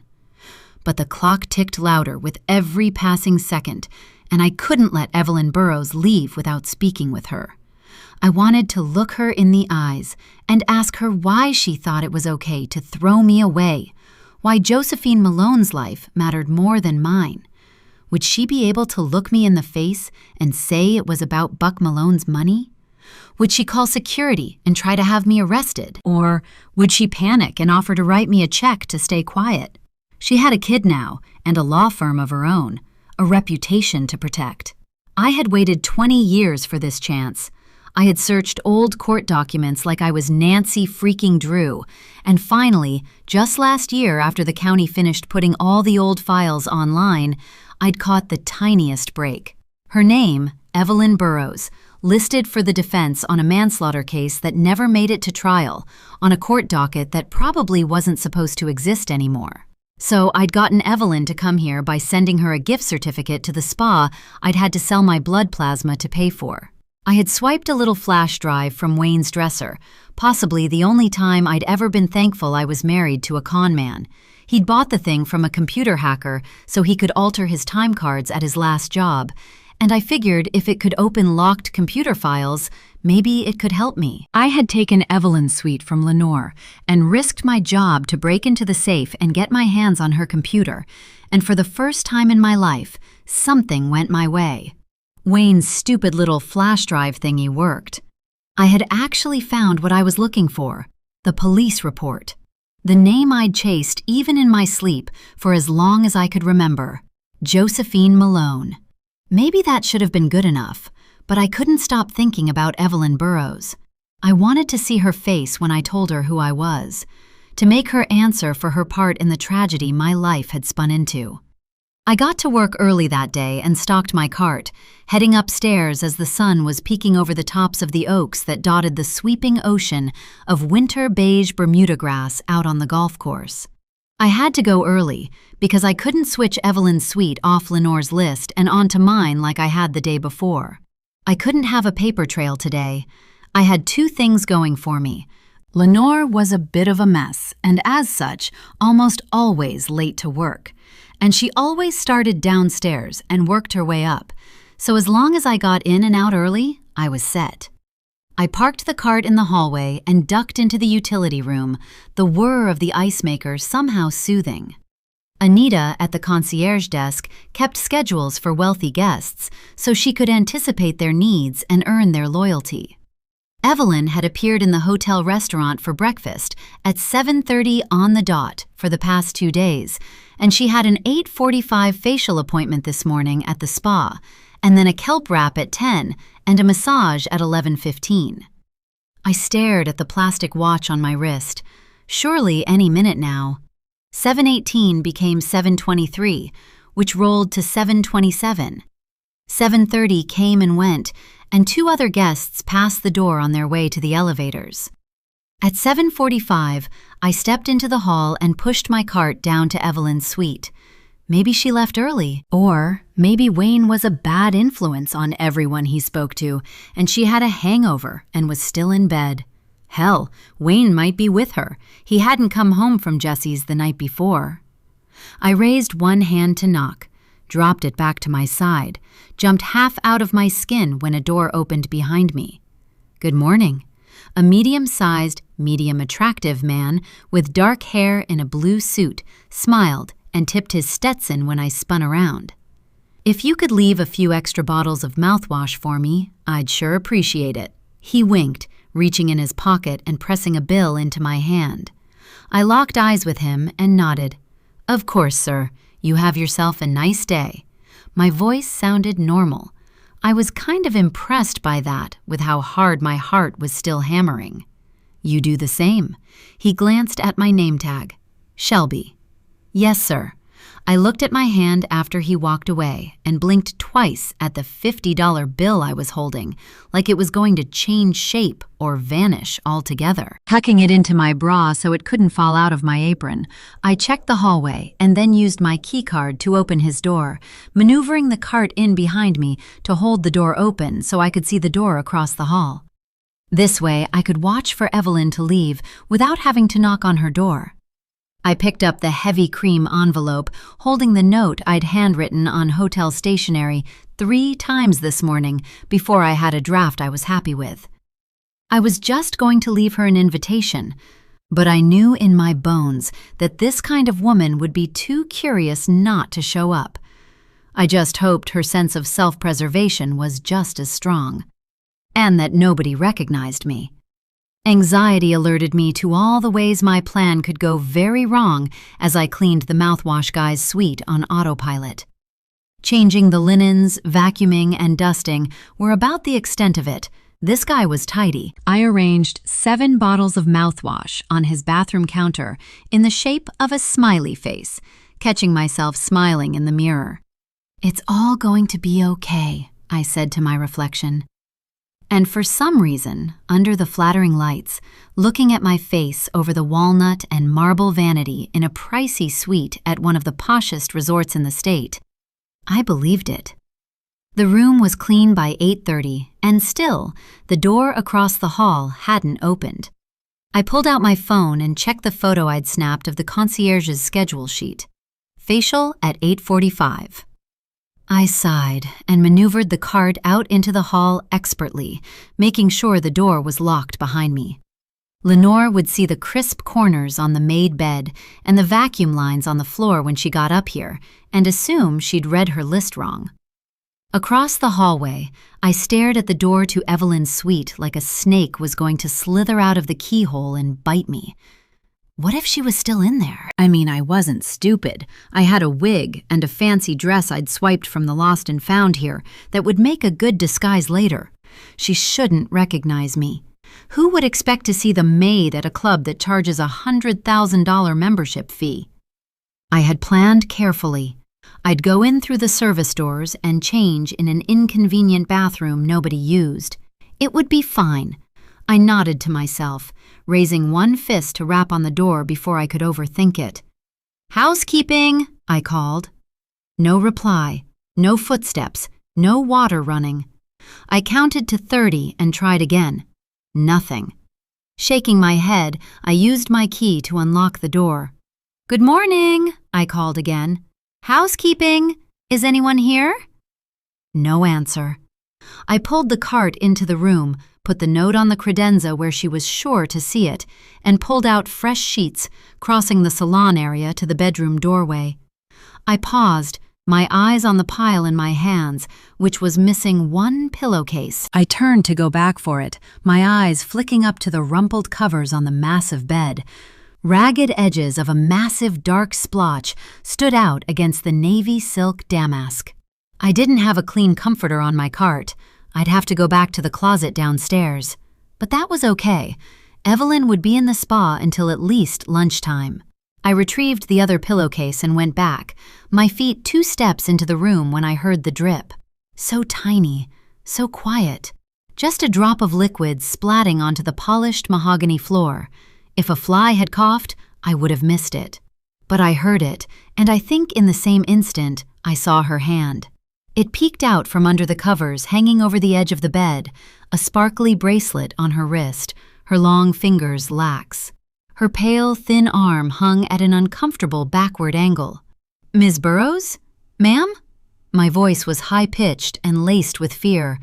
I could get fired for walking in on a high-profile guest, and I couldn't afford to lose my job.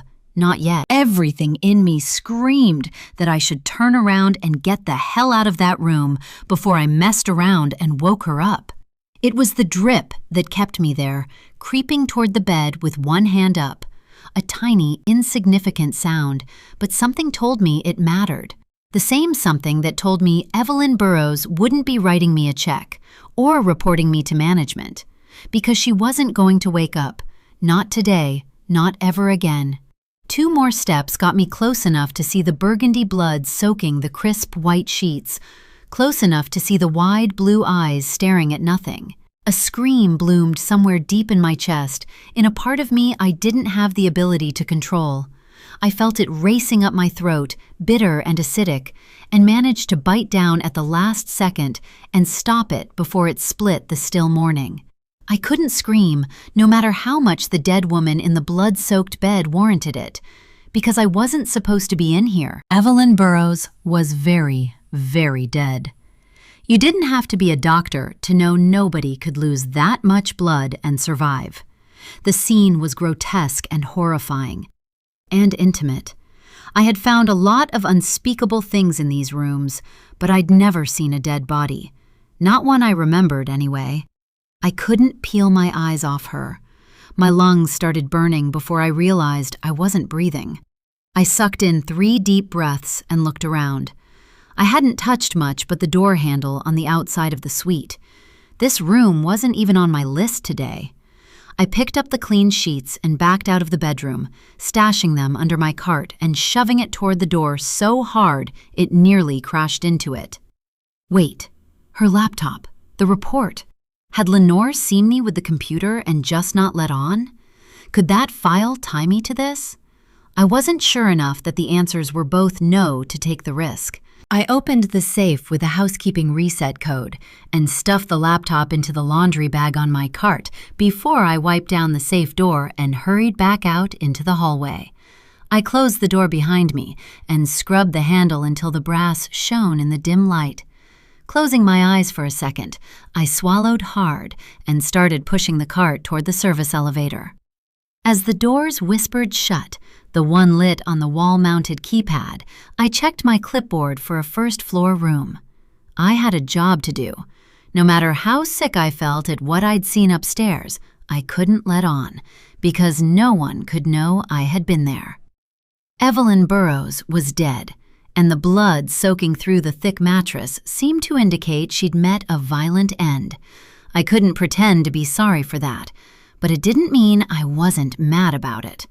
Add another tick mark to the long list of things that never, ever went my way. And I was pretty sure I knew who to blame for this one. "What are you up to now, Wayne Harris?" I muttered to the empty elevator. That was the real question, and I hadn't figured it out yet. What I did know, as sure as I knew my own name, was that there was no way my husband wasn't up to his ass in whatever happened to Evelyn. I had seen the two of them together, watched Wayne flash that same charismatic smile that had gotten me in bed the first time I'd met him, and seen the lawyer who had saved Josephine Malone fall right under his spell. Had he beaten me to trying to blackmail Evelyn? And how had it ended in the bloody mess I wished I could scrub right out of my brain? I couldn't be sure. But the second thing I knew was that I wasn't taking the fall for Wayne. I went into room 114 and got to work, turning music on softly on my phone to settle my nerves. It was far too late to go back upstairs when I remembered the note I'd left inviting Evelyn Burrows for drinks. Chapter 36. Josephine. By the time Trevor came through the door at 5:45, the boys were doing homework in their rooms, and I had my husband's favorite dinner simmering on the stove. "Is that coq au vin I smell?" His face split into a wide smile as he walked into my kitchen, with his arms out like a conquering hero. Like I hadn't just handed a gray little woman at a tiny country bank a small fortune to save our house from his weakness. I just smiled as I nodded, putting a whiskey sour that was pretty heavy on the whiskey in his hand and leading him to the couch. He quirked one eyebrow up at me and sat, taking a sip of his drink. I kneaded the taut muscles in his shoulders, and he let his head drop back and groaned. "What in the world did I do to get lucky enough to have you fall in love with me?" He planted a kiss on my wrist as I sank both thumbs into his trapezoids, opening his eyes to gaze up at me with the same big, soft, dreamy look that had stolen my heart so many years ago. "You saved me from a creep who was hitting on me in a bar on the Austin Strip." I bent and kissed his nose, thinking about how furious Buck used to get when I went to bars in college, and smiling. "And looked hotter than an August day doing it in your Stetson and rodeo champion belt buckle, too. Chivalry is my weakness, probably because it was non-existent in my house growing up. But a chivalrous, sexy cowboy? I was done for way less than 8 seconds in." He wrapped one hand around the back of my neck and pulled me into a much hotter, more serious kiss. When I opened my eyes, I was in his lap on the couch. Somehow, my blouse was unbuttoned to my navel, and my lacy bra cup was shoved aside, Trevor's warm lips skating over my skin and leaving electricity crackling in their wake. Jesus! It took seconds for every nerve ending I had to catch fire. I twisted my fingers around his hair almost involuntarily, letting my head fall back and giving in. Trevor could play my body like Willie Nelson played a guitar. I was mad as hell at my husband, but I was also so tense I felt like I might shatter into 1,000 pieces if someone sneezed in my direction. Maybe a release would help me think straighter. His lips came back to mine with a hunger I hadn't felt from him in so long. I'd forgotten it could be this good. Clothes and throw pillows flew, and I bit a bruise into Trevor's shoulder to keep from screaming. He propped himself on one elbow and brushed my hair out of my face. "That's no fair," he said softly. "I like hearing you." "The boys are upstairs." I caught my breath and swatted at him. "And I'm about to let your dinner burn. Let me up." He stood, straightening his pants and pulling his shirt back on as I hunted for my panties under sofa cushions. "You could go without." He lifted the eyebrow again when I glared at him, then reached up and retrieved the little scrap of lace from a bookcase. "See, there's not much to these anyway."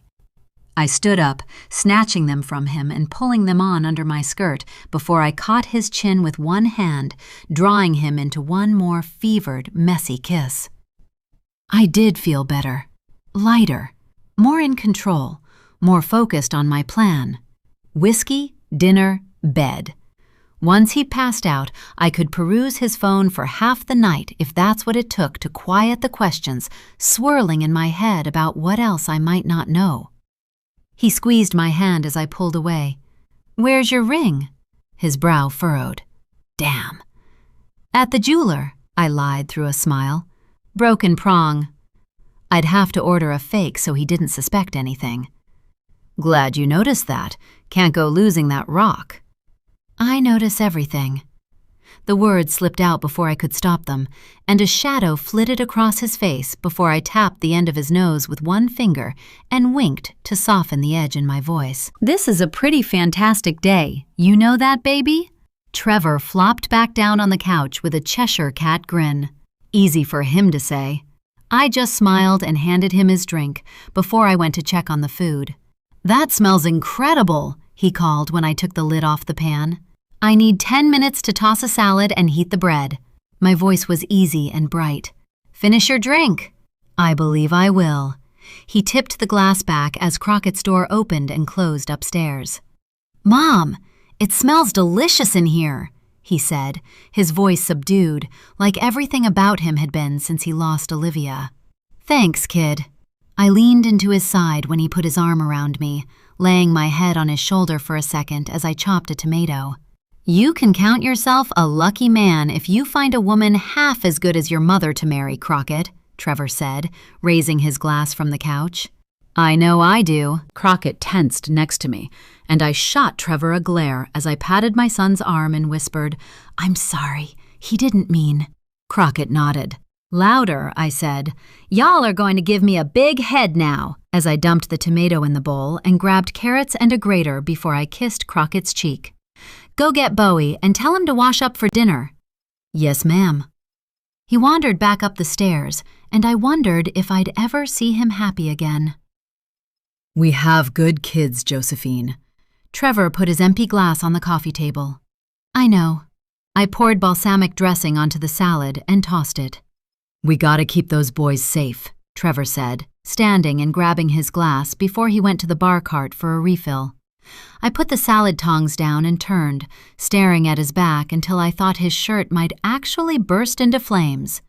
I couldn't even tell if he was talking to me. He was already tipsy, and sometimes that made him talk to himself, and I wasn't even sure which thing scared me more, honestly. Something. I couldn't say if it was his tone or his words or both, had ice sliding right down my spine as I stood in front of a hot stove. Why would the boys not be safe?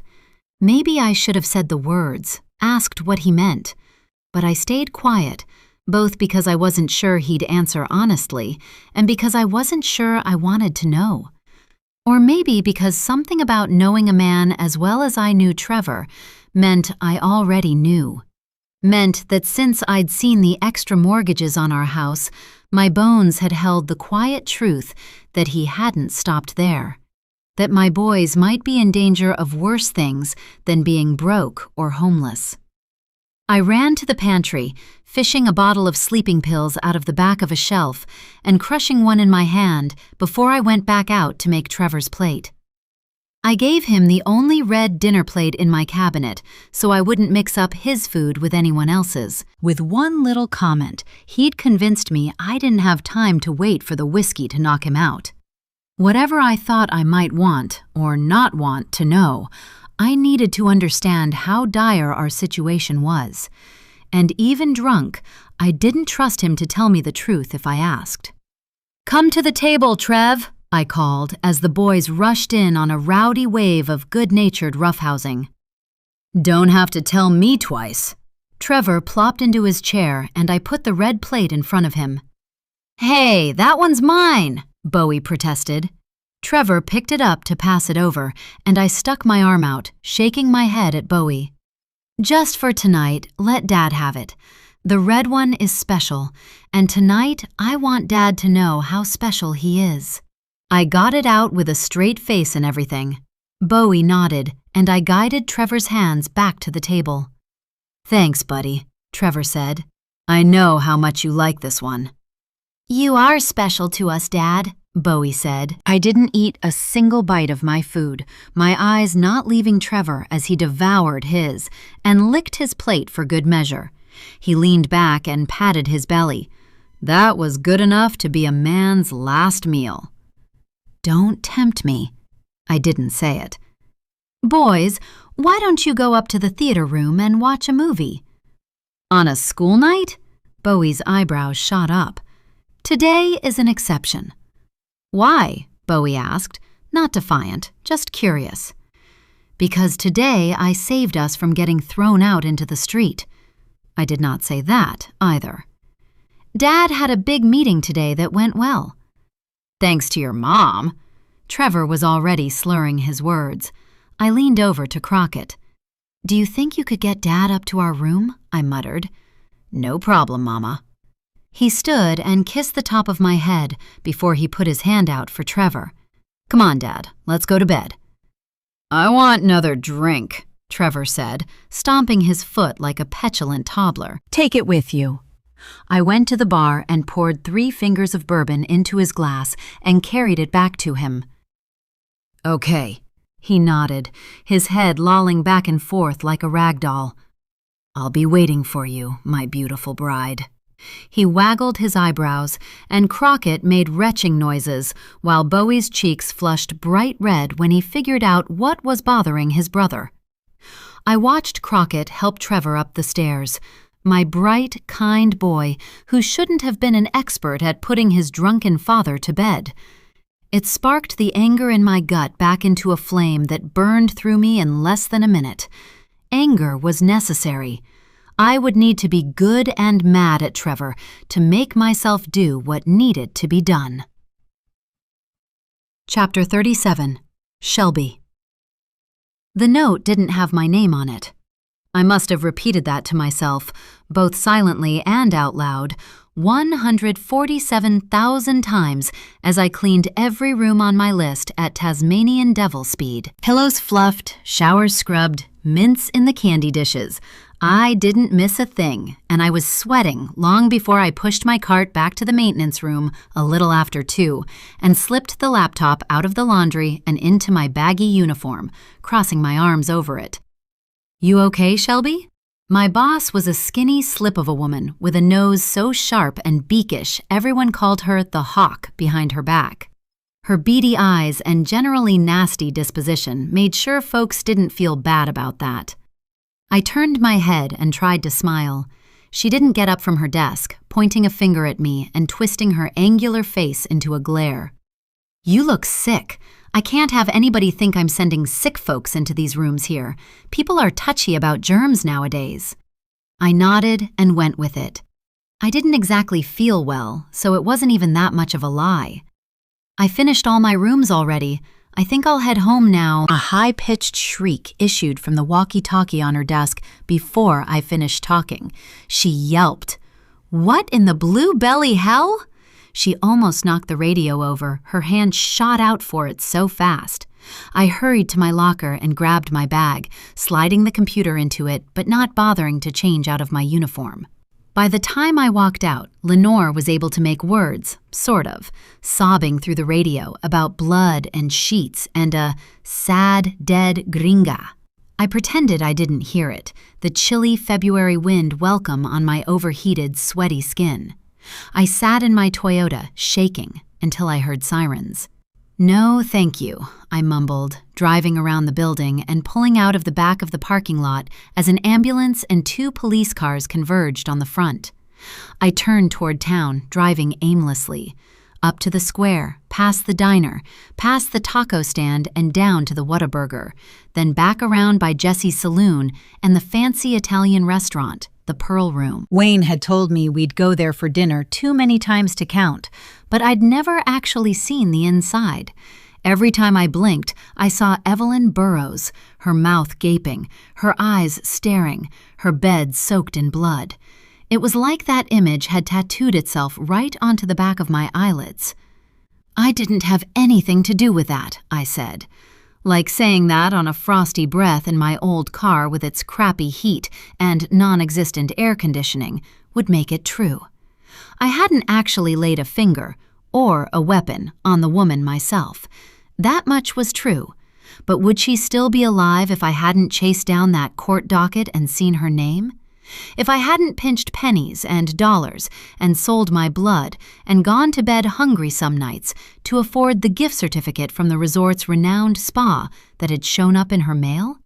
She'd brought her work along, just like I figured. And more to the point, I'd been dead on about the file I had searched a lifetime for still being on her computer. I'd bet she had other copies too. One of the things I'd learned about rich folks working quietly in the background of a swanky place like the Manor at Oakwood Ranch was that secrets are the most valuable thing most rich people own. They cultivate them. They guard them. They use them to wield power over each other. They keep receipts. And they never, ever let go of the proof behind them.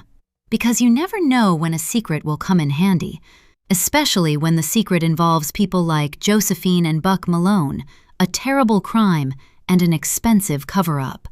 If I hadn't taken those pictures of Josephine Malone's name on Evelyn's computer screen, if I hadn't been stupid enough to let Wayne get a hold of my phone and see said pictures, if, I might not have pulled the trigger or swung the knife or whatever had ended Evelyn Burrows.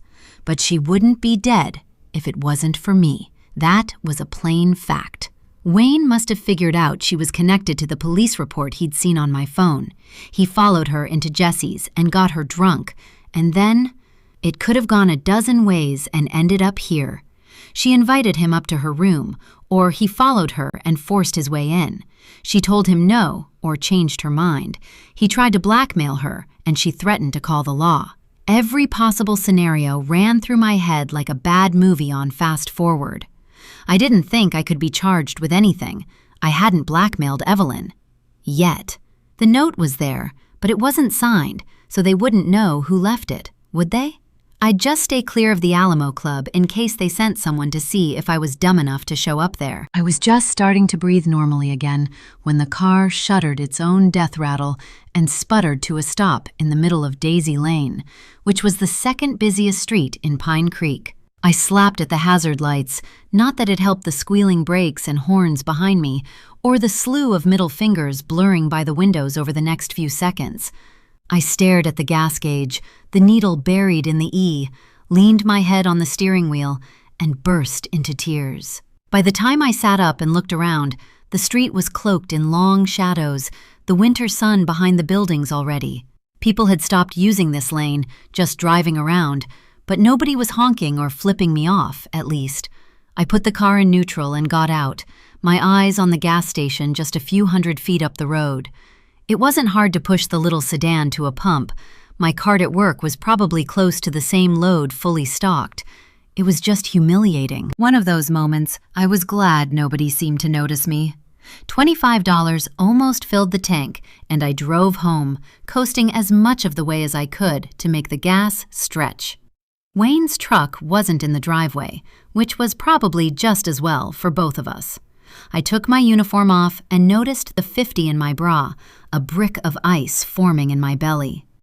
Damn, the little Mr. Ordinary guy who wanted the extra mouthwash. He had seen me outside Evelyn's suite, and he'd made a point to check my name tag. That didn't prove a thing, and I'd wiped my prints, and anyone else's too, off the door handle. There was a camera in that hallway, but I'd kept my back to it this morning for a reason. The suite was on Lenore's list, and we looked enough alike from behind. I wondered, as I scrubbed my hands for the 30th time that day, if any of those prints I'd wiped up had belonged to Wayne. Could I get into trouble for cleaning them up if they did? Nobody would ever believe I didn't know he'd been there if it turned out he was really wrapped up in this mess. I wasn't even sure what I believed at that point. I hadn't loved Wayne Harris in a long time, but maybe my subconscious just couldn't bring itself to watch him go to prison. I'd sooner see him dead than have to go in his place, though. That was a plain fact. Sometimes, just when you think all hope is lost, fate intervenes. I'd read that on a fortune cookie too many years ago to count, but it had stuck with me because I'd laughed about what a bald-faced lie it was. Things never worked out for me.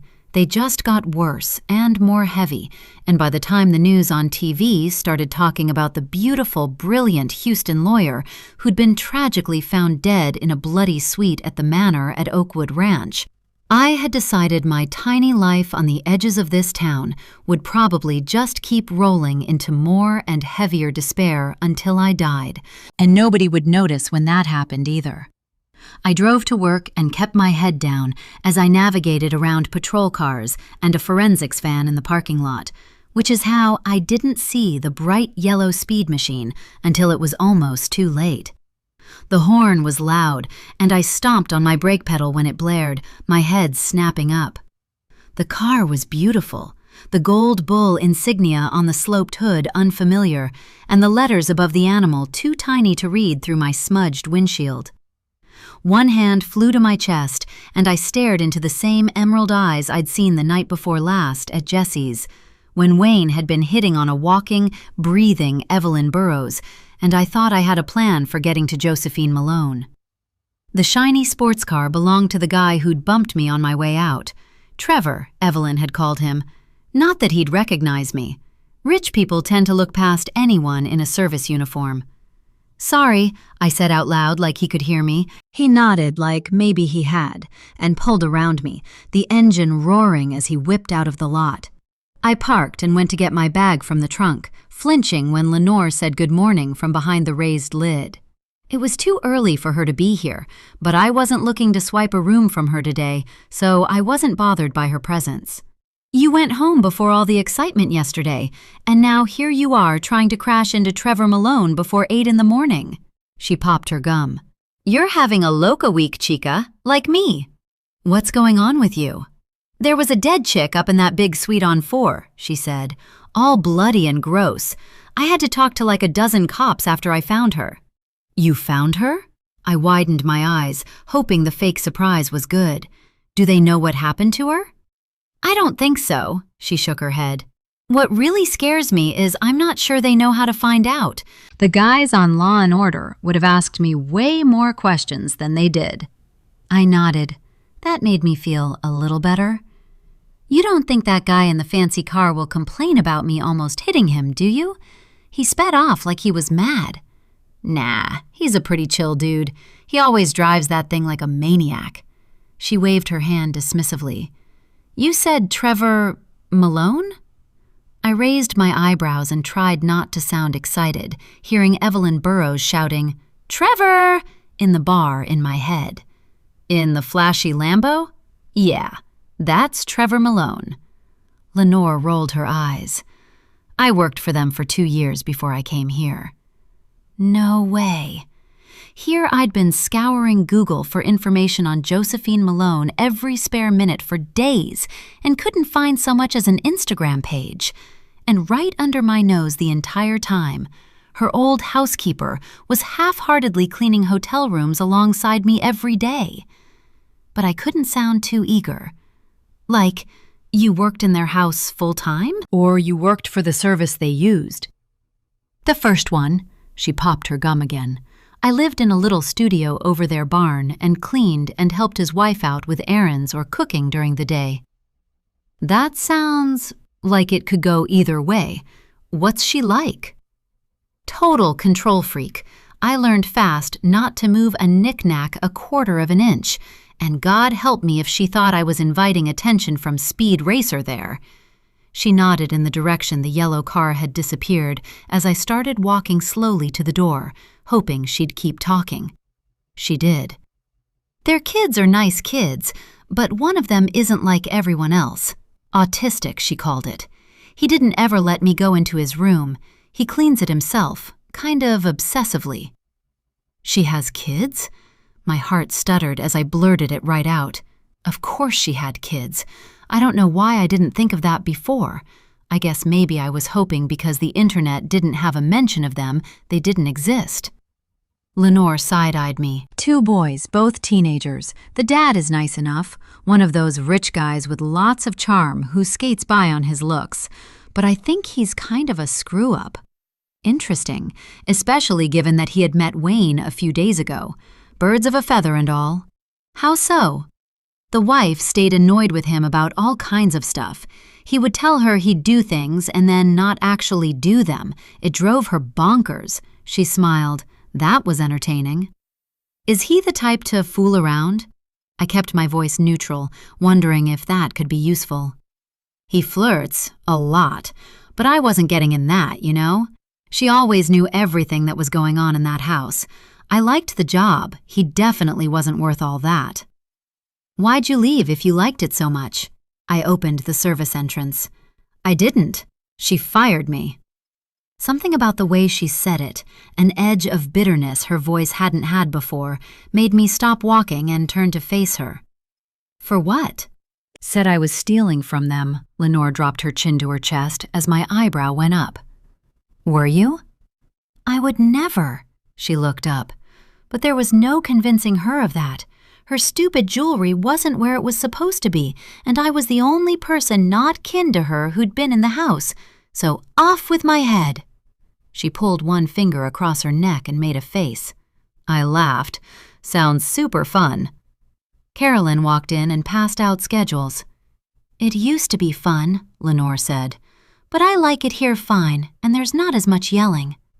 They fought a lot? She leaned over and whispered, You know how some people say opposites attract? That's them. She is super high-strung and likes order, and he is really laid back, likes to party. I figure she kinda hates being the grown-up all the time, but she doesn't know how to not be. Lenore, in my office, now, the hawk barked as soon as everyone had their assigned rooms. I watched her go, thinking about Trevor Malone and his fancy car. Josephine Malone's husband liked to flirt. He hung out at Jesse's juke joint, and he drove that fancy car too fast.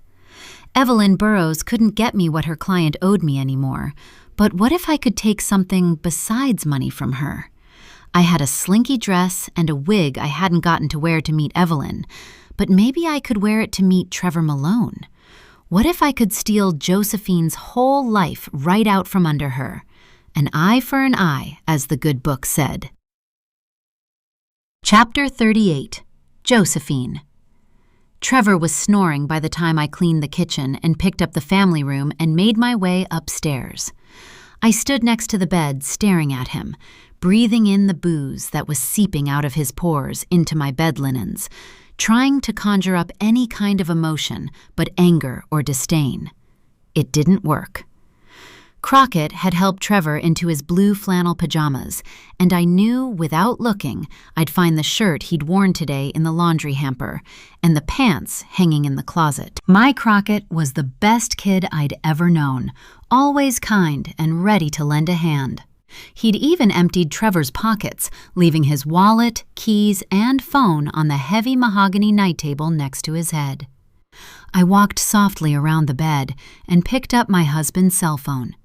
Nothing on the home screen but the photo of him and the boys I'd taken after Crockett's Little League championship in the 6th grade. Seemed like yesterday. I tapped in the code and took it to my reading chair in the sitting room, putting my own phone on the table next to me in case I needed to Google something. Staring at his home screen, I started to feel like that poor kid in the crow's nest on the Titanic. I knew what I could see was bad, but I was scared flat to death of what I couldn't. But not knowing was more dangerous, for me, for the boys. So I touched the message icon. It wasn't hard to find the texts. He didn't even delete them. They were all just sitting in the archive instead of the main folder. I read 3 dozen, dating back more than a year. The good news was that I didn't find any messages about loans against our home that I didn't already know about. The bad news was I did find several, older than the mortgage texts, from credit card companies and banks, some about balance transfers, some warning of security concerns due to large cash advance requests on new accounts, and then long strings of, "Your account is past due." Not a single one of them was from an account I knew about. I picked up my phone and made a note with a list of the bank or card issuer names. Just a week ago, I'd have been horrified and furious at one delinquent account. Sitting there calmly, making a list like I was taking inventory of the pantry, all I could think was that at least these people couldn't come for our house. I noticed something as I got to more recent messages too. He'd started with big banks and card companies, and then progressed to small country banks in Texas and Oklahoma. He was a smart man, but I had always been smarter. I saw the pattern instantly. About every 60 days, the banks got smaller, because as the delinquencies piled up and his credit score fell, he had to go to places where the Malone name meant more than a number from a credit bureau. The company and the name were my boy's legacy, and Trevor had tarnished it with nearly every bank and credit union in 2 states.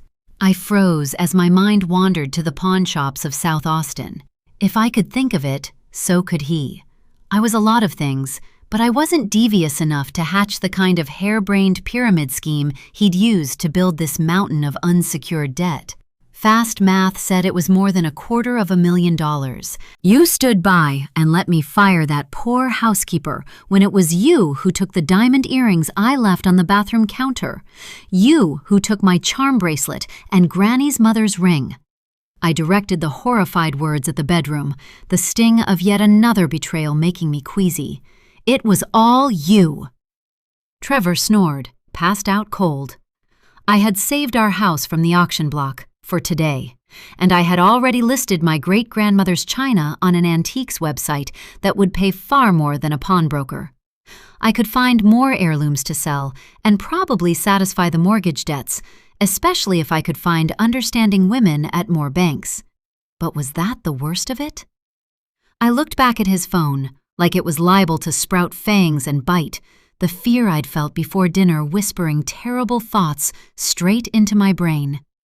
Punching in the code, I flipped through all 4 of his home screens and scanned his texts like I was an auditor at the IRS. Nothing. Breathing a little easier, I went to his settings to look through the apps there because it annoyed me that not all of them automatically showed up on the home screen anymore. But I supposed I'd find that handy if I was trying to keep secrets. Jesus. He had 2 that weren't accounted for on his home screen, both of them for messaging.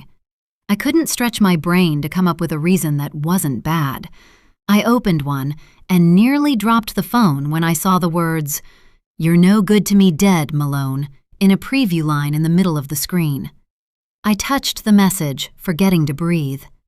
"You're no good to me dead, Malone. If you value your family's safety, you will pay what you owe." His family's safety? I scrolled down. He'd waited 3 hours to reply with an address. My hands started to shake, and I couldn't say if it was more from adrenaline, fear, or plain old anger. A loan shark? That wasn't something that only existed in old movies. Of course it wasn't. There were too many people like Trevor out there for this to be fiction. Desperate people. When an addict's legitimate resources dry up, he turns to the illegitimate ones. For the first time in days, there was only one question rattling around my head. Did this person get their money? "Mom, what are you doing with Dad's phone?" Crockett's voice from the doorway made me jump so violently I tossed Trevor's phone almost to the ceiling. It landed at Crockett's feet with a thump. I was out of the chair in half a second, but I was too late. He'd already bent to pick it up. I saw his eyes flick to it before I snatched it away from him, forcing my face into a nervous smile as I glanced at the screen and stuffed the phone in my pocket. His face didn't change. I didn't think he'd seen anything. "I was just checking an accounting mistake," I lied through the smile. "What's up, buddy?" "Can't sleep." He hung his head, his shoulders deflating as his voice got thick. "I miss Liv. I know it was like months ago, but I just don't understand how I didn't see." His shoulders started shaking with sobs. "I hate this. I want her back." "Oh, my sweet boy, 2 months is nothing." I put my arms around him and stood on tiptoe so he could rest his head on my shoulder easier. "You wouldn't even feel better by now if you 2 had simply broken up. Of course you're still upset." "Someone in bio today said that she's burning in hell." Crockett sniffled, and every muscle I had stiffened. "And they all laughed. Like, before Christmas they were her friends, and now they just say terrible things about her, and I—" If he was going to say anything else, it got lost in sobs. Who raises the kind of little monsters who could say that? The words left my lips on a hiss with the white-hot fury of 10,000 suns as I squeezed my son's broad shoulders tighter and let him cry his heart out. Again. I knew the answer. The kind of people who were either hunting for a way to be sanctimonious about an overdose so they didn't have to worry it could happen to their kid, or that thought they were better than everyone else. And I hated every last one of them and their rotten kids for making something so hard even harder for my son. Maybe we should revisit the idea of the remote school? I asked when his sobs got a little softer. He pulled back and shook his head, wiping at his face. I can't play ball if I don't go to school, he said. And baseball is kind of all I've got right now. He pulled in a hitching breath. She loved watching me play. So I'm going to play. I just nodded. The counselors had all told us to let Crockett lead. Thanks for letting me cry all over you, Mama. Sorry about your shirt. I waved a hand. I have 1,000 shirts and only one firstborn son. Anytime, buddy. I'm going back to bed. He started for the door. I can tuck you in if you want, I said. He turned and started to shake his head, then smiled. That might be nice. I could see he was saying that because he knew I wanted to help. My boy was intuitive as a jungle cat, constantly reading everyone around him. I followed him to his room and tucked him in, then turned on a music box he used to fall asleep to as a child on my way out. Love you, Mama. His voice was sleepy by the time I crept back to the door. Love you, buddy. Always, I whispered as I slipped out and went back to the master suite, the weight of what my son was carrying so heavy in my heart, yet I'd give anything to carry it for him instead of with him. It just made me madder at Trevor. I didn't have the energy for nonsense from him right now. But that didn't matter when he had shady characters threatening my babies either. I would find energy for that. I tried Venmo. Nothing odd in his history. Cash App was a different story. I realized I'd been holding my breath when it all came out in a whoosh, as my eyes fell on a payment to the number from the threatening message. $400,000. So my boys weren't in immediate danger of physical harm. But that could all change with the next missed bet. The next missed payment to the wrong, shady character. Hands shaking again, I stared at the picture of Trevor and Crockett that was his home screen background. Trevor didn't look like a gambling addict who was betting our lives and the lives of our children on God only knew what. To the rest of the world, we were the perfect couple, attractive, rich, even mildly famous. Still supposedly in love after a long marriage. Our boys each excelled at school and sports in their own ways. I knew how to hide the fault lines in that pretty, polished public image. From puking up my food if I gained more than a pound, to keeping the mental index of endless appointments, to sitting at my computer in the wee hours of the morning doing spreadsheets that were part of Trevor's actual job while he slept off bourbon in the next room. I juggled it all, and I did it without complaining. That message cracked something deep in the foundation of the facade. I couldn't stop thinking about it, about what might be coming, about all the ways I couldn't fix it, not by myself.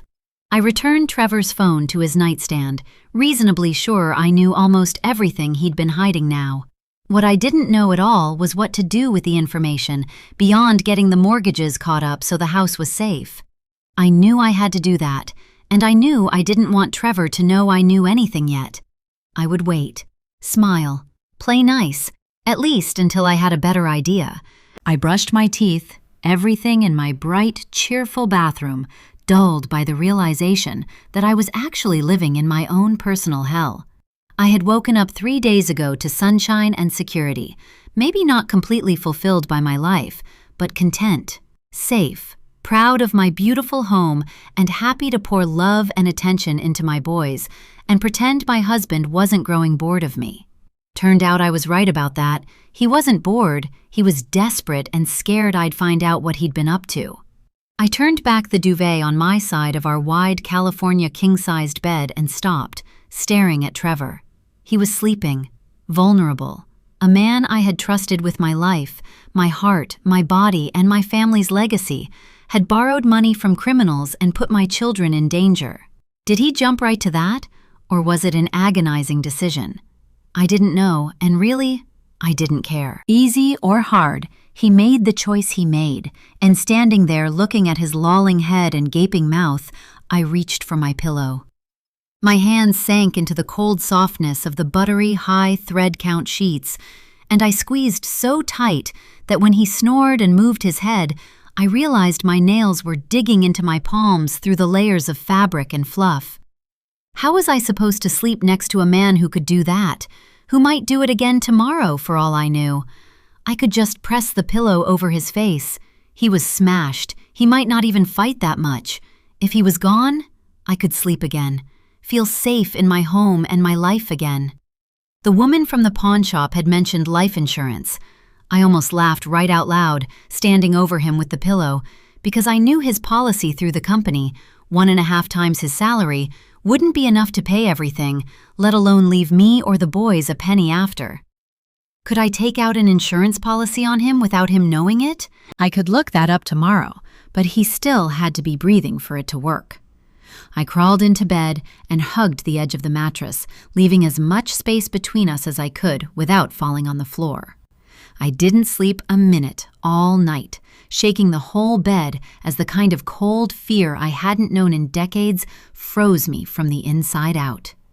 I made long mental list of things I loved that I could sell to make this right. I wasn't sure what time it was when I thought about his belt buckle, but once the idea occurred to me, I couldn't let it go. That 10-carat stone Granny had given me was worth a fortune. And why shouldn't Trevor lose something that mattered to him, too? He had gotten us into this mess. I pressed my face into the pillow and chased sleep. It wasn't until the sun started to filter pink peach light through the window treatments that I remembered the clause. The oil business is a dangerous one for people who work in the field, and because of that, Buck had long ago added a broad provision to all employee life insurance policies, even the ones that covered cushy executives like Trevor. 1.5 times his salary wouldn't come close to paying what he owed. But 5 times his annual salary was an entirely different story. And his policy would pay that, as long as he died in an accident. It didn't even matter what kind. I drifted off as his phone started to buzz on the night table, blue and red flashing lights haunting my dreams.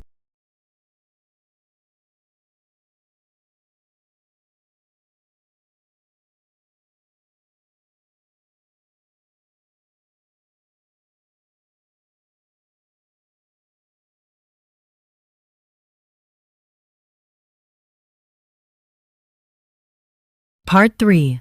Oh, what a wicked web. Chapter 39. Josephine.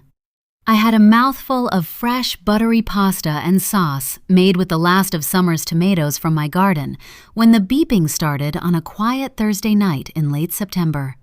I dropped my fork, deep red marinara splattering across the front of a cream silk blouse as I shoved my chair back from the table, cursing under my breath. "I'm sorry, buddy. Give me just a minute." Bowie, hands clamped firmly over his ears, nodded. Shelby tried to smile at me as she patted his arm. I hurried to the cabinet over the coffee maker and got a new battery, then went to the bathroom and shut the door. I slid my foot out of my discount store beige ballet slipper and propped it on the edge of the sink, clawing at the fat black band around my ankle, where a black box was bleeding an obnoxious alarm, the red, low battery light blinking. I didn't know why the damned thing had to be so loud. Bowie had worn a tracking bracelet most of his life, and his didn't howl like it was calling the cavalry every time the battery was low. It just sent a notification to my phone. Why wasn't that good enough for this one, too? I got the new battery in, and the beeping stopped, but tears overran my eyes anyway.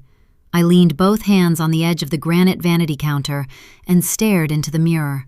My face had aged a decade in the 6 months since Trevor died. Some of that was stress. Going to jail will do that to a person.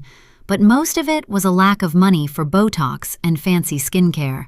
How in the world did I end up here? I whispered to the slightly haggard woman in the mirror for probably the 1,000th time since Trevor's death. Buck and Constance hadn't spoken to me since the police had walked me out of my husband's funeral reception in handcuffs. And not that I'd really had friends before the scandal, but the people who pretended back then had vanished, ghosted me, as the boys would say. Shelby Harris had not. She wasn't just the most meticulous housekeeper we'd ever had. She was a kind and discreet friend, maybe the best friend I'd ever had. And somehow, those two things were coexisting just fine. I washed my hands and splashed water on my face, wondering if I would have believed any of this last fall. Shelby had helped me sell off half my wardrobe, all of Trevor's guns, and a good bit of furniture and family heirlooms, which kept the loan sharks Trevor had gotten wrapped up with at bay, but they still expected to be paid what they thought they were owed, and interest accrued every day. When I wasn't worried about how I'd get that money and keep my boys safe, I was worried about keeping this house. And if I got a break from that, abject terror at the idea of going to prison lurked around the edges of every thought. I was even afraid of prison while I was sleeping. I had thought about tipping the sheriff off to Trevor's criminal associates, but I couldn't bring myself to actually do it. Somehow, that would get twisted around and turned into more motive for me to kill him. And besides, the odds that those guys would walk free and come for my babies were far too high. They had resources, and I didn't. Not anymore. Noticing the splotch of marinara on my blouse, I burst into tears. It was one of the only pieces I still had from the old life that felt like a dream most days now. I'd put it on earlier for a meeting with my attorney, a good-looking, charismatic guy who had taken the case entirely for the publicity. Whenever I asked, he told me we could discuss a bill when it was over. Suited me. I couldn't afford a lawyer with every penny we didn't eat going to keeping the lights on and Trevor's bad debts. It wasn't like we had money for things like dry cleaning delicate silk these days. Another beautiful thing ruined. Seemed like everything I touched ended up garbage one way or another. I turned away from my reflection, disgust and sadness trying to drag me into a dark place I'd barely escaped alive when I was Crockett's age. Pasting a smile on my face, I turned off the water and made it 2 steps back toward the dinner table before the doorbell rang. Crockett shot to his feet so fast he shook the table. "Let me get it, Mom. It's probably another damn reporter." His voice was harder than it should have been for his age, and my heart cracked again. Reporters from as far away as Dallas and Houston had camped outside our front gate all summer, and everyone from Bandera to Amarillo to Corpus Christi had an opinion on whether or not I was going to prison for killing my husband. The DA also liked TV cameras and had been making her case on the nightly news for weeks. She was convinced I had punched tiny holes in the brake lines on Trevor's car, knowing he liked to drive it too fast, in order to cause a fatal accident and collect the maximum amount of life insurance possible. Crockett wasn't exactly happy with me, but he'd managed to direct most of his anger at the media circus outside for months now. I was thankful for every small favor. "I knew I should have let Schutz out of his camp," I muttered. He was good at scaring the press enough to keep them off our land when he was roaming free. The problem was, he still scared Shelby too, and the reporters had learned how to tell when he was locked up. I thought they all left weeks ago. Shelby's eyes widened, and she put her tea glass down, her eyes going to the foyer. "That girl from the podcast about dangerous women didn't," Bowie said. "She tried to talk to me at practice last week, and there was another guy. I've seen him on TV. He was under their tent yesterday morning when we left for school." "Is the canopy still out there?" I asked, nodding to Crockett to get the door as I moved into a corner of the dining room that was out of the line of sight from the door. The last thing I needed was a photo of me all over the internet with pasta sauce on my shirt, wearing rumpled linen pants Shelby found for me at Goodwill. Reality TV had made me famous, sort of, but it had also given rise to a whole culture of invasive entitlement. And the story of a former star, however minor, crashing into the real world by way of murder and scandal was 60-second internet video catnip for more people than you'd think. I think they cemented it into the ground after the boys took it down overnight a couple of times, right after they put it up. Shelby smiled at Bowie. He stood up, moving to follow his brother to the door. I watched them, seething at the idea that someone had the nerve to approach Bowie about this. I couldn't let it show, though. Losing my temper might have been the biggest luxury of my old life. I couldn't afford to seem volatile with my trial approaching. The boys opened the door.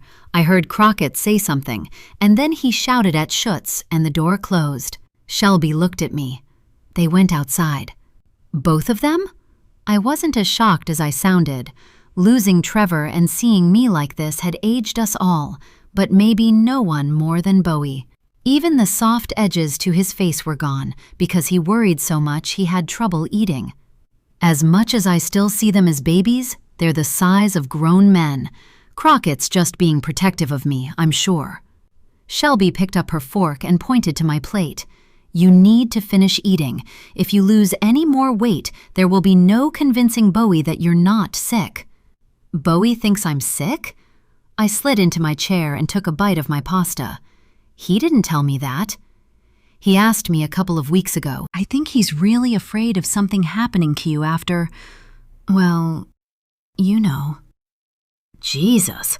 I took a deep breath. The last thing I wanted to do was eat. My stomach felt most of the time like it was trying to eat itself out of 1,000 knots. But I would do anything for my boys. And God knew they deserved better than this. For all that I mourned our old life pretty much constantly, I worried more about my boys and everything they had lost in the past 6 months. Shelby, She nodded, her eyes on her plate. I know. I don't think you do. I don't think you can, I said. But thank you. She twirled pasta onto her fork, but didn't lift it. Life is funny sometimes, she said softly. Wayne Harris never brought me much of anything but heartache and trouble until the day he died. She raised her head, a look in her eyes I couldn't read. Then he brought me you, and just as much as I wouldn't have ever pictured us being any kind of friends before that night, now it's hard for me to imagine my life without— She waved her free hand. Without Crockett and Bowie. So thank you. I reached across the table and put my hand on her arm. I told you that first day I thought we might be friends. Remember? She didn't need to know I'd had an entirely different, self-serving motive for saying that then. I didn't want to be your friend that day, she said. Why not? That stung more than I wanted it to. I was afraid of you. She looked up at me, intimidated by this house, jealous of your life. I guess that's not such a problem anymore, I smiled. Shelby pursed her lips. I would— She didn't finish the sentence before the boys came back in. Thank you for looking out for your mama, I said when they stopped in the doorway. I wish you didn't have to, but I appreciate you both. Mom! Crockett's face was— Looking closer, I wasn't sure what was wrong, but something wasn't right. I peered at Bowie, noting wide eyes and an almost panicked glaze to his features. What's wrong? Did they refuse to leave? The door opened and closed again, and I knocked my chair over backward. I vaulted out of it so fast. Have you lost your mind? I heard the 2-octave change as the words came out, more as a screech than a shout, as I charged around the end of the table. This is private property. Who the hell do you think you are? Both boys put their arms up, palms out. No, Mom, Crockett said. Crockett, I can handle this. I stopped cold when I got to the doorway. Clearly, you cannot handle much of anything, my mother said from just inside the front door. I thought I raised you better than this, Josephine, but I guess I'll have to clean up this mess for you, too, won't I? Chapter 40. Shelby. I put a small pile of t-shirts on a shelf in a closet and was dumping my shampoo, my razor, and a bottle of lotion into the bathroom sink when Josephine tapped on the door of the servants' room above the barn, a bundle of sheets in her arms and a canvas bag slung over her shoulder. I'm so sorry. She put the sheets on the dresser and threw her hands up. She's impossible, And she had no business talking to you that way. I hope you know I wanted to tell her that room is yours. I've never been good at standing up to her. Her shoulders sagged, her chin quivering the tiniest bit. I put my toothbrush in the cup next to the sink and shut off the bathroom light. I'm really fine, I promise. I'm used to people like her forgetting their manners around me. Or I was, before. I heard my voice start to crack and clamped my lips shut, rolling them between my teeth and biting down so hard it hurt. Josephine dropped the bag in the middle of the empty rug and pulled a thick vinyl air mattress from it, nudging it with her foot and watching it unroll across the floor. Blowing that up is going to take more energy than I have, I said. Maybe a sleeping bag would be better? She laughed, bending and taking a cord out of the bag, plugging one end into a square on the end of the air mattress and the other into the wall. It blows itself up. We used to be fancy like that around here, she winked. I scuffed the carpet with one toe. So, your mother, she's staying? She looked around and closed the door, turning a dial to start the air mattress inflating and dropping to sit with her legs crisscross applesauce on the rug. I did the same when she pointed to the floor across from her, looking around and remembering the big, heavy antique bedroom set we'd moved out of this room into a U-Haul in the August heat, and the skinny, haughty, bleached blonde woman who'd watched us, sweaty even before we went outside from keeping the AC set at 82. She'd looked down her nose at Josephine as she handed her a stack of cash and sneered. Not better than everyone now, are you? She says she'll be here until she feels like leaving. Josephine's shoulders, their bones sharp even under her sweater, heaved with a sigh. Just when I think things can't get any worse, the universe proves me wrong. I suppose it's what I deserve. She mumbled that last part so softly, I wasn't sure if I heard what she whispered or what I wanted to hear. But I couldn't exactly ask her to repeat it. I squeezed her hand, and her wedding ring came off in my palm when she pulled back. I raised my eyebrows and held it up, the big stone dull in the overhead light. Your hands are freezing, I said, like that was the whole reason the ring came off, like she wasn't starving herself to death in front of our eyes, wasting away a little more every day. The heavy sweaters she'd pulled out in the past few weeks helped hide it from the boys a little, but it was only September. Sweater weather doesn't hit Texas until Thanksgiving, if we're lucky, and we have plenty of balmy Christmases too. Josephine was cold all the time because she was losing the ability to regulate her body temperature. I could tell what was happening. I just didn't know how to stop it. 7 months ago, I wouldn't have cared to, maybe, but that was then. Now, I knew a Josephine Malone I didn't think many people got to see. A woman who had opened her home to me when I had nowhere safe to go and no job to speak of, who didn't look at me like the skinny blonde who'd bought the furniture out of this room for enough to make a mortgage payment on this house, had looked at both of us. Like Josephine herself would have once looked at a maid at the manor at Oakwood Ranch. I was her only friend, and she was mine. Kind of. A lot of the time, I still didn't really know how I felt about that. But right then, I could see how miserable her mother made her, and I felt sorry for her. She reached for the ring and shoved it back onto her finger, where it spun like a horseshoe hitting a post. I twisted my hands in my lap, picking at a green smudge on one with my fingernail. She wanted to talk about something, but she didn't know where to start. We'd done this several times in the past few months. I just had to make myself stay quiet until she couldn't stand the silence anymore. It didn't take long this time. I bet a lot of people feel sorry for you, that you didn't know your parents, she said. I flinched, the words landing like razors on my skin. I couldn't help starting to snap back at her. She raised her head, tears brimming in eyes so devoid of sparkle it hurt my heart, the look on her face killing the rest of the retort so dead I didn't remember what I was going to say. I figure you can probably tell I don't, right? Her voice shook. What could I even begin to say to that? I swallowed hard and nodded. I put a lot of energy into not thinking about this one thing, and here she was bringing it up. Silence was the best choice, if I could hold it. Josephine started to reach for my hand and then pulled hers back, turning her head away and plucking at a thread on the hem of her sweater. "We're friends now, aren't we? Real friends?" "Sure, of course."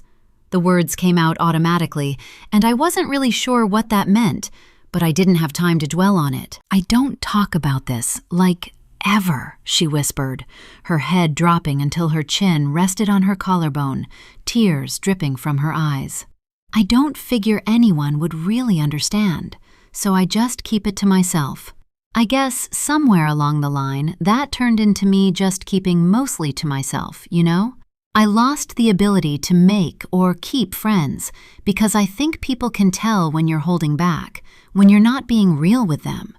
I wanted to ask her if she was trying to tell me she'd been somehow fake with me, but words were flooding out of her so fast I didn't dare interrupt. Trevor saw more of me than anyone else ever had, and he loved me anyway. She sniffled and wiped at her nose with the back of one hand. At least, he did for a long time. That's why I let him get away with all the stupid things he did. When he died, I didn't think I'd ever meet anyone else who could see something besides perfection and still want to be my friend. Someone I wouldn't always feel the need to impress. And then you showed up. Did I ever tell you that the reason I felt like I might be able to trust you was because Bowie talked to you that first day after the accident? I put one finger on my chin. "About the dog." She nodded. "And then again when you rescued them on the side of the road, when Crockett tried to run away from me. Bowie doesn't talk to new people, ever. It's like when a skittish horse takes to a person. I know that person is a good person. Bowie is special. He has some challenges, but he has a lot of gifts, and one of them is that he's an excellent judge of character." I nodded, tucking my chin to my chest so she couldn't see my eyes. "That's nice of you to say." "I would never. I wish I didn't have to," she sighed. "I would understand if you didn't want to stay here right now." My breath caught, a brick settling in my belly where dinner had been, heavy and hot. Of course, Josephine Malone didn't want to keep paying me now that her mom was here. I'd been trying to convince her to let me work for just room and board for months, watching her sell off half the things she owned and scrimp by while never being a minute late with my $300 weekly salary. But she wouldn't hear of it. It must have been a pride thing for her, or maybe something to do with our friendship. Either way, with Constance moving in, she didn't need me anymore. Where was I going to go? And how was I going to get everything out of here without her noticing? It had been easy enough to find hiding places in this massive house when Josephine was in jail, but Constance showing up out of the blue meant there would be someone around all the time now. "Please don't be mad," Josephine begged. "I don't want you to leave. I love having you here. The boys adore you. I want her to leave. But I just meant things can get ugly with my mother very fast. I just was thinking after what you've said to me about Wayne and his temper, and some of the things that happened to you when you were a kid. Maybe you wouldn't want to be here while she's here. I just never know what she'll say or do, and I don't want you to be sad because of her." I blinked, studying her face as my fingers went numb from the grip she had on them. She was telling me the truth. But it was the look of resigned pain in her eyes and the familiar hollow sound of dissociated fear in her voice that punched me right in the throat. "What did she do to you?" The question hit the air before I could think better of it. The bitter laugh she barked could have come ringing right out of my own past. My eyes popped wide, even though I was trying with everything in me to keep my face blank. My mother has never been a happy woman. I genuinely think the only joy she finds in life is taking her misery out on people she feels she has power over, making them feel as small and sad and defeated as my father made her. She glanced at me and shook her head. "I know what you're thinking. Poor little rich girl. Josephine Malone is so pathetic." I squeezed her hands. "I'm not. I swear. I guess I didn't ever really think it was possible for rich people to have problems until I met you. But it turns out people with money are still people. Good, bad, and ugly, huh? She nodded, tears oozing from the corners of the eyes she clenched tightly shut, disappearing into the lines around them. So your parents, they weren't nice to you? I almost whispered the question, wanting to know, but not wanting to feel sorry for her, to confuse myself any more than I already had about why I was here. She didn't bother to wipe her nose again, holding on to my hand like it was a buoy in a hurricane and letting snot run all the way to her chin. This was sure not the camera-ready Josephine Malone I'd pictured when I was reading that police report on the computer in Evelyn Burroughs' hotel suite. I'd hated her with the fire of 10,000 suns that day.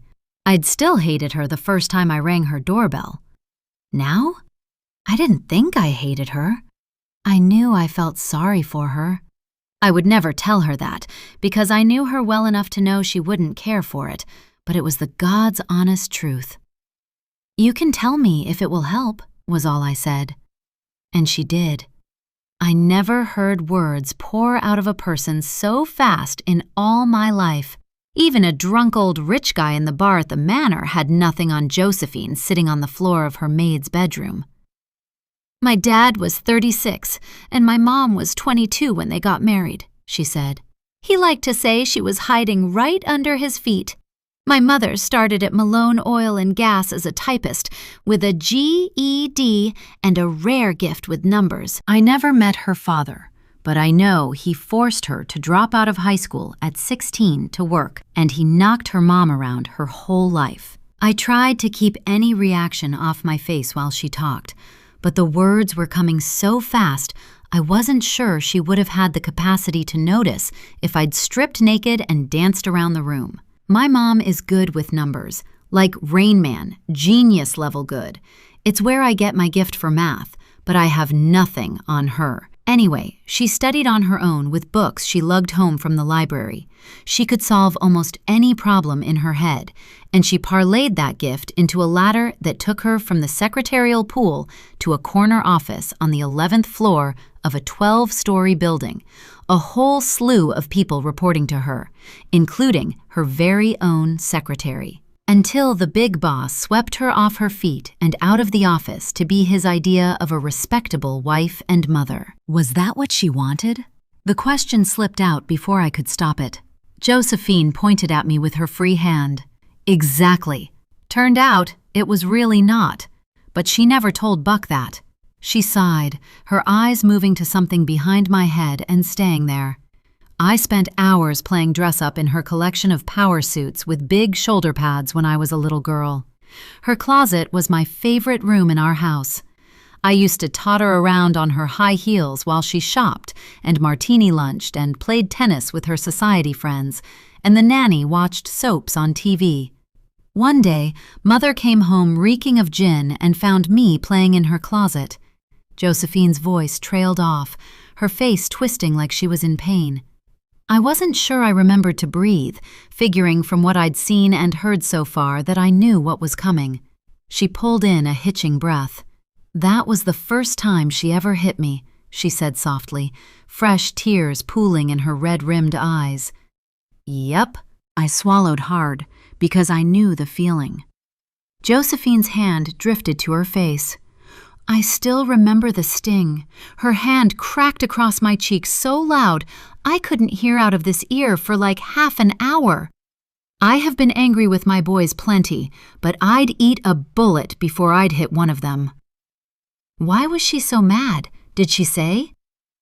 I had a picture in my head of a little blonde girl with Josephine's wide blue eyes, swimming in a suit and heels, and I couldn't imagine it ticking someone off. Nope, Josephine shrugged. I remember staring at her, too shocked to cry. She told me to get out, and I pulled the suit jacket off and ran to my room. The suits were gone the next day. Neither of us ever said another word about it, but I thought about it every night for, God, years. The older I got, the meaner she was, the more I started to wonder if she resented Buck, and me by extension, for taking her away from the job she'd loved. I pictured her, power suit pressed, makeup flawless, hair curled and teased, her heels clicking on the marble in the foyer as she strode out the door to the office, the walking picture of a girl boss. I would have been proud of her. I almost told her once that she should go back, but the words stuck in my throat, and then the moment passed. She cleared her throat. I like to tell myself now that if she'd been happier at home, she'd like me more. That's harder to do when she's here being like she is. I didn't even pretend I failed to understand what she was talking about. Mrs. Malone had marched in and started giving orders like she paid the bills here, and everyone just did what she said, no matter how rude she was. I've met people like her before, I said. I don't really think they like anyone, including themselves. Your mother doesn't scare me.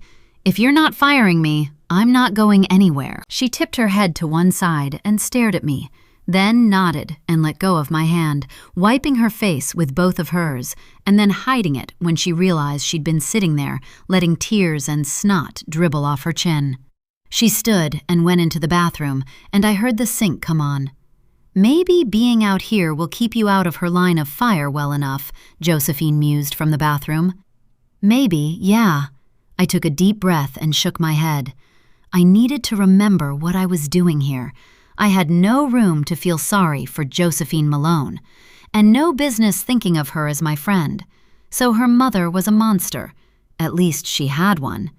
The annoying little voice in the back of my head started whispering that she was a good mother herself. Her boys would miss her. I picked up the sheets she'd put on the dresser when she came in and tackled the air mattress with the fitted one, trying to pretend I didn't care that these kids had just lost their father, too. It wasn't my problem. By the time Josephine came out of the bathroom with her face freshly scrubbed, the only evidence of her tears, the red around her eyes, I had almost convinced myself that was true. Chapter 41. Josephine. Ms. Malone? I froze, holding a $40,000 bracelet in one hand and a tiny paper tag on a string in the other. Swallowing hard, I raised my eyes to the doorway of my tiny gray office and tried to smile at Dabney. What in the world? I wished I sounded more surprised than irritated. I wasn't irritated with her. My trial was scheduled to start in 3 days, and my mother had successfully executed a sneak attack coup d'etat on my home. Right that minute, I was irritated with the air I breathed. I put the bracelet and the tag carefully on the black velvet pad on my desk and stood. Dabney hovered in the doorway, biting her lip. I don't mean to bother you. It took me a while to find out where you were working, and I didn't want to go to the house. Well, sure, because if a reporter got a photo of her and Buck saw it, she'd be in trouble at work. Only a handful of people knew I worked at the jewelry store. I wasn't embarrassed by the job. It was honest work, required me to sit here in this little room for several hours a day, handling beautiful things I used to be able to afford, and I was good at it. Having a job was a condition of my bond, and the court had arranged this one for me because it required someone with math skills whose charges weren't theft-related. I shook my head like that would clear it. Of course, it's fine, sweetheart. Come in. There's not much room, but you'll fit. I flashed a better smile at her that time. I'm sorry, she said, sitting in the little folding metal chair across from me. For what? I perched back on the edge of my seat. It was disconcerting, having a piece of my old life show up in the middle of this new one. I hadn't seen or spoken to Dabney since Trevor's funeral. What could she possibly want badly enough to hunt me down? I don't know. I was afraid I might upset you, but I need to talk to you about something. She fidgeted in the chair, looking up at me through lowered lashes. And I wonder how you're doing, how the boys are doing. I miss you guys. We're about as good as you could reasonably expect. I closed the computer on my desk. Do you have a piece of jewelry in mind? My eyes widened. Are you engaged? She shook her head. Nothing like that. She pulled the long strap of a messenger bag over her head and opened the flap on it. I've been putting this off because I didn't want to bother you, but your trial is coming up, and I can't put it off anymore. Better ask now so you don't have to come to the women's prison. I couldn't keep the bitterness entirely out of my voice. I'm so sorry. Dabney pulled a manila folder from the bag and put the bag on the floor. You keep apologizing, but I can't imagine what for, I said. How are you liking your new job? I love it. Her eyes lit up and she leaned forward. I wouldn't have ever thought I'd like something that used so much math, but I really do. Buck made a good choice. I was glad he'd kept her on after everything went sideways, but I knew that meant she was good at it. My father was nothing if not self-serving. Dabney snorted. You think I don't know you told him to give me this chance? I'm not stupid. I expected him to fire me after the way I spoke to him that day at your house. When he, Her eyes went to my cheekbone and color bloomed on both of hers, but she didn't finish her sentence. I got you in the door, same as that first day, I said. You did the rest. If you're still there, it's because you're doing what you need to be doing, just like I knew you could. Exactly. She hauled in a deep breath. You've helped me so much, and you didn't owe me anything. You didn't even know me that first day. So anyway, I came here because I have something I think might help you. I know you know a lot more about Malone Oil and Gas than your father wants to give you credit for, and I know you did the financial reports for Trevor for a long time.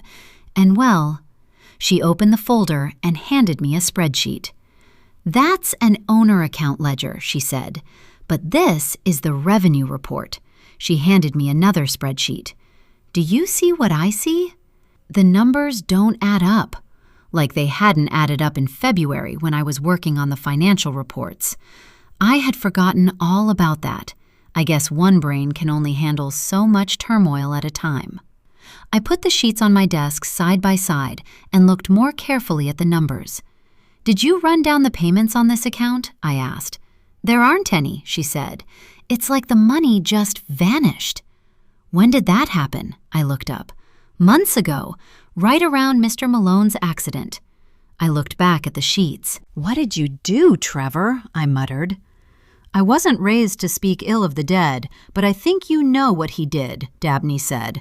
I want you to say it for yourself, but I came here because I'm pretty sure what I'm looking at.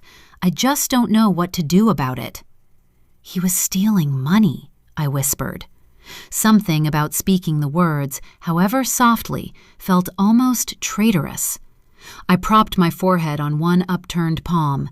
He was stealing from the company. Is this why Buck fired him? Did Buck know about this? I knew the day drinking thing was nonsense, and I'd pretty well convinced myself Buck was bluffing about having a file on Evelyn Burrows to begin with, because what kind of moron keeps evidence of bribery? But I couldn't even feel vindicated about being right, looking at evidence that Trevor had stooped to stealing from my father. I think so, yeah, Dabney nodded, fiddling with the edge of the folder. The reason I found this is because I was in the storage room in the basement last week, looking for an old record, and I heard a couple of landmen down there talking. They thought they were alone, and they were saying that when Mr. Malone, your father, Mr. Malone, found out Trevor was stealing, he was really mad, like madder than they'd ever seen him. I blinked. I mean, someone killed him, right? Dabney's eyes widened. The brakes were tampered with. Everyone knew he drove that car too fast, often when he'd been drinking. She swallowed hard. This gives someone who's not you a motive, maybe a better motive than they think they have for you. Buck probably thinks he could have shot Trevor dead in the middle of Main Street and he wouldn't go to prison around here. Why would he go to the trouble of tampering with the I let the sentence trail off as a tiny seed of suspicion sprouted and blossomed into a creeping vine of bitterness in my gut. Tampering with the brakes meant Trevor would die in an accident. That was the whole reason the police thought I did it, because of the increased insurance payout. I was under no illusion that my father loved me. Buck Malone didn't love anyone but himself. But did he hate me enough to let me go to prison for something he did? To actively try to frame me for it? Was that the real reason he'd refused to pay for my lawyer? Why he'd cut me off after Trevor died? I couldn't say no with any level of confidence. He saw me as a problem child, a burden for him to bear, and he despised Trevor. Any doubt I might have had about that evaporated the second I heard Buck knew Trevor had been stealing from him. Maybe, yeah, I said finally. We need more proof than this, though. Numbers get out of whack in accounting all the time. We have to be able to prove Trevor was stealing, and that Buck was mad enough about that to tamper with his brakes that night. How do we do that in 3 days? That's a good question. I tapped the spreadsheet. Can you access this account? I haven't tried, but I can't access anything unless I'm connected to the company network, Dabney said. Can I meet you there after business hours tonight? I asked. She raised one perfectly threaded eyebrow and looked in the direction of my fun little ankle monitor. Can you? I'll figure it out. I need to see for myself what happened. I get done here at 7. She put the papers back into the folder and tucked it back into the briefcase. I'll be waiting in the lobby by 7:30. She clipped the bag shut and looked straight into my eyes for so long it made me shift in my seat. I knew it wasn't you. I blinked. What makes you so sure? You would never risk your relationship with your kids, she stood. You're too good of a mom. She waved and walked out. I went back to the bracelet, tagging and logging it before I pulled a platinum ring with a large sapphire set in a circle of round white diamonds from the box in front of me. The work wasn't hard enough to occupy half my brain, the other half running to Trevor and to Buck, to hot tempers and hasty decisions and angry words, to the kind of nights that can shift a person's entire world. I had been so mad at Trevor, blindingly, unthinkingly furious. Word had it Buck was furious too, and Buck had experience covering up crime, erasing evidence, creating his own narrative and selling it so well he almost believed it himself. He was absolutely the kind of man who would sit back and watch his own daughter go to prison for a crime he paid someone to commit. He might even do that gleefully because he'd engineered the whole thing. Jesus, I caught a sharp breath and clamped one hand over my mouth as I realized I thought I knew Buck Malone, but what if all I really knew was what he wanted me to see? What if Trevor wasn't the real villain in my story at all? Chapter 42, Shelby. 3 days. We only had 3 days left until Josephine's trial would start. I couldn't spend a minute of it sitting still. It felt like a lifetime had passed since I saw her in the emergency room that night, since the first time I'd walked into this house because she'd insisted on it. And a whole century had passed since I saw Wayne talking with Evelyn Burrows, the lawyer who once made a whole crime magically disappear for the Malone family at Jesse's juke joint. I like to think I wasn't the same person today who'd run out of the room and left Evelyn Burrows' body bleeding through the mattress. I wasn't Wayne's wife or the hardest-working maid on the staff at a ritzy hotel either. I still got paid to clean up after other people, sure, but here I was also Josephine Malone's best friend. That's what she thought, anyway. I sorted the boys' t-shirts into 2 piles on the table in the laundry room, pondering the irony of my situation as I carried the stacks to their rooms to put them away. I laid Crockett's in the 3rd drawer of his tall dresser, the corner of something that looked like a book catching my eye. I pulled it out from under the older shirts in the back of his drawer.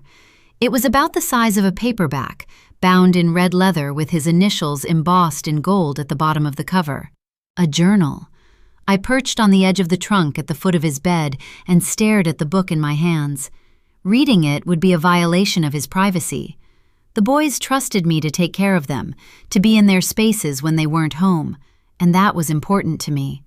I adored these kids with a fire I hadn't felt for anything in, well, maybe ever. I knew Josephine was worried about Crockett, though. He had been quieter, she said, more reserved since his girlfriend died, and then with Trevor following just months after. What if there was something wrong, and peeking in here could help us find out before it was too late? I closed my eyes and opened the book, checking the dates in the upper margin corners. I started with the entries from March. His handwriting was small and cramped, but neater than I expected for a 16-year-old boy. Olivia. Her name jumped off the pages a dozen times. He missed her. It wasn't fair. He was angry. The kids at school had... Before I got to the day of the accident, I heard a door slam downstairs, followed by a crash. Slamming the journal shut, I hopped to my feet, hurrying to Bowie's room and dumping his shirts neatly on top of his dresser, because he didn't mind me being in his room, but he liked to put his own things away. He was very particular about how his shirts were stacked and arranged. I ran back to the hallway and hurried downstairs. "Mrs. Malone, are you okay?" I called. Josephine was at her court-ordered job at the jeweler, and the boys were at school, so Josephine's mother was the only person in the house besides me. No answer. I checked the kitchen, the living room, the back patio. Nothing. Stepping into the hallway that led past Trevor's study, I paused. She shouldn't be in there. Josephine barely went in there. But Mrs. Malone had made it clear from the minute she walked in the door that she didn't care what Josephine said or thought about anything she did here. I had never seen someone surrender as quickly as Josephine gave this house up to her mother's every whim. I put one hand on the study doorknob. I didn't belong in there, but I didn't want Josephine or the boys to come home and get upset when I could stop whatever was going on here either. I cracked the door and pressed one eye to the cool wood, sucking in a gasp that split the stillness so loud I couldn't believe she didn't hear me. Mrs. Malone was tearing through the room, literally. If I hadn't been watching her my own self, I'd think the Malones had been robbed looking around. She moved a painting and stared at a safe that was in the wall behind it. I shut the door and looked around, spotting the vacuum cleaner in the mudroom. I hurried, shuffling my feet on the wood to avoid noise and practically ripping the thing off the battery charger on the wall. I turned it on just outside the study and threw the door wide, pushing it into the room with my eyes on the safe, not the floor. She was standing on a chair, leaning over to press her ear against the door of the safe as she held her thumb on the fingerprint access pad. She flinched when she saw me. She almost fell even. Almost. Pity. I had spent my whole life stockpiling hate and resentment, and Constance Malone had been a useful outlet for it for the entire 6 months I'd known her. "What are you doing in here?" She stepped down off the chair with the grace of a much younger woman, pulling her purple St. John jacket straight and glaring at me. I held up the vacuum cleaner, turning it off. "I'm cleaning the floor. I think what you're doing is a much more interesting story." "You think I owe you an explanation?" She barked a short laugh. "Clearly, you underestimate who you're dealing with." I narrowed my eyes and stepped closer. "I believe I know exactly what kind of person you are, ma'am." She held her head up, looking down her nose at me. "You should be very careful how you speak to me, Shelby Harris. Josephine might trust that you're who you say you are, but I do my homework. I know better." I blinked. "I have no idea what you're talking about." "Neither will Josephine, as long as we understand each other." She put the chair back in front of the desk and turned to me. "Why are you here?" I met her solid, confident stare and stood so still I forgot to breathe for a minute before I said, "Bowie. And Crockett, too. Those boys didn't do anything. They don't deserve to suffer for the sins of their parents." She tipped her head to one side. "They won't. I won't stand for it. With the trial coming up, the trial is a formality." She waved one hand like she was swatting at a fly. "How do you know?" "Everything will be fine. Josephine won't go to prison. Trust me." I had never met a person I trusted less, and I grew up in foster care. I heard the garage open and Shoots started barking about 10 seconds before the mudroom door slammed into the wall behind it. "What do you mean DeGrom is better than Ryan?" Bowie sounded indignant, and I laughed. They were constantly arguing about baseball past and present, and sometimes I thought Crockett intentionally said things he didn't even believe just so Bowie could argue with him and wind up being right. Crockett Malone was a nice kid. He didn't deserve the tough breaks he'd been pummeled by this year, but one more wasn't going to kill him. I would make sure of that. Crockett paused in the hallway when he saw the open door, his eyes going wide when he looked around the room. "Shelby? What are y'all doing in there? Mom is going to flip when she sees this mess." Constance pinched her lips and kept her eyes on me. I held up the vacuum. "That's why we're trying to clean it up." Crockett's eyes went to his grandmother. "You're trying to clean it up? Both of you? What happened?" "The dog." She lied so easily I wasn't sure I kept a straight face. "Shelby let him inside on accident and, well," she raised her hands at the ransacked room. "Schutz opened the door to Dad's office?" Crockett dropped the words slowly, and Bowie looked from us to his brother like he was watching tennis. "I was in here looking for a pen," Constance said. I flashed a tight smile. "Oh." Crockett looked from me to his grandmother and back. "Okay." "I got history homework. Do we have snacks?" I nodded. "There's more of that jerky you liked in the pantry, and yogurt in the fridge." "Cool." He flashed a smile and a peace sign. The boys thundered up the stairs by way of the kitchen, and Constance Malone tossed me a disdainful glare. "I'll leave you to your mess." "I didn't make this mess." "You are the housekeeper, are you not?" she sneered. "So keep the house, Elizabeth." She was gone before I could even breathe, much less think of anything to say. Josephine's mother had used my given name. She really, truly knew who I was. My heart hammered at my ribs for reasons entirely unrelated to the exertion of picking up the wreckage of Trevor Malone's study. Why hadn't she ratted me out? That was the real question. Was she waiting for the right moment? Or would she keep her mouth shut if I stayed out of her way? That's what she had just said, after all. And even if she knew who I was, she couldn't possibly know why I was there. I counted my breaths for a full minute. A fine layer of sweat beaded on my skin. I was so close. I couldn't let things fall apart this time. I put the drawers back into the desk one by one and knelt to pick up scattered papers, glancing at them as I stuffed some back into the desk and tossed others into the trash. I picked up a cream note card made of heavy paper stock and turned it over, flattening the crease in the middle from where it had been folded. "I can keep a secret," I read aloud. A few inches away, I spotted the same sort of paper, slightly crumpled and face down on the rug. I stretched and grabbed it. "I know what you did. I know who they were." I read from the note in a whisper, laying them next to each other and shaking my head because I knew exactly who wrote them. "You greedy son of a bitch." The notes were on stationery from the manor at Oakwood Ranch, stationery I sometimes took home when guests left it in the rooms, and they were in Wayne's small, neat handwriting that I always said was too girly for such a brawny guy. My con man had tried to blackmail the Malones, had almost wrecked everything I had worked so hard for. "But he didn't," I said softly. "I'm still here."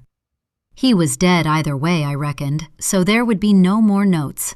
Carrying the wastebasket out to the burn pit, I spotted Constance standing in the barn doorway, cell phone pressed to her ear, waving her free hand and shouting something I was mostly too far away to hear. "Just wait a minute now. She's not capable. You said yourself," floated to my ears on the wind.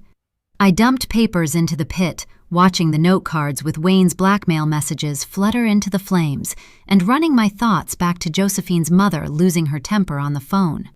Whatever she'd been hunting for in the office, I was pretty sure she hadn't found it. But I had found another secret in the mess she'd made. Now here I was, standing beside Josephine Malone's burn pit, cleaning up after Wayne Harris. Again. Chapter 43. Josephine. "Work is going well for you. I hear they've never had someone so fast and so accurate in this job." My pretrial services counselor, Marissa, smiled as I finished locking the safe and put my keys back into the desk. "How are you holding up?" 3 days, that's how I'm holding up." I heard the crack in my voice before I felt the lump in my throat, leaning on the desk on both hands. "My boys." "I get it," she sighed, parking one hip on the edge of my desk and staring at me for a few beats. "You know, you're interesting, Josephine." I laughed at the absurdity. I've spent my whole life trying to be interesting, and right now I'd give just about anything to go back to the routine I found a little boring a year ago. I've been doing this for 13 years, and most of the people I see every day definitely did whatever the police say they did. But you, I can't quite figure out. I think I don't want to think you did it, so I don't know what to say to you to help you today. What do you usually tell people? I tell them to trust the system, she shrugged. I guess if I were you, I'd trust that lawyer of yours. He might dress flashy and have his face on half the bus benches in San Antonio, but he's a clever dude. If there's a way to argue you out of this, you've got the right guy. She stopped talking, but kept staring at me. Don't you want to ask me if I did it? I raised my eyebrows. She kept staring for a minute before she stood. No, I don't believe I do. I went into social work to help kids and fell into this because trying to help abused kids turned me into an alcoholic and destroyed my mental health. You are one of the only people I've met here that I like, and I don't want to wonder if you're lying to me. I tell people to trust the system because I know they're guilty and I have nothing else to say. But the system is broken. I have seen just how broken. Usually, people with the kind of money your family has wouldn't even end up here. My husband's insurance money is in limbo, and my father is complicated. I let my tone drop lamely on the last word. They don't want to pay the life insurance because you're charged in the death, right? I told the police 100 times. I discovered Trevor's debts and was terrified that if he died, the boys and I would be left with nothing. That's why I opened that other policy. I looked around. Turns out, I really wasn't wrong. Insurance companies will pull some crazy stuff to avoid paying a claim, she said. I nodded. My lawyer has been working to get the money from both policies paid to my son, Crockett. He said we should know soon if the court will make them do that, or whatever. Like I didn't have enough going on this week. But there would be conditions on that, I'm sure. I shrugged. I would never touch that money for any reason except to help my boys, so I'm not worried about that. I was a little worried about the man with the dead eyes who had first shown up at the diner the day after Trevor's accident. He'd told me twice since Trevor died that he could hurt the boys if he didn't get what Trevor owed him. I had paid him everything I could beg, borrow, or steal over the summer. Would he turn up again if word got out that we'd gotten the insurance money? My gut said probably. But I had a plan for that. It required me staying out of prison, though, and that might hinge on how persuasive I could be right now. Marissa had said she liked me. That would help. The system, broken or not, only requires reasonable doubt, I said. That's true, though not something I would rely on in your shoes. $6 million in life and accidental death insurance on a husband you knew was lying to you about his bad debt? There's not much there for the jury to doubt. I wish I'd never met that damned woman at that tiny bank, I grumbled. She'd been on every TV station in the state in the past 6 months, looking like she'd just walked out of a Glamour Shots in 1990, telling everyone who would listen how desperate and angry I had been, and she was on the prosecutor's witness list, too. By the grace of God, the woman from the pawn shop had not said a word. I supposed that to tell the truth, she'd have to say she suggested I kill Trevor for his insurance money, which probably wouldn't look good, but I was thankful for small favors, while being terrified that the DA was going to pop her in as a surprise at the last second. Speaking of reasonable doubt, I need to go somewhere this evening that's not on my usual route, I said. She was quiet for 5 agonizing heartbeats. Do I want to know where? I will not do anything wrong, I said, but I might be able to help a friend figure out another crime. If you can trust me enough to let me go. A crime with bearing on your own case? Her eyebrow went up. I'm intrigued, but I'm equally afraid to ask too many questions. I just need the geofence disabled for a couple of hours, I said. She drummed her fingers on the desk. It would be my ass on the line if you decided to run. Where am I going to run? Away from my boys? It's been 6 months. Don't you think you know me well enough to know I wouldn't do that?" She stared at me again, unflinching, until I had to blink. Pulling her phone out of her pocket, she sighed. Yeah, I think I do. Do not make me regret this, Josephine." I couldn't help clapping my hands together. "I swear!" She poked at her phone screen for a minute and then put it back into her pocket. "Be in your house by 11, Cinderella." She got until midnight. She wasn't about to go on trial for murder. Fair enough. I couldn't help squeezing her hand as she turned to leave. "Good luck, Josephine. I'm pulling for you." She shut the door behind her, and I grabbed my lunch bag and my purse and ran to my car in 4-inch heels. Maybe Dabney was about to deliver the miracle I'd been praying for. "I have to be home by 11, I said as Dabney pulled me into a surprise hug just inside the lobby doors at Malone Oil and Gas at 10 minutes to 8. "I was beginning to think you couldn't make it," she said. "Traffic.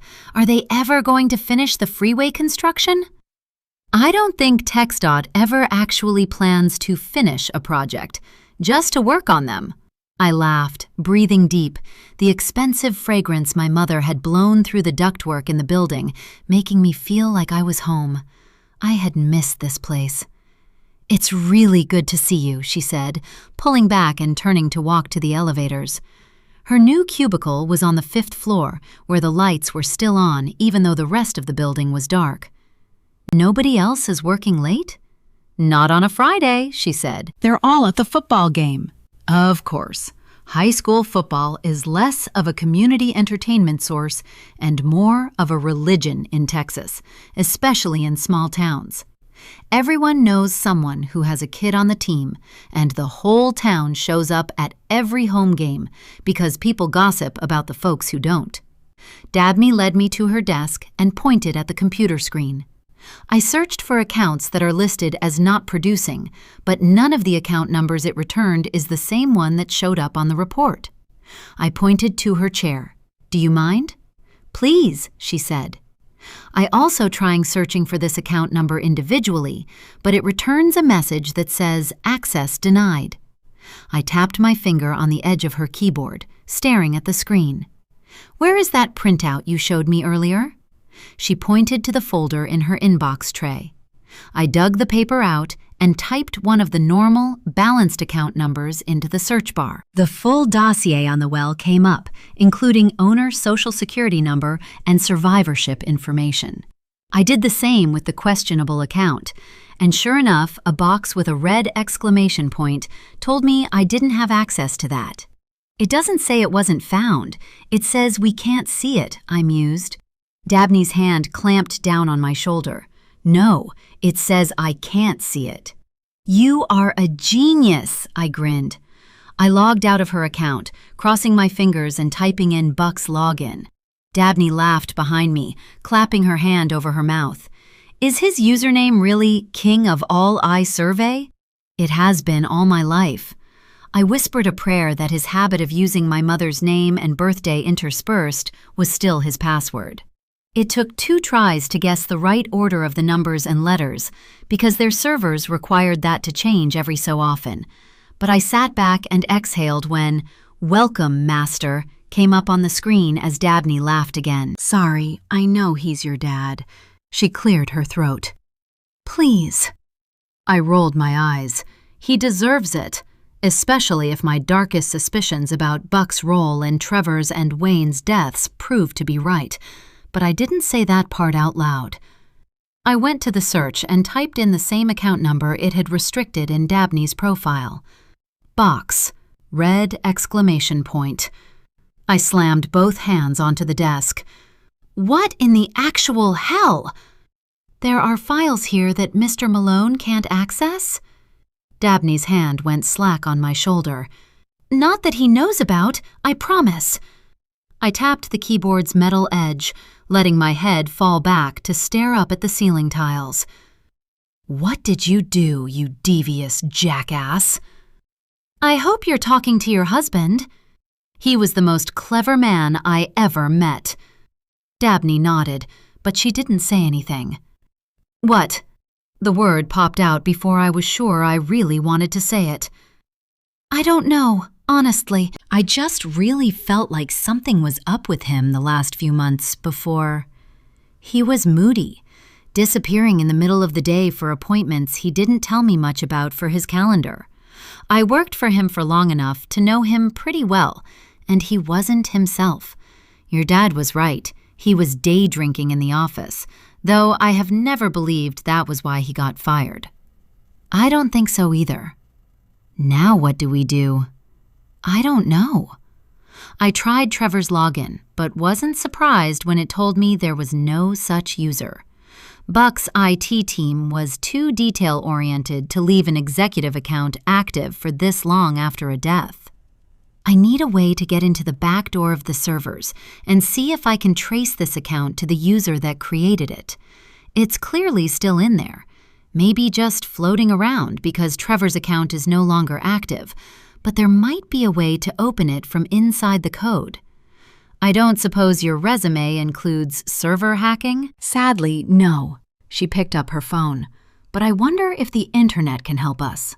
She unbuttoned her blouse 2 more buttons, made a pouty face, and took a selfie, then tapped at her screen for a minute.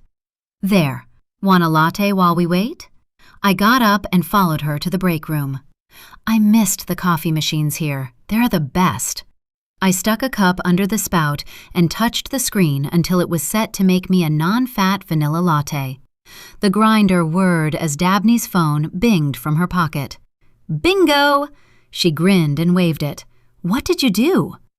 I posted a strategic selfie in a hacking forum on Reddit asking for help. She checked her watch. 4 minutes. Pretty good response time.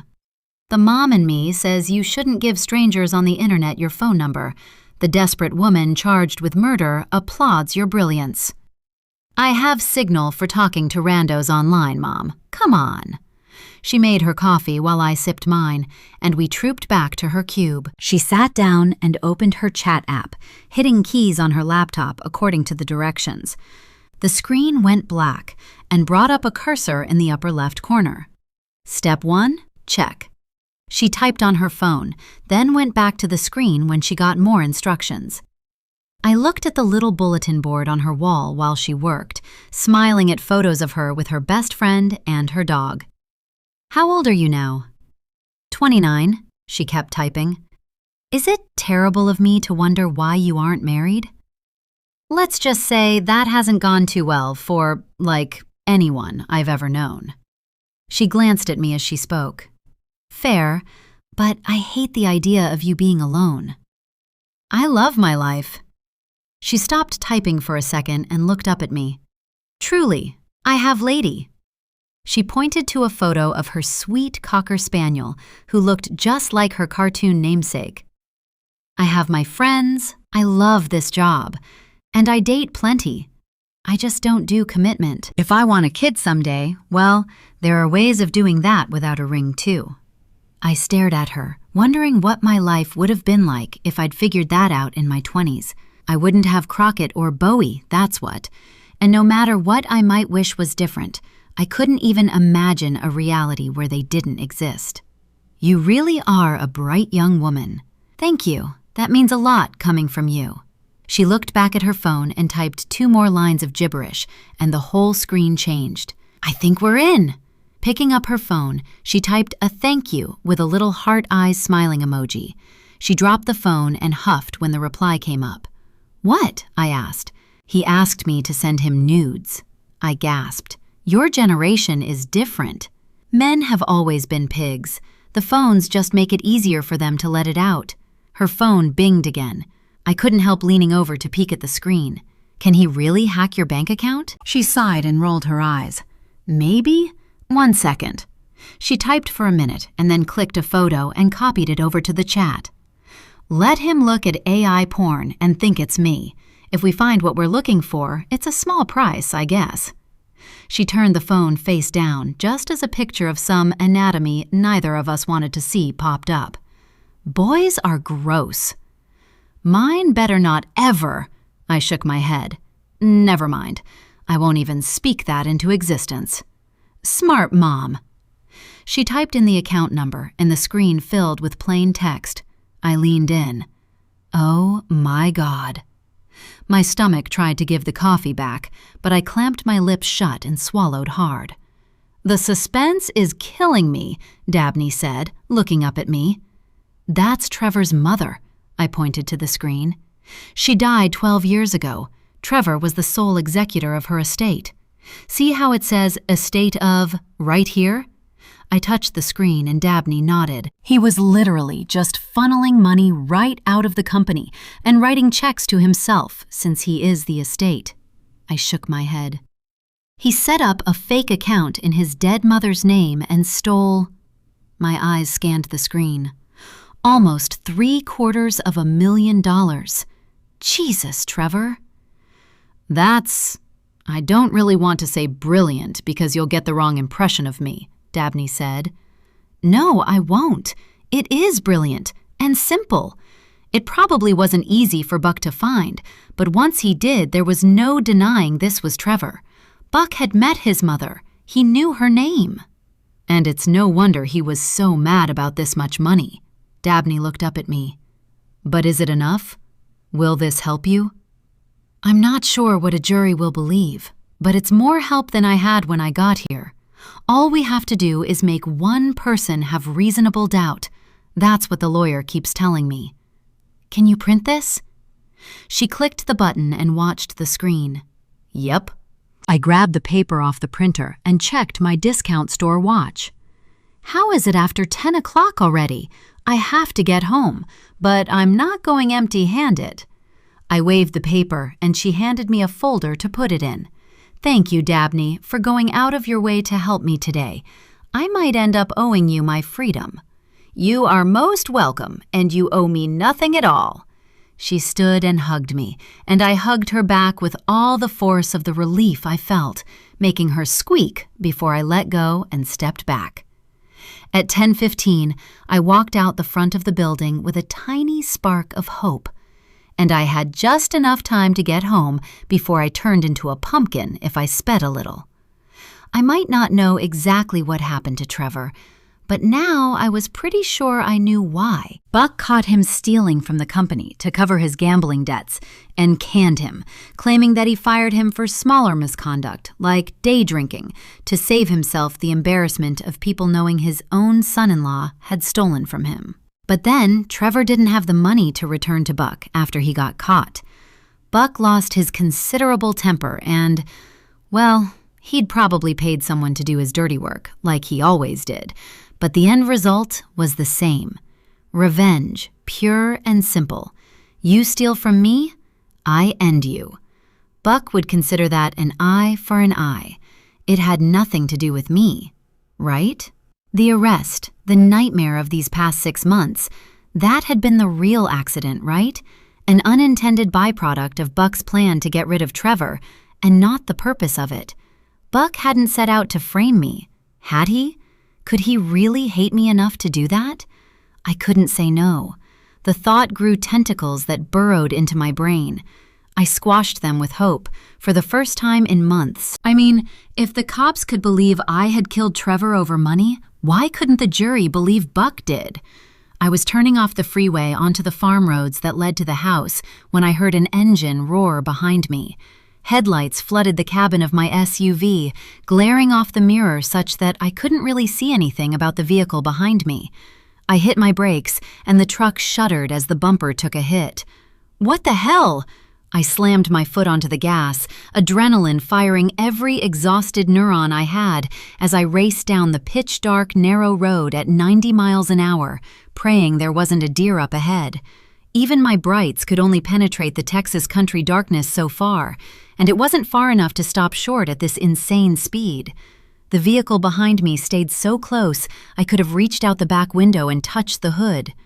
They're drunk, or worse, I said out loud, like speaking the words would make them any less a lie or make me any less afraid. I could see enough to see the vehicle behind me was a large SUV like mine, and a long-ago morning at the diner flashed through my head. A politely menacing man with dead eyes in a suit, handing me a card and threatening my kids. And then going back to a big black SUV. Had he followed me all the way from Malone Oil? Was I going to die on this road before I saw my boys again? A car crash would be the irony of all ironies. I was coming up on the gates to my house, just another mile, though I had no idea how I'd slow down enough to make the turn without flipping. I waited. 200 yards. 100. It was dark. The road was empty. I pulled across the yellow line and stomped my brake pedal with both feet. The other truck whizzed by, clipping the passenger side and taking the mirror off, sending my car off the road into the ditch on the opposite side. Stopped, I caught my breath and peered into the dark. The taillights flashed brighter, then continued on into the night. I couldn't make out anything else about the car. I also wasn't sticking around to get filleted if whoever was driving it decided to turn around. I turned on my four-wheel drive and slammed the gear shift up into reverse. I'm not sure I breathed again until I was in my house with the gates and the door locked, Schutz dozing in the cool fall darkness on the porch. I checked the time. 11:02. Damn! My phone buzzed. I looked at the screen. I had a text from Marissa. "Thanks for keeping your word, Cinderella. Hope you found what you were looking for." I smiled, typing back. "Thank you for trusting me. Sleep well." "You too." I wondered as I hauled myself upstairs if I'd sleep at all. Would this be enough? I had no way to tell yet. I fell into bed fully dressed, taking my half out of the middle of the big empty bed. I dreamed of flashing blue and red lights, shattered glass and mangled metal. And blood. Even after all these years, the blood was always there. Chapter 44. Shelby. "You really ought to lock your doors." The deep baritone came out of the darkness in the back seat of my car as I started to drive home from the grocery store on Friday night. I couldn't stop a small scream, my foot going to the brake. "Let's not do that." There was a warning edge to the man's voice. "Drive the car. We need to talk." I glanced in the rearview mirror when we drove under a streetlight. Bald head, beefy neck, flat, lifeless eyes. It was the same guy who'd come to my house the day after Wayne died. I'd seen him at Wayne's memorial, too, but he hadn't spoken to me there. I'd practically forgotten him, so much had happened since. What did he want after all this time? "Talk about what?" "About why it was way too easy for me to ambush you, for starters," he said. "You always leave your car unlocked?" "I don't think that's what you came here to ask me." "No, but now I'm curious." I sighed. The lock, like most everything about this car, is broken. I punched the button on the door for emphasis. Nothing happened. Who would steal this thing? It's barely held together with floral wire and duct tape. Now that's a fair point. Turn left up here. Why? Cold dread crept over me like a heavy, smelly blanket. Left ahead of us went out of Pine Creek, away from Josephine's, to the actual middle of nowhere. "I want to show you something," he said. "That's not creepy at all."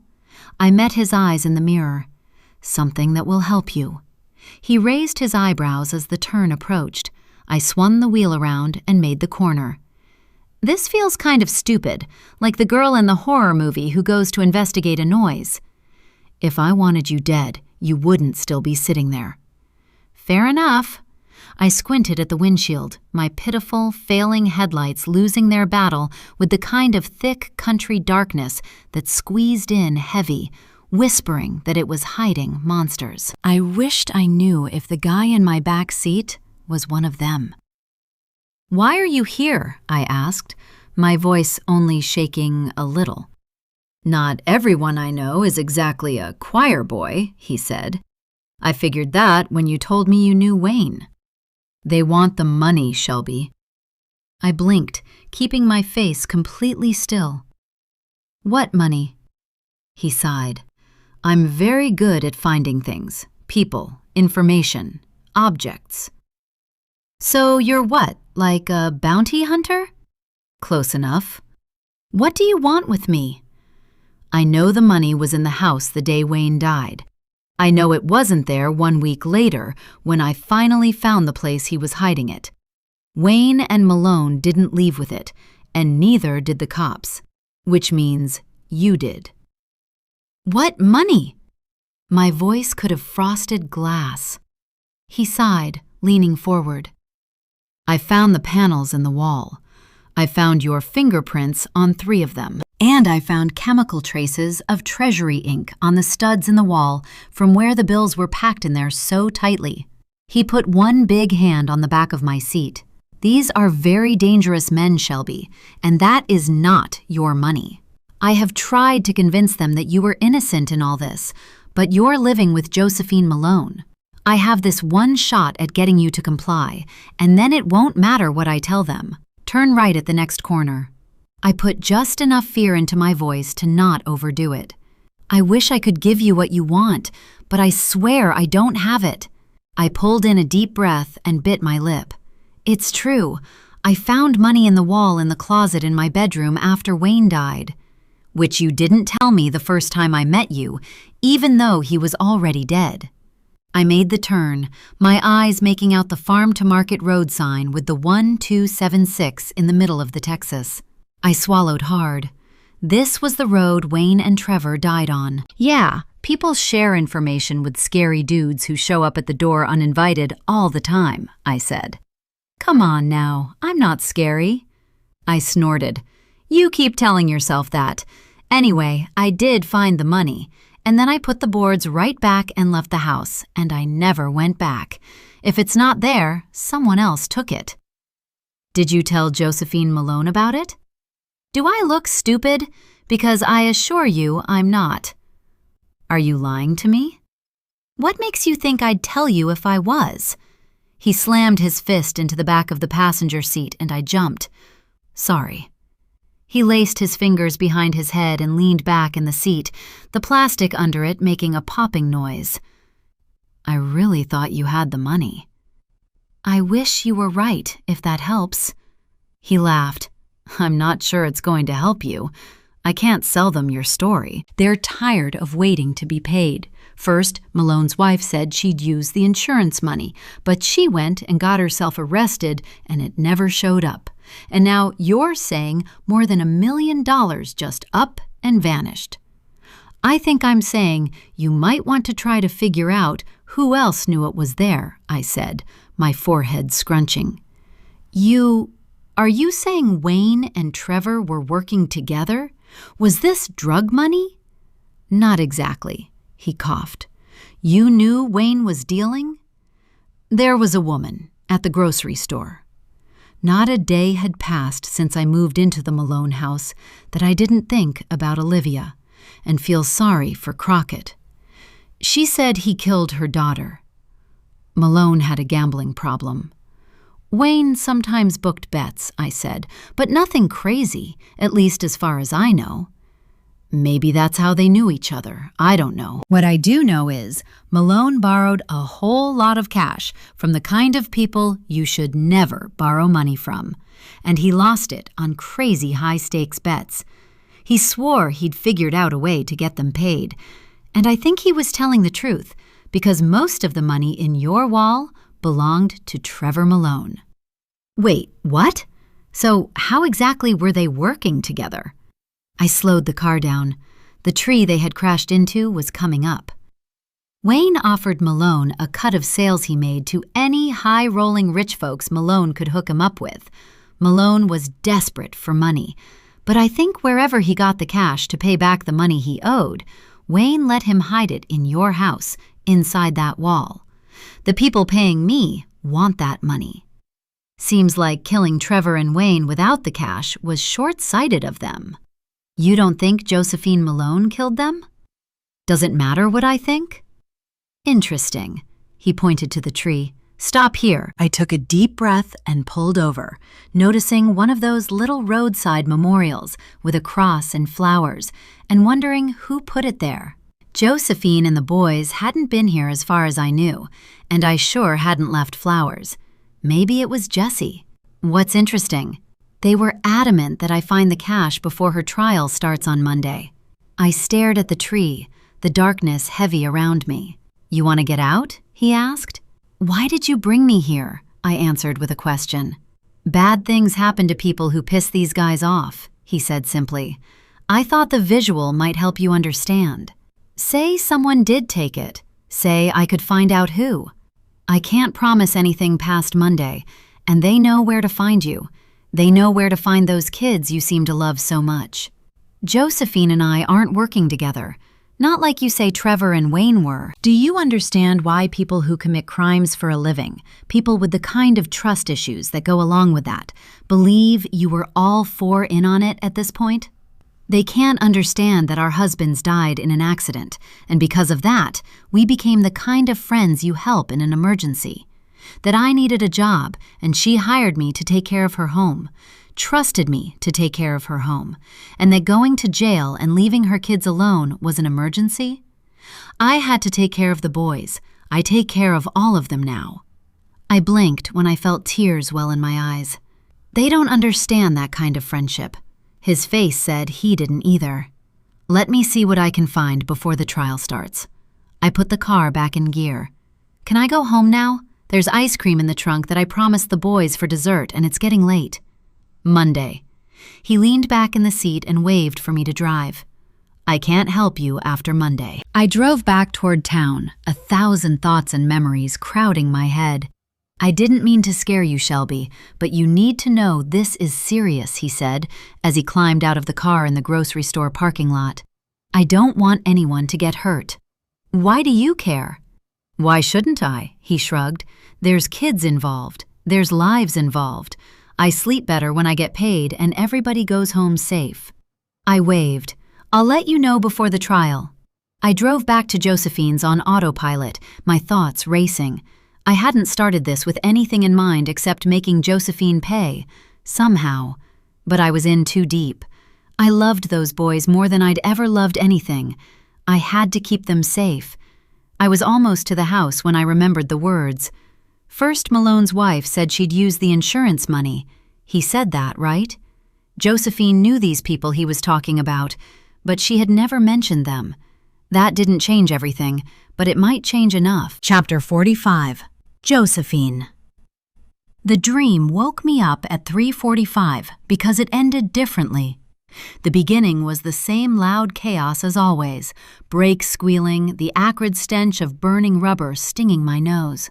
Metal sort of screams when it crushes together, the kind of shriek that makes you feel like your ears are just going to explode right off your head. Shattered glass littered the pavement, sparkling in the moonlight except where it was speckled with dark spots of blood. The lights came, flashing blue and red, distorting the colors of everything. I crept closer, not wanting to see faces, but unable to look away. The cracked windshield was like a web, the wide, staring eyes and streaming blood straight out of a horror movie. But the face was different. This time, it was Crockett staring back at me. I sat straight up in my bed, sticky with sweat, breathing like I'd sprinted a mile. My son. Just like always, it felt so real.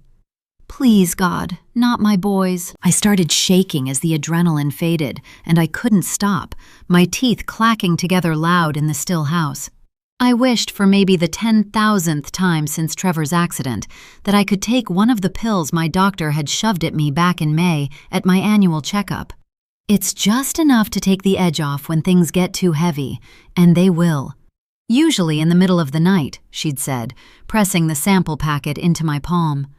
I should have thrown the pills away instead of putting them in the vanity drawer in my bathroom. I knew better. The pull of having anything in the house was so strong, I shoved my covers back and got right up out of the bed, my skin rippling up into goosebumps. I could already feel the relief. Absolutely not, I said right out loud. I grabbed my robe, cinching it tight before I crept down the hall to Crockett's room instead of going to my bathroom. I opened the door carefully, gliding across his spotless floor without a sound. Shelby was truly doing a phenomenal job of picking up after my messy, chaotic boy. Barely anything in the room was out of place. I stood next to the bed, a soft smile curling my lips. Bowie was crowded into the bed with his brother, Crockett's arm crooked protectively around his thin shoulders, both of their relaxed faces lit silver by the moonlight streaming in the window. Asleep, they were still my babies, their faces young and at peace, the way I remembered them being just a year ago, before Crockett lost Olivia and we lost Trevor, and our perfect life fell into this special ring of hell where we lived now. But he was okay. He was safe. I changed my soaked sheets and crawled back into them, staring at the ceiling while my anxiety ran amok. I needed a miracle.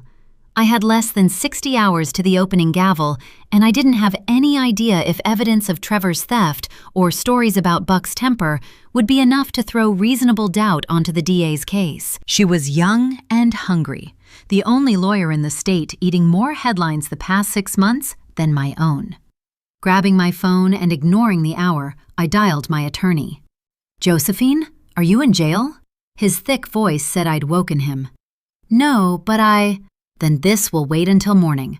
"Wait!" He hung up. Damn it. Would they believe Buck Malone might frame his own daughter for murder? Did I even believe that? I had brought Trevor into our family, into his company. I couldn't twist logic nearly as far as my father could, but even I could see a path to him blaming me for this problem, letting me take the fall for cleaning it up. I flipped around in the bed until the covers were a tangled mess, drifting off, wondering if I needed to go that deep with this. Did it matter who the jury thought killed Trevor, as long as they thought it could have been someone besides me? 2 hours of fitful dreams later, I handed Shelby a cup of coffee before I asked if she knew any drug dealers. "Why would you think I do?" She sipped her coffee. "Have you ever once thought I was high?" "Of course not." My cheeks burned. "I just thought, I guess," I sighed. "I don't know. I'm sorry. You told me your husband was dealing, and he was in the car too. I'm desperate for something that might give the jury reason to doubt. It occurred to me while I was brushing my teeth that maybe we could lead the jury to wonder if someone was trying to kill him, not Trevor. You know, a rival drug dealer or something." "You think they'll believe someone was trying to kill my husband by tampering with your husband's brakes?" She raised one eyebrow. "Besides which, someone putting you in touch with a drug dealer accomplishes any of that how?" "I knew it." My mother's voice came from the staircase, and we both turned toward her. The gleeful smile she shot me could have frozen Lake Travis. "I knew you'd break sooner or later, Josephine, and I would have to be here to clean up the pieces, no matter what your father is reading about tough love, and how we have to let you fall without helping you back up. How we should have done that years ago." "Mother, it's not what you think," I began, and she put one hand up. "It never is, according to you. Not the first time we sent you to rehab, and not the fourth." She shook her head. "I admit I'm surprised you'd even think about using around your boys." "What?" Shelby's head snapped toward my mother, and Constance smiled her most evil smile. "You think you really know my daughter? That she's not just your employer, but your friend?" She shook her head. "Josephine doesn't have friends. She has secrets. One of them is that no matter what she says when she's smiling to your face, she still thinks she's better than you, and she always will. Another is that she's an addict, and she's weak, just like her father. I knew you couldn't handle this on your own, knew the stress would break you, knew you'd go looking for a fix." I saw her mouth the last words in slow motion, no sound penetrating the rush of blood in my ears and the thundering hammer of my own heart. I saw Shelby's head swivel toward me, her jaw loose, but I couldn't look at anything but my mother. "Get out of my house." The words were tight and clipped when I wanted to scream, because it was dawn on Saturday and my boys were sleeping. Constance waved one hand at me. "Don't be dramatic, Josephine." She made herself a cup of coffee. "Forgive me, but don't addicts usually know where to find drug dealers without having to ask people who don't know they're addicts?" Shelby fixed my mother with the kind of glare I didn't know she was capable of. Josephine has never been a typical addict, never a typical anything. She got her drugs from doctors for years. She stirred her coffee and put the spoon on the marble counter with a soft clink. Got hooked on pills after a car accident when she was a teenager. We spent a fortune to get her clean when we discovered her problem. Several fortunes, actually. You didn't discover anything. You both had your heads too far up your asses to notice that I was drowning, I shot back, forgetting Shelby was there. The cheer coach found a bottle in my bag and called you, and you did what you always do. You threw money at the problem and ignored me until it went away. Was it my fault that you couldn't handle your own mistake? We did invest handsomely in cleaning it up for you, or have you forgotten that part? My mistake was killing 2 people. I'm sorry if I couldn't dismiss that as easily as you did. My voice shook with barely concealed rage. Now get out of my house! I whirled when a ceramic cup crashed to the counter and then to the floor. Shelby recovered quickly, but I swear her face looked for just a second like I'd just told my mother I shot the dog in the head. I'm so sorry. I closed my eyes, trembling from head to toe. No, I'm sorry about the cup. Shelby turned and reached for the paper towels, yelping and pulling her foot up when she tried to step toward the island. Blood dripped off her toe and splashed on the floor, mixing pink with the creamy beige latte. Please, sit down, I said. You're cut, and I have slippers on. I put my own cup down and pulled paper towels off the roll with a shaky hand. I'd never wanted to hit anyone as badly as I wanted to hit my mother right then. I had finally made a real friend, someone who didn't disappear into their own problems or make me feel like mine were too much, like I was too much. She just couldn't help trying her best to ruin anything that made me happy. Shelby hobbled on her heel to the cabinet over the fridge and got a Band-Aid before she perched on the edge of a stool and propped her foot up to look at it.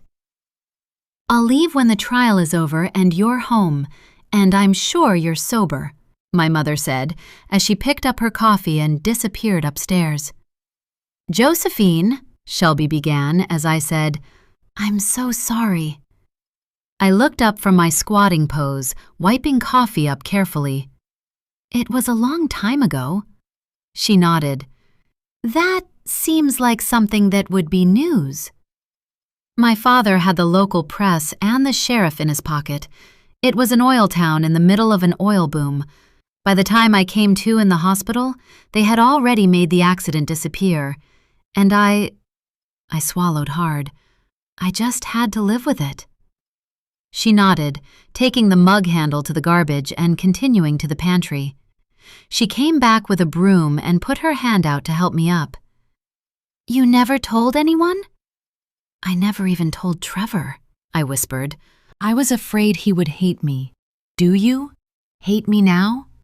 Why would something that happened a long time ago change how I feel about you? I would really prefer that the boys not know about this, but I can't stop you from running to Channel 2 and screaming about it on camera if you choose to. They'd probably even pay you for the tip right now. She shook her head. I don't like reporters either. I used to think that everyone had to have a soul to be alive, I said. You know, like they teach you in Sunday school. Then for a long time, I thought maybe sometimes something so bad can happen that your soul can die when your body doesn't, and you just walk around this empty shell of a person, like something out of an old science fiction movie. I took the broom and she squatted with the dustpan, and we made quick work of getting the broken shards up out of the floor. That's why I fell in love with Trevor.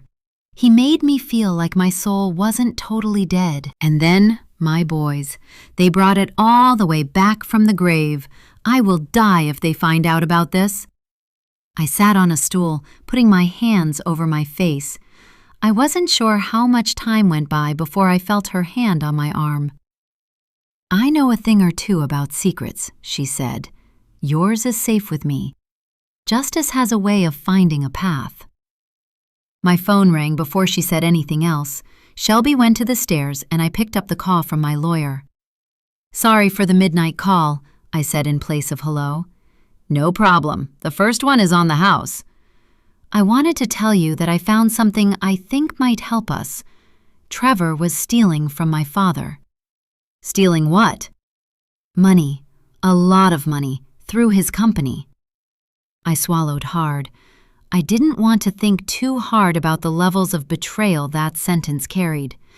The company was Buck's, but it was my boy's legacy, and I'd brought Trevor in, told Buck he could be trusted. Better to focus on the possibility that this might keep me out of prison, because when I thought about Trevor stealing from my family, no matter how strained my relationship with my parents was, it was easy to get mad at him, and being mad at Trevor wasn't going to help me at the trial. And you can prove this? The lawyer sounded intrigued. I took that as a good sign. He set up an account with his dead mother's name on it, and he was the sole executor of her estate, I said. Is it enough? It's hard to say for sure what's exactly enough to cast reasonable doubt, but we're deeper in the game than we were 10 minutes ago. Get me whatever you have on paper, and I'll let you know what I think when I've had a chance to review it. He paused. How'd you find this out? I heard a click from upstairs like a door closing and went to the staircase to look for the boys. I didn't see anyone. From an employee, I said. Will they testify? I'll ask. You do that, and send me the records anyway. Oh, hey, I have one more thing for you today. The insurance companies are sending the life insurance money to Crockett. I felt a grin spread across my face. That is the best news I've had in ages. I'd like it split into equal trusts for the boys. They can have it when they're 21. Excellent. Not what a lady who offed her husband for the insurance payout would do. I'll get a buddy started on that paperwork in time to have it for court. Do you believe I killed him? Not my job to believe anything. It's my job to make sure the jury believes you didn't. And I am very good at my job. Chin up. Easy for him to say. I thanked him and hung up, trudging upstairs with a brick in my gut. We had 2 days to go until the trial started, and the lawyer still wasn't sure he could keep me out of prison. I couldn't stop thinking about the car that had chased me home last night, about the nightmare that had plagued me for decades, replaying the car crash that changed my life, this time with Crockett's face staring back through that busted windshield. I couldn't have anyone coming after my boys, especially if this didn't go my way and I wasn't here to protect them. And that mess last night seemed like a clear message that the man with the dead eyes from the diner had finally run out of patience waiting for me to pay. Pulling out my computer, I took a deep breath. If I go to prison for murder, what will a simple grand theft matter? I whispered to the screen. I had never thought of myself as a thief, but I would do anything to protect my boys. And Trevor's plan for stealing from Buck was brilliant in its simplicity. He had left me a few good memories and a mountain of bad debt, and a roadmap to how to steal the money that man wanted to protect our kids. I opened a new account at a small bank 3 towns away in Trevor's mother's name. Then, I transferred money into it from the fake account Trevor had used to steal from Buck. It took 5 minutes to steal $1 million I could use to pay off Trevor's loan shark and make sure my boys were safe. I couldn't condone Trevor's behavior, even to myself, but I was so desperate I understood him better at least. Now, all I needed was a fake ID for the bank with my dead mother-in-law's name and my photo so I could get the money out of the account. I checked my reflection in the mirror and texted the owner of Jesse's juke joint on my way out. 4 of the seniors on the high school baseball team had named her as their supplier for fake IDs last spring, and I had 4 hours before the bank would close. Hopefully, she could work fast. Chapter 46, Shelby. I stared at my phone, open to the text messages. Your friend is demanding a fake ID with a specific name and address. Can I trust her? Jesse had sent the message 10 minutes ago, and I was still alternately pacing my little room with the air mattress on the floor and staring at my phone. A fake ID. Was Josephine going to run? Would she take the boys? I texted back. Just one? Jessie must have been waiting. The bubble appeared almost instantly. Yep, with her photo. Give it to her. Let me know when she picks it up. Will do. I owe you. I think we're even now. I went back to the laundry room and started folding. Teenage boys change clothes more often than runway models. The laundry here never ended. I didn't really mind. I liked taking care of them. Josephine hadn't asked for IDs for Bowie and Crockett, which meant whatever she was up to, they weren't part of it. I thought about the car ride to the tree where Wayne and Trevor had died, and the guy who made me go out there, not that either had been far from my mind all day, and about the bags inside the hollow I'd found in the wall of the Malone's attic. I'd known when I saw Wayne get into the driver's seat in the Lamborghini on my old neighbor's doorbell video that Trevor Malone had been wasted before dark that day, because Wayne wouldn't ride with a drunk driver, not one that wasn't him anyway. It wasn't hard to guess that the stacks and stacks of cash inside our walls belonged to Trevor Malone, who didn't have a place to hide them or couldn't be trusted with them, one of the two, because they sure as hell didn't belong to Wayne. I'd known since the day after Josephine got home from jail that she was trying to pay back money Trevor owed someone, not that I was about to offer up that I knew where that money was tucked away. Josephine Malone had resources, and besides, she didn't ask me, and if something happened to her, well, that would be sad for the boys, but they had me. Wasn't that the whole point of this? It wasn't lost on me that as much as I hated her right down to her poofy hair and designer shoes, Constance Malone hadn't really been wrong about anything she'd said about either me or Josephine so far. Mean? Definitely. But not wrong. And she'd said it right out this morning. Josephine still thought she was better than me. Josephine had not attempted to correct her mother either. I nodded as I folded Crockett's green PCHS baseball polo. Anger was good. Anger created purpose. And after the past few days, I could use all the anger I could muster to direct at Josephine Malone. The finish line was right there. I put Crockett's things away. The boys had just left with their friends for a fall break baseball camp, and they'd be gone a week. Josephine had scraped together every penny she could find and sold 2 more pieces of furniture to send them away together for the week of the trial. Straightening Crockett's room, I laid a sheaf of papers in the top drawer on his desk and felt my phone buzz in my pocket. Jessie, she's on her way, 15 minutes. I left the drawer to Crockett's desk open and went down to my car, pointing it towards town. Where was Josephine going with her new fake ID? And more importantly, was she planning on coming back? She came back that night, and then suddenly it was Monday morning, and I was sitting right on the edge of my hard wooden bench seat in a stuffy courtroom with Josephine at the defense table. Go time. The State of Texas versus Josephine Rebecca Malone, the Honorable Harold Dumas presiding.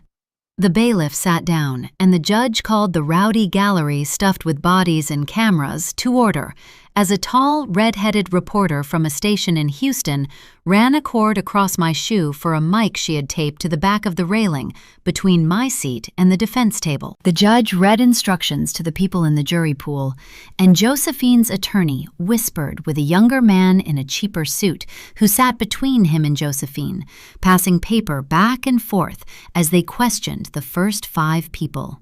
The DA's table had a whole team of lawyers, and the lead prosecutor didn't look much older than me. She was pretty, with long blonde hair and longer legs under her designer skirt. Josephine sat at the table with her hands folded, her face sad, looking at the floor in front of the table, the best I could tell. I'd watched her haul 2 pieces of luggage out of a small bank in Pearsall Saturday morning before she drove to the Alamo and wheeled them inside. She didn't have them when she came back out. She'd stopped at Whataburger on her way back south and eaten a burger as she drove home, a burger I never saw any evidence of her throwing back up. Letting herself eat junk food and not give it back later meant her stress was lifting. Eating disorders are about control more than they are about food, and Josephine Malone had turned out to be the biggest control freak I'd ever met. Given some of the foster homes I'd survived growing up, that was saying something. If Josephine wasn't controlling her food, it was because she felt like she had regained control of something else. Leaving a bank with suitcases she didn't come out of the Alamo with meant that thing was likely that she'd paid the money Trevor owed back. I drove all the way back to Pine Creek wondering how she got the cash to do that. But in the end, I decided I didn't care. By taking care of that, she'd solved a problem for me too, and not a small one. So here I was in the courtroom on Monday, sitting in the front row. Women should submit themselves to their husbands. The man the DA was questioning was wearing a ball cap with a church logo and a plaid shirt with jeans and suspenders. Defense excuses juror number 7. Josephine's lawyer stood. Josephine's mother was at the other end of the front row, making notes on a legal pad. Her father didn't show up at all. Josephine pretended she didn't care, but I knew it had to hurt her. Constance wrote something down while staring at a man in the jury box, and I turned my attention back to the lawyers. The prosecutor dismissed a woman with purple hair who said the patriarchy needed to crumble. By noon, there were 12 people left in the jury box because the possible pool in our county wasn't exactly huge. Neither lawyer looked happy, but the prosecutor looked more bothered that the judge told her she had to keep a woman with tight gray curls who said she'd been divorced twice than Josephine's lawyer looked with the final panel. His assistant whispered something and pointed at a man with a Stetson in his hands and a pearl snap button-down tucked into his jeans, a big belt buckle from some rodeo poking into his soft belly. The lawyer shrugged and shook his head. Josephine's mother made a note. The judge banged his gavel. "We'll hear opening arguments after lunch. Court will reconvene at 2 o'clock sharp." I waved to Josephine as the lawyers herded her through the reporters and into a conference room across the hall. Constance clutched her Birkin bag and watched as the jurors filed out a side door. She hurried out into the hall and I followed her. She stopped at the corner and looked down the hall. I went to the front doors and hovered, pretending to look at a plaque on the wall as I watched Constance from the corner of my eye. She stepped back and watched the people who'd been talking to the jury trickle out, falling into step behind a woman in jeans and a cotton button-down shirt with permed blonde hair that reminded me of the poodle they'd had at my next-to-last foster home. They went outside and I waited a beat and then followed. I rounded the corner to the small park off Main Street in time to see Constance and the woman talking. Constance talked with her hands. The poodle hair lady kept hers in her pockets until Josephine's mother pulled a paper lunch bag that was stuffed fat with something that looked like a brick and held it out. The poodle woman took it, peeking inside before she rolled the top down and tucked it under her arm, hurrying to a beat-up orange truck parked about a block down. I turned the corner and ducked into the Peak Experience coffee shop, sliding into a chair and breathing hard. Reasonable doubt was the standard. All it took was one juror with reasonable doubt. They had said it just 2 days ago in the kitchen. The Malones fixed things for Josephine. Well, having seen so much of these people in their terrible element, I thought really what happened was they fixed it for themselves. Constance Malone had just used that brown bag to buy herself juror number 6, belt buckle guy. Poodle hair lady was his wife. She'd been fussing over him before he got called up for questioning. Just because they weren't supposed to talk didn't mean they wouldn't. I started sweating in the coffee shop. For the first time, I really wondered what would happen if Josephine went free. I hadn't wanted to consider the possibilities too carefully before. But sitting there, knowing her mother was rigging the game, again, I couldn't help but think I was about to be out of a place to live. Why would she want me around when she could go wherever she wanted? What if she got married again? What if her mother told her who I really was? Constance Malone was not going to beat me. Back at the courthouse, I listened to the prosecutor paint Josephine as a scheming, vindictive black widow who, angry about her husband's decision to take a mortgage out on their home without her knowledge, did knowingly and willingly puncture the brake lines on the vehicle that belonged to her husband, Trevor Malone, with full knowledge of his habit of breaking the speed limit and the intent of causing his death by auto collision, to collect on not one, but 2 insurance policies that paid a premium for accidental death. 3 jurors nodded along with the speech. Should I have pushed to have Josephine charged with Wayne's death too? The prosecutor thought Wayne's reputation would create animosity toward the victims and cost her the win, so I had declined. Josephine believed me when I said I didn't have them bring charges because I knew she didn't do it, and that was good enough. Josephine's lawyer spoke last. The state has sent a passionate representative who is easy to look at and easy to believe. She sounds smart, doesn't she? A few people in the jury box nodded. But no matter how smart she sounds, the facts of this case will remain the same. Ms. Malone is a devoted mother and was a devoted wife, and her husband's death, while tragic and suspicious certainly, did not come at her hand. Belt Buckle Guy nodded along so well that I thought his wife must have gotten to him at lunch, and two of the other men seemed to notice he was nodding and started doing it too. Josephine didn't say a word the entire drive home from the courthouse. Her mother hummed a tune I didn't recognize in the back seat, and I started sweating in the parking lot and had soaked through the back of my shirt by the time we stopped in front of the house. "I think that was pretty good," Josephine finally said, getting a glass of tea from the fridge. She raised an eyebrow at me, and I nodded and got myself a glass for her to pour into. "The lawyer seemed pleased," I said. "He was." She took a deep breath. "Maybe this is all really nearly over." I smiled. "I think it might be. Thanks for being such a good friend, Shelby. Why don't you go up and run a bath, and I'll get something together for dinner?" "I don't deserve you." She turned for the stairs. I didn't answer that. Her door opened and closed. A minute later, it opened again. "Shelby?" she called as I opened a package of turkey summer sausage. "Do you know where my laundry hamper is?" "Oh, I'm sorry. I left it in Crockett's room the other day when I was putting things away. It's right by his desk." I cut up the sausage and put it in a pan as Crockett's door opened and closed. The house was still except for the sizzling of meat on the stove. Constance never ate dinner and usually went to bed before the sun went down, and Josephine never came back downstairs. Eating sausage and potatoes at the table alone an hour later, I whispered a lullaby under my breath and said a prayer for Crockett and Bowie, and justice.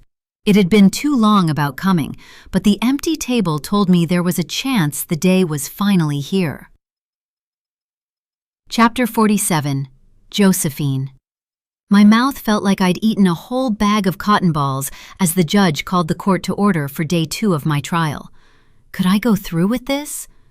I closed my eyes as the prosecutor called the lead detective on the case to the stand. The bailiff stood and shuffled over to him to swear him in. All I could see were my boys, Crockett with his mischievous smile and kind heart, a little boy running in the door with a dandelion he had picked for me in the pasture because they were wish bombs, standing in the driveway with the patience of Job, teaching 9-year-old Bowie how to ride a bike because some kid at school made fun of him when he couldn't do it in PE. And Bowie didn't want me to help him because he wasn't a baby, holding up the keys to the truck he'd rebuilt and grinning this summer, the first real smile I'd seen from him after Trevor died. Bowie, with his bright mind and fierce, stubborn streak, and all the challenges and differences that made him Bowie. He was my heart, and Crockett was my sunshine. My granny used to like to say, "We plan and God laughs." I never knew what she meant until I became a boy mom. I'd always wanted a daughter. I'd dreamed as a little girl about having a little girl of my own, and how much better I'd be at being her mother than Constance was to me. Once Trevor and I were married, I'd prayed and lit candles and read articles about timing sex, and I'd cried when they told me Crockett was a boy, because what in the world was I going to do with a boy? But Granny was right, and God knew better than I did. I would do anything, sacrifice anything for my boys, even my freedom. The bailiff put the Bible down and walked back to his chair, and I shoved mine back and stood. "Your Honor, I have something to say." My voice shook. My lawyer jumped out of his chair and grabbed my arm. "What are you doing?" "Ms. Malone, please take your seat." The judge scowled with heavy, severe, salt and pepper eyebrows. "I want to change my plea." I heard the words like someone else said them. I want to change my plea to guilty." The room exploded into chaos. Reporters stepped on each other behind me. Jurors yelled to talk over the noise from the gallery. My mother crumpled next to the jury box, her face a shade of purple that couldn't have been healthy. "She's not breathing, Your Honor," the bailiff called a minute later. I couldn't do anything but nod. I found Shelby in the second row, watching with a flat expression. The judge gave up banging on his desk and calling for order, and disappeared. Paramedics came in. More bailiffs arrived and asked me to put my hands behind my back. One of them clipped the cuffs too tight. I watched it all through water, drowning in a room of parched air. When the first tears skated down my cheeks, they burned, and I realized I was cold. A lady bailiff shoved me. "Move it!" I turned my head as I walked, finding Shelby in the crowd. "The boys are safe. You take good care of them for me," I called. She nodded and waved. Outside a back door, away from the reporters, I climbed into a van when they told me to. Leaning my head back against the seat, I closed my eyes and saw Crockett's desk as it had been when I went into his room to get my laundry hamper last night. The schematic in the drawer, the journal peeking out from under it. I sat there for the longest time because I didn't want to believe it, but he'd marked the break lines, done the math by hand in the margins on the number of holes in the lines and distance to loss of use. And in his journal, I'd found the reason why. March 19th. Olivia's mom came to watch baseball practice today. I went to talk to her after, and she showed me pictures of my dad. He was in that bar with the swinging old saloon doors that Mom says is trashy, and he was with this guy, this big gym bro-looking guy. Olivia's mom says the gym bro sold my Liv the pills that killed her. The letter showed that his hand had started shaking when he wrote that last part, and the picture it put in my head of my baby sitting at his desk alone, sobbing as he vented his anguish onto that page, had eaten a hole right through my heart. I kept reading. I love my dad. He taught me to hit a line drive and bait a fishing hook. But he hasn't been himself lately. Mom tries not to make a big deal of it, but he's drinking way too much. He's gone all the time. He isn't the man I always looked up to. How could he be friends with a person like that? They are friends, too. I snuck the truck out and followed Dad last night when he left, and he met the drug dealer Jim Bro at some crappy little house in a part of town I didn't even know was there. I don't think I've ever been as mad or as sad as I was, watching him shake hands with the dude who killed my girl. Can you love someone and hate them at the same time? Mrs. Perez said the sheriff isn't investigating Olivia's death anymore. No one will ever have to pay for taking her from me, from her family, from the world. I don't know if I can live with that. The paper was wrinkled in round spots where his tears had fallen, some of the ink smudged. Why didn't you tell me? I wanted to scream it at my son. Instead, I whispered it at an empty prison van. I would never tell a soul what I'd seen. I had burned the schematic and the journal after I heard Shelby go up to bed last night. It all made sense now, why Crockett had been so angry and withdrawn after Trevor died, why he'd asked me to let him be mad at me. I knew how to carry this kind of pain, and I wanted no part of it for my son. Someday, I would write to him and tell him to let it go. For now, I could do this for him, protect his future, give him his freedom. I hoped it was enough. The van turned through high concrete gates surrounded by razor wire. "Let's go, convict," the driver said when he'd parked and opened the door. I looked up at the ugly, square gray building. I had been just about Crockett's age the night I'd run that couple off the road into the only oak tree in a 75-mile radius of my parents' home. I didn't remember much except that it was so cold and my convertible had suddenly gone off the pavement, sliding into the opposite lane. Their headlights were so bright I couldn't see, the horn blaring loud enough to make my ears ring. And then, metal crunched and screamed and glass shattered. The airbag exploded, and my little car spun across the road and landed upside down in a ditch. Theirs plowed into the tree, just like Trevor's. I knew the couple in the car had been killed because one of the nurses told me so when I woke up in the hospital with a variety of broken bones and a gnarly head wound. They were pretty young, she'd said, and I'd gotten so hysterical she'd had to sedate me. Eventually, I also got hooked on prescription painkillers, but nothing ever did more than slightly dull the pain in my heart. Not until I met Trevor and became a mother. I never even knew their names.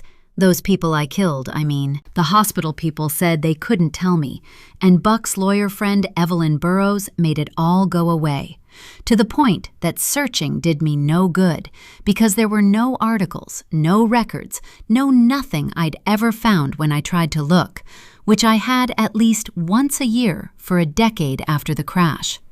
I was never sure, but I think Buck and Evelyn paid off a judge, probably some cops too. I knew it cost my parents more than $1 million because my mother had reminded me every chance she got for the past 30 years. Once I was grown, I'd realized that Buck was probably sleeping with Evelyn Burrows way back then, and that's why she'd risked her career to bride people for him, to bride people for me. I hadn't even been surprised when she'd turned up dead at the manor at Oakwood Ranch in a bloody scene last winter. She finally screwed over the wrong person, I figured. Not that I could tell anybody how I knew that. Inside the prison, a woman in a beige room handed me orange pajamas, while another told me to strip, like she expected me to do it right there in front of them. Now, clothes off. Her face was flat, her voice disinterested. Cavity search. I stared. We can do this the easy way or the hard way. She pulled on latex gloves. Up to you. I took my dress off, picturing the beautiful life my boys would have while I settled into the one that felt like it had been my destiny for decades. Fate had finally caught up with me. Every minute I had loved being their mom was borrowed time. Every memory a moment I wouldn't have had without Buck's money and connections and my mother's scheming. My boys were never supposed to be mine, but the world was a better place with them in it. And now it was time for me to pay for what I'd done. I shuffled in the orange pajamas to a small cell, and the metal door clanged shut behind me as a single tear trickled down my hollow cheek. Chapter 48. Shelby. Crockett took Alyssa Haverman to homecoming. I held my phone up to the glass, speaking into the telephone handset in the prison visiting bay 2 weeks after Josephine's trial ended in chaos. They were on the court this year, and he asked Bowie to walk him out on the field. I clicked to change the picture and turned the phone back around. Her mom was so big she had to wear a harness, but Crockett was proud. I think he still misses the other girl, Olivia, but it was nice to see him dressed up and smiling. Josephine's blue eyes were dull, tears trickling over the ridges of her slack, bony face as she stared at the photo. I would have felt sorry for anyone else, but Josephine Malone didn't need anyone's pity, not even now. Your mother's funeral was just as over the top as you said it would be, I said. The boys sat with your father, and Crockett shook hands with all the people who wanted to tell him how sorry they were. Constance Malone had a massive heart attack in the courtroom that day. The coroner told Buck she was dead before she hit the floor. The boys' trusts are in order? Josephine ignored what I'd said about her mother.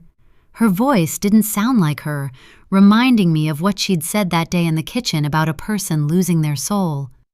Maybe she had given hers to save her son. Your father's attorney called and said everything is taken care of. I nodded. The guardianship papers have been filed and approved. And you're absolutely sure you're okay with this? You can stay with them and look after them for me. Her expression didn't change, and I'd never seen cheeks so sunken. I'm happy to, I said. Please don't worry. But they said that wouldn't give you access to their money, right? Something flickered in her eyes for the first time since I walked in, and I shook my head. Not at all. I'm just responsible for paying bills and keeping them alive until they're 21. That's what the lawyer said. The trust will take care of your mortgage and the household expenses, split evenly between the boys, and your father has college all figured out and jobs waiting for them both. They're going to be okay, Josephine sniffled. My boys will be okay. You have my word. I put my hand on the glass. She sobbed into the phone, drawing a couple of looks from other inmates. I'm not supposed to cry, but Thank you, Shelby, for everything. I know the way we met wasn't ideal, but you've been the most incredible friend to me, taking care of my boys, even coming all the way out here today to see me, especially given what I confessed to. She hiccuped. You're amazing. Thank you. I put my phone on the desk and cleared my throat, leaning forward and lowering my voice. Showtime. I read somewhere when I was little that things work out the way they're supposed to. She blinked. I think I might argue that they haven't here. But, sure. Haven't they? Shouldn't you have been here for years now? I kept my tone pleasant and a smile on my face as hers scrunched up. I couldn't tell if I was seeing confusion or disgust or a mixture of the two. I waited for her to say something. She tipped her head to one side. You said my secret was safe with you. Oh, it is. I know all about how to keep secrets, Josephine. Funny that a car accident should turn my life around again. I hated Wayne Harris with every cell in my body. The most useful thing he ever did was fall in with your husband and give me an idea. Her mouth moved, but no words came out for a minute, like I had shocked her speechless. What did you do? She finally managed in a strangled soprano. Me? I didn't do anything. You're the one who killed them. I was there when you confessed. I kept the smile for the guards, who were looking to see why she seemed agitated. I put the receiver closer to my lips, careful not to actually touch it. You did the world a favor, Josephine, I said, just loud enough for the woman next to me to hear. If you'd seen what those two did to that lawyer your father hired to clean up your first accident, the lawyer your father hired to get rid of the baby who was buckled into a seat that was thrown clear of the van and ended up in the tree? I let each word fall slowly, watching the truth pummel her as horror swallowed her face. My skin tingled from the roots of my hair to the soles of my feet. Was this what joy felt like? A baby? She shook her head. I didn't know. It was just more than a whisper, rattling out of the plastic into my ear. I had parents once too. Better parents than you did. Parents who loved me. The kind of parents who drove a minivan and buckled me into a safety seat so I couldn't get hurt, even in a crash that killed them both. And I can't even remember them. I went from a safe, stable family to the worst orphanage in the state, and then to a string of foster homes that would make great Lifetime movies, I hissed. All because you couldn't keep your car on the right side of the road. I'm so sorry. Her jaw hung open so long, a string of spit skated over her chin and splashed onto the desk, tears falling right behind it. I never meant. I thought you were my friend. Her eyes drooped. I've hated myself for decades because they died and I didn't, if that helps you at all. There's something we have in common, I smirked. I've hated you for decades too. I hated you long before I knew your name. You were my own personal boogeyman, Josephine. A nameless, faceless monster who stole my family and the life I was supposed to have. I learned to escape the misery of whatever awful house I was in by imagining what I would do to you if I ever met you. It didn't go exactly as I thought, but it seems to have ended well all the same. I raised my eyebrows and glanced around. I don't understand. How did you find me? She asked. Buck had all the records erased. I know because I tried to find their names, the couple that died in the crash. I wanted to honor them somehow, pray for them, but I never found anything. You didn't look as hard as I did, I said. I spent so many years searching through courthouse records and old files. Some days I thought my eyes would bleed, but it finally paid off.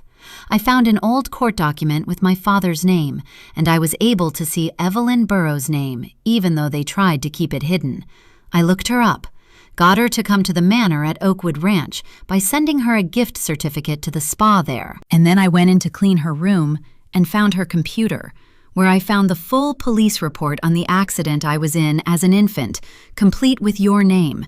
You were driving a very nice car for a 16-year-old. The police report? Why would she still have that? Her brow wrinkled thanks to the lack of recent Botox injections, and she looked far older than the 16 years she actually had on me. Buck said every document was destroyed. Do you not know your own kind? Rich people never destroy evidence of a secret. It's too valuable, I said. I knew that well enough to bet that I'd find something about that accident in her computer all these years later. And I was right. Did you kill her? I blinked. I did not. I believe Wayne might have, though. She covered her face with the hand not holding the receiver, her shoulders shaking.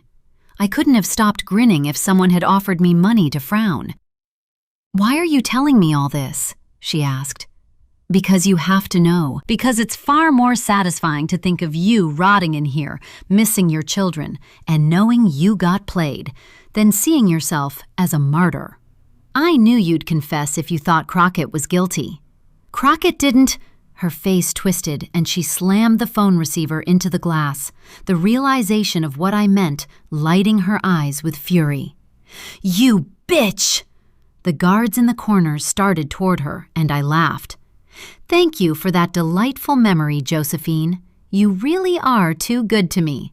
One of the worst foster homes. The guy owned a garage and parts store. Brake lines are easy to find once you download the schematic, and Crockett has such neat handwriting. Easy enough to copy. I stood. Enjoy your cot, murderer. I'll hug the boys for you. I plunked the receiver down and walked away.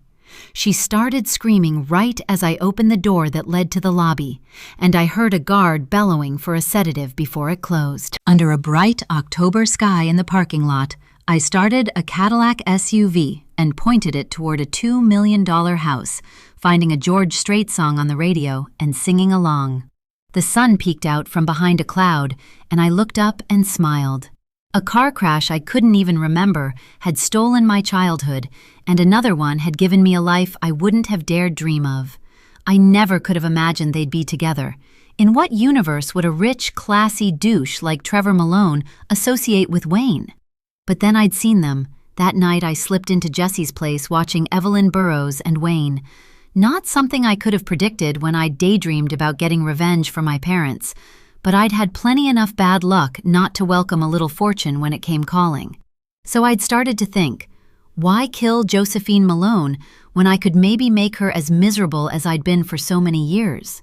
It turned out Trevor and Wayne deserved each other. Two criminals, two liars, a few tiny holes in the brake line of a very expensive car. A walk I'd remembered bits at a time over months, out into a dark road I knew they would be on in the rain, because they thought they were coming to meet someone who had evidence about Evelyn Burrows' murder. All I did was stand in the rain and get soaked to the bone in my gray overcoat. The car swerved when the headlights hit me, but by the time they made it all the way out there, the brakes didn't work. I walked away, blocking out the crash scene, and went back to work, waiting for the phone to ring, for someone to tell me my fortune had changed. They had dressed up as each other all on their own, though. Fate had smiled on me with that one massive stroke of good fortune that had made up for all the bad. The small detail I couldn't have scripted had brought me into Josephine's orbit, given me a front-row seat to her suffering. I was a little disappointed when I discovered she wasn't going to miss her husband the way I'd assumed she would, the way I still grieved what might have been with my parents every single day. But seeing her with her face haggard and cracking under fluorescent lights in orange prison-issued scrubs as she realized she'd confessed to the crime I'd committed, maybe some things really did work out the way they were supposed to. Constance Malone had taken my secret to her grave, and who would believe Josephine if she told anyone what I'd said to her just now? The boys had millions in their trusts, and Buck Malone really did have their futures mapped out. I hadn't lied to Josephine at all today. That might have been a first. The cash Trevor had stolen from Buck Malone, which I'd taken from the wall in my shabby little house and hidden in Josephine's attic, was trickling a few thousand at a time into an offshore account. And Trevor's diamond belt buckle. It was in the wall safe in his study, where I'd put it after I retrieved it from my hiding place in the attic the day Josephine confessed to Trevor's murder. I'd found the buckle in my old bedroom when I went to get the cash from the closet wall and just assumed the giant stone was a fake. It was rolled up in the softest leather belt I'd ever touched, sitting on Wayne's shelf. Having seen their wardrobe switch on the neighbor's doorbell camera by then, I figured out pretty quick that belt hadn't fit Wayne and he'd left it behind, and I hung on to it in case it had sentimental value, figuring I'd slip it into a drawer and Josephine could find it and keep it for the boys. But then Josephine had told me about the diamond and how she could sell it to pay off Trevor's debts, and I figured it was safer with me than with her. The boys should have their trusts, sure, but they should have that buckle too. It represented the very best of their parents, Trevor's athletic gifts, and Josephine's selfless adoration of her husband and her sons, which had led her to set that massive diamond her grandmother had given her into the buckle. I couldn't give it to Crockett yet, but I would, someday, when I had come up with a good story about how I found it. I had even kept my promise to Olivia's mother and called in an anonymous tip to the sheriff's office about the stash of drugs in Jessie's filing cabinet last week, then driven over to watch her get marched out of the saloon in handcuffs as I sent a silent prayer of regret to Crockett and to the Perez family. Driving away from the prison, I touched the button to open the sunroof. It was beautiful outside. I was free of Wayne and of regret, and my boys would be hungry after practice. Because Josephine Malone had been driving the car that hit my parents, and she was finally where she belonged. And me? I finally had a real family, even if I'd had to steal it from someone else. The end.